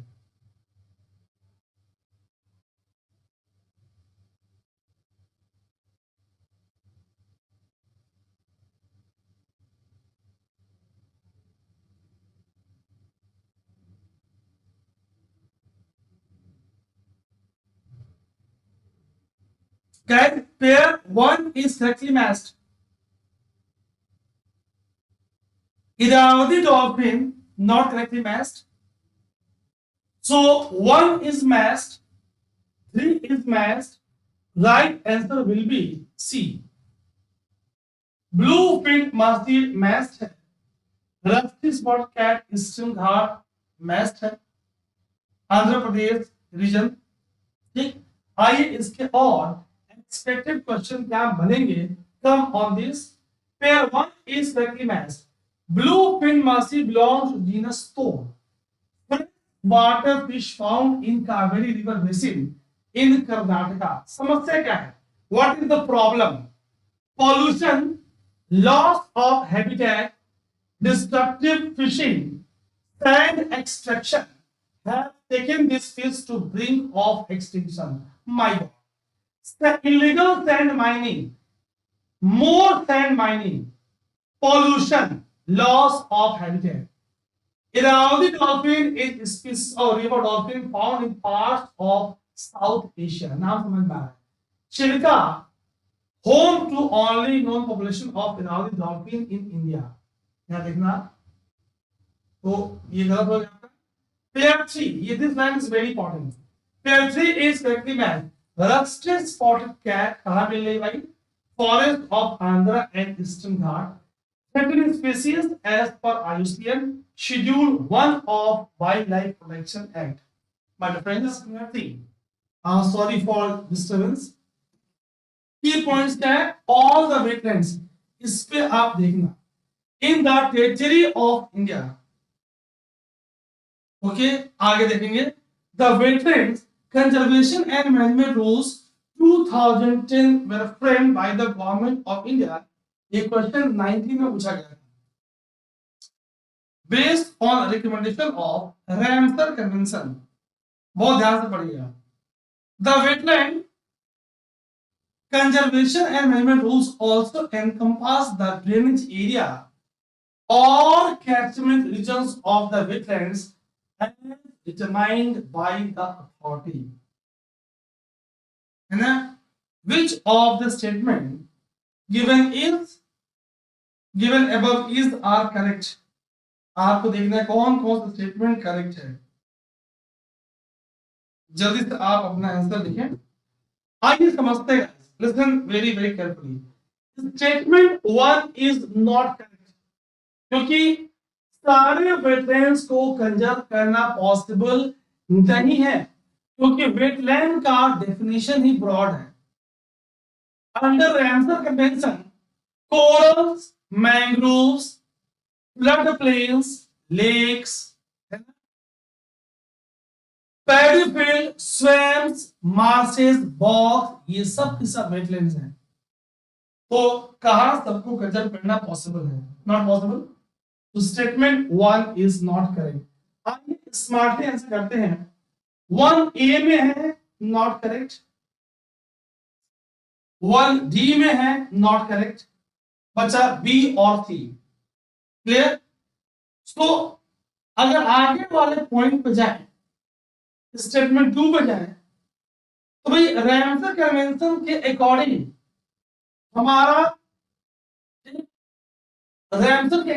हमारा रूल फ्रेम नहीं हुआ। स्टेटमेंट 2 भी गलत है। Statement only third is correct, ठीक है, third is correct. C3 only. So dear friends, C is the right answer. अभी इसे हम डिस्कस करेंगे डिटेल में। आप जरा ध्यान से देखिए। So please have a look on screen. देखिए, statement 1 is not correct. Random convention does not enforce the parties, guides them, guide करती है to protect and ensure that there is a proper policy in place for conservation of wetlands in the country. याद रखेंगे, it is not mandatory on the part of government of India to protect and conserve all wetlands in territory of India. ये practically possible भी नहीं है। सारे coral, सारे mangrove, सारे paddy field, lakes, flood plain कहां पॉसिबल है? ठीक है, चलिए। Statement 2 is not correct. भाई India is signatory to Ramsar convention. अभी हम देखेंगे, यहां से Ramsar is very important for 2023 2023 में my friends, it is highly expected यहां से क्वेश्चन है, इसीलिए I will give you lot of additional information. मैं आपको लॉट ऑफ एडिशनल इंफॉर्मेशन दूंगा, ठीक? तो which slots irrigated agricultural land and canals under the wetland? सोचिए आप, ये भी इसमें आ रहा है। Wetland Conservation Rule 2010 does not have, ध्यान सुनना, river, canal, paddy field and coastal wetlands in the area. Ministry of Environment, Forest and Climate Change ने प्रिपेयर किया Wetland Conservation Rule. Thus, it is not, again not, on the basis of recommendation of Ramsar Convention. ये Ramsar Convention के recommendation पे नहीं है। So 2 is not correct. देखा आपने? 3 is correct. Wetland means an area or marsh, fen, peatland, water. अब यहां ध्यान सुनना, वाटर चाहे नेचुरल हो चाहे आर्टिफिशियल हो, Sukhna lake of Chandigarh artificial lake, permanent हो या टेम्पोररी हो, ठीक, रिवर में पानी पूरे वर्ष है, पेरेनियल है, या वो इफिमेरल है, फ्लड प्लेन इफिमेरल है, ठीक, with water that is static or flowing, fresh or brackish or salty. Brackish means salt content 1000 to 4000 ppm, including areas of marine water of which at low tides does not exceed 6 meters and include all inland waters. ध्यान देंगे, मतलब जब भी कभी आप main examination में wetland को coat करेंगे, जब भी आप मेन एग्जाम में वेटलैंड को कोट करेंगे, आप यही डेफिनेशन रैमसर की मेंशन करेंगे। अगर इसे एक्सप्लेन करें तो it includes all inland waters, lakes, reservoirs, tank, bank water, lagoon, creeks, estuaries, man made wetland, zone of direct influence on wetlands. आप देख पा रहे हो कैचमेंट एरिया जहां से रिवर वाटर को कैप्चर कर रही है, कौन तय करेगा? As determined by authority but does not include main river channel, paddy fields and coastal wetlands. ठीक गाइस, बहुत important. Now focus is on my friends expected question. बहुत ध्यान से सुनना। In the few last 2 years,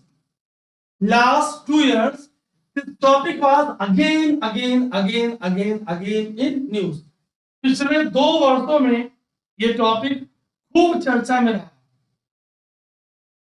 तो हम देखेंगे कि कितने यहां से सवाल बन गए हैं। रैमसर साइट को हम मैप में देख रहे हैं, ठीक, कुल 75, right now we are having 75। अब मेरे यहां पढ़ने से आपको याद नहीं होगा, लेकिन जो कुछ इंपॉर्टेंट है उसकी मैं चर्चा आपसे करूंगा। Students, on February 1st,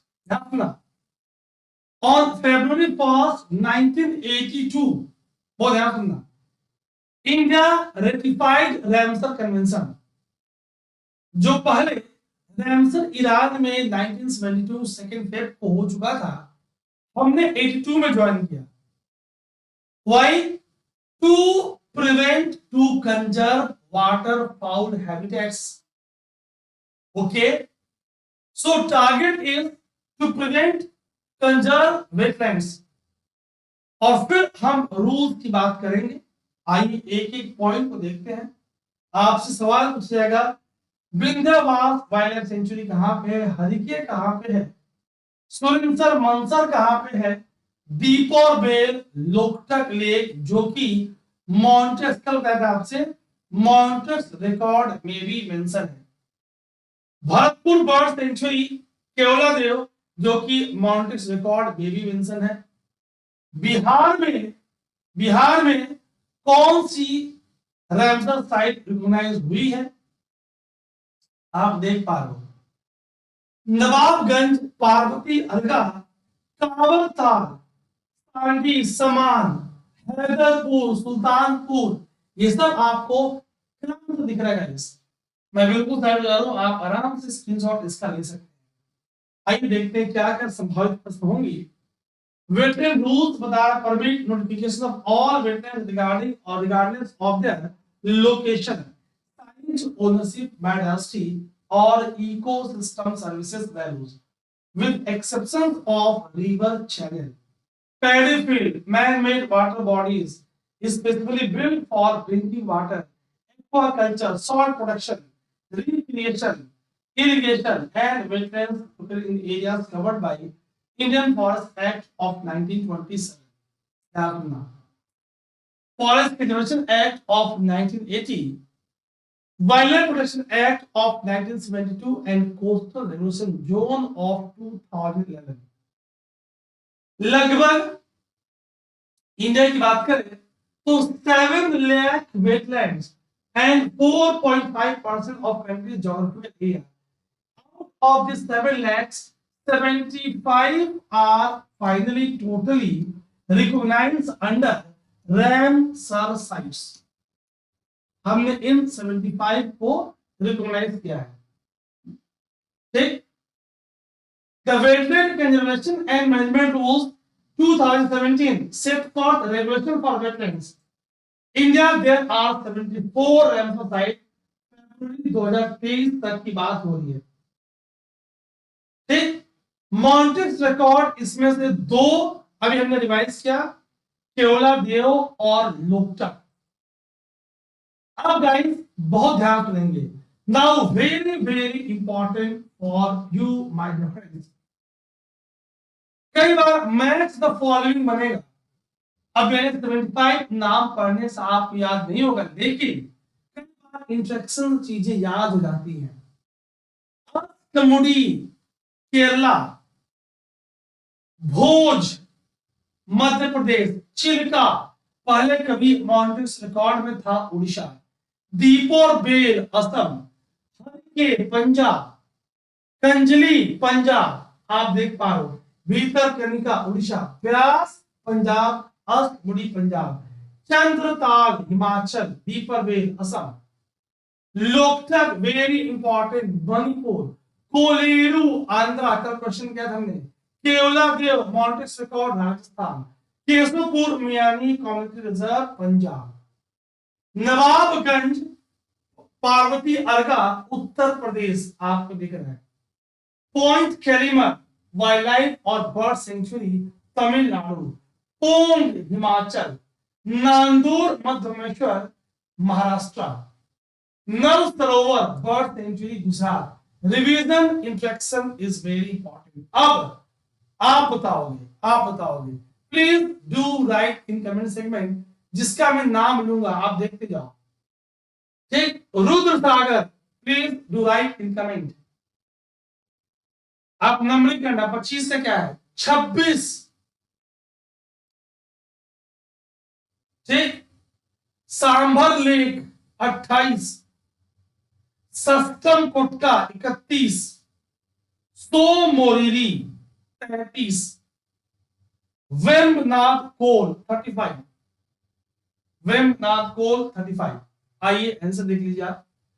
Rudra सागर त्रिपुरा, सामान bird Uttar Pradesh, sambar Rajasthan, सस्टम कोटका Kerala, Tsomoriri Ladakh, Vembanad coal Kerala.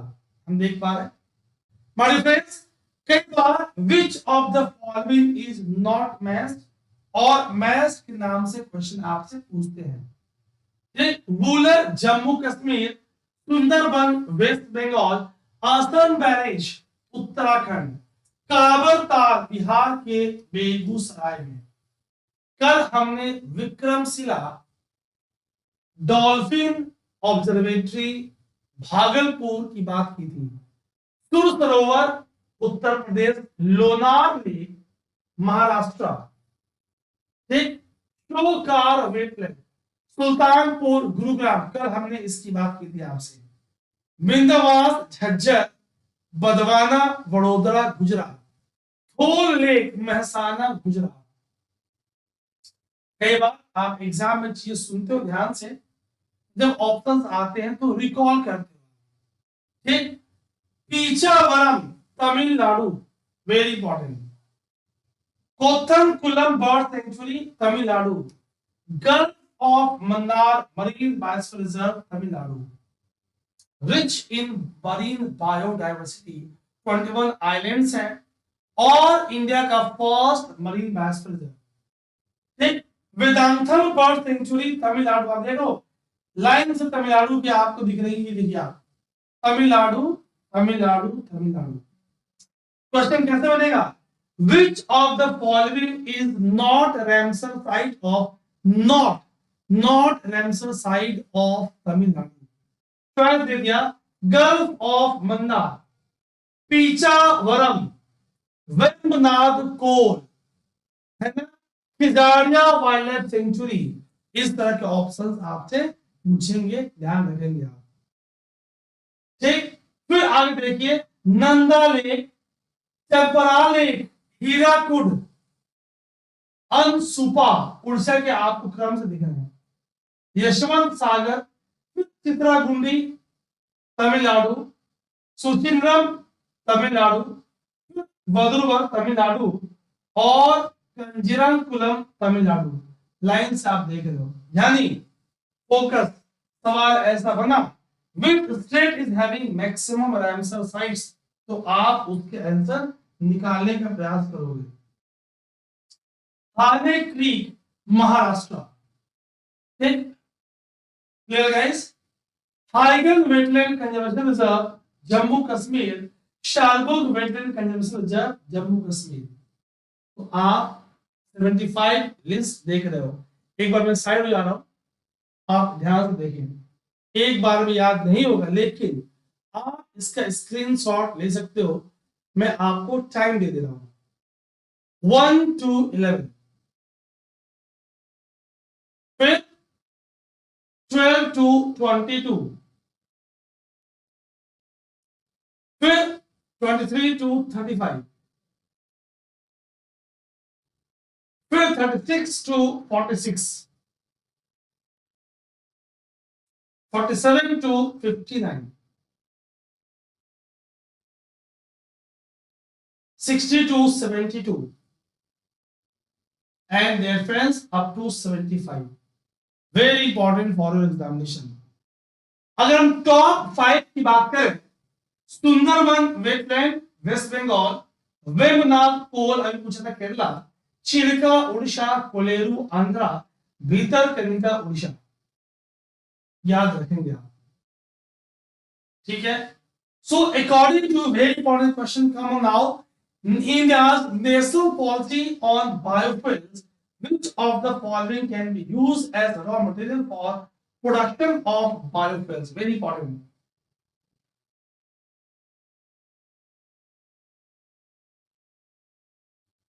Very important.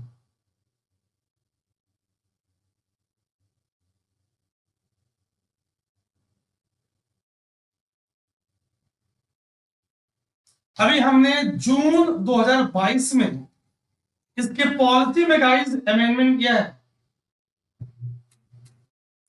As amendment is done in 2022, so my dear friends, for 23, again this question becomes very important.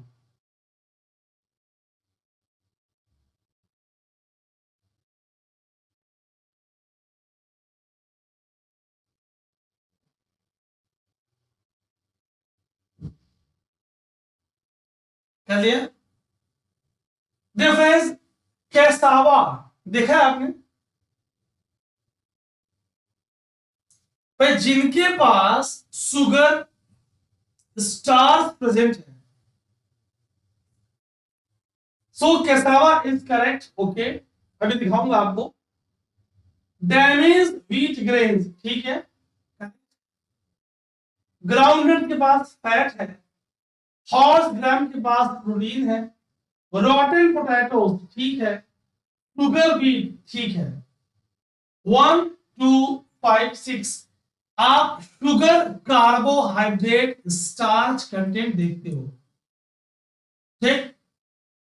आप बायोफ्यूल्स को ऐसे शुगर कंटेनिंग मटेरियल लेकर आ रहे हो, ग्राउंडनट मूंगफली है। आगे जरा देखते हैं, तो right answer is a 1 2 5 and 6। ये देखिए आप, कैसा डैमेज व्हीट ग्रेन्स आपको दिख रही है, ग्राउंडनट मूंगफली आपको दिख रहा है, हॉर्स ग्राम हिंदी में क्या बोलेंगे कमेंट लिखिएगा। शुगर बीट, चुकंदर है क्या, है ना? क्लियर? चलिए, biofuels are produced from renewable sources and use in place of or in blend with, आप उसे मिक्स करोगे। अभी हम रिवाइज टारगेट को समझेंगे, डीजल, पेट्रोल और अदर फॉसिल फ्यूल। और transport, stationary, portable and other application. Option A correct है, क्योंकि हम बायोफ्यूल को वहां से ऑब्टेन करेंगे sugar containing materials like sugar cane, sugar bean, sweet sorghum, starch containing जैसे कि corn, cassava, rotten potatoes, algae, तो ये आपके स्रोत है, याद रखेंगे आप। So option A is correct. Cellulose material जैसे कि बैगेज, गन्ने का रस निकालने के बाद जो रेसिड्यू बचा, wood waste, agriculture and forestry residues और अदर रिन्यूएबल सोर्सेस, इंडस्ट्री का वेस्ट, राइस और व्हीट का स्ट्रॉ, अगर ये ज्यादा से ज्यादा यूज हो तो स्टबल बर्निंग की प्रॉब्लम सॉल्व हो जाएगी। Damage wheat grains, corn crops, मक्के का। अब ध्यान से सुनना, very very important my dear friends. So we are expecting question from this part now. Expected questions क्या है, संभावित प्रश्न क्या है, expected questions क्या है, यहां देखिएगा। India's Ministry of Petroleum and Natural Gas published its national policy on biofuels in 2018। ठीक है, इंपॉर्टेंट क्यों है भाई, further amended in June 22। What is the objective of policy? इस पॉलिसी का ऑब्जेक्टिव क्या है? अगर हम पॉलिसी के ऑब्जेक्टिव की बात करें, to reduce the import of petroleum products, कैसे? By fostering domestic biofuel production. Amendment ने क्या चेंज किया नेशनल पॉलिसी ऑन बायोफ्यूल्स में? भाई हम पेट्रोलियम प्रोडक्ट्स के इंपोर्ट को हम कम करना चाह रहे हैं, हम ब्लेंडिंग करना चाह रहे हैं पेट्रोल में, डीजल में। हम wheat, damaged wheat, rotten potato, straw of paddy wheat, इन सब का इस्तेमाल करना चाह रहे हैं। हम एग्रीकल्चर वेस्ट, इंडस्ट्री वेस्ट का यूज करना चाह रहे हैं। गन्ने का रस निकालने के बाद जो उसका बैगेज है उसका इस्तेमाल करना चाह रहे हैं। आइए देखते हैं। अब important point, advance the deadline to reach the blending target of 20%, मतलब 20% बायोफ्यूल को bioethanol in petrol from 2030 to 2025-26। ध्यान सुनेंगे, जो 2018 की नेशनल पॉलिसी ऑन बायोफ्यूल था, in that target was to blend bioethanol in petrol by 20% up to 2030, 20% 2030 तक। अब हमने उसे पहले कर लिया है 25, 26, 2025, 26 तक। इंपॉर्टेंट है, स्टेटमेंट चेंज हो जाएगा। और एडिशनल फीड स्टॉक्स को हमने बायोफ्यूल के प्रोडक्शन के लिए एलिजिबल किया। These 2 points are very very important. The policy supersedes India's 2009 national policy blending. ठीक है, तो हमने पूरी इसकी रोड मैप तैयार की है। ये दोनों पॉइंट्स आपके लिए ज्यादा इंपॉर्टेंट है। आइए इसे जरा और विस्तृत देखें पुरानी पॉलिसी के साथ। What are the key amendments approved? More feed stocks, guys, ज्यादा फोकस मेरा आपके संभावित प्रश्न पे है। देखिए, कोई शॉर्टकट, मैं बार बार अपने सेशन में बोलता हूं कि कोई शॉर्टकट नहीं है। क्वालिटी कंटेंट आपको यूपीएससी के लेवल और उसके आसपास थोड़ा ऊपर ही मैं आपको बताऊंगा, ताकि अगर समझ में कम भी आए, याद कम भी हो, तो भी आपके एग्जाम में क्वेश्चन सॉल्व हो जाए। One of the amendment is that government will allow more feed stocks for production of biofuels. Ethanol blending target हमने किया भाई, इंस्टेड ऑफ 2030 अब हम 2025-26 तक कितना परसेंट, 20% हम करने वाले हैं of petrol containing ethanol by 25-26। ये दो अति महत्वपूर्ण है। इससे क्या होगा, it will promote production of biofuel in country under make in India programme. Units located in S is the export oriented units, new members to NBCC, government ने allow किया new members to national biofuel coordination committee. ठीक, भाई MPPSC के समकक्ष कुछ point देख लीजिए आप। So it was constituted under the chairmanship of minister petroleum and natural gas to भाई to provide overall coordination, effective end-to-end implementation and monitoring of biofuel program। ठीक है, फाइन। अब सिग्निफिकेंस क्या है, मेंस का question. Proposed amendments are expected to pave the way for making India drive, thereby leading to a reduction in import of petroleum products by generations of more and more biofuel। हमने starting में ही आपसे कहा आत्मनिर्भर Bharat initiative को हम आगे बढ़ाएंगे। कई फीड स्टॉक्स को हमने अलाउ किया है ना। इंडिया हमारे पीएम का क्या व्यू है कि 2047 तक आजादी के 100वें वर्षगांठ हम मना रहे हो, इंडिया एनर्जी इंडिपेंडेंट हो जाए। Very important for main examination, यहीं से क्वेश्चन पिक कर लेंगे मेन एग्जामिनेशन के लिए। मोर एम्प्लॉयमेंट, अब नेशनल पॉलिसी ऑन बायोफ्यूल्स के बहुत क्विक रिकैप करेंगे। 2018 की policy, ministry of petroleum and natural gas की पॉलिसी है ना। उसके पहले क्या था आपके पास, 2009 की पॉलिसी थी, मिनिस्ट्री ऑफ न्यू और न्यू एनर्जी की पॉलिसी थी। पॉलिसी ने क्या किया था, basic fuel first generation, bio ethanol, biodiesel and advance biofuel. Advanced biofuel 2G second generation, ethanol, municipal solid waste, drop-in fuels। Generation में bio CNG, enable extension of appropriate financial और fiscal incentive under each category। पूरा detail में मैंने आपको बता दिया। Now come on the next question। आप देख रहे हो गाइस कितना समय लग रहा है, कितना टाइम लग रहा है, क्यों? क्योंकि हम बहुत डिटेल में कर रहे हैं ताकि आपका टॉपिक तैयार हो जाए। Please come on the question में साइड में रहो, आप क्वेश्चन को ध्यान से देखें।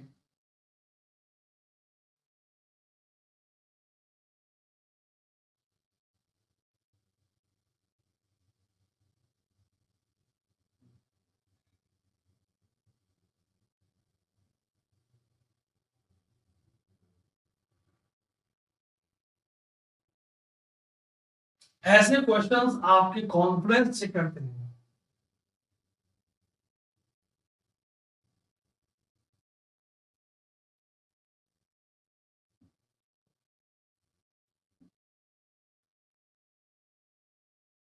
माय फ्रेंड्स देखिए आप, statement 1 is not correct, 2 is not correct, तो डी नाइदर 1 नॉर 2।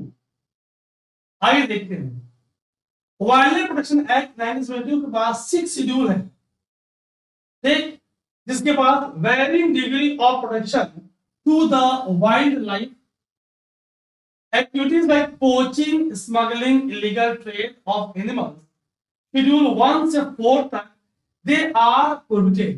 जो एनिमल शेड्यूल 1 से 4 तक है उनकी पोचिंग, स्मगलिंग और इलीगल ट्रेड प्रोहिबिटेड है। 1 to 4 listed in schedule 2 have absolute production but penalties are lower as compared to schedule 1। ये गलत है। Statement 1 is not correct। Animals listed in schedule 1 and part 2 of schedule 2, this is very important, part 2 of schedule 2 have absolute protection and offenses under these are prescribed the highest penalties। So statement 1 is not correct। Statement 2 is not correct। Animals listed in schedule 1 are lion tail macaque, rhino, great Indian bustard, Narcondam hornbill, Nicobar megapode, black buck, इसमें schedule 1 में। Schedule 2 में rhesus macaque, dhole, Bengal porcupine, king cobra, flying पॉर्क्यू squirrel, Himalayan brown bear. तो ये हमें देखना है।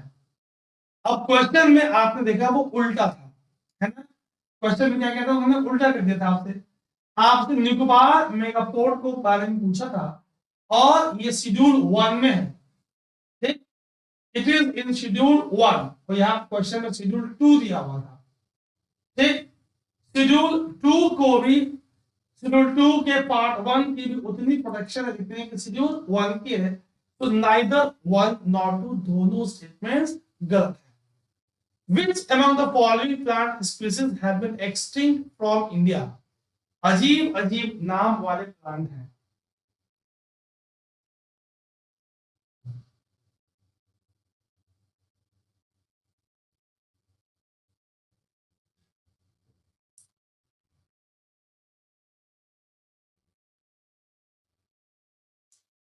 लेस्ट्रोप्सिस वथर, ऑफ्यूराइजा, Corypha. अगर मैं आपको इनको दिखा दूं तो शायद आपको याद करने में थोड़ा हेल्प हो जाए। क्या पूछा? Select the correct answer. कौन भारत से लुप्त हो चुकी है, एक्सटिंक्ट हो चुकी है? अगर ये एक्सटिंक्ट हो चुकी है तो आपने शायद इनको नहीं देखा है क्योंकि आप बुजुर्ग नहीं हैं हमारी तरह। So my friends, right answer is D, 1, 2 and 3। आइए देखते हैं, ये देखिए आप, लेस्ट्रोप्सिस वेचाई, ऑफ्यूराइजा, ऐसा प्लांट देखा है क्या? As per BSI, 18 species of plant, 4 non-flowering और 14 flowering extinct हो चुकी है। लेस्ट्रोप्सिस वेचाई जॉर्ज वाट के नाम पे एक फर्म था, टेडोफाइट था, मणिपुर में डिस्कवर किया गया। ऑफ्यूराइजा कॉर्डेटा, ये भी ऑफ्यूराइजा स्पीसीज का मेंबर है, आपने पीछे इसका देखा। This belong to genus of flowering plant in coffee family. ठीक, कोराइफा टेलिट, ये पाम स्पीसीज है, discovered in Myanmar and Bengal region. William Roxburgh ने इसे खोज किया था, ये भी एक्सटिंक्ट है ना? यानी कहां मिल, अगला स्टेटमेंट कहां मिल नहीं है। सो कोराइफा म्यांमार और बंगाल रीजन, ऑफ्यूराइजा पेनिनसुलर इंडिया का कॉफी रीजन, और फिर वाटाई लेस्ट्रोप्सिस मणिपुर का देखा गया form. Come on the next question.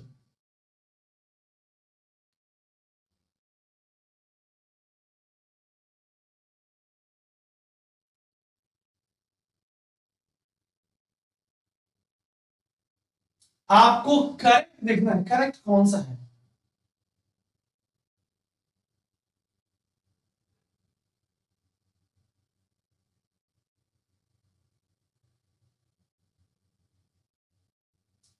My friends, photovoltaic cell की बात हो रही है। Commonly called as solar cell is non mechanical device. ये सनलाइट डायरेक्टली एसी में कन्वर्ट नहीं करता, डीसी में करता है, और फिर हम इन्वर्टर यूज करते हैं। So statement 1 is not correct. अगर 1 नॉट करेक्ट है तो A not correct, D not correct, बचा आपके पास बी और सी। दोनों में ट्रू है, that means 2 is the correct. 3 पे देखते हैं। Government of India has set target of installing 100 gigawatt of renewable energy capacity by year 2022। आप सोच बताएंगे, पहले ये टारगेट 100 गीगावाट का था, बाद में रिवाइज होकर ये हो गया था कितना, रिन्यूएबल का 175। 100 सिर्फ सोलर का था, 100 was of solar, 60 from wind, 10 from small hydro power, 5 from baggage bio, ना? तो 100 सिर्फ सोलर का था। Third is not correct. So my dear friends, B2 only is the right answer. Statement 1 is not correct. Photovoltaic cell, solar cell क्या करेगा, sunlight को electricity में convert करेगा, लेकिन power is in the form of direct current and then converted into AC with the use of inverters. Statement 2 is correct. ये semiconductor material है, statement 2 correct है। They absorb photons, provide energy to generate electricity. When semiconductor material absorbs enough sunlight, electrons gas is lost only. ठीक, special treatment of metal surface during manufacturing make the front surface of cell more receptive, है ना। Statement 3 is not correct क्योंकि हमारा 175 gigawatt का target था renewable energy का bye 2022, जिसमें 100 gigawatt from solar, 60 gigawatt from wind, 10 from small biopower and 5 from small hydro. ठीक, याद रखिएगा। कम on the next quail, Himalayan quail चर्चा में रही, हिमालयन क्वेल चर्चा में रही। आइए जरा इस सवाल के जवाब करते हैं।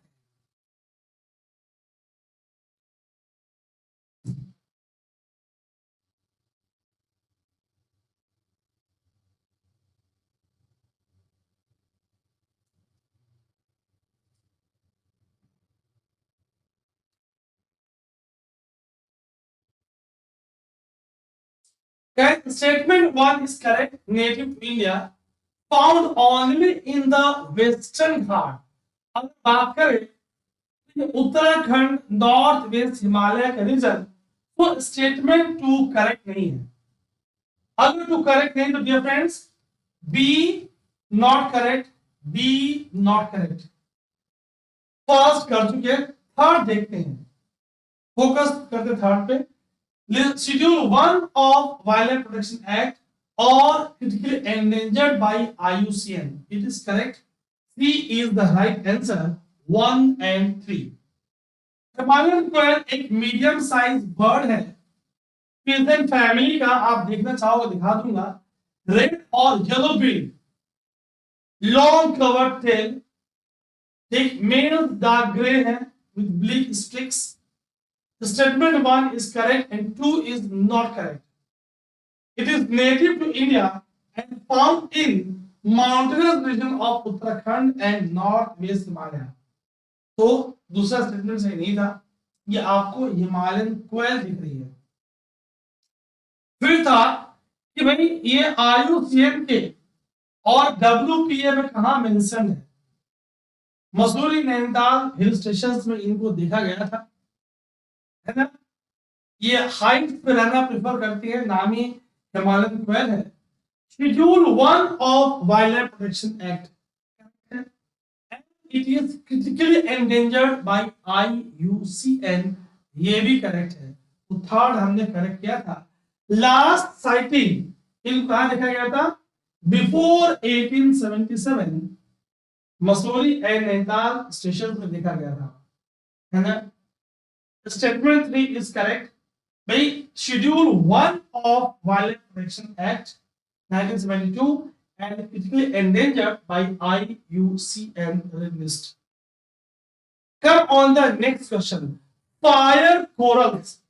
Fire corals का सवाल आप जल्दी से करेंगे।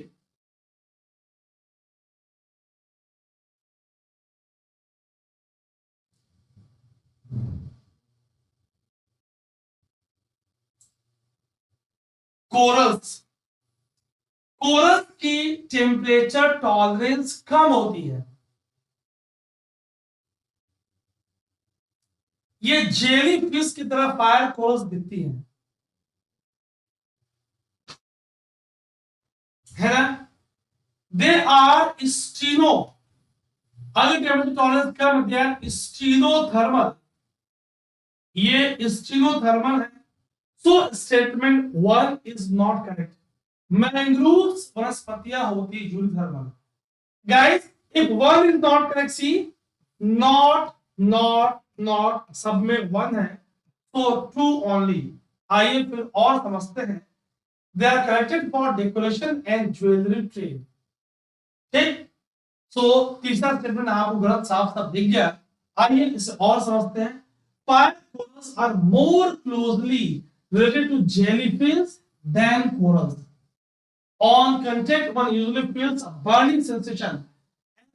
किसी ने आपको डंक मार दिया हो, है ना। Sting similar from a jellyfish, जैसे स्टिंग मारती डंक मारती है। Statement 1 is not correct. They are stenothermal, इनकी टेम्परेचर टॉलरेंस कम है। ठीक, it is thought to have completely disappeared from most of marine areas। क्यों भाई? ग्लोबल वार्मिंग का प्रभाव है। भूमंडलीय तापमान का प्रभाव है। ये आपको फायर कोरल दिख रही है, तो अगर आपकी टच होगी तो कुछ आपको जेलीफिश की स्ट्रिंग की तरह आपको सेंसेशंस फील होंगी। गाइस आप ध्यान सुनना, coral plant animal super organism है। एनिमल फाइलम नेरिया का प्लांट जूजेंथली, ग्रीन एल्गी और कई बार साइनोबैक्टीरिया। क्लियर है? यूरिथर्मल वो ऑर्गेनिज्म है जिसकी tolerance to temperature is very high. ठीक, चलिए तो यूरिथर्म के बारे में मैंने आपको बता दिया। Statement 2 is correct. Corals have long been popular home decor and jewellery. जो भी इनकी खूबसूरती है, ब्यूटीफुल कलर है, it is because of the plant component, algal component zooxanthellae, वो इसके खूबसूरती के लिए रिस्पॉन्सिबल है। Statement 3 is not correct. कहां मिल रहा भाई? Generally found in which areas? भाई इसके पास सिलिटेशन की टॉलरेंस है। और कहां का मिल रहा है? Indonesia, gulf of Chiriqui, Panama Pacific province. कहां से एक्सटिंक्ट हो चुका है? Australia, India, Malaysia, Panama, Singapore and Thailand. Clear? Come on the next question. Animal disease, और इसका कौन सा ससेप्टेबल एनिमल है? Disease and susceptible animal.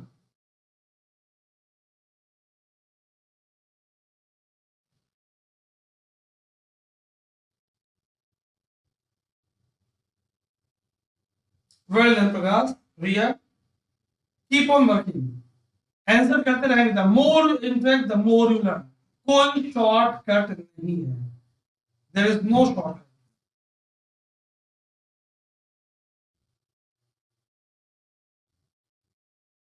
Guys यहां पे करेक्टली मैच आपसे पूछा है। Pair 1 is correctly match heart worm. Heart worm disease severe lungs disease में रिजल्ट करती है। हार्ट फेलियर, पेट्स मर जाते हैं, डॉग, कैट्स। ठीक है, स्टेटमेंट 1 मैचिंग है। फुट एंड माउथ डिजीज, ये भी एक वायरल डिजीज है। ठीक है, caused by virus. Water buffalo, sheep deer correct है। ट्रिपैनोसोमा प्रोटोजोआ है। पिग्स, कैमल्स, गोट, ये भी करेक्ट है। ट्रिपैनोसोमा गैम्बियस कई स्पीशीज की नाम सुनते हैं, है ना? इसका जो कैरियर है सी सी फ्लाई, लिखते टी एस ई सी सी फ्लाई। स्लीपिंग सिकनेस कॉज करती है, ये भी मैस्ट है। All the three, D is the right answer, 1, 2 एंड 3। हार्ट वॉर्म है ना? Foot and mouth disease, trypanosoma. Pair 1 is correctly matched. Heartworm disease result in severe lung disease, heart failure, and even death in pets, dogs, cats, and parrots. कौन कर रहा है भाई? Caused by, ये याद रखेंगे। पैसिफिक वॉर्म नाम क्या है? डायरोफालेरिया। जीनस नाम याद रखेंगे, उससे नाम चल जाएगा। ये कॉज एजेंट कौन है? पैसिफिक वॉर्म है। कौन कैरियर है? Mosquito. Mosquito is carrier. Worm is the causal agent. अब infected dogs serve as host to other mosquitoes. Pair 2 is mass foot and mouth disease. Hoof and mouth disease, highly contagious, fatal viral disease है। पालतू जानवरों का cattle, water buffalo, sheep, goats, pigs, as well as antelopes, bison, deer। Virus नाम क्या है? Foot and mouth disease virus, याद रखेंगे। Pair 3 भी मैच है। एनिमल ट्रिपेनोसोमियासिस कॉज्ड बाय, ये कैरियर है सीसी fly, transmitted in the carrier. है ना। तो ये आपको दिख रहा है तीनों मैच थे। ठीक, चलिए come on the next question. Consider the following statements about biodiversity conservation in India.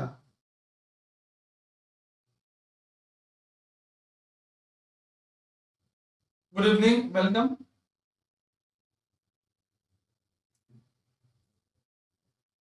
बहुत प्यारा क्वेश्चन है। National parks enjoy a greater degree of protection than wild life sanctuaries. अच्छा, ये तो स्टेटमेंट सही है।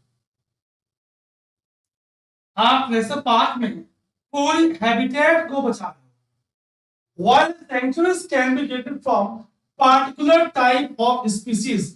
मैंने आपको 4S का ट्रिक दिया है। S for sanctuary, S for species, S for state government, S for sacrosanct और inviolable boundary. The boundaries of national park कौन करते हैं? स्टेट गवर्नमेंट करती है। तो 1 and 2 B is the right answer. B is the right answer. दोनों first और second correct है। Wild protection act of 1972 provided for declaration of certain areas by state government as well as wildlife sanctuaries, है ना। अब देखिए ध्यान सुनेगा। If the area was thought to be adequate ecological, geomorphological and natural significance, statement 1 correct. पूरे habitat को आप यहां कंजर्व करते हो। सेंचुरीज में स्पीसीज फोकस्ड है। Grazing of life stock is allowed, है ना, जो नेशनल पार्क में प्रोहिबिटेड है। आपको कमेंट पे लिखना है गाइस। मैंने अभी इसी चैनल पे कल एक शॉर्ट यूट्यूब शॉर्ट अपलोड किया था टाइगर्स के बारे में। क्या आपने उसे देखा? अगर नहीं देखा तो आप उसे देखेंगे, ठीक है। मैंने उस पर चर्चा की है गाइस। जितने शॉर्ट्स आपको इस चैनल पे दिखेंगे, बहुत कम समय में मैंने बहुत सारी बातें करने की प्रयास की है जो आपके एग्जाम के लिए इंपॉर्टेंट है। आपको इन सबका आईयूसीएन स्टेटस देखना है। इंडिया में टाइगर की संख्या बढ़ रही है। वर्ल्ड का मोर देन 70% हमारे पास है। Statement 2 is correct. क्यों भाई? Focus on particular species, species oriented है। Statement 3 is not correct. क्यों भाई? The state government can fix and alter boundaries of the national park with prior, important है, with prior consultation and approval with national board of wild life, जिसके chairman prime minister होते हैं। PM is the chairperson of NBWL. There is no need to pass an act for alteration of boundaries of national park. Okay? तो consultation और approval national board of wild life ले लेंगे। जाहिर बात है, अगर किसी ऑर्गेनाइजेशन का पीएम चेयरपर्सन हो तो how powerful it will be. Consider following statements about the national parks in India. National parks in India.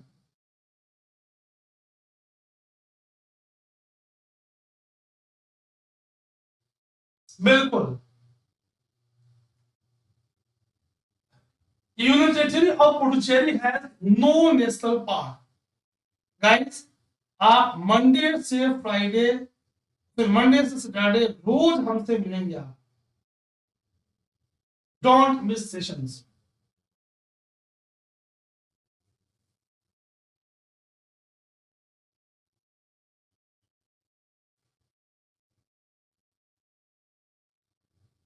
इस क्वेश्चन में ध्यान दीजिएगा, नॉट करेक्ट आपको ढूंढना है। नॉट करेक्ट आपको ढूंढना है।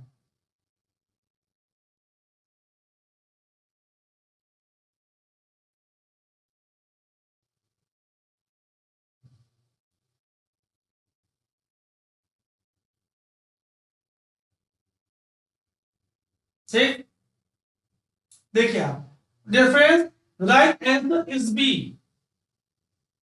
Second is not correct. अभी देखते हैं। Union territory of Puducherry has no national park. लगभग my friends all states UTs are having almost national park. Exception Delhi नहीं है, पुडुचेरी नहीं है, चंडीगढ़ नहीं है, दादरा नगर हवेली नहीं है, लक्षद्वीप नहीं है। So statement 1 is correct. आइए देखते हैं।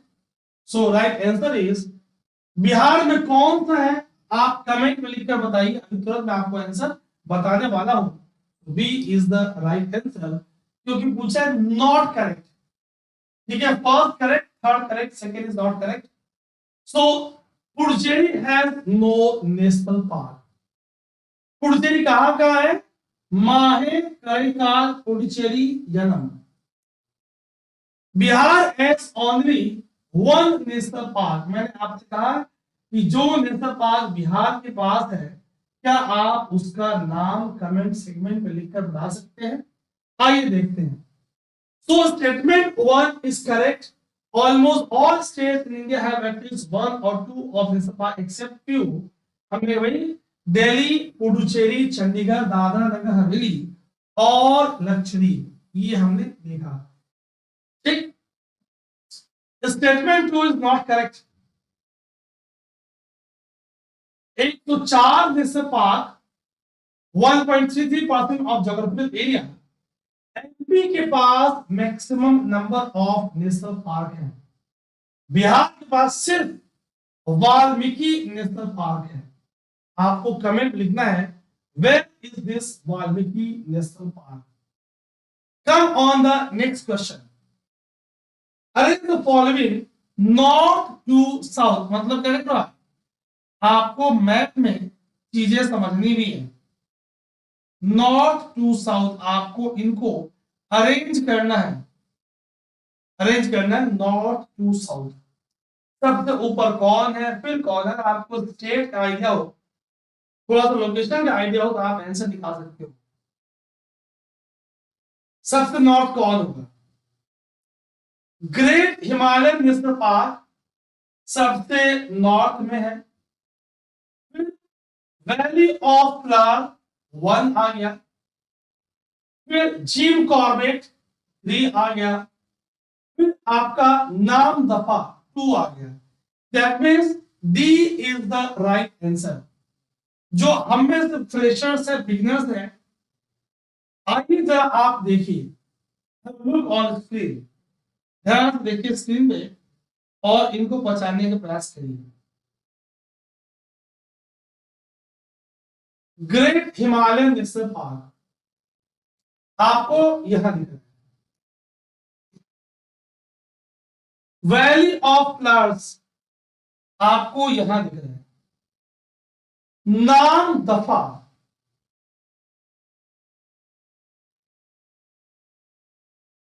जिम कॉर्बेट, ये आपको कॉर्बेट दिख रहा है। आइए और देखिए, valley of flowers national park खूबसूरत। नाम दफा स्टेट कौन सा, फेमस फॉर नाम दफा फ्लाइंग स्क्विरल, बहुत चर्चित उसके लिए। जिम कॉर्बेट सब जानते हैं। ग्रेट हिमालयन जानते हैं आप। आइए जरा इन बातों को और समझते हैं। Great Himalayan India's one of India's national park located in Kullu region of Himachal. ठीक है, पूरी हिस्ट्री पे नहीं जाएंगे। UNESCO list of world heritage site 2014 में ये मेंशन हुआ। कोऑर्डिनेट दिया है, याद करने की जरूरत नहीं है। Valley of flower national park, north Chamoli and Pithoragarh of Uttarakhand and alpine flowers. Jim Corbett oldest national park India का फर्स्ट है, जिसे पहले हैली नेशनल पार्क कहा गया था। देन ठीक, नाम दफा अरुणाचल प्रदेश की बात हो रही है, largest protected area. With reference to an organisation bird life international, which of the following statement is are correct. आपको ध्यान से बर्ड लाइफ इंटरनेशनल के पॉइंट्स को देखना है। और देखना है कि कौन कौन से कथन सत्य हैं, कौन कौन से स्टेटमेंट्स करेक्ट है।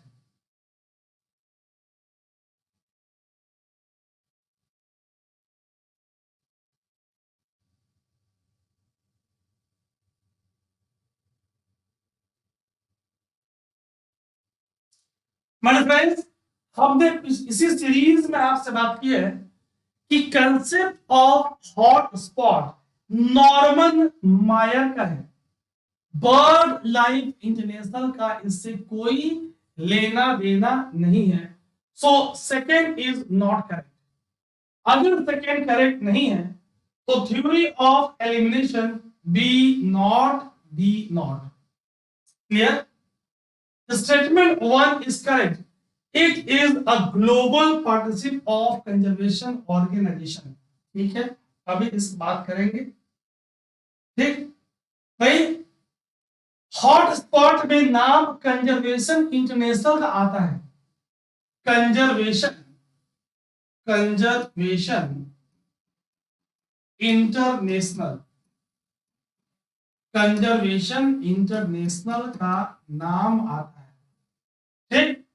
तीसरा, it identifies the sites known or referred as important bird and biodiversity areas. ये सही है। So C 1 and 3 is the right answer. C is the right answer. देखिए जरा, statement 1 is correct. Bird Life International एक global partnership of conservation organization NGO का that strives to conserve birds, उनका habitat क्योंकि यही मेन फैक्टर है, उनकी global biodiversity, working with people towards sustainability in the use of natural resources. Objective आपको दिख रहा है। स्टेटमेंट 2 करेक्ट नहीं है, अभी हमने समझा, क्योंकि conservation international was Pioneer in defining and promoting concept of biodiversity hotspot. और मैंने आपसे बताया था कि अभी अर्थ में कुल 34 hotspot are on earth, out of this we are having 4 partly. तीन बातें सिंपल शब्दों में, high value of biodiversity number 1, high degree of endemism, वो प्लांट और एनिमल स्पीसीज वहीं पे सीमित है, number 2, and high degree of threat. इस थ्रेट को मेजर करेंगे in terms of habitat loss and fragmentation। ये तीन मुख्य कारक हैं, फैक्टर्स हैं।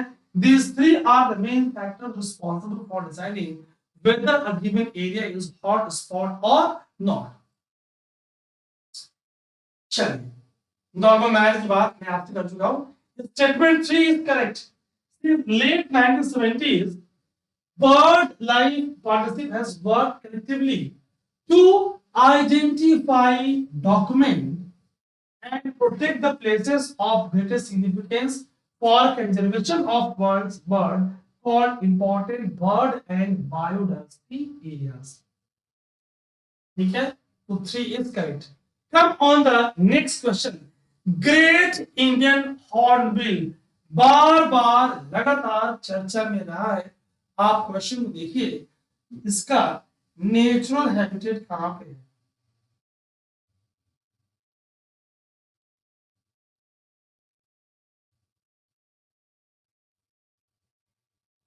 कुछ हॉर्नबिल भारत में एंडेमिक है, सीमित है।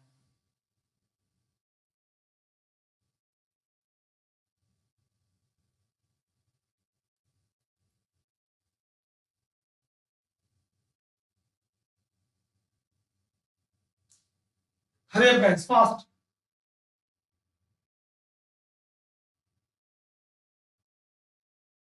दो सीमित है, इंडो अफ्रीकन रीम्स की बात मैंने आपसे स्टार्टिंग में की थी, एफ्रोट्रॉपिकल इंडो मलयन,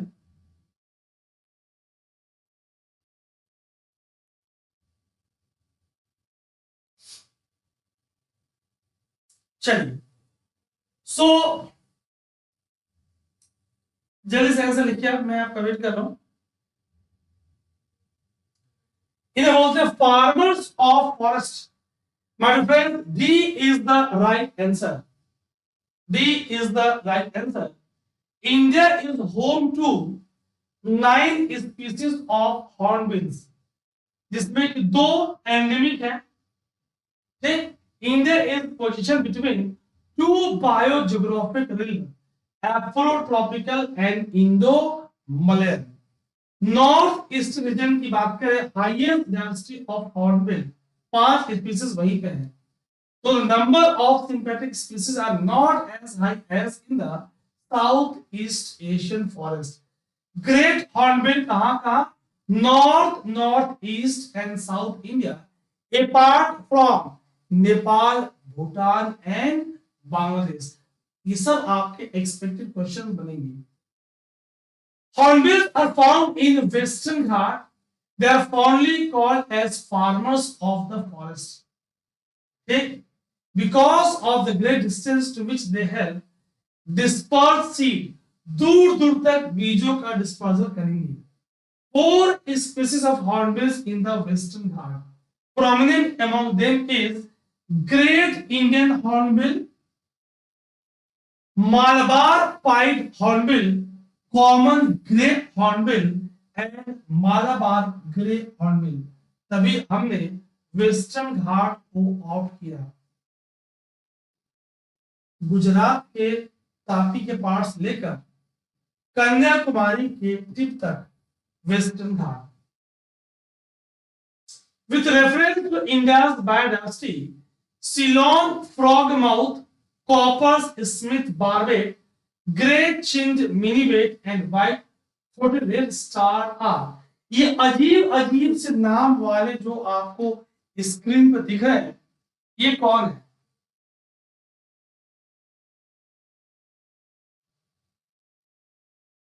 बर्ड्स. आइए मैं आपको दिखा दूं. प्राइमेट्स, इसमें कौन से लोग आएंगे? ये पक्षियां आपको दिख रही हैं.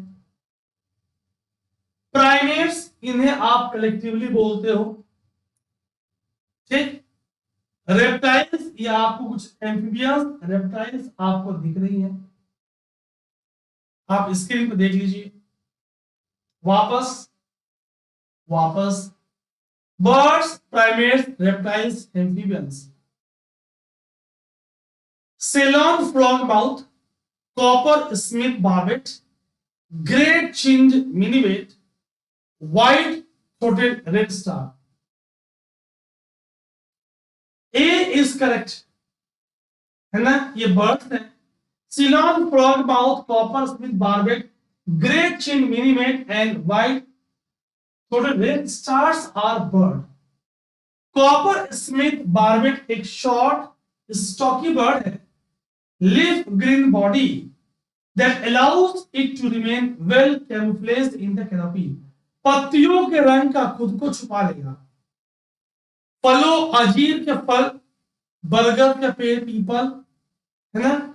तो copper Smith barbette feeds mainly on the fruits of common fig trees, banyan, peepal, cluster fig, as well as occasional insects. कभी कभार insects भी.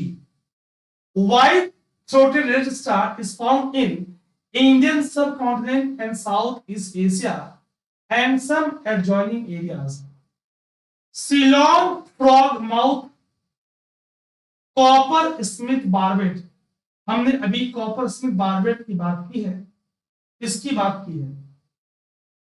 कभी कभार इंसेक्ट भी खा लेगा.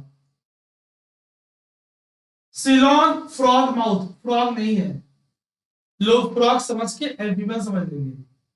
Ceylon chinned minivet, white throated redstart, ये सब के सब पक्षी हैं. कैसे दिख रही है आप देख लो. यूपीएससी आपसे क्या क्या पढ़वाती है. ठीक है. ग्रेट चिंड मिनीमेट इज स्मॉल मिनीमेट स्पीसीज, इसकी बात हो रही है. ग्रेट चिंड मिनीमेट की बात हो रही है ना. Found in Indian subcontinent and Southeast Asia. Thorn jungle or shrubs. ठीक है. चलिए. With reference to species diversity, जाति विविधता की बात हो रही है. Consider the following statements.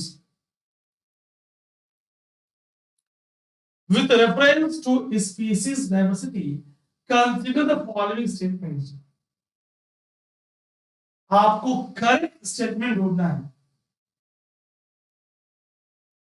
मैं बिल्कुल साइड जा रहा हूं।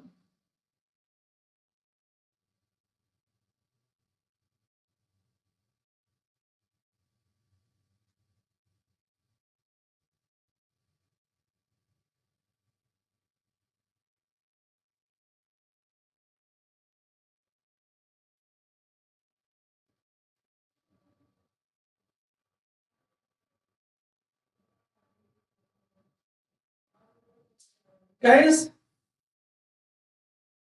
देखिए, वो ध्यान देखिए। सी स्पीसीज को अलाउ करेगा to adopt to changing environment. This is the impact of genetic diversity. अभी अच्छे से समझा दूंगा। जेनेटिक डाइवर्सिटी, अभी मैं तुरंत आऊंगा इस टॉपिक पे, परेशान नहीं होंगे। तो first is not correct. It is concern with the variation in gene. यही तो जेनेटिक डाइवर्सिटी है। एक स्पीसीज के मेंबर्स के बीच में कितनी जेनेटिक डाइवर्सिटी है, बहुत ध्यान सुनिएगा। The more is genetic diversity, higher will be tolerance, higher will be environmental resistance, higher will be tendency to adapt to changing environment। अगर हम वाइल्ड वैरायटी क्रॉप्स की बात करें, नेटिव क्रॉप्स की बात करें, ग्रीन रिवोल्यूशन से पहले की फसलों की बात करें, wheat, paddy for example, in crops की जेनेटिक डाइवर्सिटी की वैल्यू हाई थी और इन क्रॉप्स का एनवायरमेंटल रेजिस्टेंस हाई था। उनको drought tolerance, resistance against pathogen उनकी हाई थी। उनकी यील्ड, पैदावार कम थी।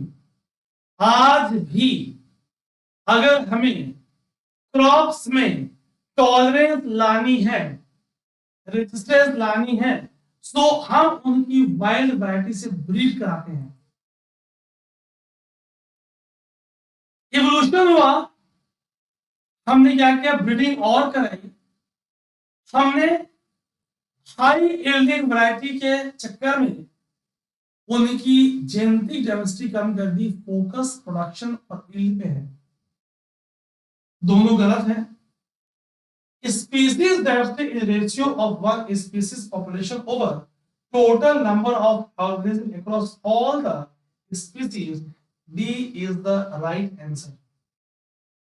भाई उस बायोम में उस स्पीसीज का पॉपुलेशन और कुल स्पीसीज के पॉपुलेशन का रेशियो आप देख रहे हो। The level of diversity is present exists at three level। Genetic, genetic gene कितना एक स्पीसीज के मेंबर में डाइवर्स है। Genetic diversity is concern with variation in gene within a particular species. It allows species to adopt to changing environment which aims to ensure that some species survive drastic change and thus carry on desirable genes। Survival of individual ensures survival of population. जितनी genetic diversity की value high होगी उतनी tolerance, survival tendency बढ़ेगी।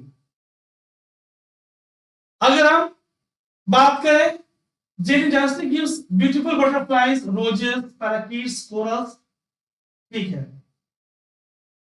Statement 3 is correct.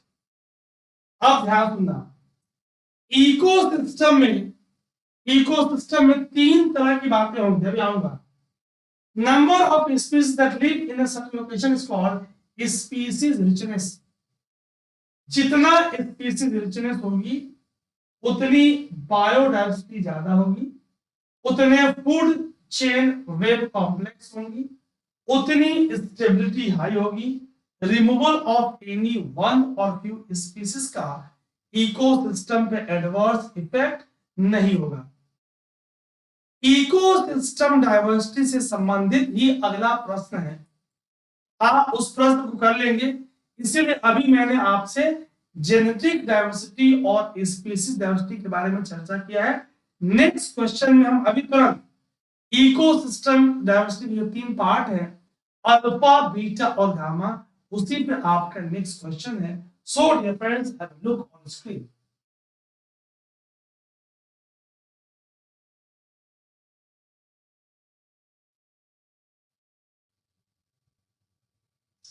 Alpha, beta, gamma.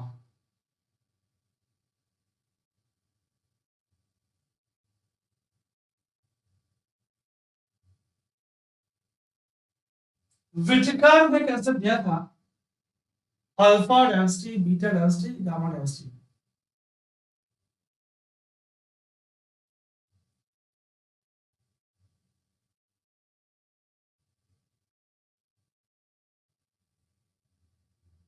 अब ध्यान सुनना, ठीक देखो आप, फिर मैं क्वेश्चन पाऊंगा। अल्फा डाइवर्सिटी, ठीक देखो आप, it is with in ecosystem, with in ecosystem. Beta diversity,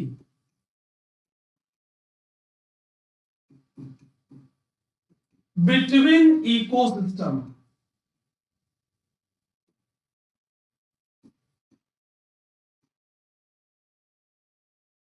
gamma diversity,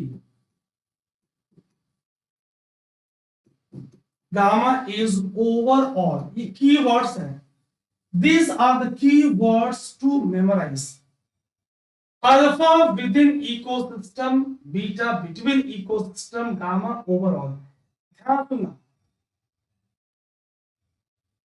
अगर दो इकोसिस्टम जितने डिफरेंट होंगी, जितनी अलग होंगी, हेट्रोजीनस होंगी, तो एक इकोसिस्टम से अगर दूसरे में जाओगे तो rate of species replacement will be high, तो बीटा डेंसिटी की वैल्यू विल बी हाई। ध्यान सुनना, इसलिए आप बीटा डेंसिटी को आप क्या बोलते हो? It also called differentiating, differentiating diversity. मतलब जब हम एक इकोसिस्टम से दूसरे में जा रहे हैं तो स्पीशीज का रेट ऑफ रिप्लेसमेंट कैसे है, किस रेट से स्पीशीज रिप्लेस हो रही है। ठीक, आइए अब समझते हैं क्वेश्चन को। Alpha refers to diversity within a particular area or ecosystem. हमने कहा भाई विद इन इकोसिस्टम, ये करेक्ट है। expressed by number of species, that is species richness in that ecosystem। सही है। गामा का आपसे ओवरऑल, ये भी सही है। Beta comparison of diversity between ecosystem, between measure changes in number of species between the ecosystem. मैंने कहा भाई क्या है इनका रेट ऑफ रिप्लेसमेंट, किस दर से ये रिप्लेस हो रही हैं। तीनों सही है, D is the right answer. 1, 2 एंड 3, D is the right answer. Guys बहुत ध्यान से पढ़ेंगे। किसी गिवन एरिया में इंटरेक्टिंग बायोटिक कंपोनेंट का, इंटरेक्टिंग ए बायोटिक कंपोनेंट के साथ इंटरेक्शन ही इकोसिस्टम है। ठीक, species richness is measure of number of species, alpha, beta, gamma, where 1 is correctly matched, 2 is correctly matched and 3 is correctly matched। come on the next question। अब ये आपके लिए answer करना easy होगा, please answer very smartly, very carefully.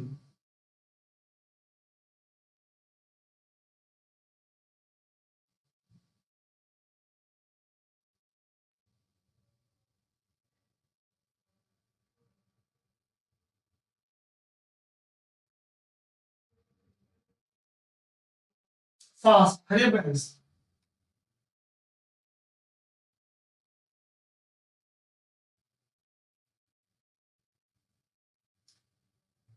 देखिए, gender diversity can exist between different population of same species as well as between individuals within a population. कैसी बात है? करेक्ट है. Species diversity decreases with increasing altitude and latitude. ये भी सही है. अब समझना, इस बात को ऐसे देखना, अगर ये अर्थ है, अगर ये ट्रॉपिक ऑफ कैंसर है, ट्रॉपिक ऑफ कैप्रिकॉर्न है, 23.5 degree north, 23.5 degree south, tropical zone. Now, my dear friends, listen very carefully. While moving from tropical zone towards poles, value of biodiversity decreases. ठीक, घटेगी, मतलब maximum biodiversity is in tropical zone. Maximum biodiversity, सर्वाधिक जैव विविधता is in tropical zone. Question is, what are the 5 factors? आप 10 factor बता सकते हो. अब एक्सपेक्टेड क्वेश्चन की तरफ मैं जा रहा हूं. 5 फैक्टर कौन कौन से हैं? Why tropics are rich in biodiversity? पहला, ध्यान सुनना, इंसुलेशन का वर्टिकल फॉल करना. Insolation is vertical. अगर इंसुलेशन वर्टिकल है, लेस एरिया पे स्ट्राइक कर रहा है, टेम्परेचर ऑप्टिमम है, ऑप्टिमम टेम्परेचर जितना प्लांट को चाहिए, ठीक, expose water body, lake, ocean से proper evaporation from expose water bodies, high rainfall, surplus temperature, sunlight, water. है सुना, एंथिन इकोसिस्टम है, got long time to evolve, लंबा समय मिला, हाई रेट ऑफ स्पेसिएशन, जातियों के बनने का दर ज्यादा है, स्पेसिएशन रेट इज हाई. तो स्पीसीज रिचनेस हाई है, और वो रिस्पॉन्सिबल है finally high value of biodiversity. आइए जल्दी से रिकैप करते हैं. ट्रॉपिकल के पास बायोडाइवर्सिटी मैक्सिमम है, इंक्रीज इन लैटिट्यूड, बढ़ती अक्षांशों के साथ घटेगी. आर्कटिक सर्कल के बियॉन्ड सब कुछ फ्रोजन है, वैल्यू घट रही है. अगर कोई माउंटेन किसी भी क्षेत्र में है, उसके फुटेज में बायोडाइवर्सिटी हाई है, बढ़ती ऊंचाई के साथ इंक्रीज इन अल्टीट्यूड, लैटिट्यूड बढ़ी तो अक्षांश बढ़ा तो अल्टीट्यूड बढ़ी तो दोनों केस में आपको बायोडाइवर्सिटी घटते हुए दिख रहा है. क्लियर? यही आपका पॉइंट था. एक्सपेक्टेड में क्वेश्चन यही से बनेगा, tropics are rich in biodiversity और tropics has maximum biodiversity due to first vertical insolation, optimum temperature, high rate of evaporation, cloud formation, rainfall, high rate of speciation, hot और humid condition always disease causing agent के लिए, pathogen के लिए favourable है. बीमारियां फैलेंगी, किसी एक और दो स्पीसीज की डोमिनेंस नहीं होगी. तो नो डोमिनेंस ऑफ वन और फ्यू स्पीसीज. क्या होगी? High value of biodiversity. तो दोनों करेक्ट है, सी बोथ 1 and 2. बट फ्रेंड्स, आप देख रहे हो मेरा फोकस सिर्फ खाना पूर्ति में नहीं है, और क्वालिटी वाली क्लास को समझने वाले ऑनलाइन में ना के बराबर है जो आप हो। Come on the next question. So revise करिए, genetic diversity of gene within species, species diversity among species in ecosystem, ecosystem overall alpha beta gamma. ठीक है, come on the next question.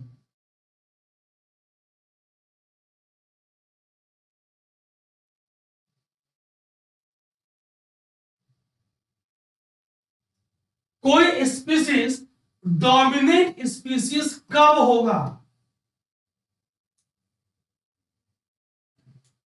Non aggressive nature. अच्छा, greater adaptability to environment variables, temperature को, rainfall को, compete more successfully than others, smaller population than others। आपको correct answer ढूंढना है। बिल्कुल side हो गया, आप स्पष्ट रूप से स्क्रीन पर देख सकते हो और अपने सवाल के जवाब दे सकते हो। डियर फ्रेंड्स, देखिए, नॉन एग्रेसिव होगा तो कैसे डोमिनेट करेगा? गलत है। अगर वो डोमिनेंट है तो उसकी एडेप्टेबिलिटी ज्यादा होगी।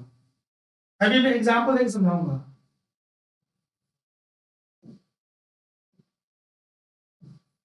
थर्ड, फोर्थ गलत है, समझिए। White wood tree, in Hindi safeda, eucalyptus, eucalyptus, white wood tree, in Hindi safeda. ध्यान सुनना, अगर eucalyptus white wood tree in Hindi safeda, अगर इसकी बात करें, अगर ये ऑस्ट्रेलिया से आया तो इसकी एग्रेसिव नेचर थी कि आज भी हमारे मैंगो ट्री, नीम ट्री, पीपल ट्री के रूट से ये कंपीट करता है फॉर न्यूट्रिएंट मॉइस्चर। और ये इंडिया का, ध्यान सुनना, एक्सपेक्टेड क्वेश्चन, इंडिया का ये इकोलॉजिकल टेररिस्ट है। It is responsible for depletion of ground water, भूमिगत जल का स्तर को नीचे लेकर जा रहा है क्योंकि इसकी ओरिजिन टेम्परेट रीजन की है। क्लियर? अगर ये एडॉप्ट न कर पाता तो लुप्त हो जाता। कंपीट कर रहा है, पॉपुलेशन जब जब ये फीचर होंगे तो पॉपुलेशन बढ़ जाएगा। 2 and 3, so B is the right answer। Clear है? Option B is correct. Ecological dominance refers to exertion of a major controlling influence of one or more species upon all other species by virtue of their number। Number बढ़ जाए, size बढ़ जाए, प्रकृति बढ़ जाए, है ना भाई। डोमिनेंट इकोलॉजिकल स्पीसीज कैसे होगा? पहला, organism can compete more successfully than other organism।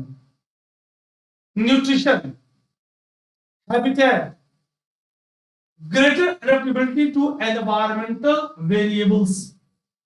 तीसरा, exert greater influence on the habitat जहां वो रहते हैं। population और size of individual constitute a dominant proportion। तभी तो ऑर्गेनिज्म मोबाइल होगा, एग्रेसिव होगा, इंटेलिजेंट होगा, अगर बात करें तो। Come on the next question. अब पीछे मैंने हॉट स्पॉट में वैल्यू आपको नहीं दिया था क्योंकि हमें ये क्वेश्चन करना था। नॉर्मन मायर कंजर्वेशन इंटरनेशनल किसी क्षेत्र को with reference to criteria used to define a region as a biodiversity hotspot, consider the following statements। Region must contain at least 1500 species of flowering plant as endemic। अच्छा, 70% अपनी origin habitat को loss कर चुका है। Difference it is very confusing. एक word से बहुत confusion हो गया। अगर ये फ्लावरिंग की जगह पे होता वैस्कुलर प्लांट जिनमें जाइलम और फ्लोएम की उत्पत्ति हो चुकी है तो स्टेटमेंट सही होता। First is not correct, second is correct, so B two only is the right answer. आइए इसे और समझते हैं। बायोडायवर्सिटी हॉटस्पॉट नॉर्मन मायर का कंसेप्ट ओरिजिन एज हुई है 1988 में। इन्होंने कंसेप्ट दिया था, कंजर्वेशन इंटरनेशनल और एक्सपेंड किया। A biogeographic region with significant level of biodiversity, लेकिन region must contain at least 1500 species of question में फ्लावरिंग प्लांट था, यहाँ पे वेस्कुलर प्लांट है। मतलब क्लब मॉसेस ये टेडोफाइट है, हॉर्स टेल इसे इक्विसिटम भी बोलते हैं, क्लब मॉसेस लाइकोपोडियम। पर इन तीनों को इकट्ठे आप बोलते हो टेरिडोफाइट। जनरल साइंस के क्वेश्चन में आ सकता है कि कौन टेरिडोफाइट्स का मेंबर है। टेरिडोफाइट में सबसे पहले जाइलम और फ्लोएम की उत्पत्ति हुई थी। जिम्नोस्पर्म नेकेड सीड, कॉलिफर्स कोणधारी वन, एंजियोस्पर्म फ्लावरिंग प्लांट। क्वेश्चन में सिर्फ फ्लावरिंग प्लांट था, ये सब होंगे। इनकी 1500 स्पीसीज। क्लब मॉसेस लाइकोपोडियम दिख रहा है। इक्विसिटम हॉर्स टेल इसे बोलते हैं। Fern gymnosperm, club mosses, horsetail, fern gymnosperm, angiosperm flowering plant. Statement 2 is correct. According to Conservation International, to classify as a hotspot, ध्यान सुनना, या तो उसके पास 1500 स्पीसीज वेस्टो प्लांट की है एज एंडेमिक्स, या it should have lost at least 70% of original habitat। क्योंकि अब इनको कंजर्व करना जरूरी है, क्योंकि habitat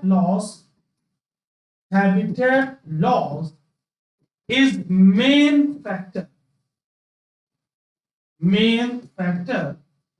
for loss of biodiversity।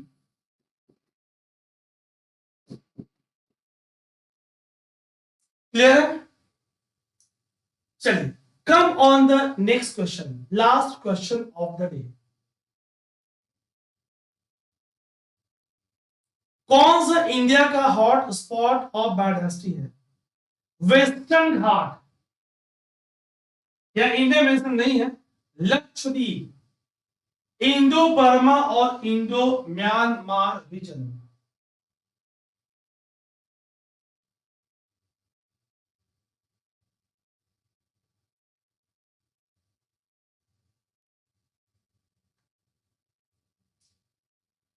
ध्यान सुनिएगा। So guys, Indo Myanmar region का पार्ट है, वेस्टर्न घाट का पार्ट है, ये नहीं है। 1 and 3 A is the right answer. आइए और डिटेल में देखते हैं। वेस्टर्न घाट की खूबसूरती आपको दिख रही है। High number of endemic flowering plant, vascular plant species, degree of threat is very high, habitat loss, fragmentation. Lakshadweep ठीक है, रिच इन बायोडायवर्सिटी है, थ्रेट नहीं है, हॉट स्पॉट नहीं है। इंडो म्यांमार का रीजन, इसी के थ्रू अंडमान निकोबार का कुछ पॉइंट आपको दिख जाएगा। नॉर्थ ईस्ट इंडिया का part, north Andaman Nicobar. Guys, Andaman Nicobar का सुंडा लैंड के तहत आता है, सुंडा लैंड, SUNDALAND। ये आपको इंडिया का north eastern part, Indo Myanmar, Indo Burma वाले हॉट स्पॉट के कारण आता है। Clear? So Bharat India, Himalayas, Indo Myanmar, Western Ghats, Sundaland, ये सब अच्छे से हम कर चुके हैं. Come on, question number 2, very very important. Again, they are very much in news. Gangetic river dolphin वापस से फिर ये चर्चा में है. So this question becomes very important. So additional information is going to be highly beneficial.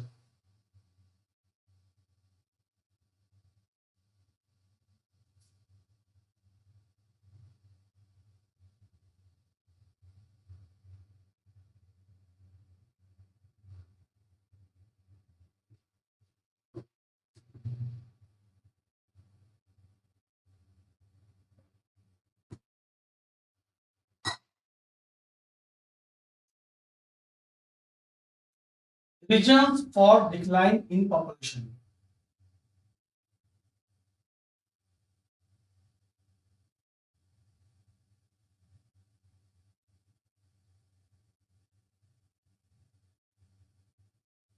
कर लिया?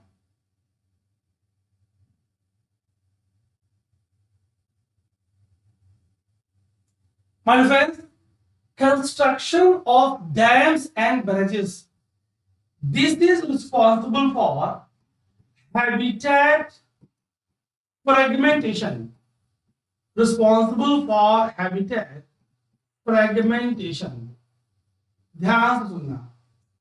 Habitat loss and habitat fragmentation is the main factor responsible for loss of biodiversity. Okay? So, but audience, this is right. Increase in population of crocodiles in the rivers. Dolphin mammals called as susu. तो इसका इससे कोई लेना देना नहीं है. Getting trapped in fishing nets accidentally. Yes, faulty fishing is one concern. Use of synthetic fertilizers and other agricultural chemicals in the crop field in the vicinity of river. What they will cause? भाई ये chemicals, ये fertilizers क्या होगा? Crustacean, squids, fishes, small fishes, zooplanktons, insects उनकी body में, और फिर along the food chain इनकी बॉडी में. 1, 3, 4 C is the right answer. 1, 3 and 4. आइए इसे और. So my focus is now more and more on additional information. So what can be more expected questions here? Please have a look. देखिए क्या क्या हो सकता है. Once present in tens of thousands of numbers, now Gangetic river dolphin has dwindled to less than 2,000 और घटते जा रहा है. What are the factors? A direct killing, habitat fragmentation by dams, by reservoirs, barrages, indiscriminate faulty fishing methods. Main concerns आप देख रहे हो. For pollution entering into the habitat from agricultural field, उनके जो रिवर्स के कैचमेंट एरिया से जो chemical fertilisers, nitrogenous fertilisers आ रही हैं, वो भी एक ग्रेट कंसर्न है. ठीक, crocodiles are not a threat, कोई मतलब नहीं है. So option C is correct. Now more information from for expected. They are also called as susu because of the sound produced. National aquatic animal. ये हमारा, this is aquatic mammal. This is aquatic mammal. ये aquatic mammal है. States with their population: Assam, UP, MP, Rajasthan, Bihar, Jharkhand and waste Bengal. तो आप इनको ध्यान रखोगे. Upper Ganga river, Chambal, Ghaghara, Gandak, Son, Kosi, Brahmaputra and Tulsi tributary of Brahmaputra, they are the ideal habitats for this dolphin.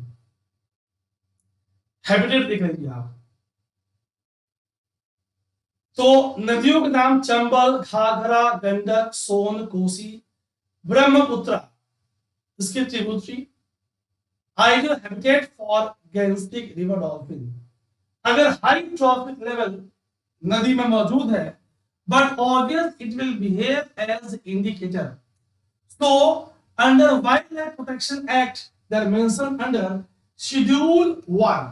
So, high level of protection, absolute protection, highest penalties. Vikram Sila against Dolphin Sanctuary, Bhagalpur, is the only dedicated sanctuary for against dolphin. इसे UP Bihar में सूस नाम से भी बोलते हैं। ठीक, सो अगर river है, अब रिवर में इस तरह के आपने हैबिटेट का फ्रेगमेंटेशन कर दिया, क्या होगी, उसका हैबिटेट लॉस हो गया, है ना। सो चंबल रिवर, एक आप एरियल व्यू लीजिए, ये आपको चंबल रिवर दिख रही है, उसकी जर्नी कौन कौन से स्टेट से गुजर रही है हम ज्योग्राफी में देखेंगे। Upper Ganga river, Ghaghara river, tributary of Ganga, देख पा रहे हो आप, गंडक रिवर, सोन रिवर।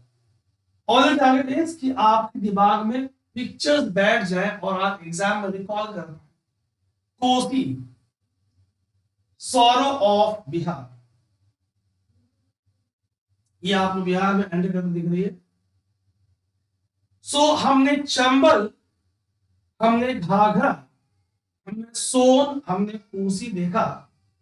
ब्रह्मपुत्र, इसी के पास लार्जेस्ट रिवराइन आइलैंड माजुली है। So entry into India through Arunachal, जो सुंदरबन डेल्टा में कंट्रीब्यूट कर रहा है।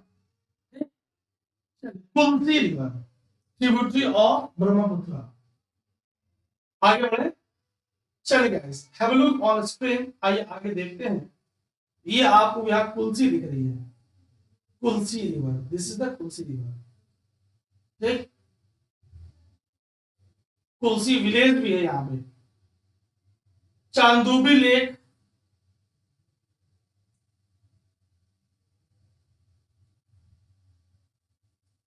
फाइन, याद रहेगा। चलिए, in India the problem of soil erosion, soil erosion को बोलते हैं creeping death of soil, is associated with which of the following, किससे संबंधित है, जल्दी से आप देखें।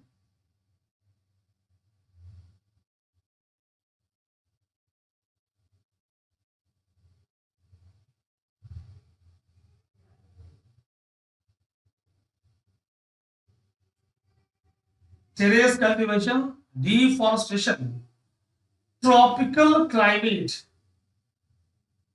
Tropical climate. Guys, terrace cultivation में क्या होता है कि माउंटेन के स्लोप पे आप सीढ़ियां बना के कल्टीवेशन करते हो। ठीक, so this will reduce the rate of soil erosion. One is not correct, but always ये सॉइल इरोजन के रेट कम करेगी। वन इज नॉट करेक्ट, तो first not correct, C not correct, D not correct, B two only. ठीक है, तो by means of theory of elimination आपको answer मिल जा रहा है। Tropical climate, see how tropical climate will lead to soil erosion, because lungs of earth, Amazon rain forest, India के hot spots, region rich in biodiversity, tropical monsoon type conditions, ये सब available है। और यहाँ पर डिफाइन में नहीं है कि वो किस रेस्पेक्ट में बात हो रही है, और इसीलिए यूपीएससी ने कंफ्यूजन और ऑप्शन ऐसे दिए हैं कि आप इजीली एलिमिनेट कर सकते हो। Clear, so B only, two only is the right answer. So this will be your right answer. Terrace cultivation, so this terrace very popular in the northeastern part of country। अब ध्यान सुनना, ये देखो मैंने deforestation को क्यों माना है, ध्यान दूंगा अभी। तो यहाँ पे अगर स्लोप होती तो रेट ऑफ सॉइल इरोजन ज्यादा होता। Once forest is clear, suppose for example in rain forest, if rainfall is around 200 centimeter, so if 200 centimeter falls at this point, around 70, 80, 90, 100 is trapped in the forest. Close to 100 strikes the ground. अब जो 100 strike कर रहा है वहां पे क्या हो रहा है, वहां पे इरोजन हो रहा है, ठीक, वो उसकी मूवमेंट हो रही है, ठीक। अगर फॉरेस्ट नहीं होता तो पूरी की पूरी 200 यहाँ पे स्ट्राइक करती, सॉइल एक्सपोज होता, not only water, also wind erosion, है ना। So deforestation is the main factor responsible for soil erosion. Tropical climate, but obvious they have nothing to do directly with the soil erosion. क्योंकि it is option is not defined. So option one is not correct. Cultivation is the method of growing crops on the side of hills or mountains and planting on graduated terraces. Terrace बनी है built into the slope. एक labor intensive method है. What is the aim? भाई slope ऐसे है, अब आपने क्या किया, ऐसे आपने एरिया एरेबल लैंड बढ़ा दिया. So target is to maximise arable land area, one. Second, to reduce water loss. Third, soil erosion. ध्यान सुनना, अगर स्लोप सीधा ऐसा होता तो वाटर यहां से मूव करता हुआ, अब वाटर यहां पे आएगा, it will increase infiltration, increase infiltration, clear है. और क्या रहा है, when it will increase infiltration, but obvious one, increase in arable land. Second, maximise water use efficiency, क्यों, water loss is reduce soil erosion, already discussed. Deforestation is permanent removal of trees. That's meaning once tree is cleared through action of denudating agents, water and wind will be moved. And this can include clearing of the land for agriculture or grazing or using the timber for fuel, construction or manufacturing. Without plant cover, erosion can occur and sweep the land into rivers. ये पूरा का पूरा क्या हो रहा है, पूरा पूरा लैंड स्लिप होके, इरोड होके, फर्टाइल लेयर इरोड होके, ऑर्गेनिक होराइजन इरोड होके वाटर रिवर में ऐड हो रही है, ठीक है. Option 3 is not correct because we know that tropical climate with a healthy soil is supporting multiple ecosystems. तो ये कहीं से नुकसान नहीं पहुंचाएगा, है ना. Climate is not a cause. अब उस क्लाइमेट में डिफॉरेस्टेशन हो जाए, लैंडस्लाइड हो जाए, but obvious other factors, because the region in the climate zone suffer the greatest rainfall related soil erosion. So climate is not a cause. Very, very beautiful question. The most important strategy for conservation of biodiversity with traditional human life is establishment of, क्या करेंगे establish,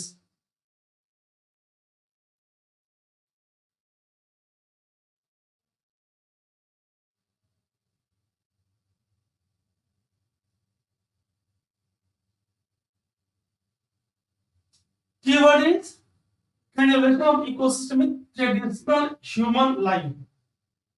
ये आपको देखना है.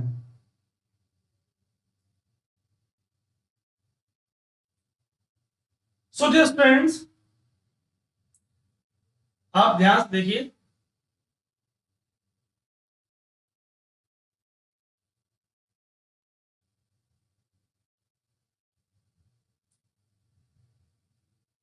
देखिए आप, biodiversity के conservation के दो मेन फैक्टर्स हैं, दो मेन मेथड्स हैं. On site in situ, always in situ is highly preferred, क्योंकि आप उसी हैबिटेट में कंजर्वेशन कर रहे हो. When due to any reason, in situ method of conservation जैसे कि वाइल्ड लाइफ सेंचुरीज जैसे कि नेशनल पार्क, जैसे कि बायोस्फीयर, अगर ये पॉसिबल नहीं है, प्लांट को वहां कंजर्व नहीं कर पा रहे, plants are taken out and conserved in botanical gardens, animal zoological parks. Plant or animal के लिए बचा पा रहे gene banks, preservation at extremely low temperature in liquid nitrogen. क्या बोलते हैं हमसे? Germ plasm conservation. बहुत ध्यान सुनिएगा, germ plasm conservation, germ plasm conservation. Liquid nitrogen, low temperature -170 180. Cryo means low temperature, cryo preservation. क्या बोलेंगे? क्रायो प्रिजर्वेशन में in liquid nitrogen, liquid nitrogen. Clear है? In situ germ plasm cryo preservation liquid nitrogen. So यहां पे आपको traditional life देखना है. We will go with the biosphere. National park, high level of conservation, entire habitat is preserved. Here it is species oriented, more focus on species. So among the all biosphere के आप transition zone में कुछ activities कर सकते हो. आप biosphere की core zone is highly protected, buffer somewhat, transitional more what. तो यहाँ पे आप कल्चर डाइवर्सिटी भी मेंटेन करते हो. आइए जरा एक्सपेक्टेड क्वेश्चंस को और अच्छे से देखते हैं. So have a look on a beautiful biosphere. Guys, can you name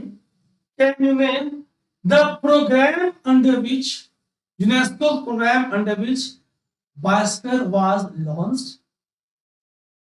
MAB, Man and Biosphere Program. When it was launched, botanical garden and situ conservation of site, national parks, world का first Yellowstone USA, India का first Corbett, Jim Corbett. पहले का नाम था heli, so declared by state government. Wildlife sanctuaries focus on species again declared by the state government.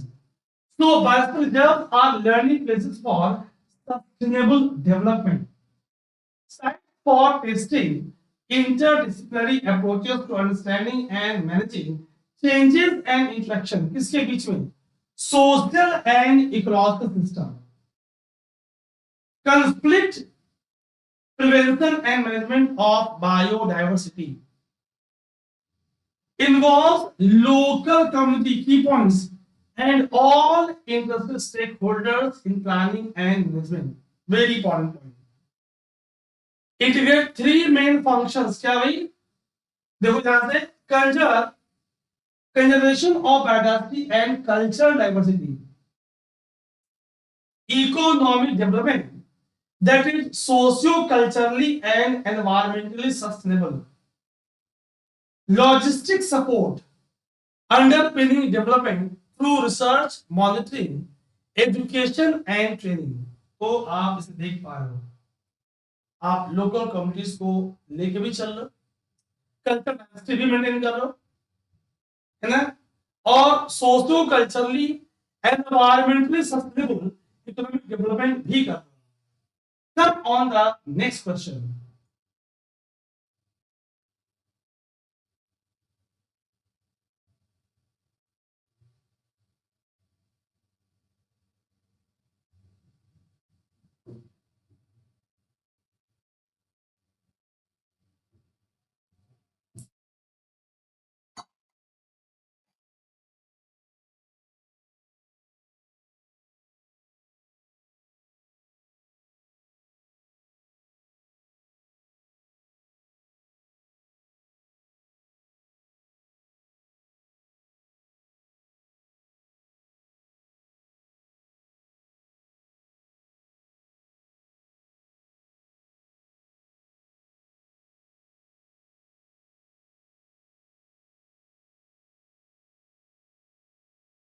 Okay, hurry up fast.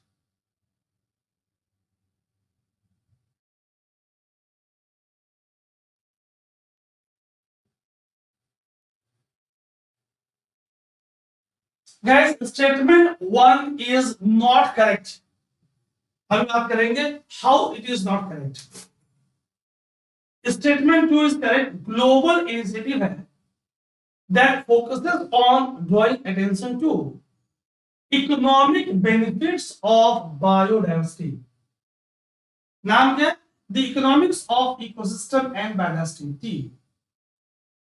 So second is correct.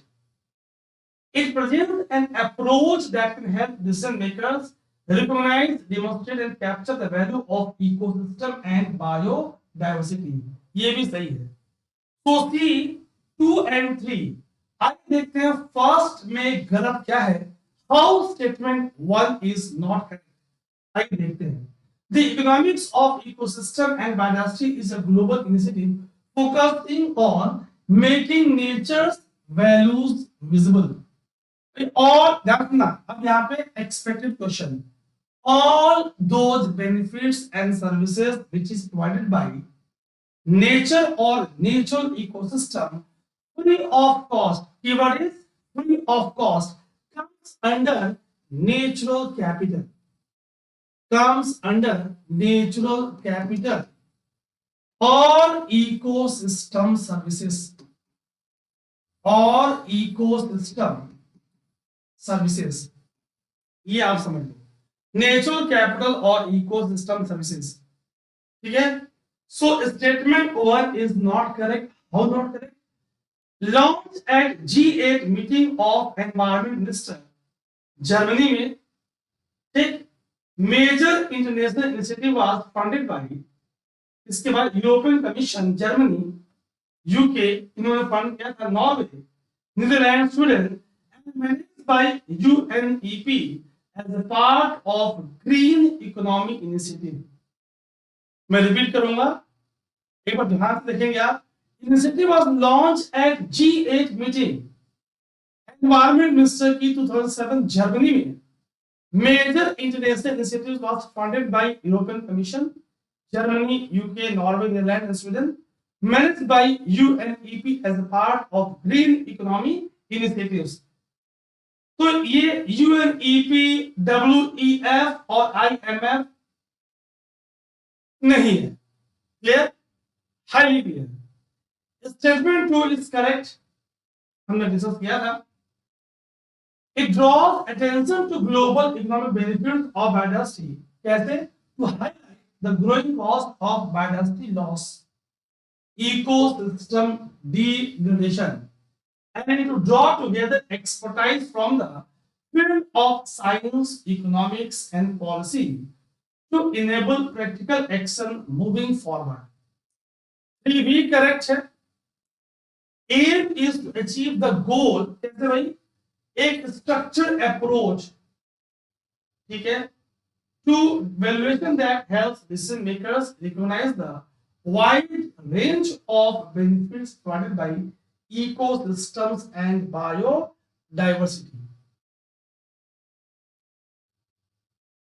Demonstrate the values in economic terms and where appropriate capture those values in decision making. तो हम सारी बातों को समझ पा रहे हैं.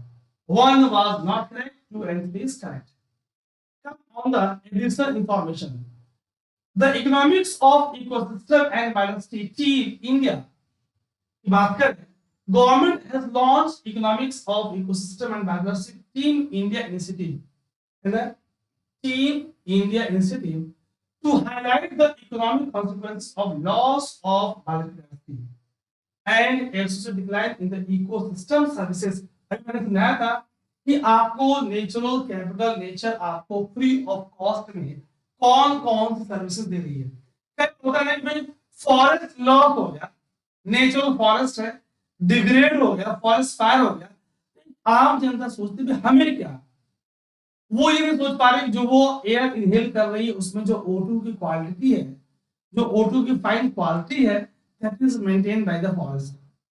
वो ये समझ नहीं पा रहे जो रेनफॉल और उसमें forest is playing important role in water cycle, है ना। कोई नहीं सोच पा रहा है कि भाई जो फूड खा रहा है वो, उस फूड के लिए जो सॉइल की फॉर्मेशन हो रही है, सॉइल की रिटेंशन हो रही है, उसमें forest is directly and indirectly involve. The initiative focused on three ecosystems: forest, inland wetlands, very important. आपने कैसे हमने रैमसर साइट्स को 75 कर लिया है, coastal and marine ecosystem. So all these parts are very important. Coastal and marine, mangroves, corals. Then on upon them, number of other marine aquatic life. है ना? So Team India initiative has been implemented under the Indo-German Biodiversity Program.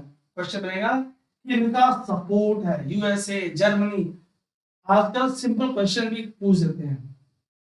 Come on the next question, very beautiful question regarding multicolored butterflies. Due to some regions, if there is a huge fall in population of species of butterflies, अगर तितलियों की संख्या घटी तो क्या होगा consequence? Guys ये भी बायोडायवर्सिटी लॉस का ही पार्ट है, बहुत ध्यान से पढ़िए, वेरी इंपॉर्टेंट।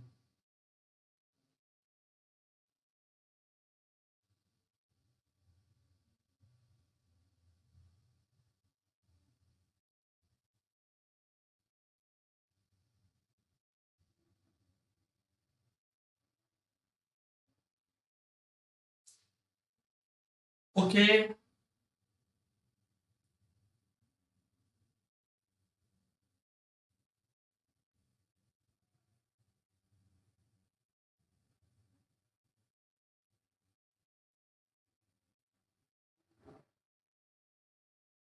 गाइस ध्यान सुनना। After honeybee, after honeybee, butterflies are very important pollinator. ठीक, transfer of pollen grains from anther to stigma. So pollination of some plants could be adversely affected. Correct है? There is no direct evidence, no, we are having no such report that this will lead to increase in fungal infection. We don't have any such report, no study in that field.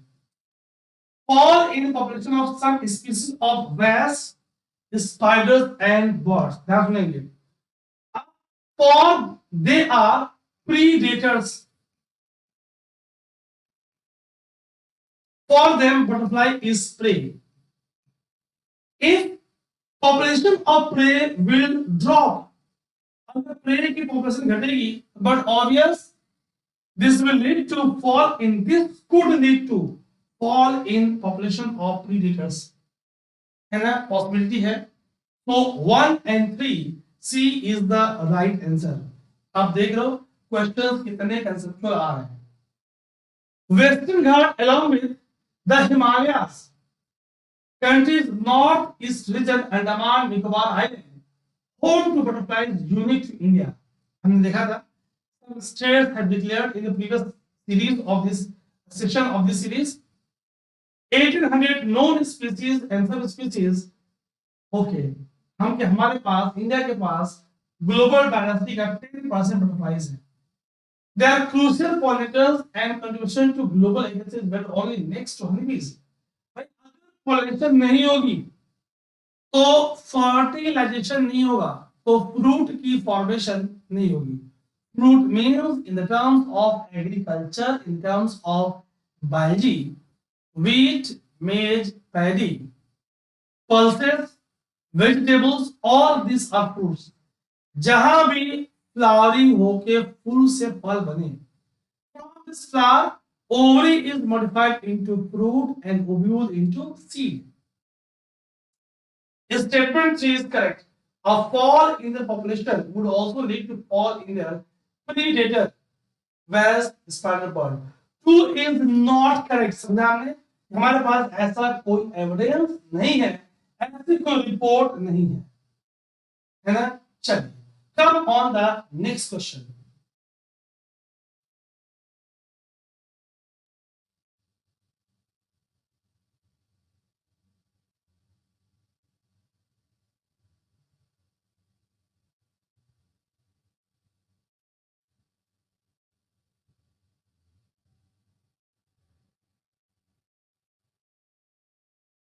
Human activities,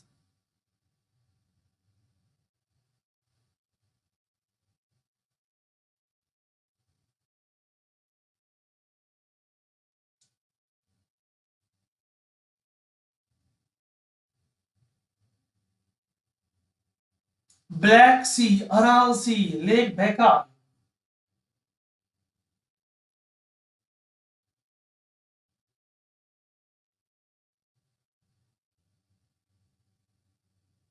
आइए guys देखते हैं। So in this right answer is first Aral Sea, one only, second और third नहीं है। आइए इस बात को समझते हैं, देखते हैं कैसे।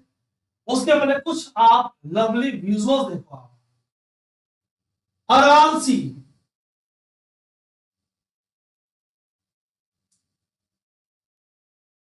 Rural C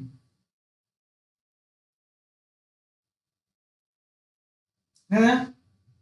diversion of reverse for irrigation, Amu दरिया, सिर दरिया, ये आपको दिख रहा है, सिर दरिया, अमू दरिया। ब्लैक सी,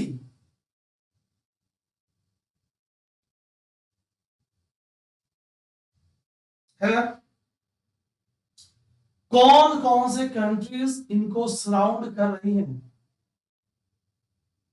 lake Baikal, beautiful lake Baikal,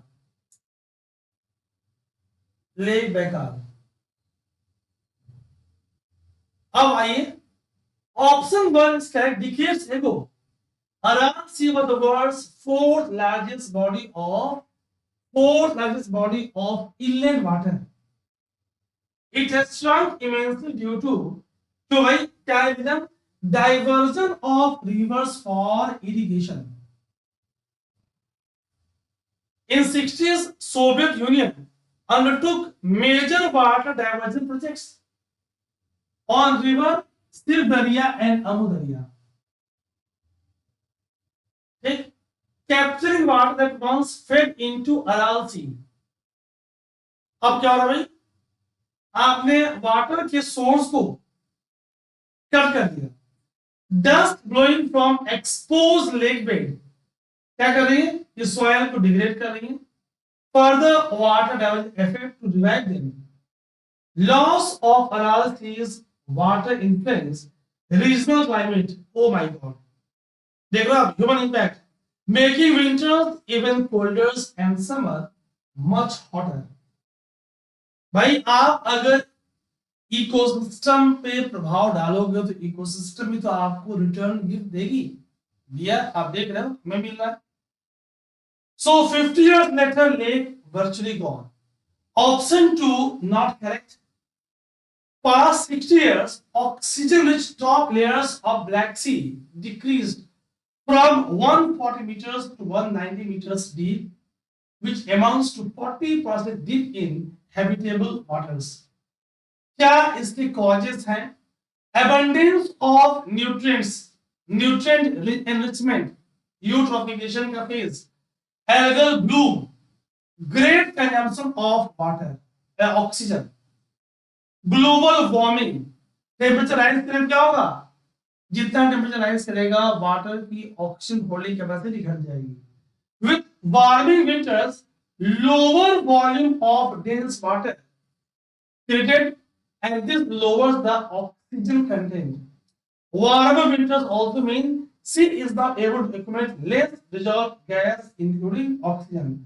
भाई कोल्ड वाटर की ऑक्सीजन होल्डिंग कैपेसिटी ज्यादा होती है। The Black Sea has lost more than third of habitable volume. Habitable area in Black Sea is shrinking. है ना? Habitable area, actual volume, ठीक है, ध्यान रखिएगा। अब समराइज के लिए क्वेश्चंस क्या बन सकते हैं? ब्लैक सी का ऑक्सीजन रिच टॉप लेयर का घटना। See the massive drop in the habitable water, 40 zone water, 40% dip in habitable waters, more nutrient enrichment, more algal bloom, algal growth, When algae will grow, they will complete life cycle, they will die, decompose, consume oxygen. Global warming, on one hand oxygen का consumption high है, दूसरी तरफ warmer water की oxygen holding capacity का कम होना। Clear है? So option 3 is not correct. Option 3 पे आप देखते हैं लेक बैकाल की बात करते हैं। Emergency zone, catastrophic drop in water level. Globe के largest fresh water lake UNESCO के वर्ल्ड हेरिटेज लिस्ट में मेंशन। अब industrial area of the closed area, closed Baikal pulp and paper milk, my God, इसने decades तक lake को pollute किया है। More hydro electric dams near the lake Baikal, unique ना, it is shrinking, लेकिन अभी तक सूखा नहीं है, नॉट ड्राइड अप। एक बार जब वापस चलते हैं, shrunk immensely और dried up, है ना? इंपैक्ट तो सब पे है, लेकिन सूखा नहीं है अभी, है ना?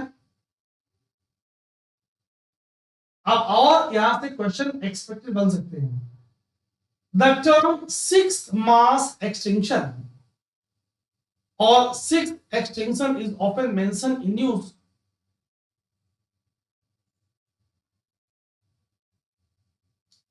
In context of discussion of किस respect में, ध्यान से ऑप्शन को पढ़िए आप।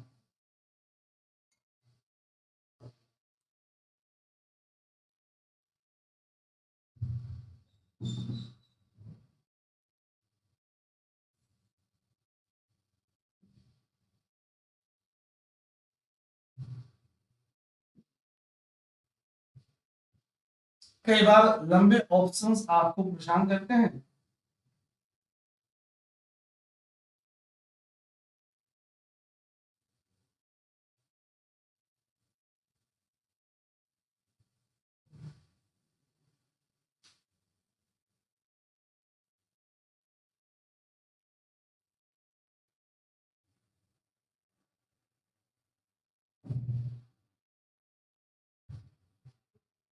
Guys, among the all, D is the right answer.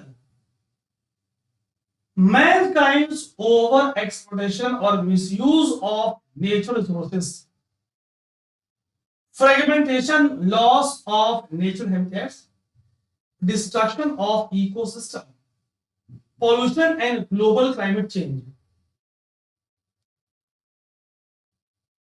है ना?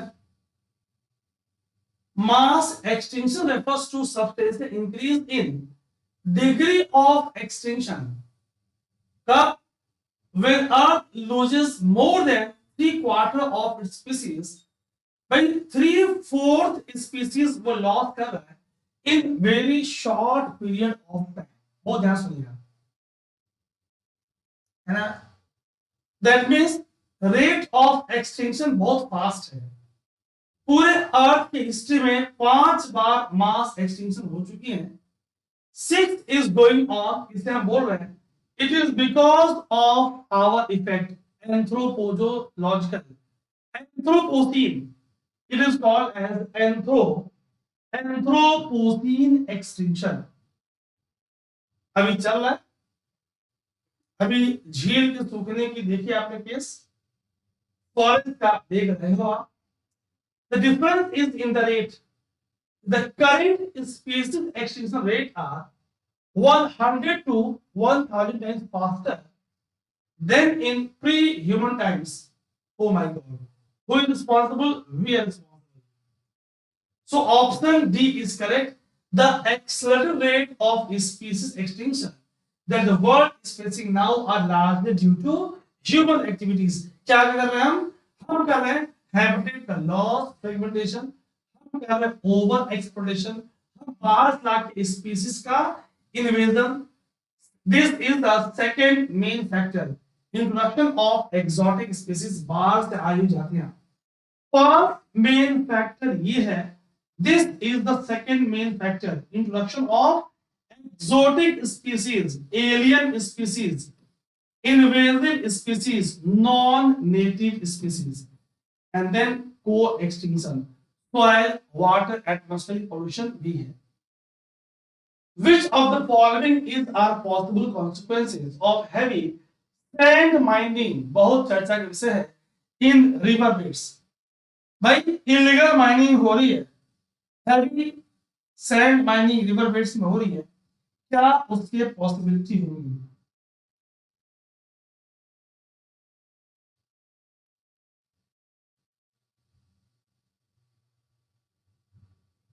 बीचेस से, इनलैंड ड्यून से, डेल्टिक रीजन से, रिवर बेड से, फ्लड प्लेन से.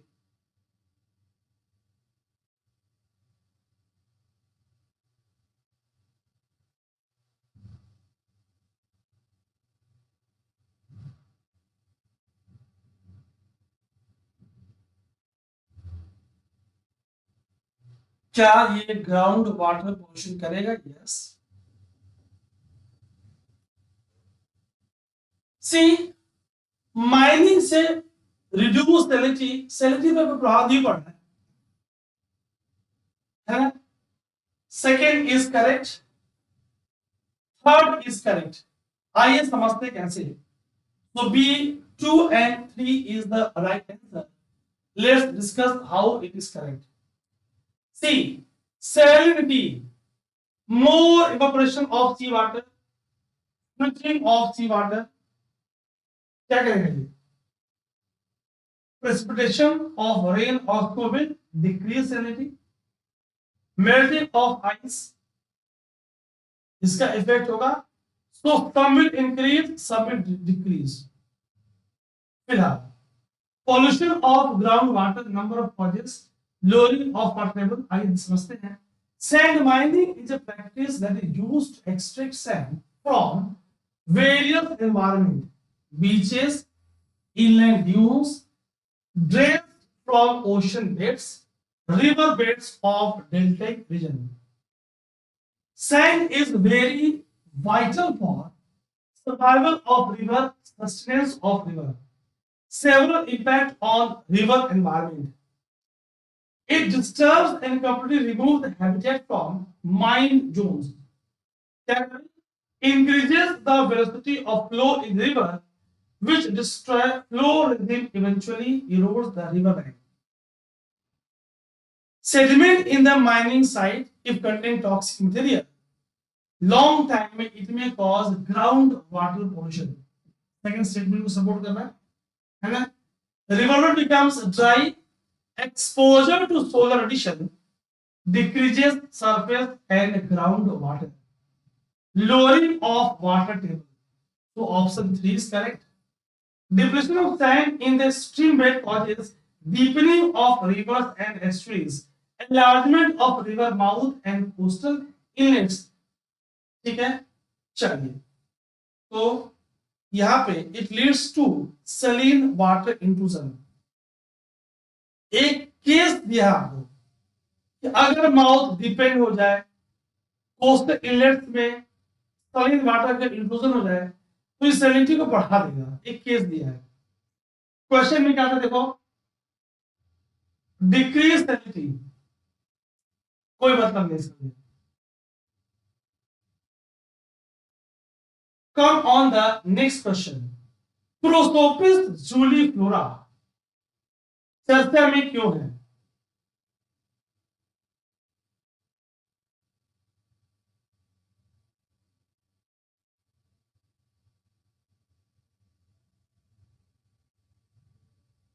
विलायती कीकर, विलायती बबूल हिंदी बोलते हैं.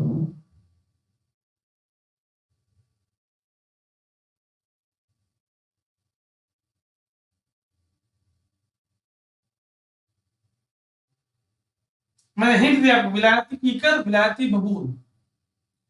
गाइस अभी मैं हिंट दिया आपको कि हैबिटेट लॉस फ्रेगमेंटेशन के बाद, हैबिटेट लॉस फ्रेगमेंटेशन के बाद introduction of exotic species is the main cause. नाम क्या है? विलायती बबूल, विलायती कीकर. exotic species है reduced biodiversity in the area in which it grows, the loss of biodiversity कराना है। B is the answer। Prosopis juliflora, विलायती कीकर और विलायती बबूल is exotic tree, top invader in India. Eucalyptus को हमने अगर इकोलॉजी में डिटेल्स करा तो ये भी कुछ कम नहीं है, साउथ अमेरिका से आया, अब लंबे समय तक नॉर्थ इंडिया में नेचुरलाइज हो चुका है, बर्ड्स की नेस्टिंग सक्सेस को प्रोवाइड कर रहा है और लॉस ऑफ बायोडायवर्सिटी कर रहा है, ग्राउंड वाटर का डिप्लीशन कर रहा है ना। Always exotic bar size species multiple effect डालती है इकोसिस्टम में। Invasive species those which spread to the region other than their native, दूर से आए हैं, and try to extend or becoming a threat to local species। हर groups में, plant में, एनिमल में, कॉम्पिटिटर्स हैं, प्रेडेटर्स हैं, पैथोजेंस हैं, पैरासाइट्स हैं, है ना। तो हर come on the next question, very beautiful one.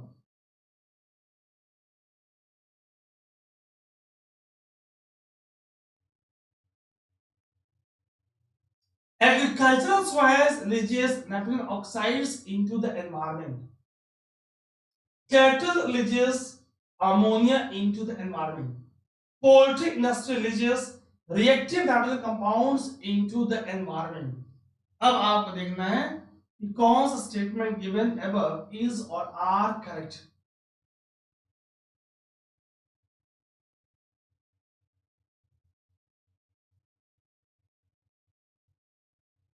Guys, statement 1, 2 and 3, all the three statements are correct, so right answer is D, 1, 2 and 3। आइए एडिशनल इंफॉर्मेशन के साथ देखते हैं कि ये सही कैसे हैं, है ना। Have a look। Agriculture remains the largest contributor to nitrogen emission। अच्छा, the non-agriculture emission of nitrogen oxides and nitrous oxides are growing rapidly। ध्यान सुनना, सीवेज, आज आपने देखा नमामि गंगे मिशन की recent edition information, and because of sewage, a big release of sewage in the Holy Ganga is a big concern, and fossil fuel burning for power, for transport and industry leading the trend। But obvious that means, आइए summarise करते हैं। अगर एक तरफ agriculture largest contributor है, तो non agriculture में oxides of nitrogen का बढ़ता हुआ emission through sewage, fossil fuel burning, power, transport and industry, जितना कोल पेट्रोलियम का कंबस्शन। ठीक, statement 1 is correct। Agricultural soil contributes over 70% of nitrogen into emission from India in 2010, followed by wastewater and residential and commercial activities। एक info है आपके लिए। The statement 2 is correct। Cattle account for 80% of ammonia production, though their annual growth rate is 1%। भाई animal husbandry का ध्यान सुनेगा, your additional information, animal husbandry is additional source for methane as well. India is globally the biggest source of ammonia emission, nearly double that of NOx emission। Statement 3 is also correct। Poultry industry, on the other hand, with annual growth rate of 6%, recorded an excretion of reactive nitrogen compound। ठीक है, तो ये भी responsible है। All the three statements are correct। Guys, बहुत जल्दी मैं important topics of environment geography का भी सीरीज लेकर आ रहा हूं। Which one of the following statement best describes the term social cost of carbon?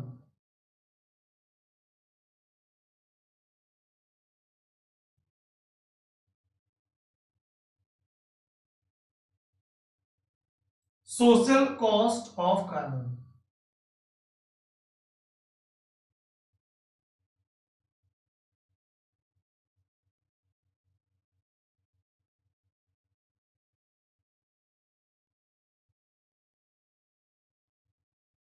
बहुत ही कंफ्यूजिंग ऑप्शंस हैं।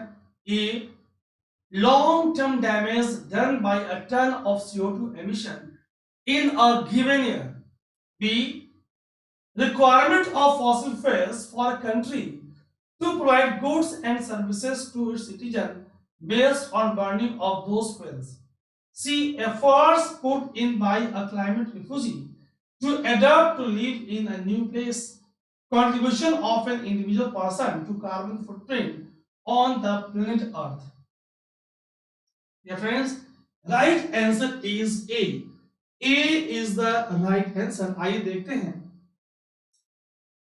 So option A is correct. The social cost of carbon is a measure of economic harm from those impacts expressed as dollar value of the total damages from emitting, याद सुना, 1 ton of CO2 in the atmosphere.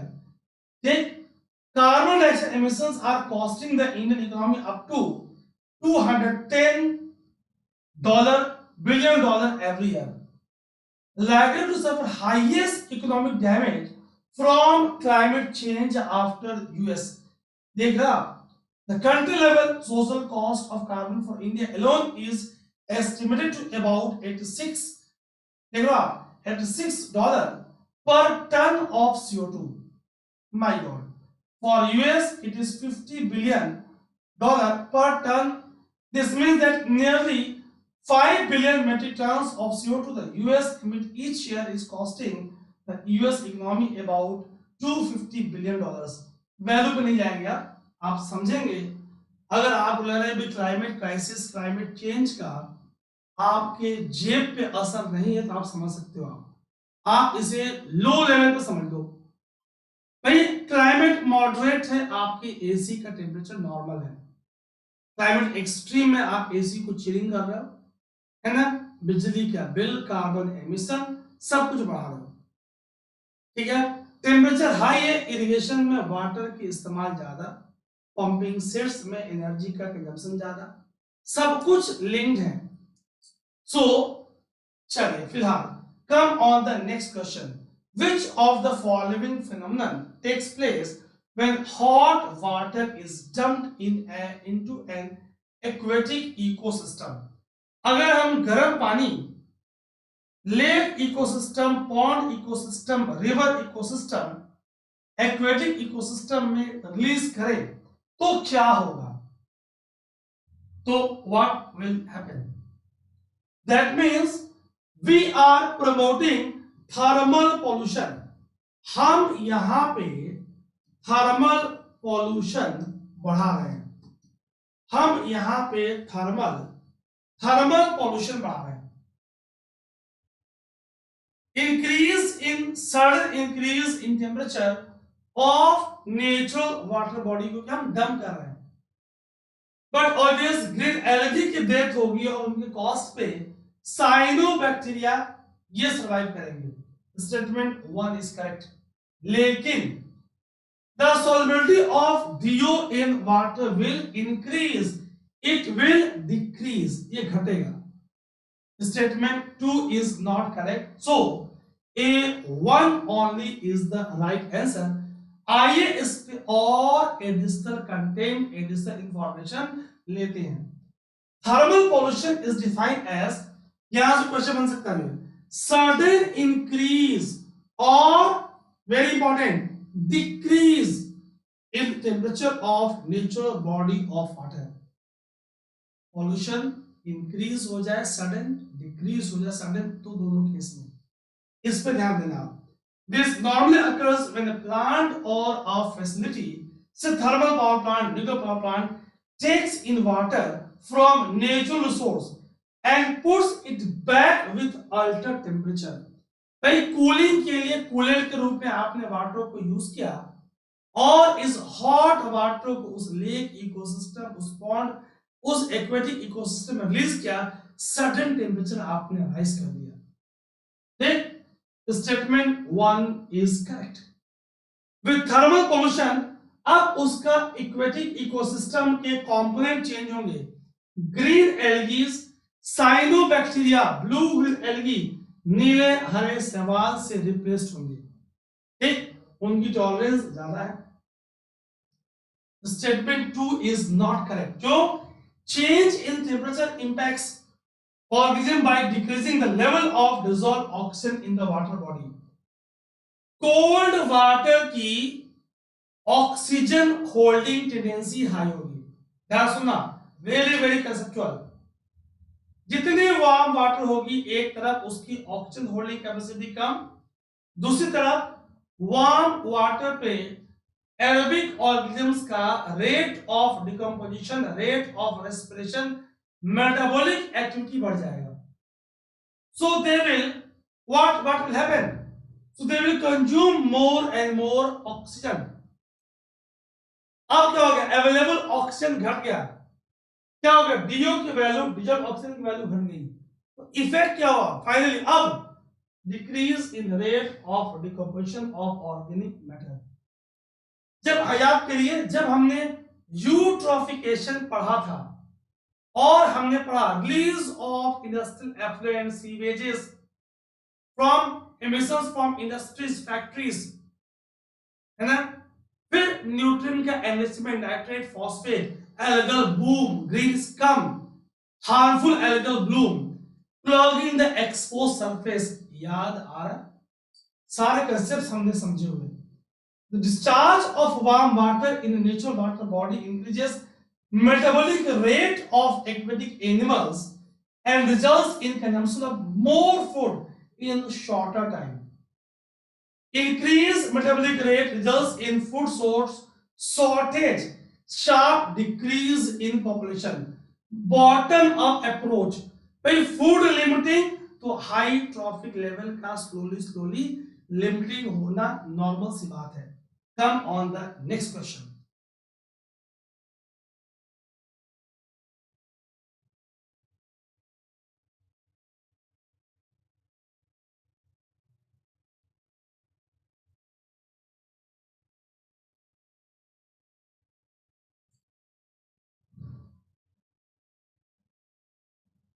यहां around ध्यान दीजिएगा, around IPCC की एक estimate थी, report आई थी।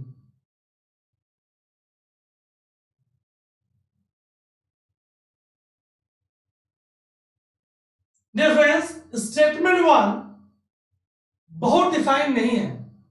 अगर इसमें होता क्यूट, ध्यान सुनिएगा, अब मैं यहां पे एक्सपेक्टेड क्वेश्चन एडिशन इन्फो पर फोकस कर रहा हूं।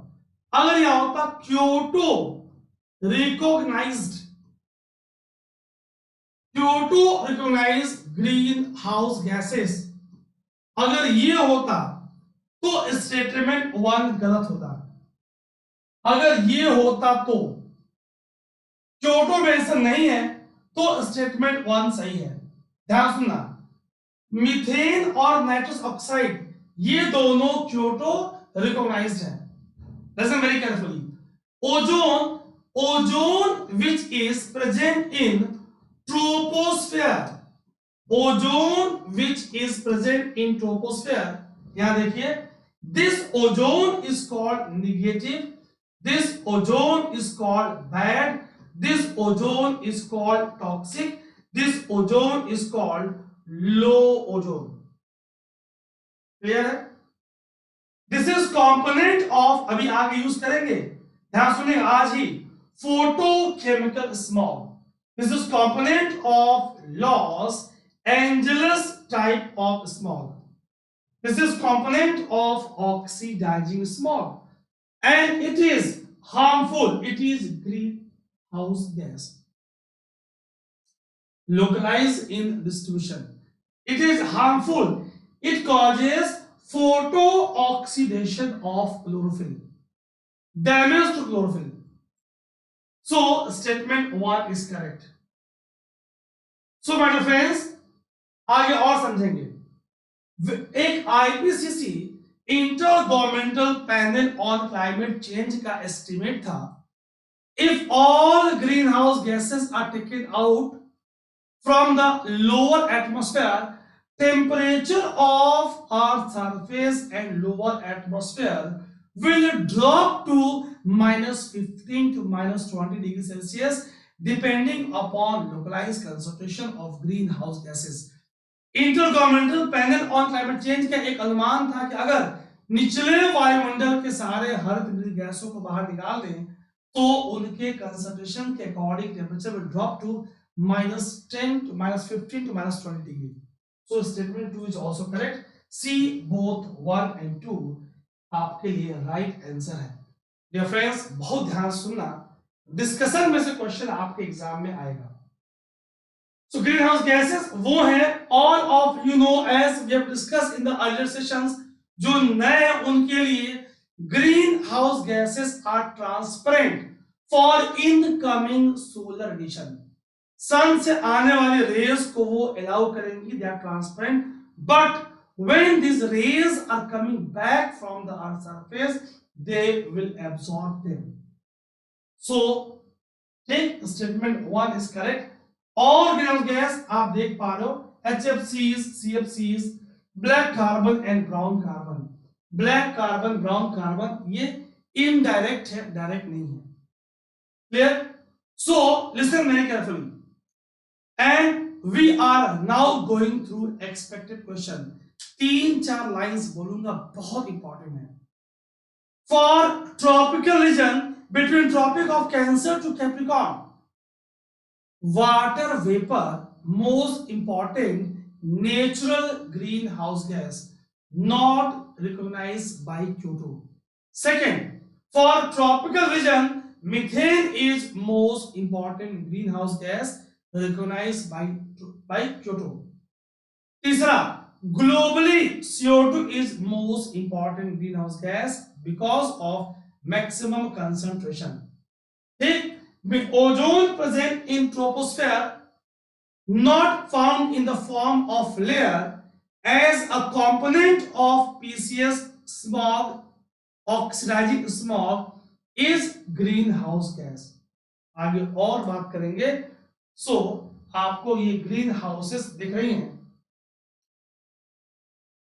How maintenance of habitable temperature, statement 2 की बात हो चुकी थी. चलिए, सो शॉर्ट वेव्स के GSGs are transparent, they absorb the long waves emitted by the earth surface. So short waves को अलाउ करेंगी, लॉन्ग वेव्स को एब्जॉर्ब करेंगी. Difference topic is very important. Come on the next question. अभी मैंने आपको smog समझाया था, कहा था ध्यान से सुनना.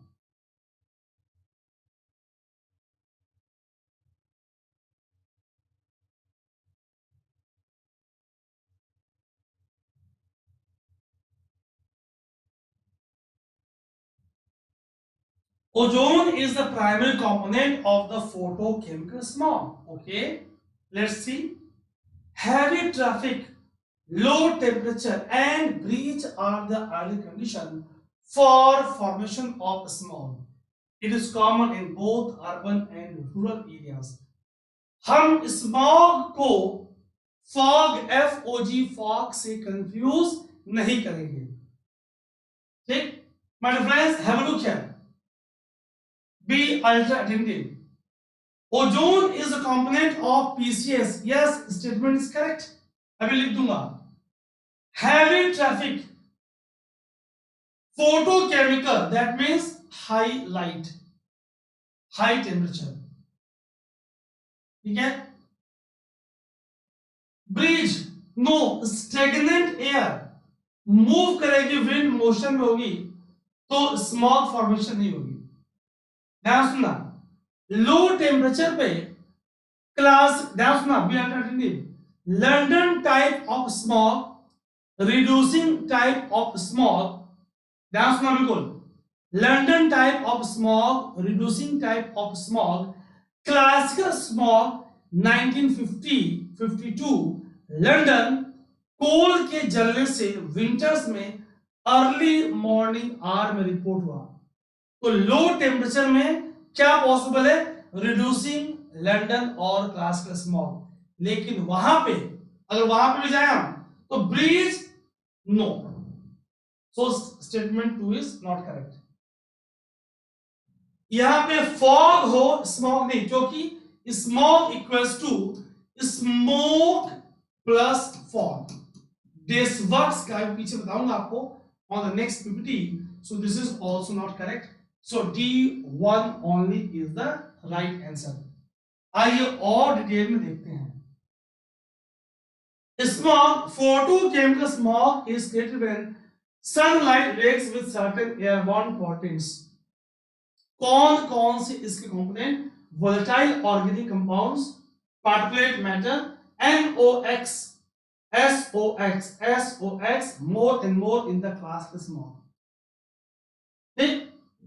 So highlight photochemical reactions, क्या बनेगा? NOx फोटोकेमिकल स्मॉग का component, hydrocarbons, ozone, aldehydes, PAN peroxy acetyl nitrate and so on. जब ये वाटर से रिएक्ट करेगा नाइट्रिक एसिड इज फॉर्म। ठीक? Smog was first used by Des Voeux, combination of two terms smoke and fog. So statement 1 is correct.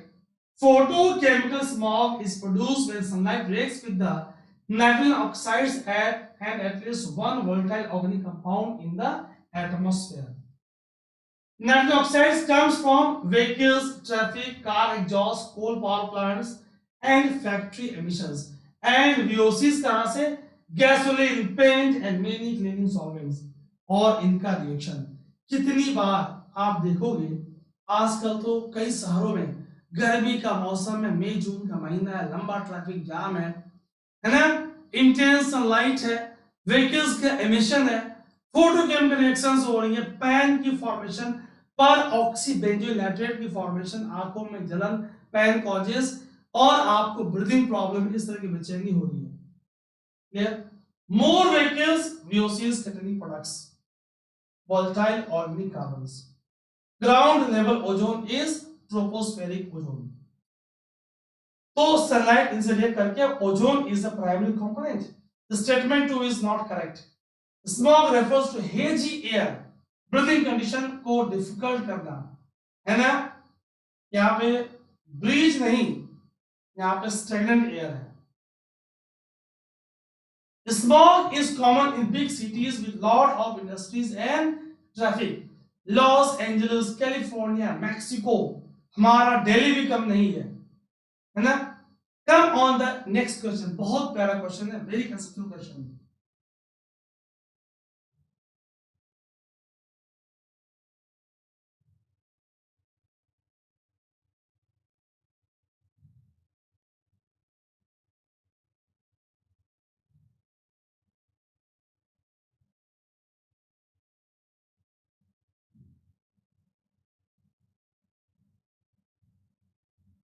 Acid rain pH less than 5.6, ठीक है guys. History का most acidic 2.4 pH, US early 80s, West Virginia nearby Wheeling islands. My god, it is beneficial for water bodies as it increases the nutrients in the water. कैसी बात कर रहे हो? How beneficial?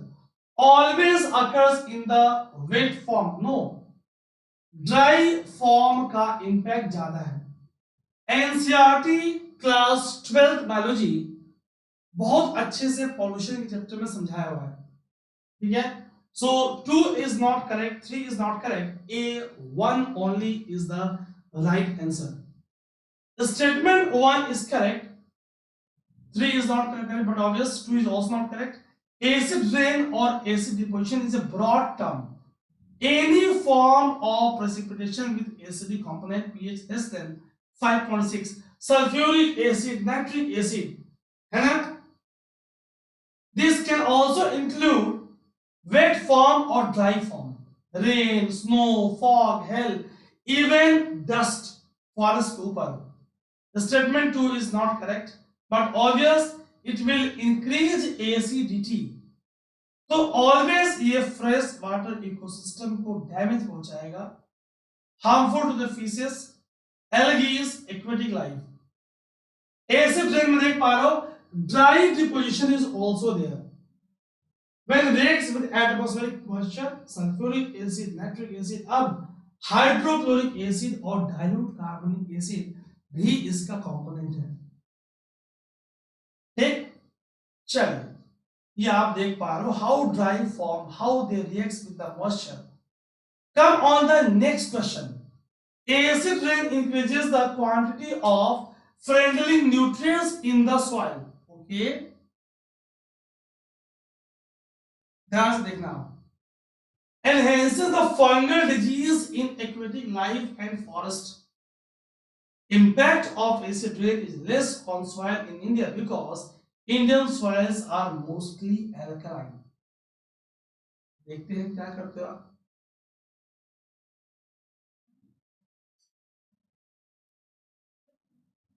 So difference,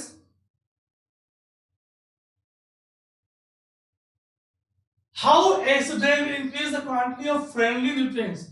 statement 1 साफ समझ में आ रहा है, गलत है, बहुत कंसेप्चुअल क्वेश्चन है। एसिड रेन क्या कर रहा है भाई, enhances the fungal disease in aquatic life in forest. Statement 2 is correct. अब समझेंगे how it is correct, will discuss. Impact of acid rain is less soil of India, तुलना करो, correct, B is right answer. अभी करेंगे discuss ऐसा कैसे हुआ। Rainfall that has been acidified, oxides of sulfur nitrogen reacts with moisture in the atmosphere, pH of less than 5.6। अब ध्यान से सुनना, exchange between hydrogen ion and nutrient cations potassium magnesium in the soil causes leaching of the nutrients, making the soil infertile। तो इसमें nutrients बढ़ नहीं रहे, This is equal to decrease in respiration of the soil organism। ठीक है, क्या हो रहा है भाई, नुकसान पहुंचा रहा है। Impact of acid rain on the soil is less in India. Why? Because Indian soils are mostly alkaline, so with good buffering tendency to get buffered।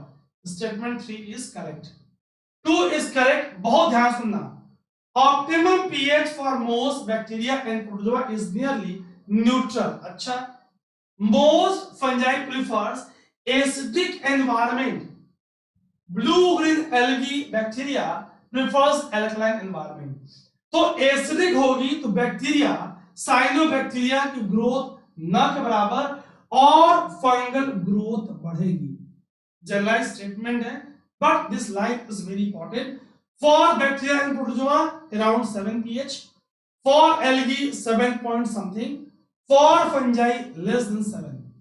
So after long run of acid rain, what will happen? Microbial species in soil and water shift from bacteria to fungi bound and cause imbalance in the microflora। तो आप देख पा रहे हो कि भाई अगर neutral है तो वहां पे बैक्टीरिया और प्रोटोजोआ, एसिडिटी बढ़ी तो वहां पे फंगल, और अगर वो एल्कलाइन हुआ तो cyanobacteria, blue green algae and so on. तो हम समझ चुके। कम on the next question, last question of the day. ध्यान से सुनना, बड़ा ही इंपॉर्टेंट। देखना कितने क्वेश्चंस यूपीएससी आपसे पूछ रही है, अब आपको समझ में आएगा कि मैं डिटेल में क्यों कराता हूं। अभी मैंने आपको बताया, तुरंत बताया था, be ultra attentive.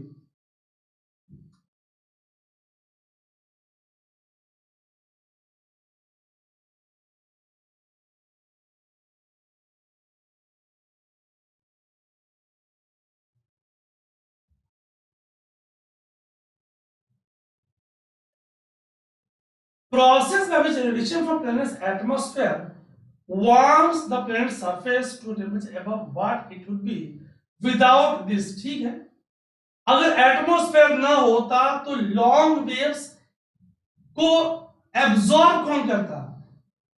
So statement 1 is correct. Earth's natural gas effect is critical to supporting life. Initially was precursor to life moving out of the ocean on to the land। जाहिर सी बात है, अगर हमारा एटमॉस्फेयर नहीं होता, natural green house gas नहीं होती, है ना, तो हैबिटेबल टेम्परेचर मेंटेन नहीं होता। So statement 2 is correct. 99% of incoming is reflected into space by the atmosphere and cloud. No, गलत है। तो हीट बजट हमने पढ़ा है, 1 and 2 is correct. So out of this C is the right answer, 1 and 2. आइए इसको और detail में देखते हैं। The statement 1 is correct. So process greenhouse effect is a process by which radiation from planet's atmosphere warms the planet surface to temperature above what it would be without this atmosphere. Radiatively active gas, greenhouse gas, क्या करे भाई? Radiate energy in all directions. The statement 2 is correct. Earth's natural greenhouse effect is critical to supporting life and initially was precursor to life moving out of the ocean onto the land. जाहिर सी बात है। ठीक, ये देखो आप, short waves transparent है, atmosphere के component इनको एब्जॉर्ब कर रही हैं और हैबिटेबल कंडीशंस को मेंटेन कर रही हैं। एटमॉस्फेयर ही सरफेस और नियर बाय लोअर एटमॉस्फेयर को ग्रीन हाउस गैस एब्जॉर्ब करके कंडीशंस को मेंटेन कर रही है। Statement 3 is incorrect. ध्यान से सुनिएगा कैसे। Earth receives energy from the sun in the form of UV, visible and near infrared. 26% of incoming radiation is reflected into the space. ठीक, हमने बहुत अच्छे से 99% नहीं है, ठीक है। एंड आप देख पा रहे हो atmosphere and cloud, 19% is absorbed by the atmosphere and cloud. Most of remaining is absorbed at the surface of earth. So हम इस तरह इनके बारे में समझ पा रहे थे। सो माय डियर फ्रेंड्स, हम मंडे टू सैटरडे रोज करेंगे 8 PM। ठीक, आप सेशन को अटेंड करेंगे। डिटेल में हो रहा है, लेंथी हो रहा है। आमतौर पे लोग ऑनलाइन में शॉर्टकट प्रेफर करते हैं, लेकिन आप जानते हो कि इस यूपीएससी के मैराथन एग्जामिनेशन की प्रिपरेशन में कोई शॉर्टकट नहीं है। ठीक, आज आपको इतने पर छोड़ रहा हूं। आप लोगों का बहुत बहुत धन्यवाद। कल मिलेंगे फिर 8 बजे। तब तक के लिए आप खूब पढ़ाई करेंगे, अपना ध्यान रखेंगे। God bless you. जय हिंद, जय भारत।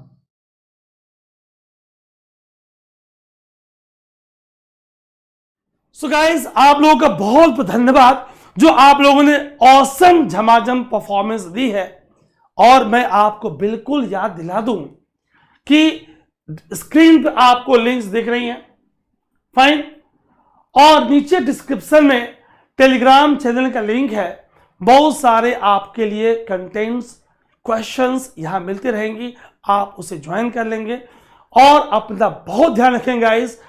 आपके लिए मैं बहुत जल्दी ही इसका पार्ट 2 सितंबर फर्स्ट वीक तक लेकर आ रहा हूं, और जो रिमेनिंग पार्ट बच गया उस पार्ट 2 में कंप्लीट करेंगे।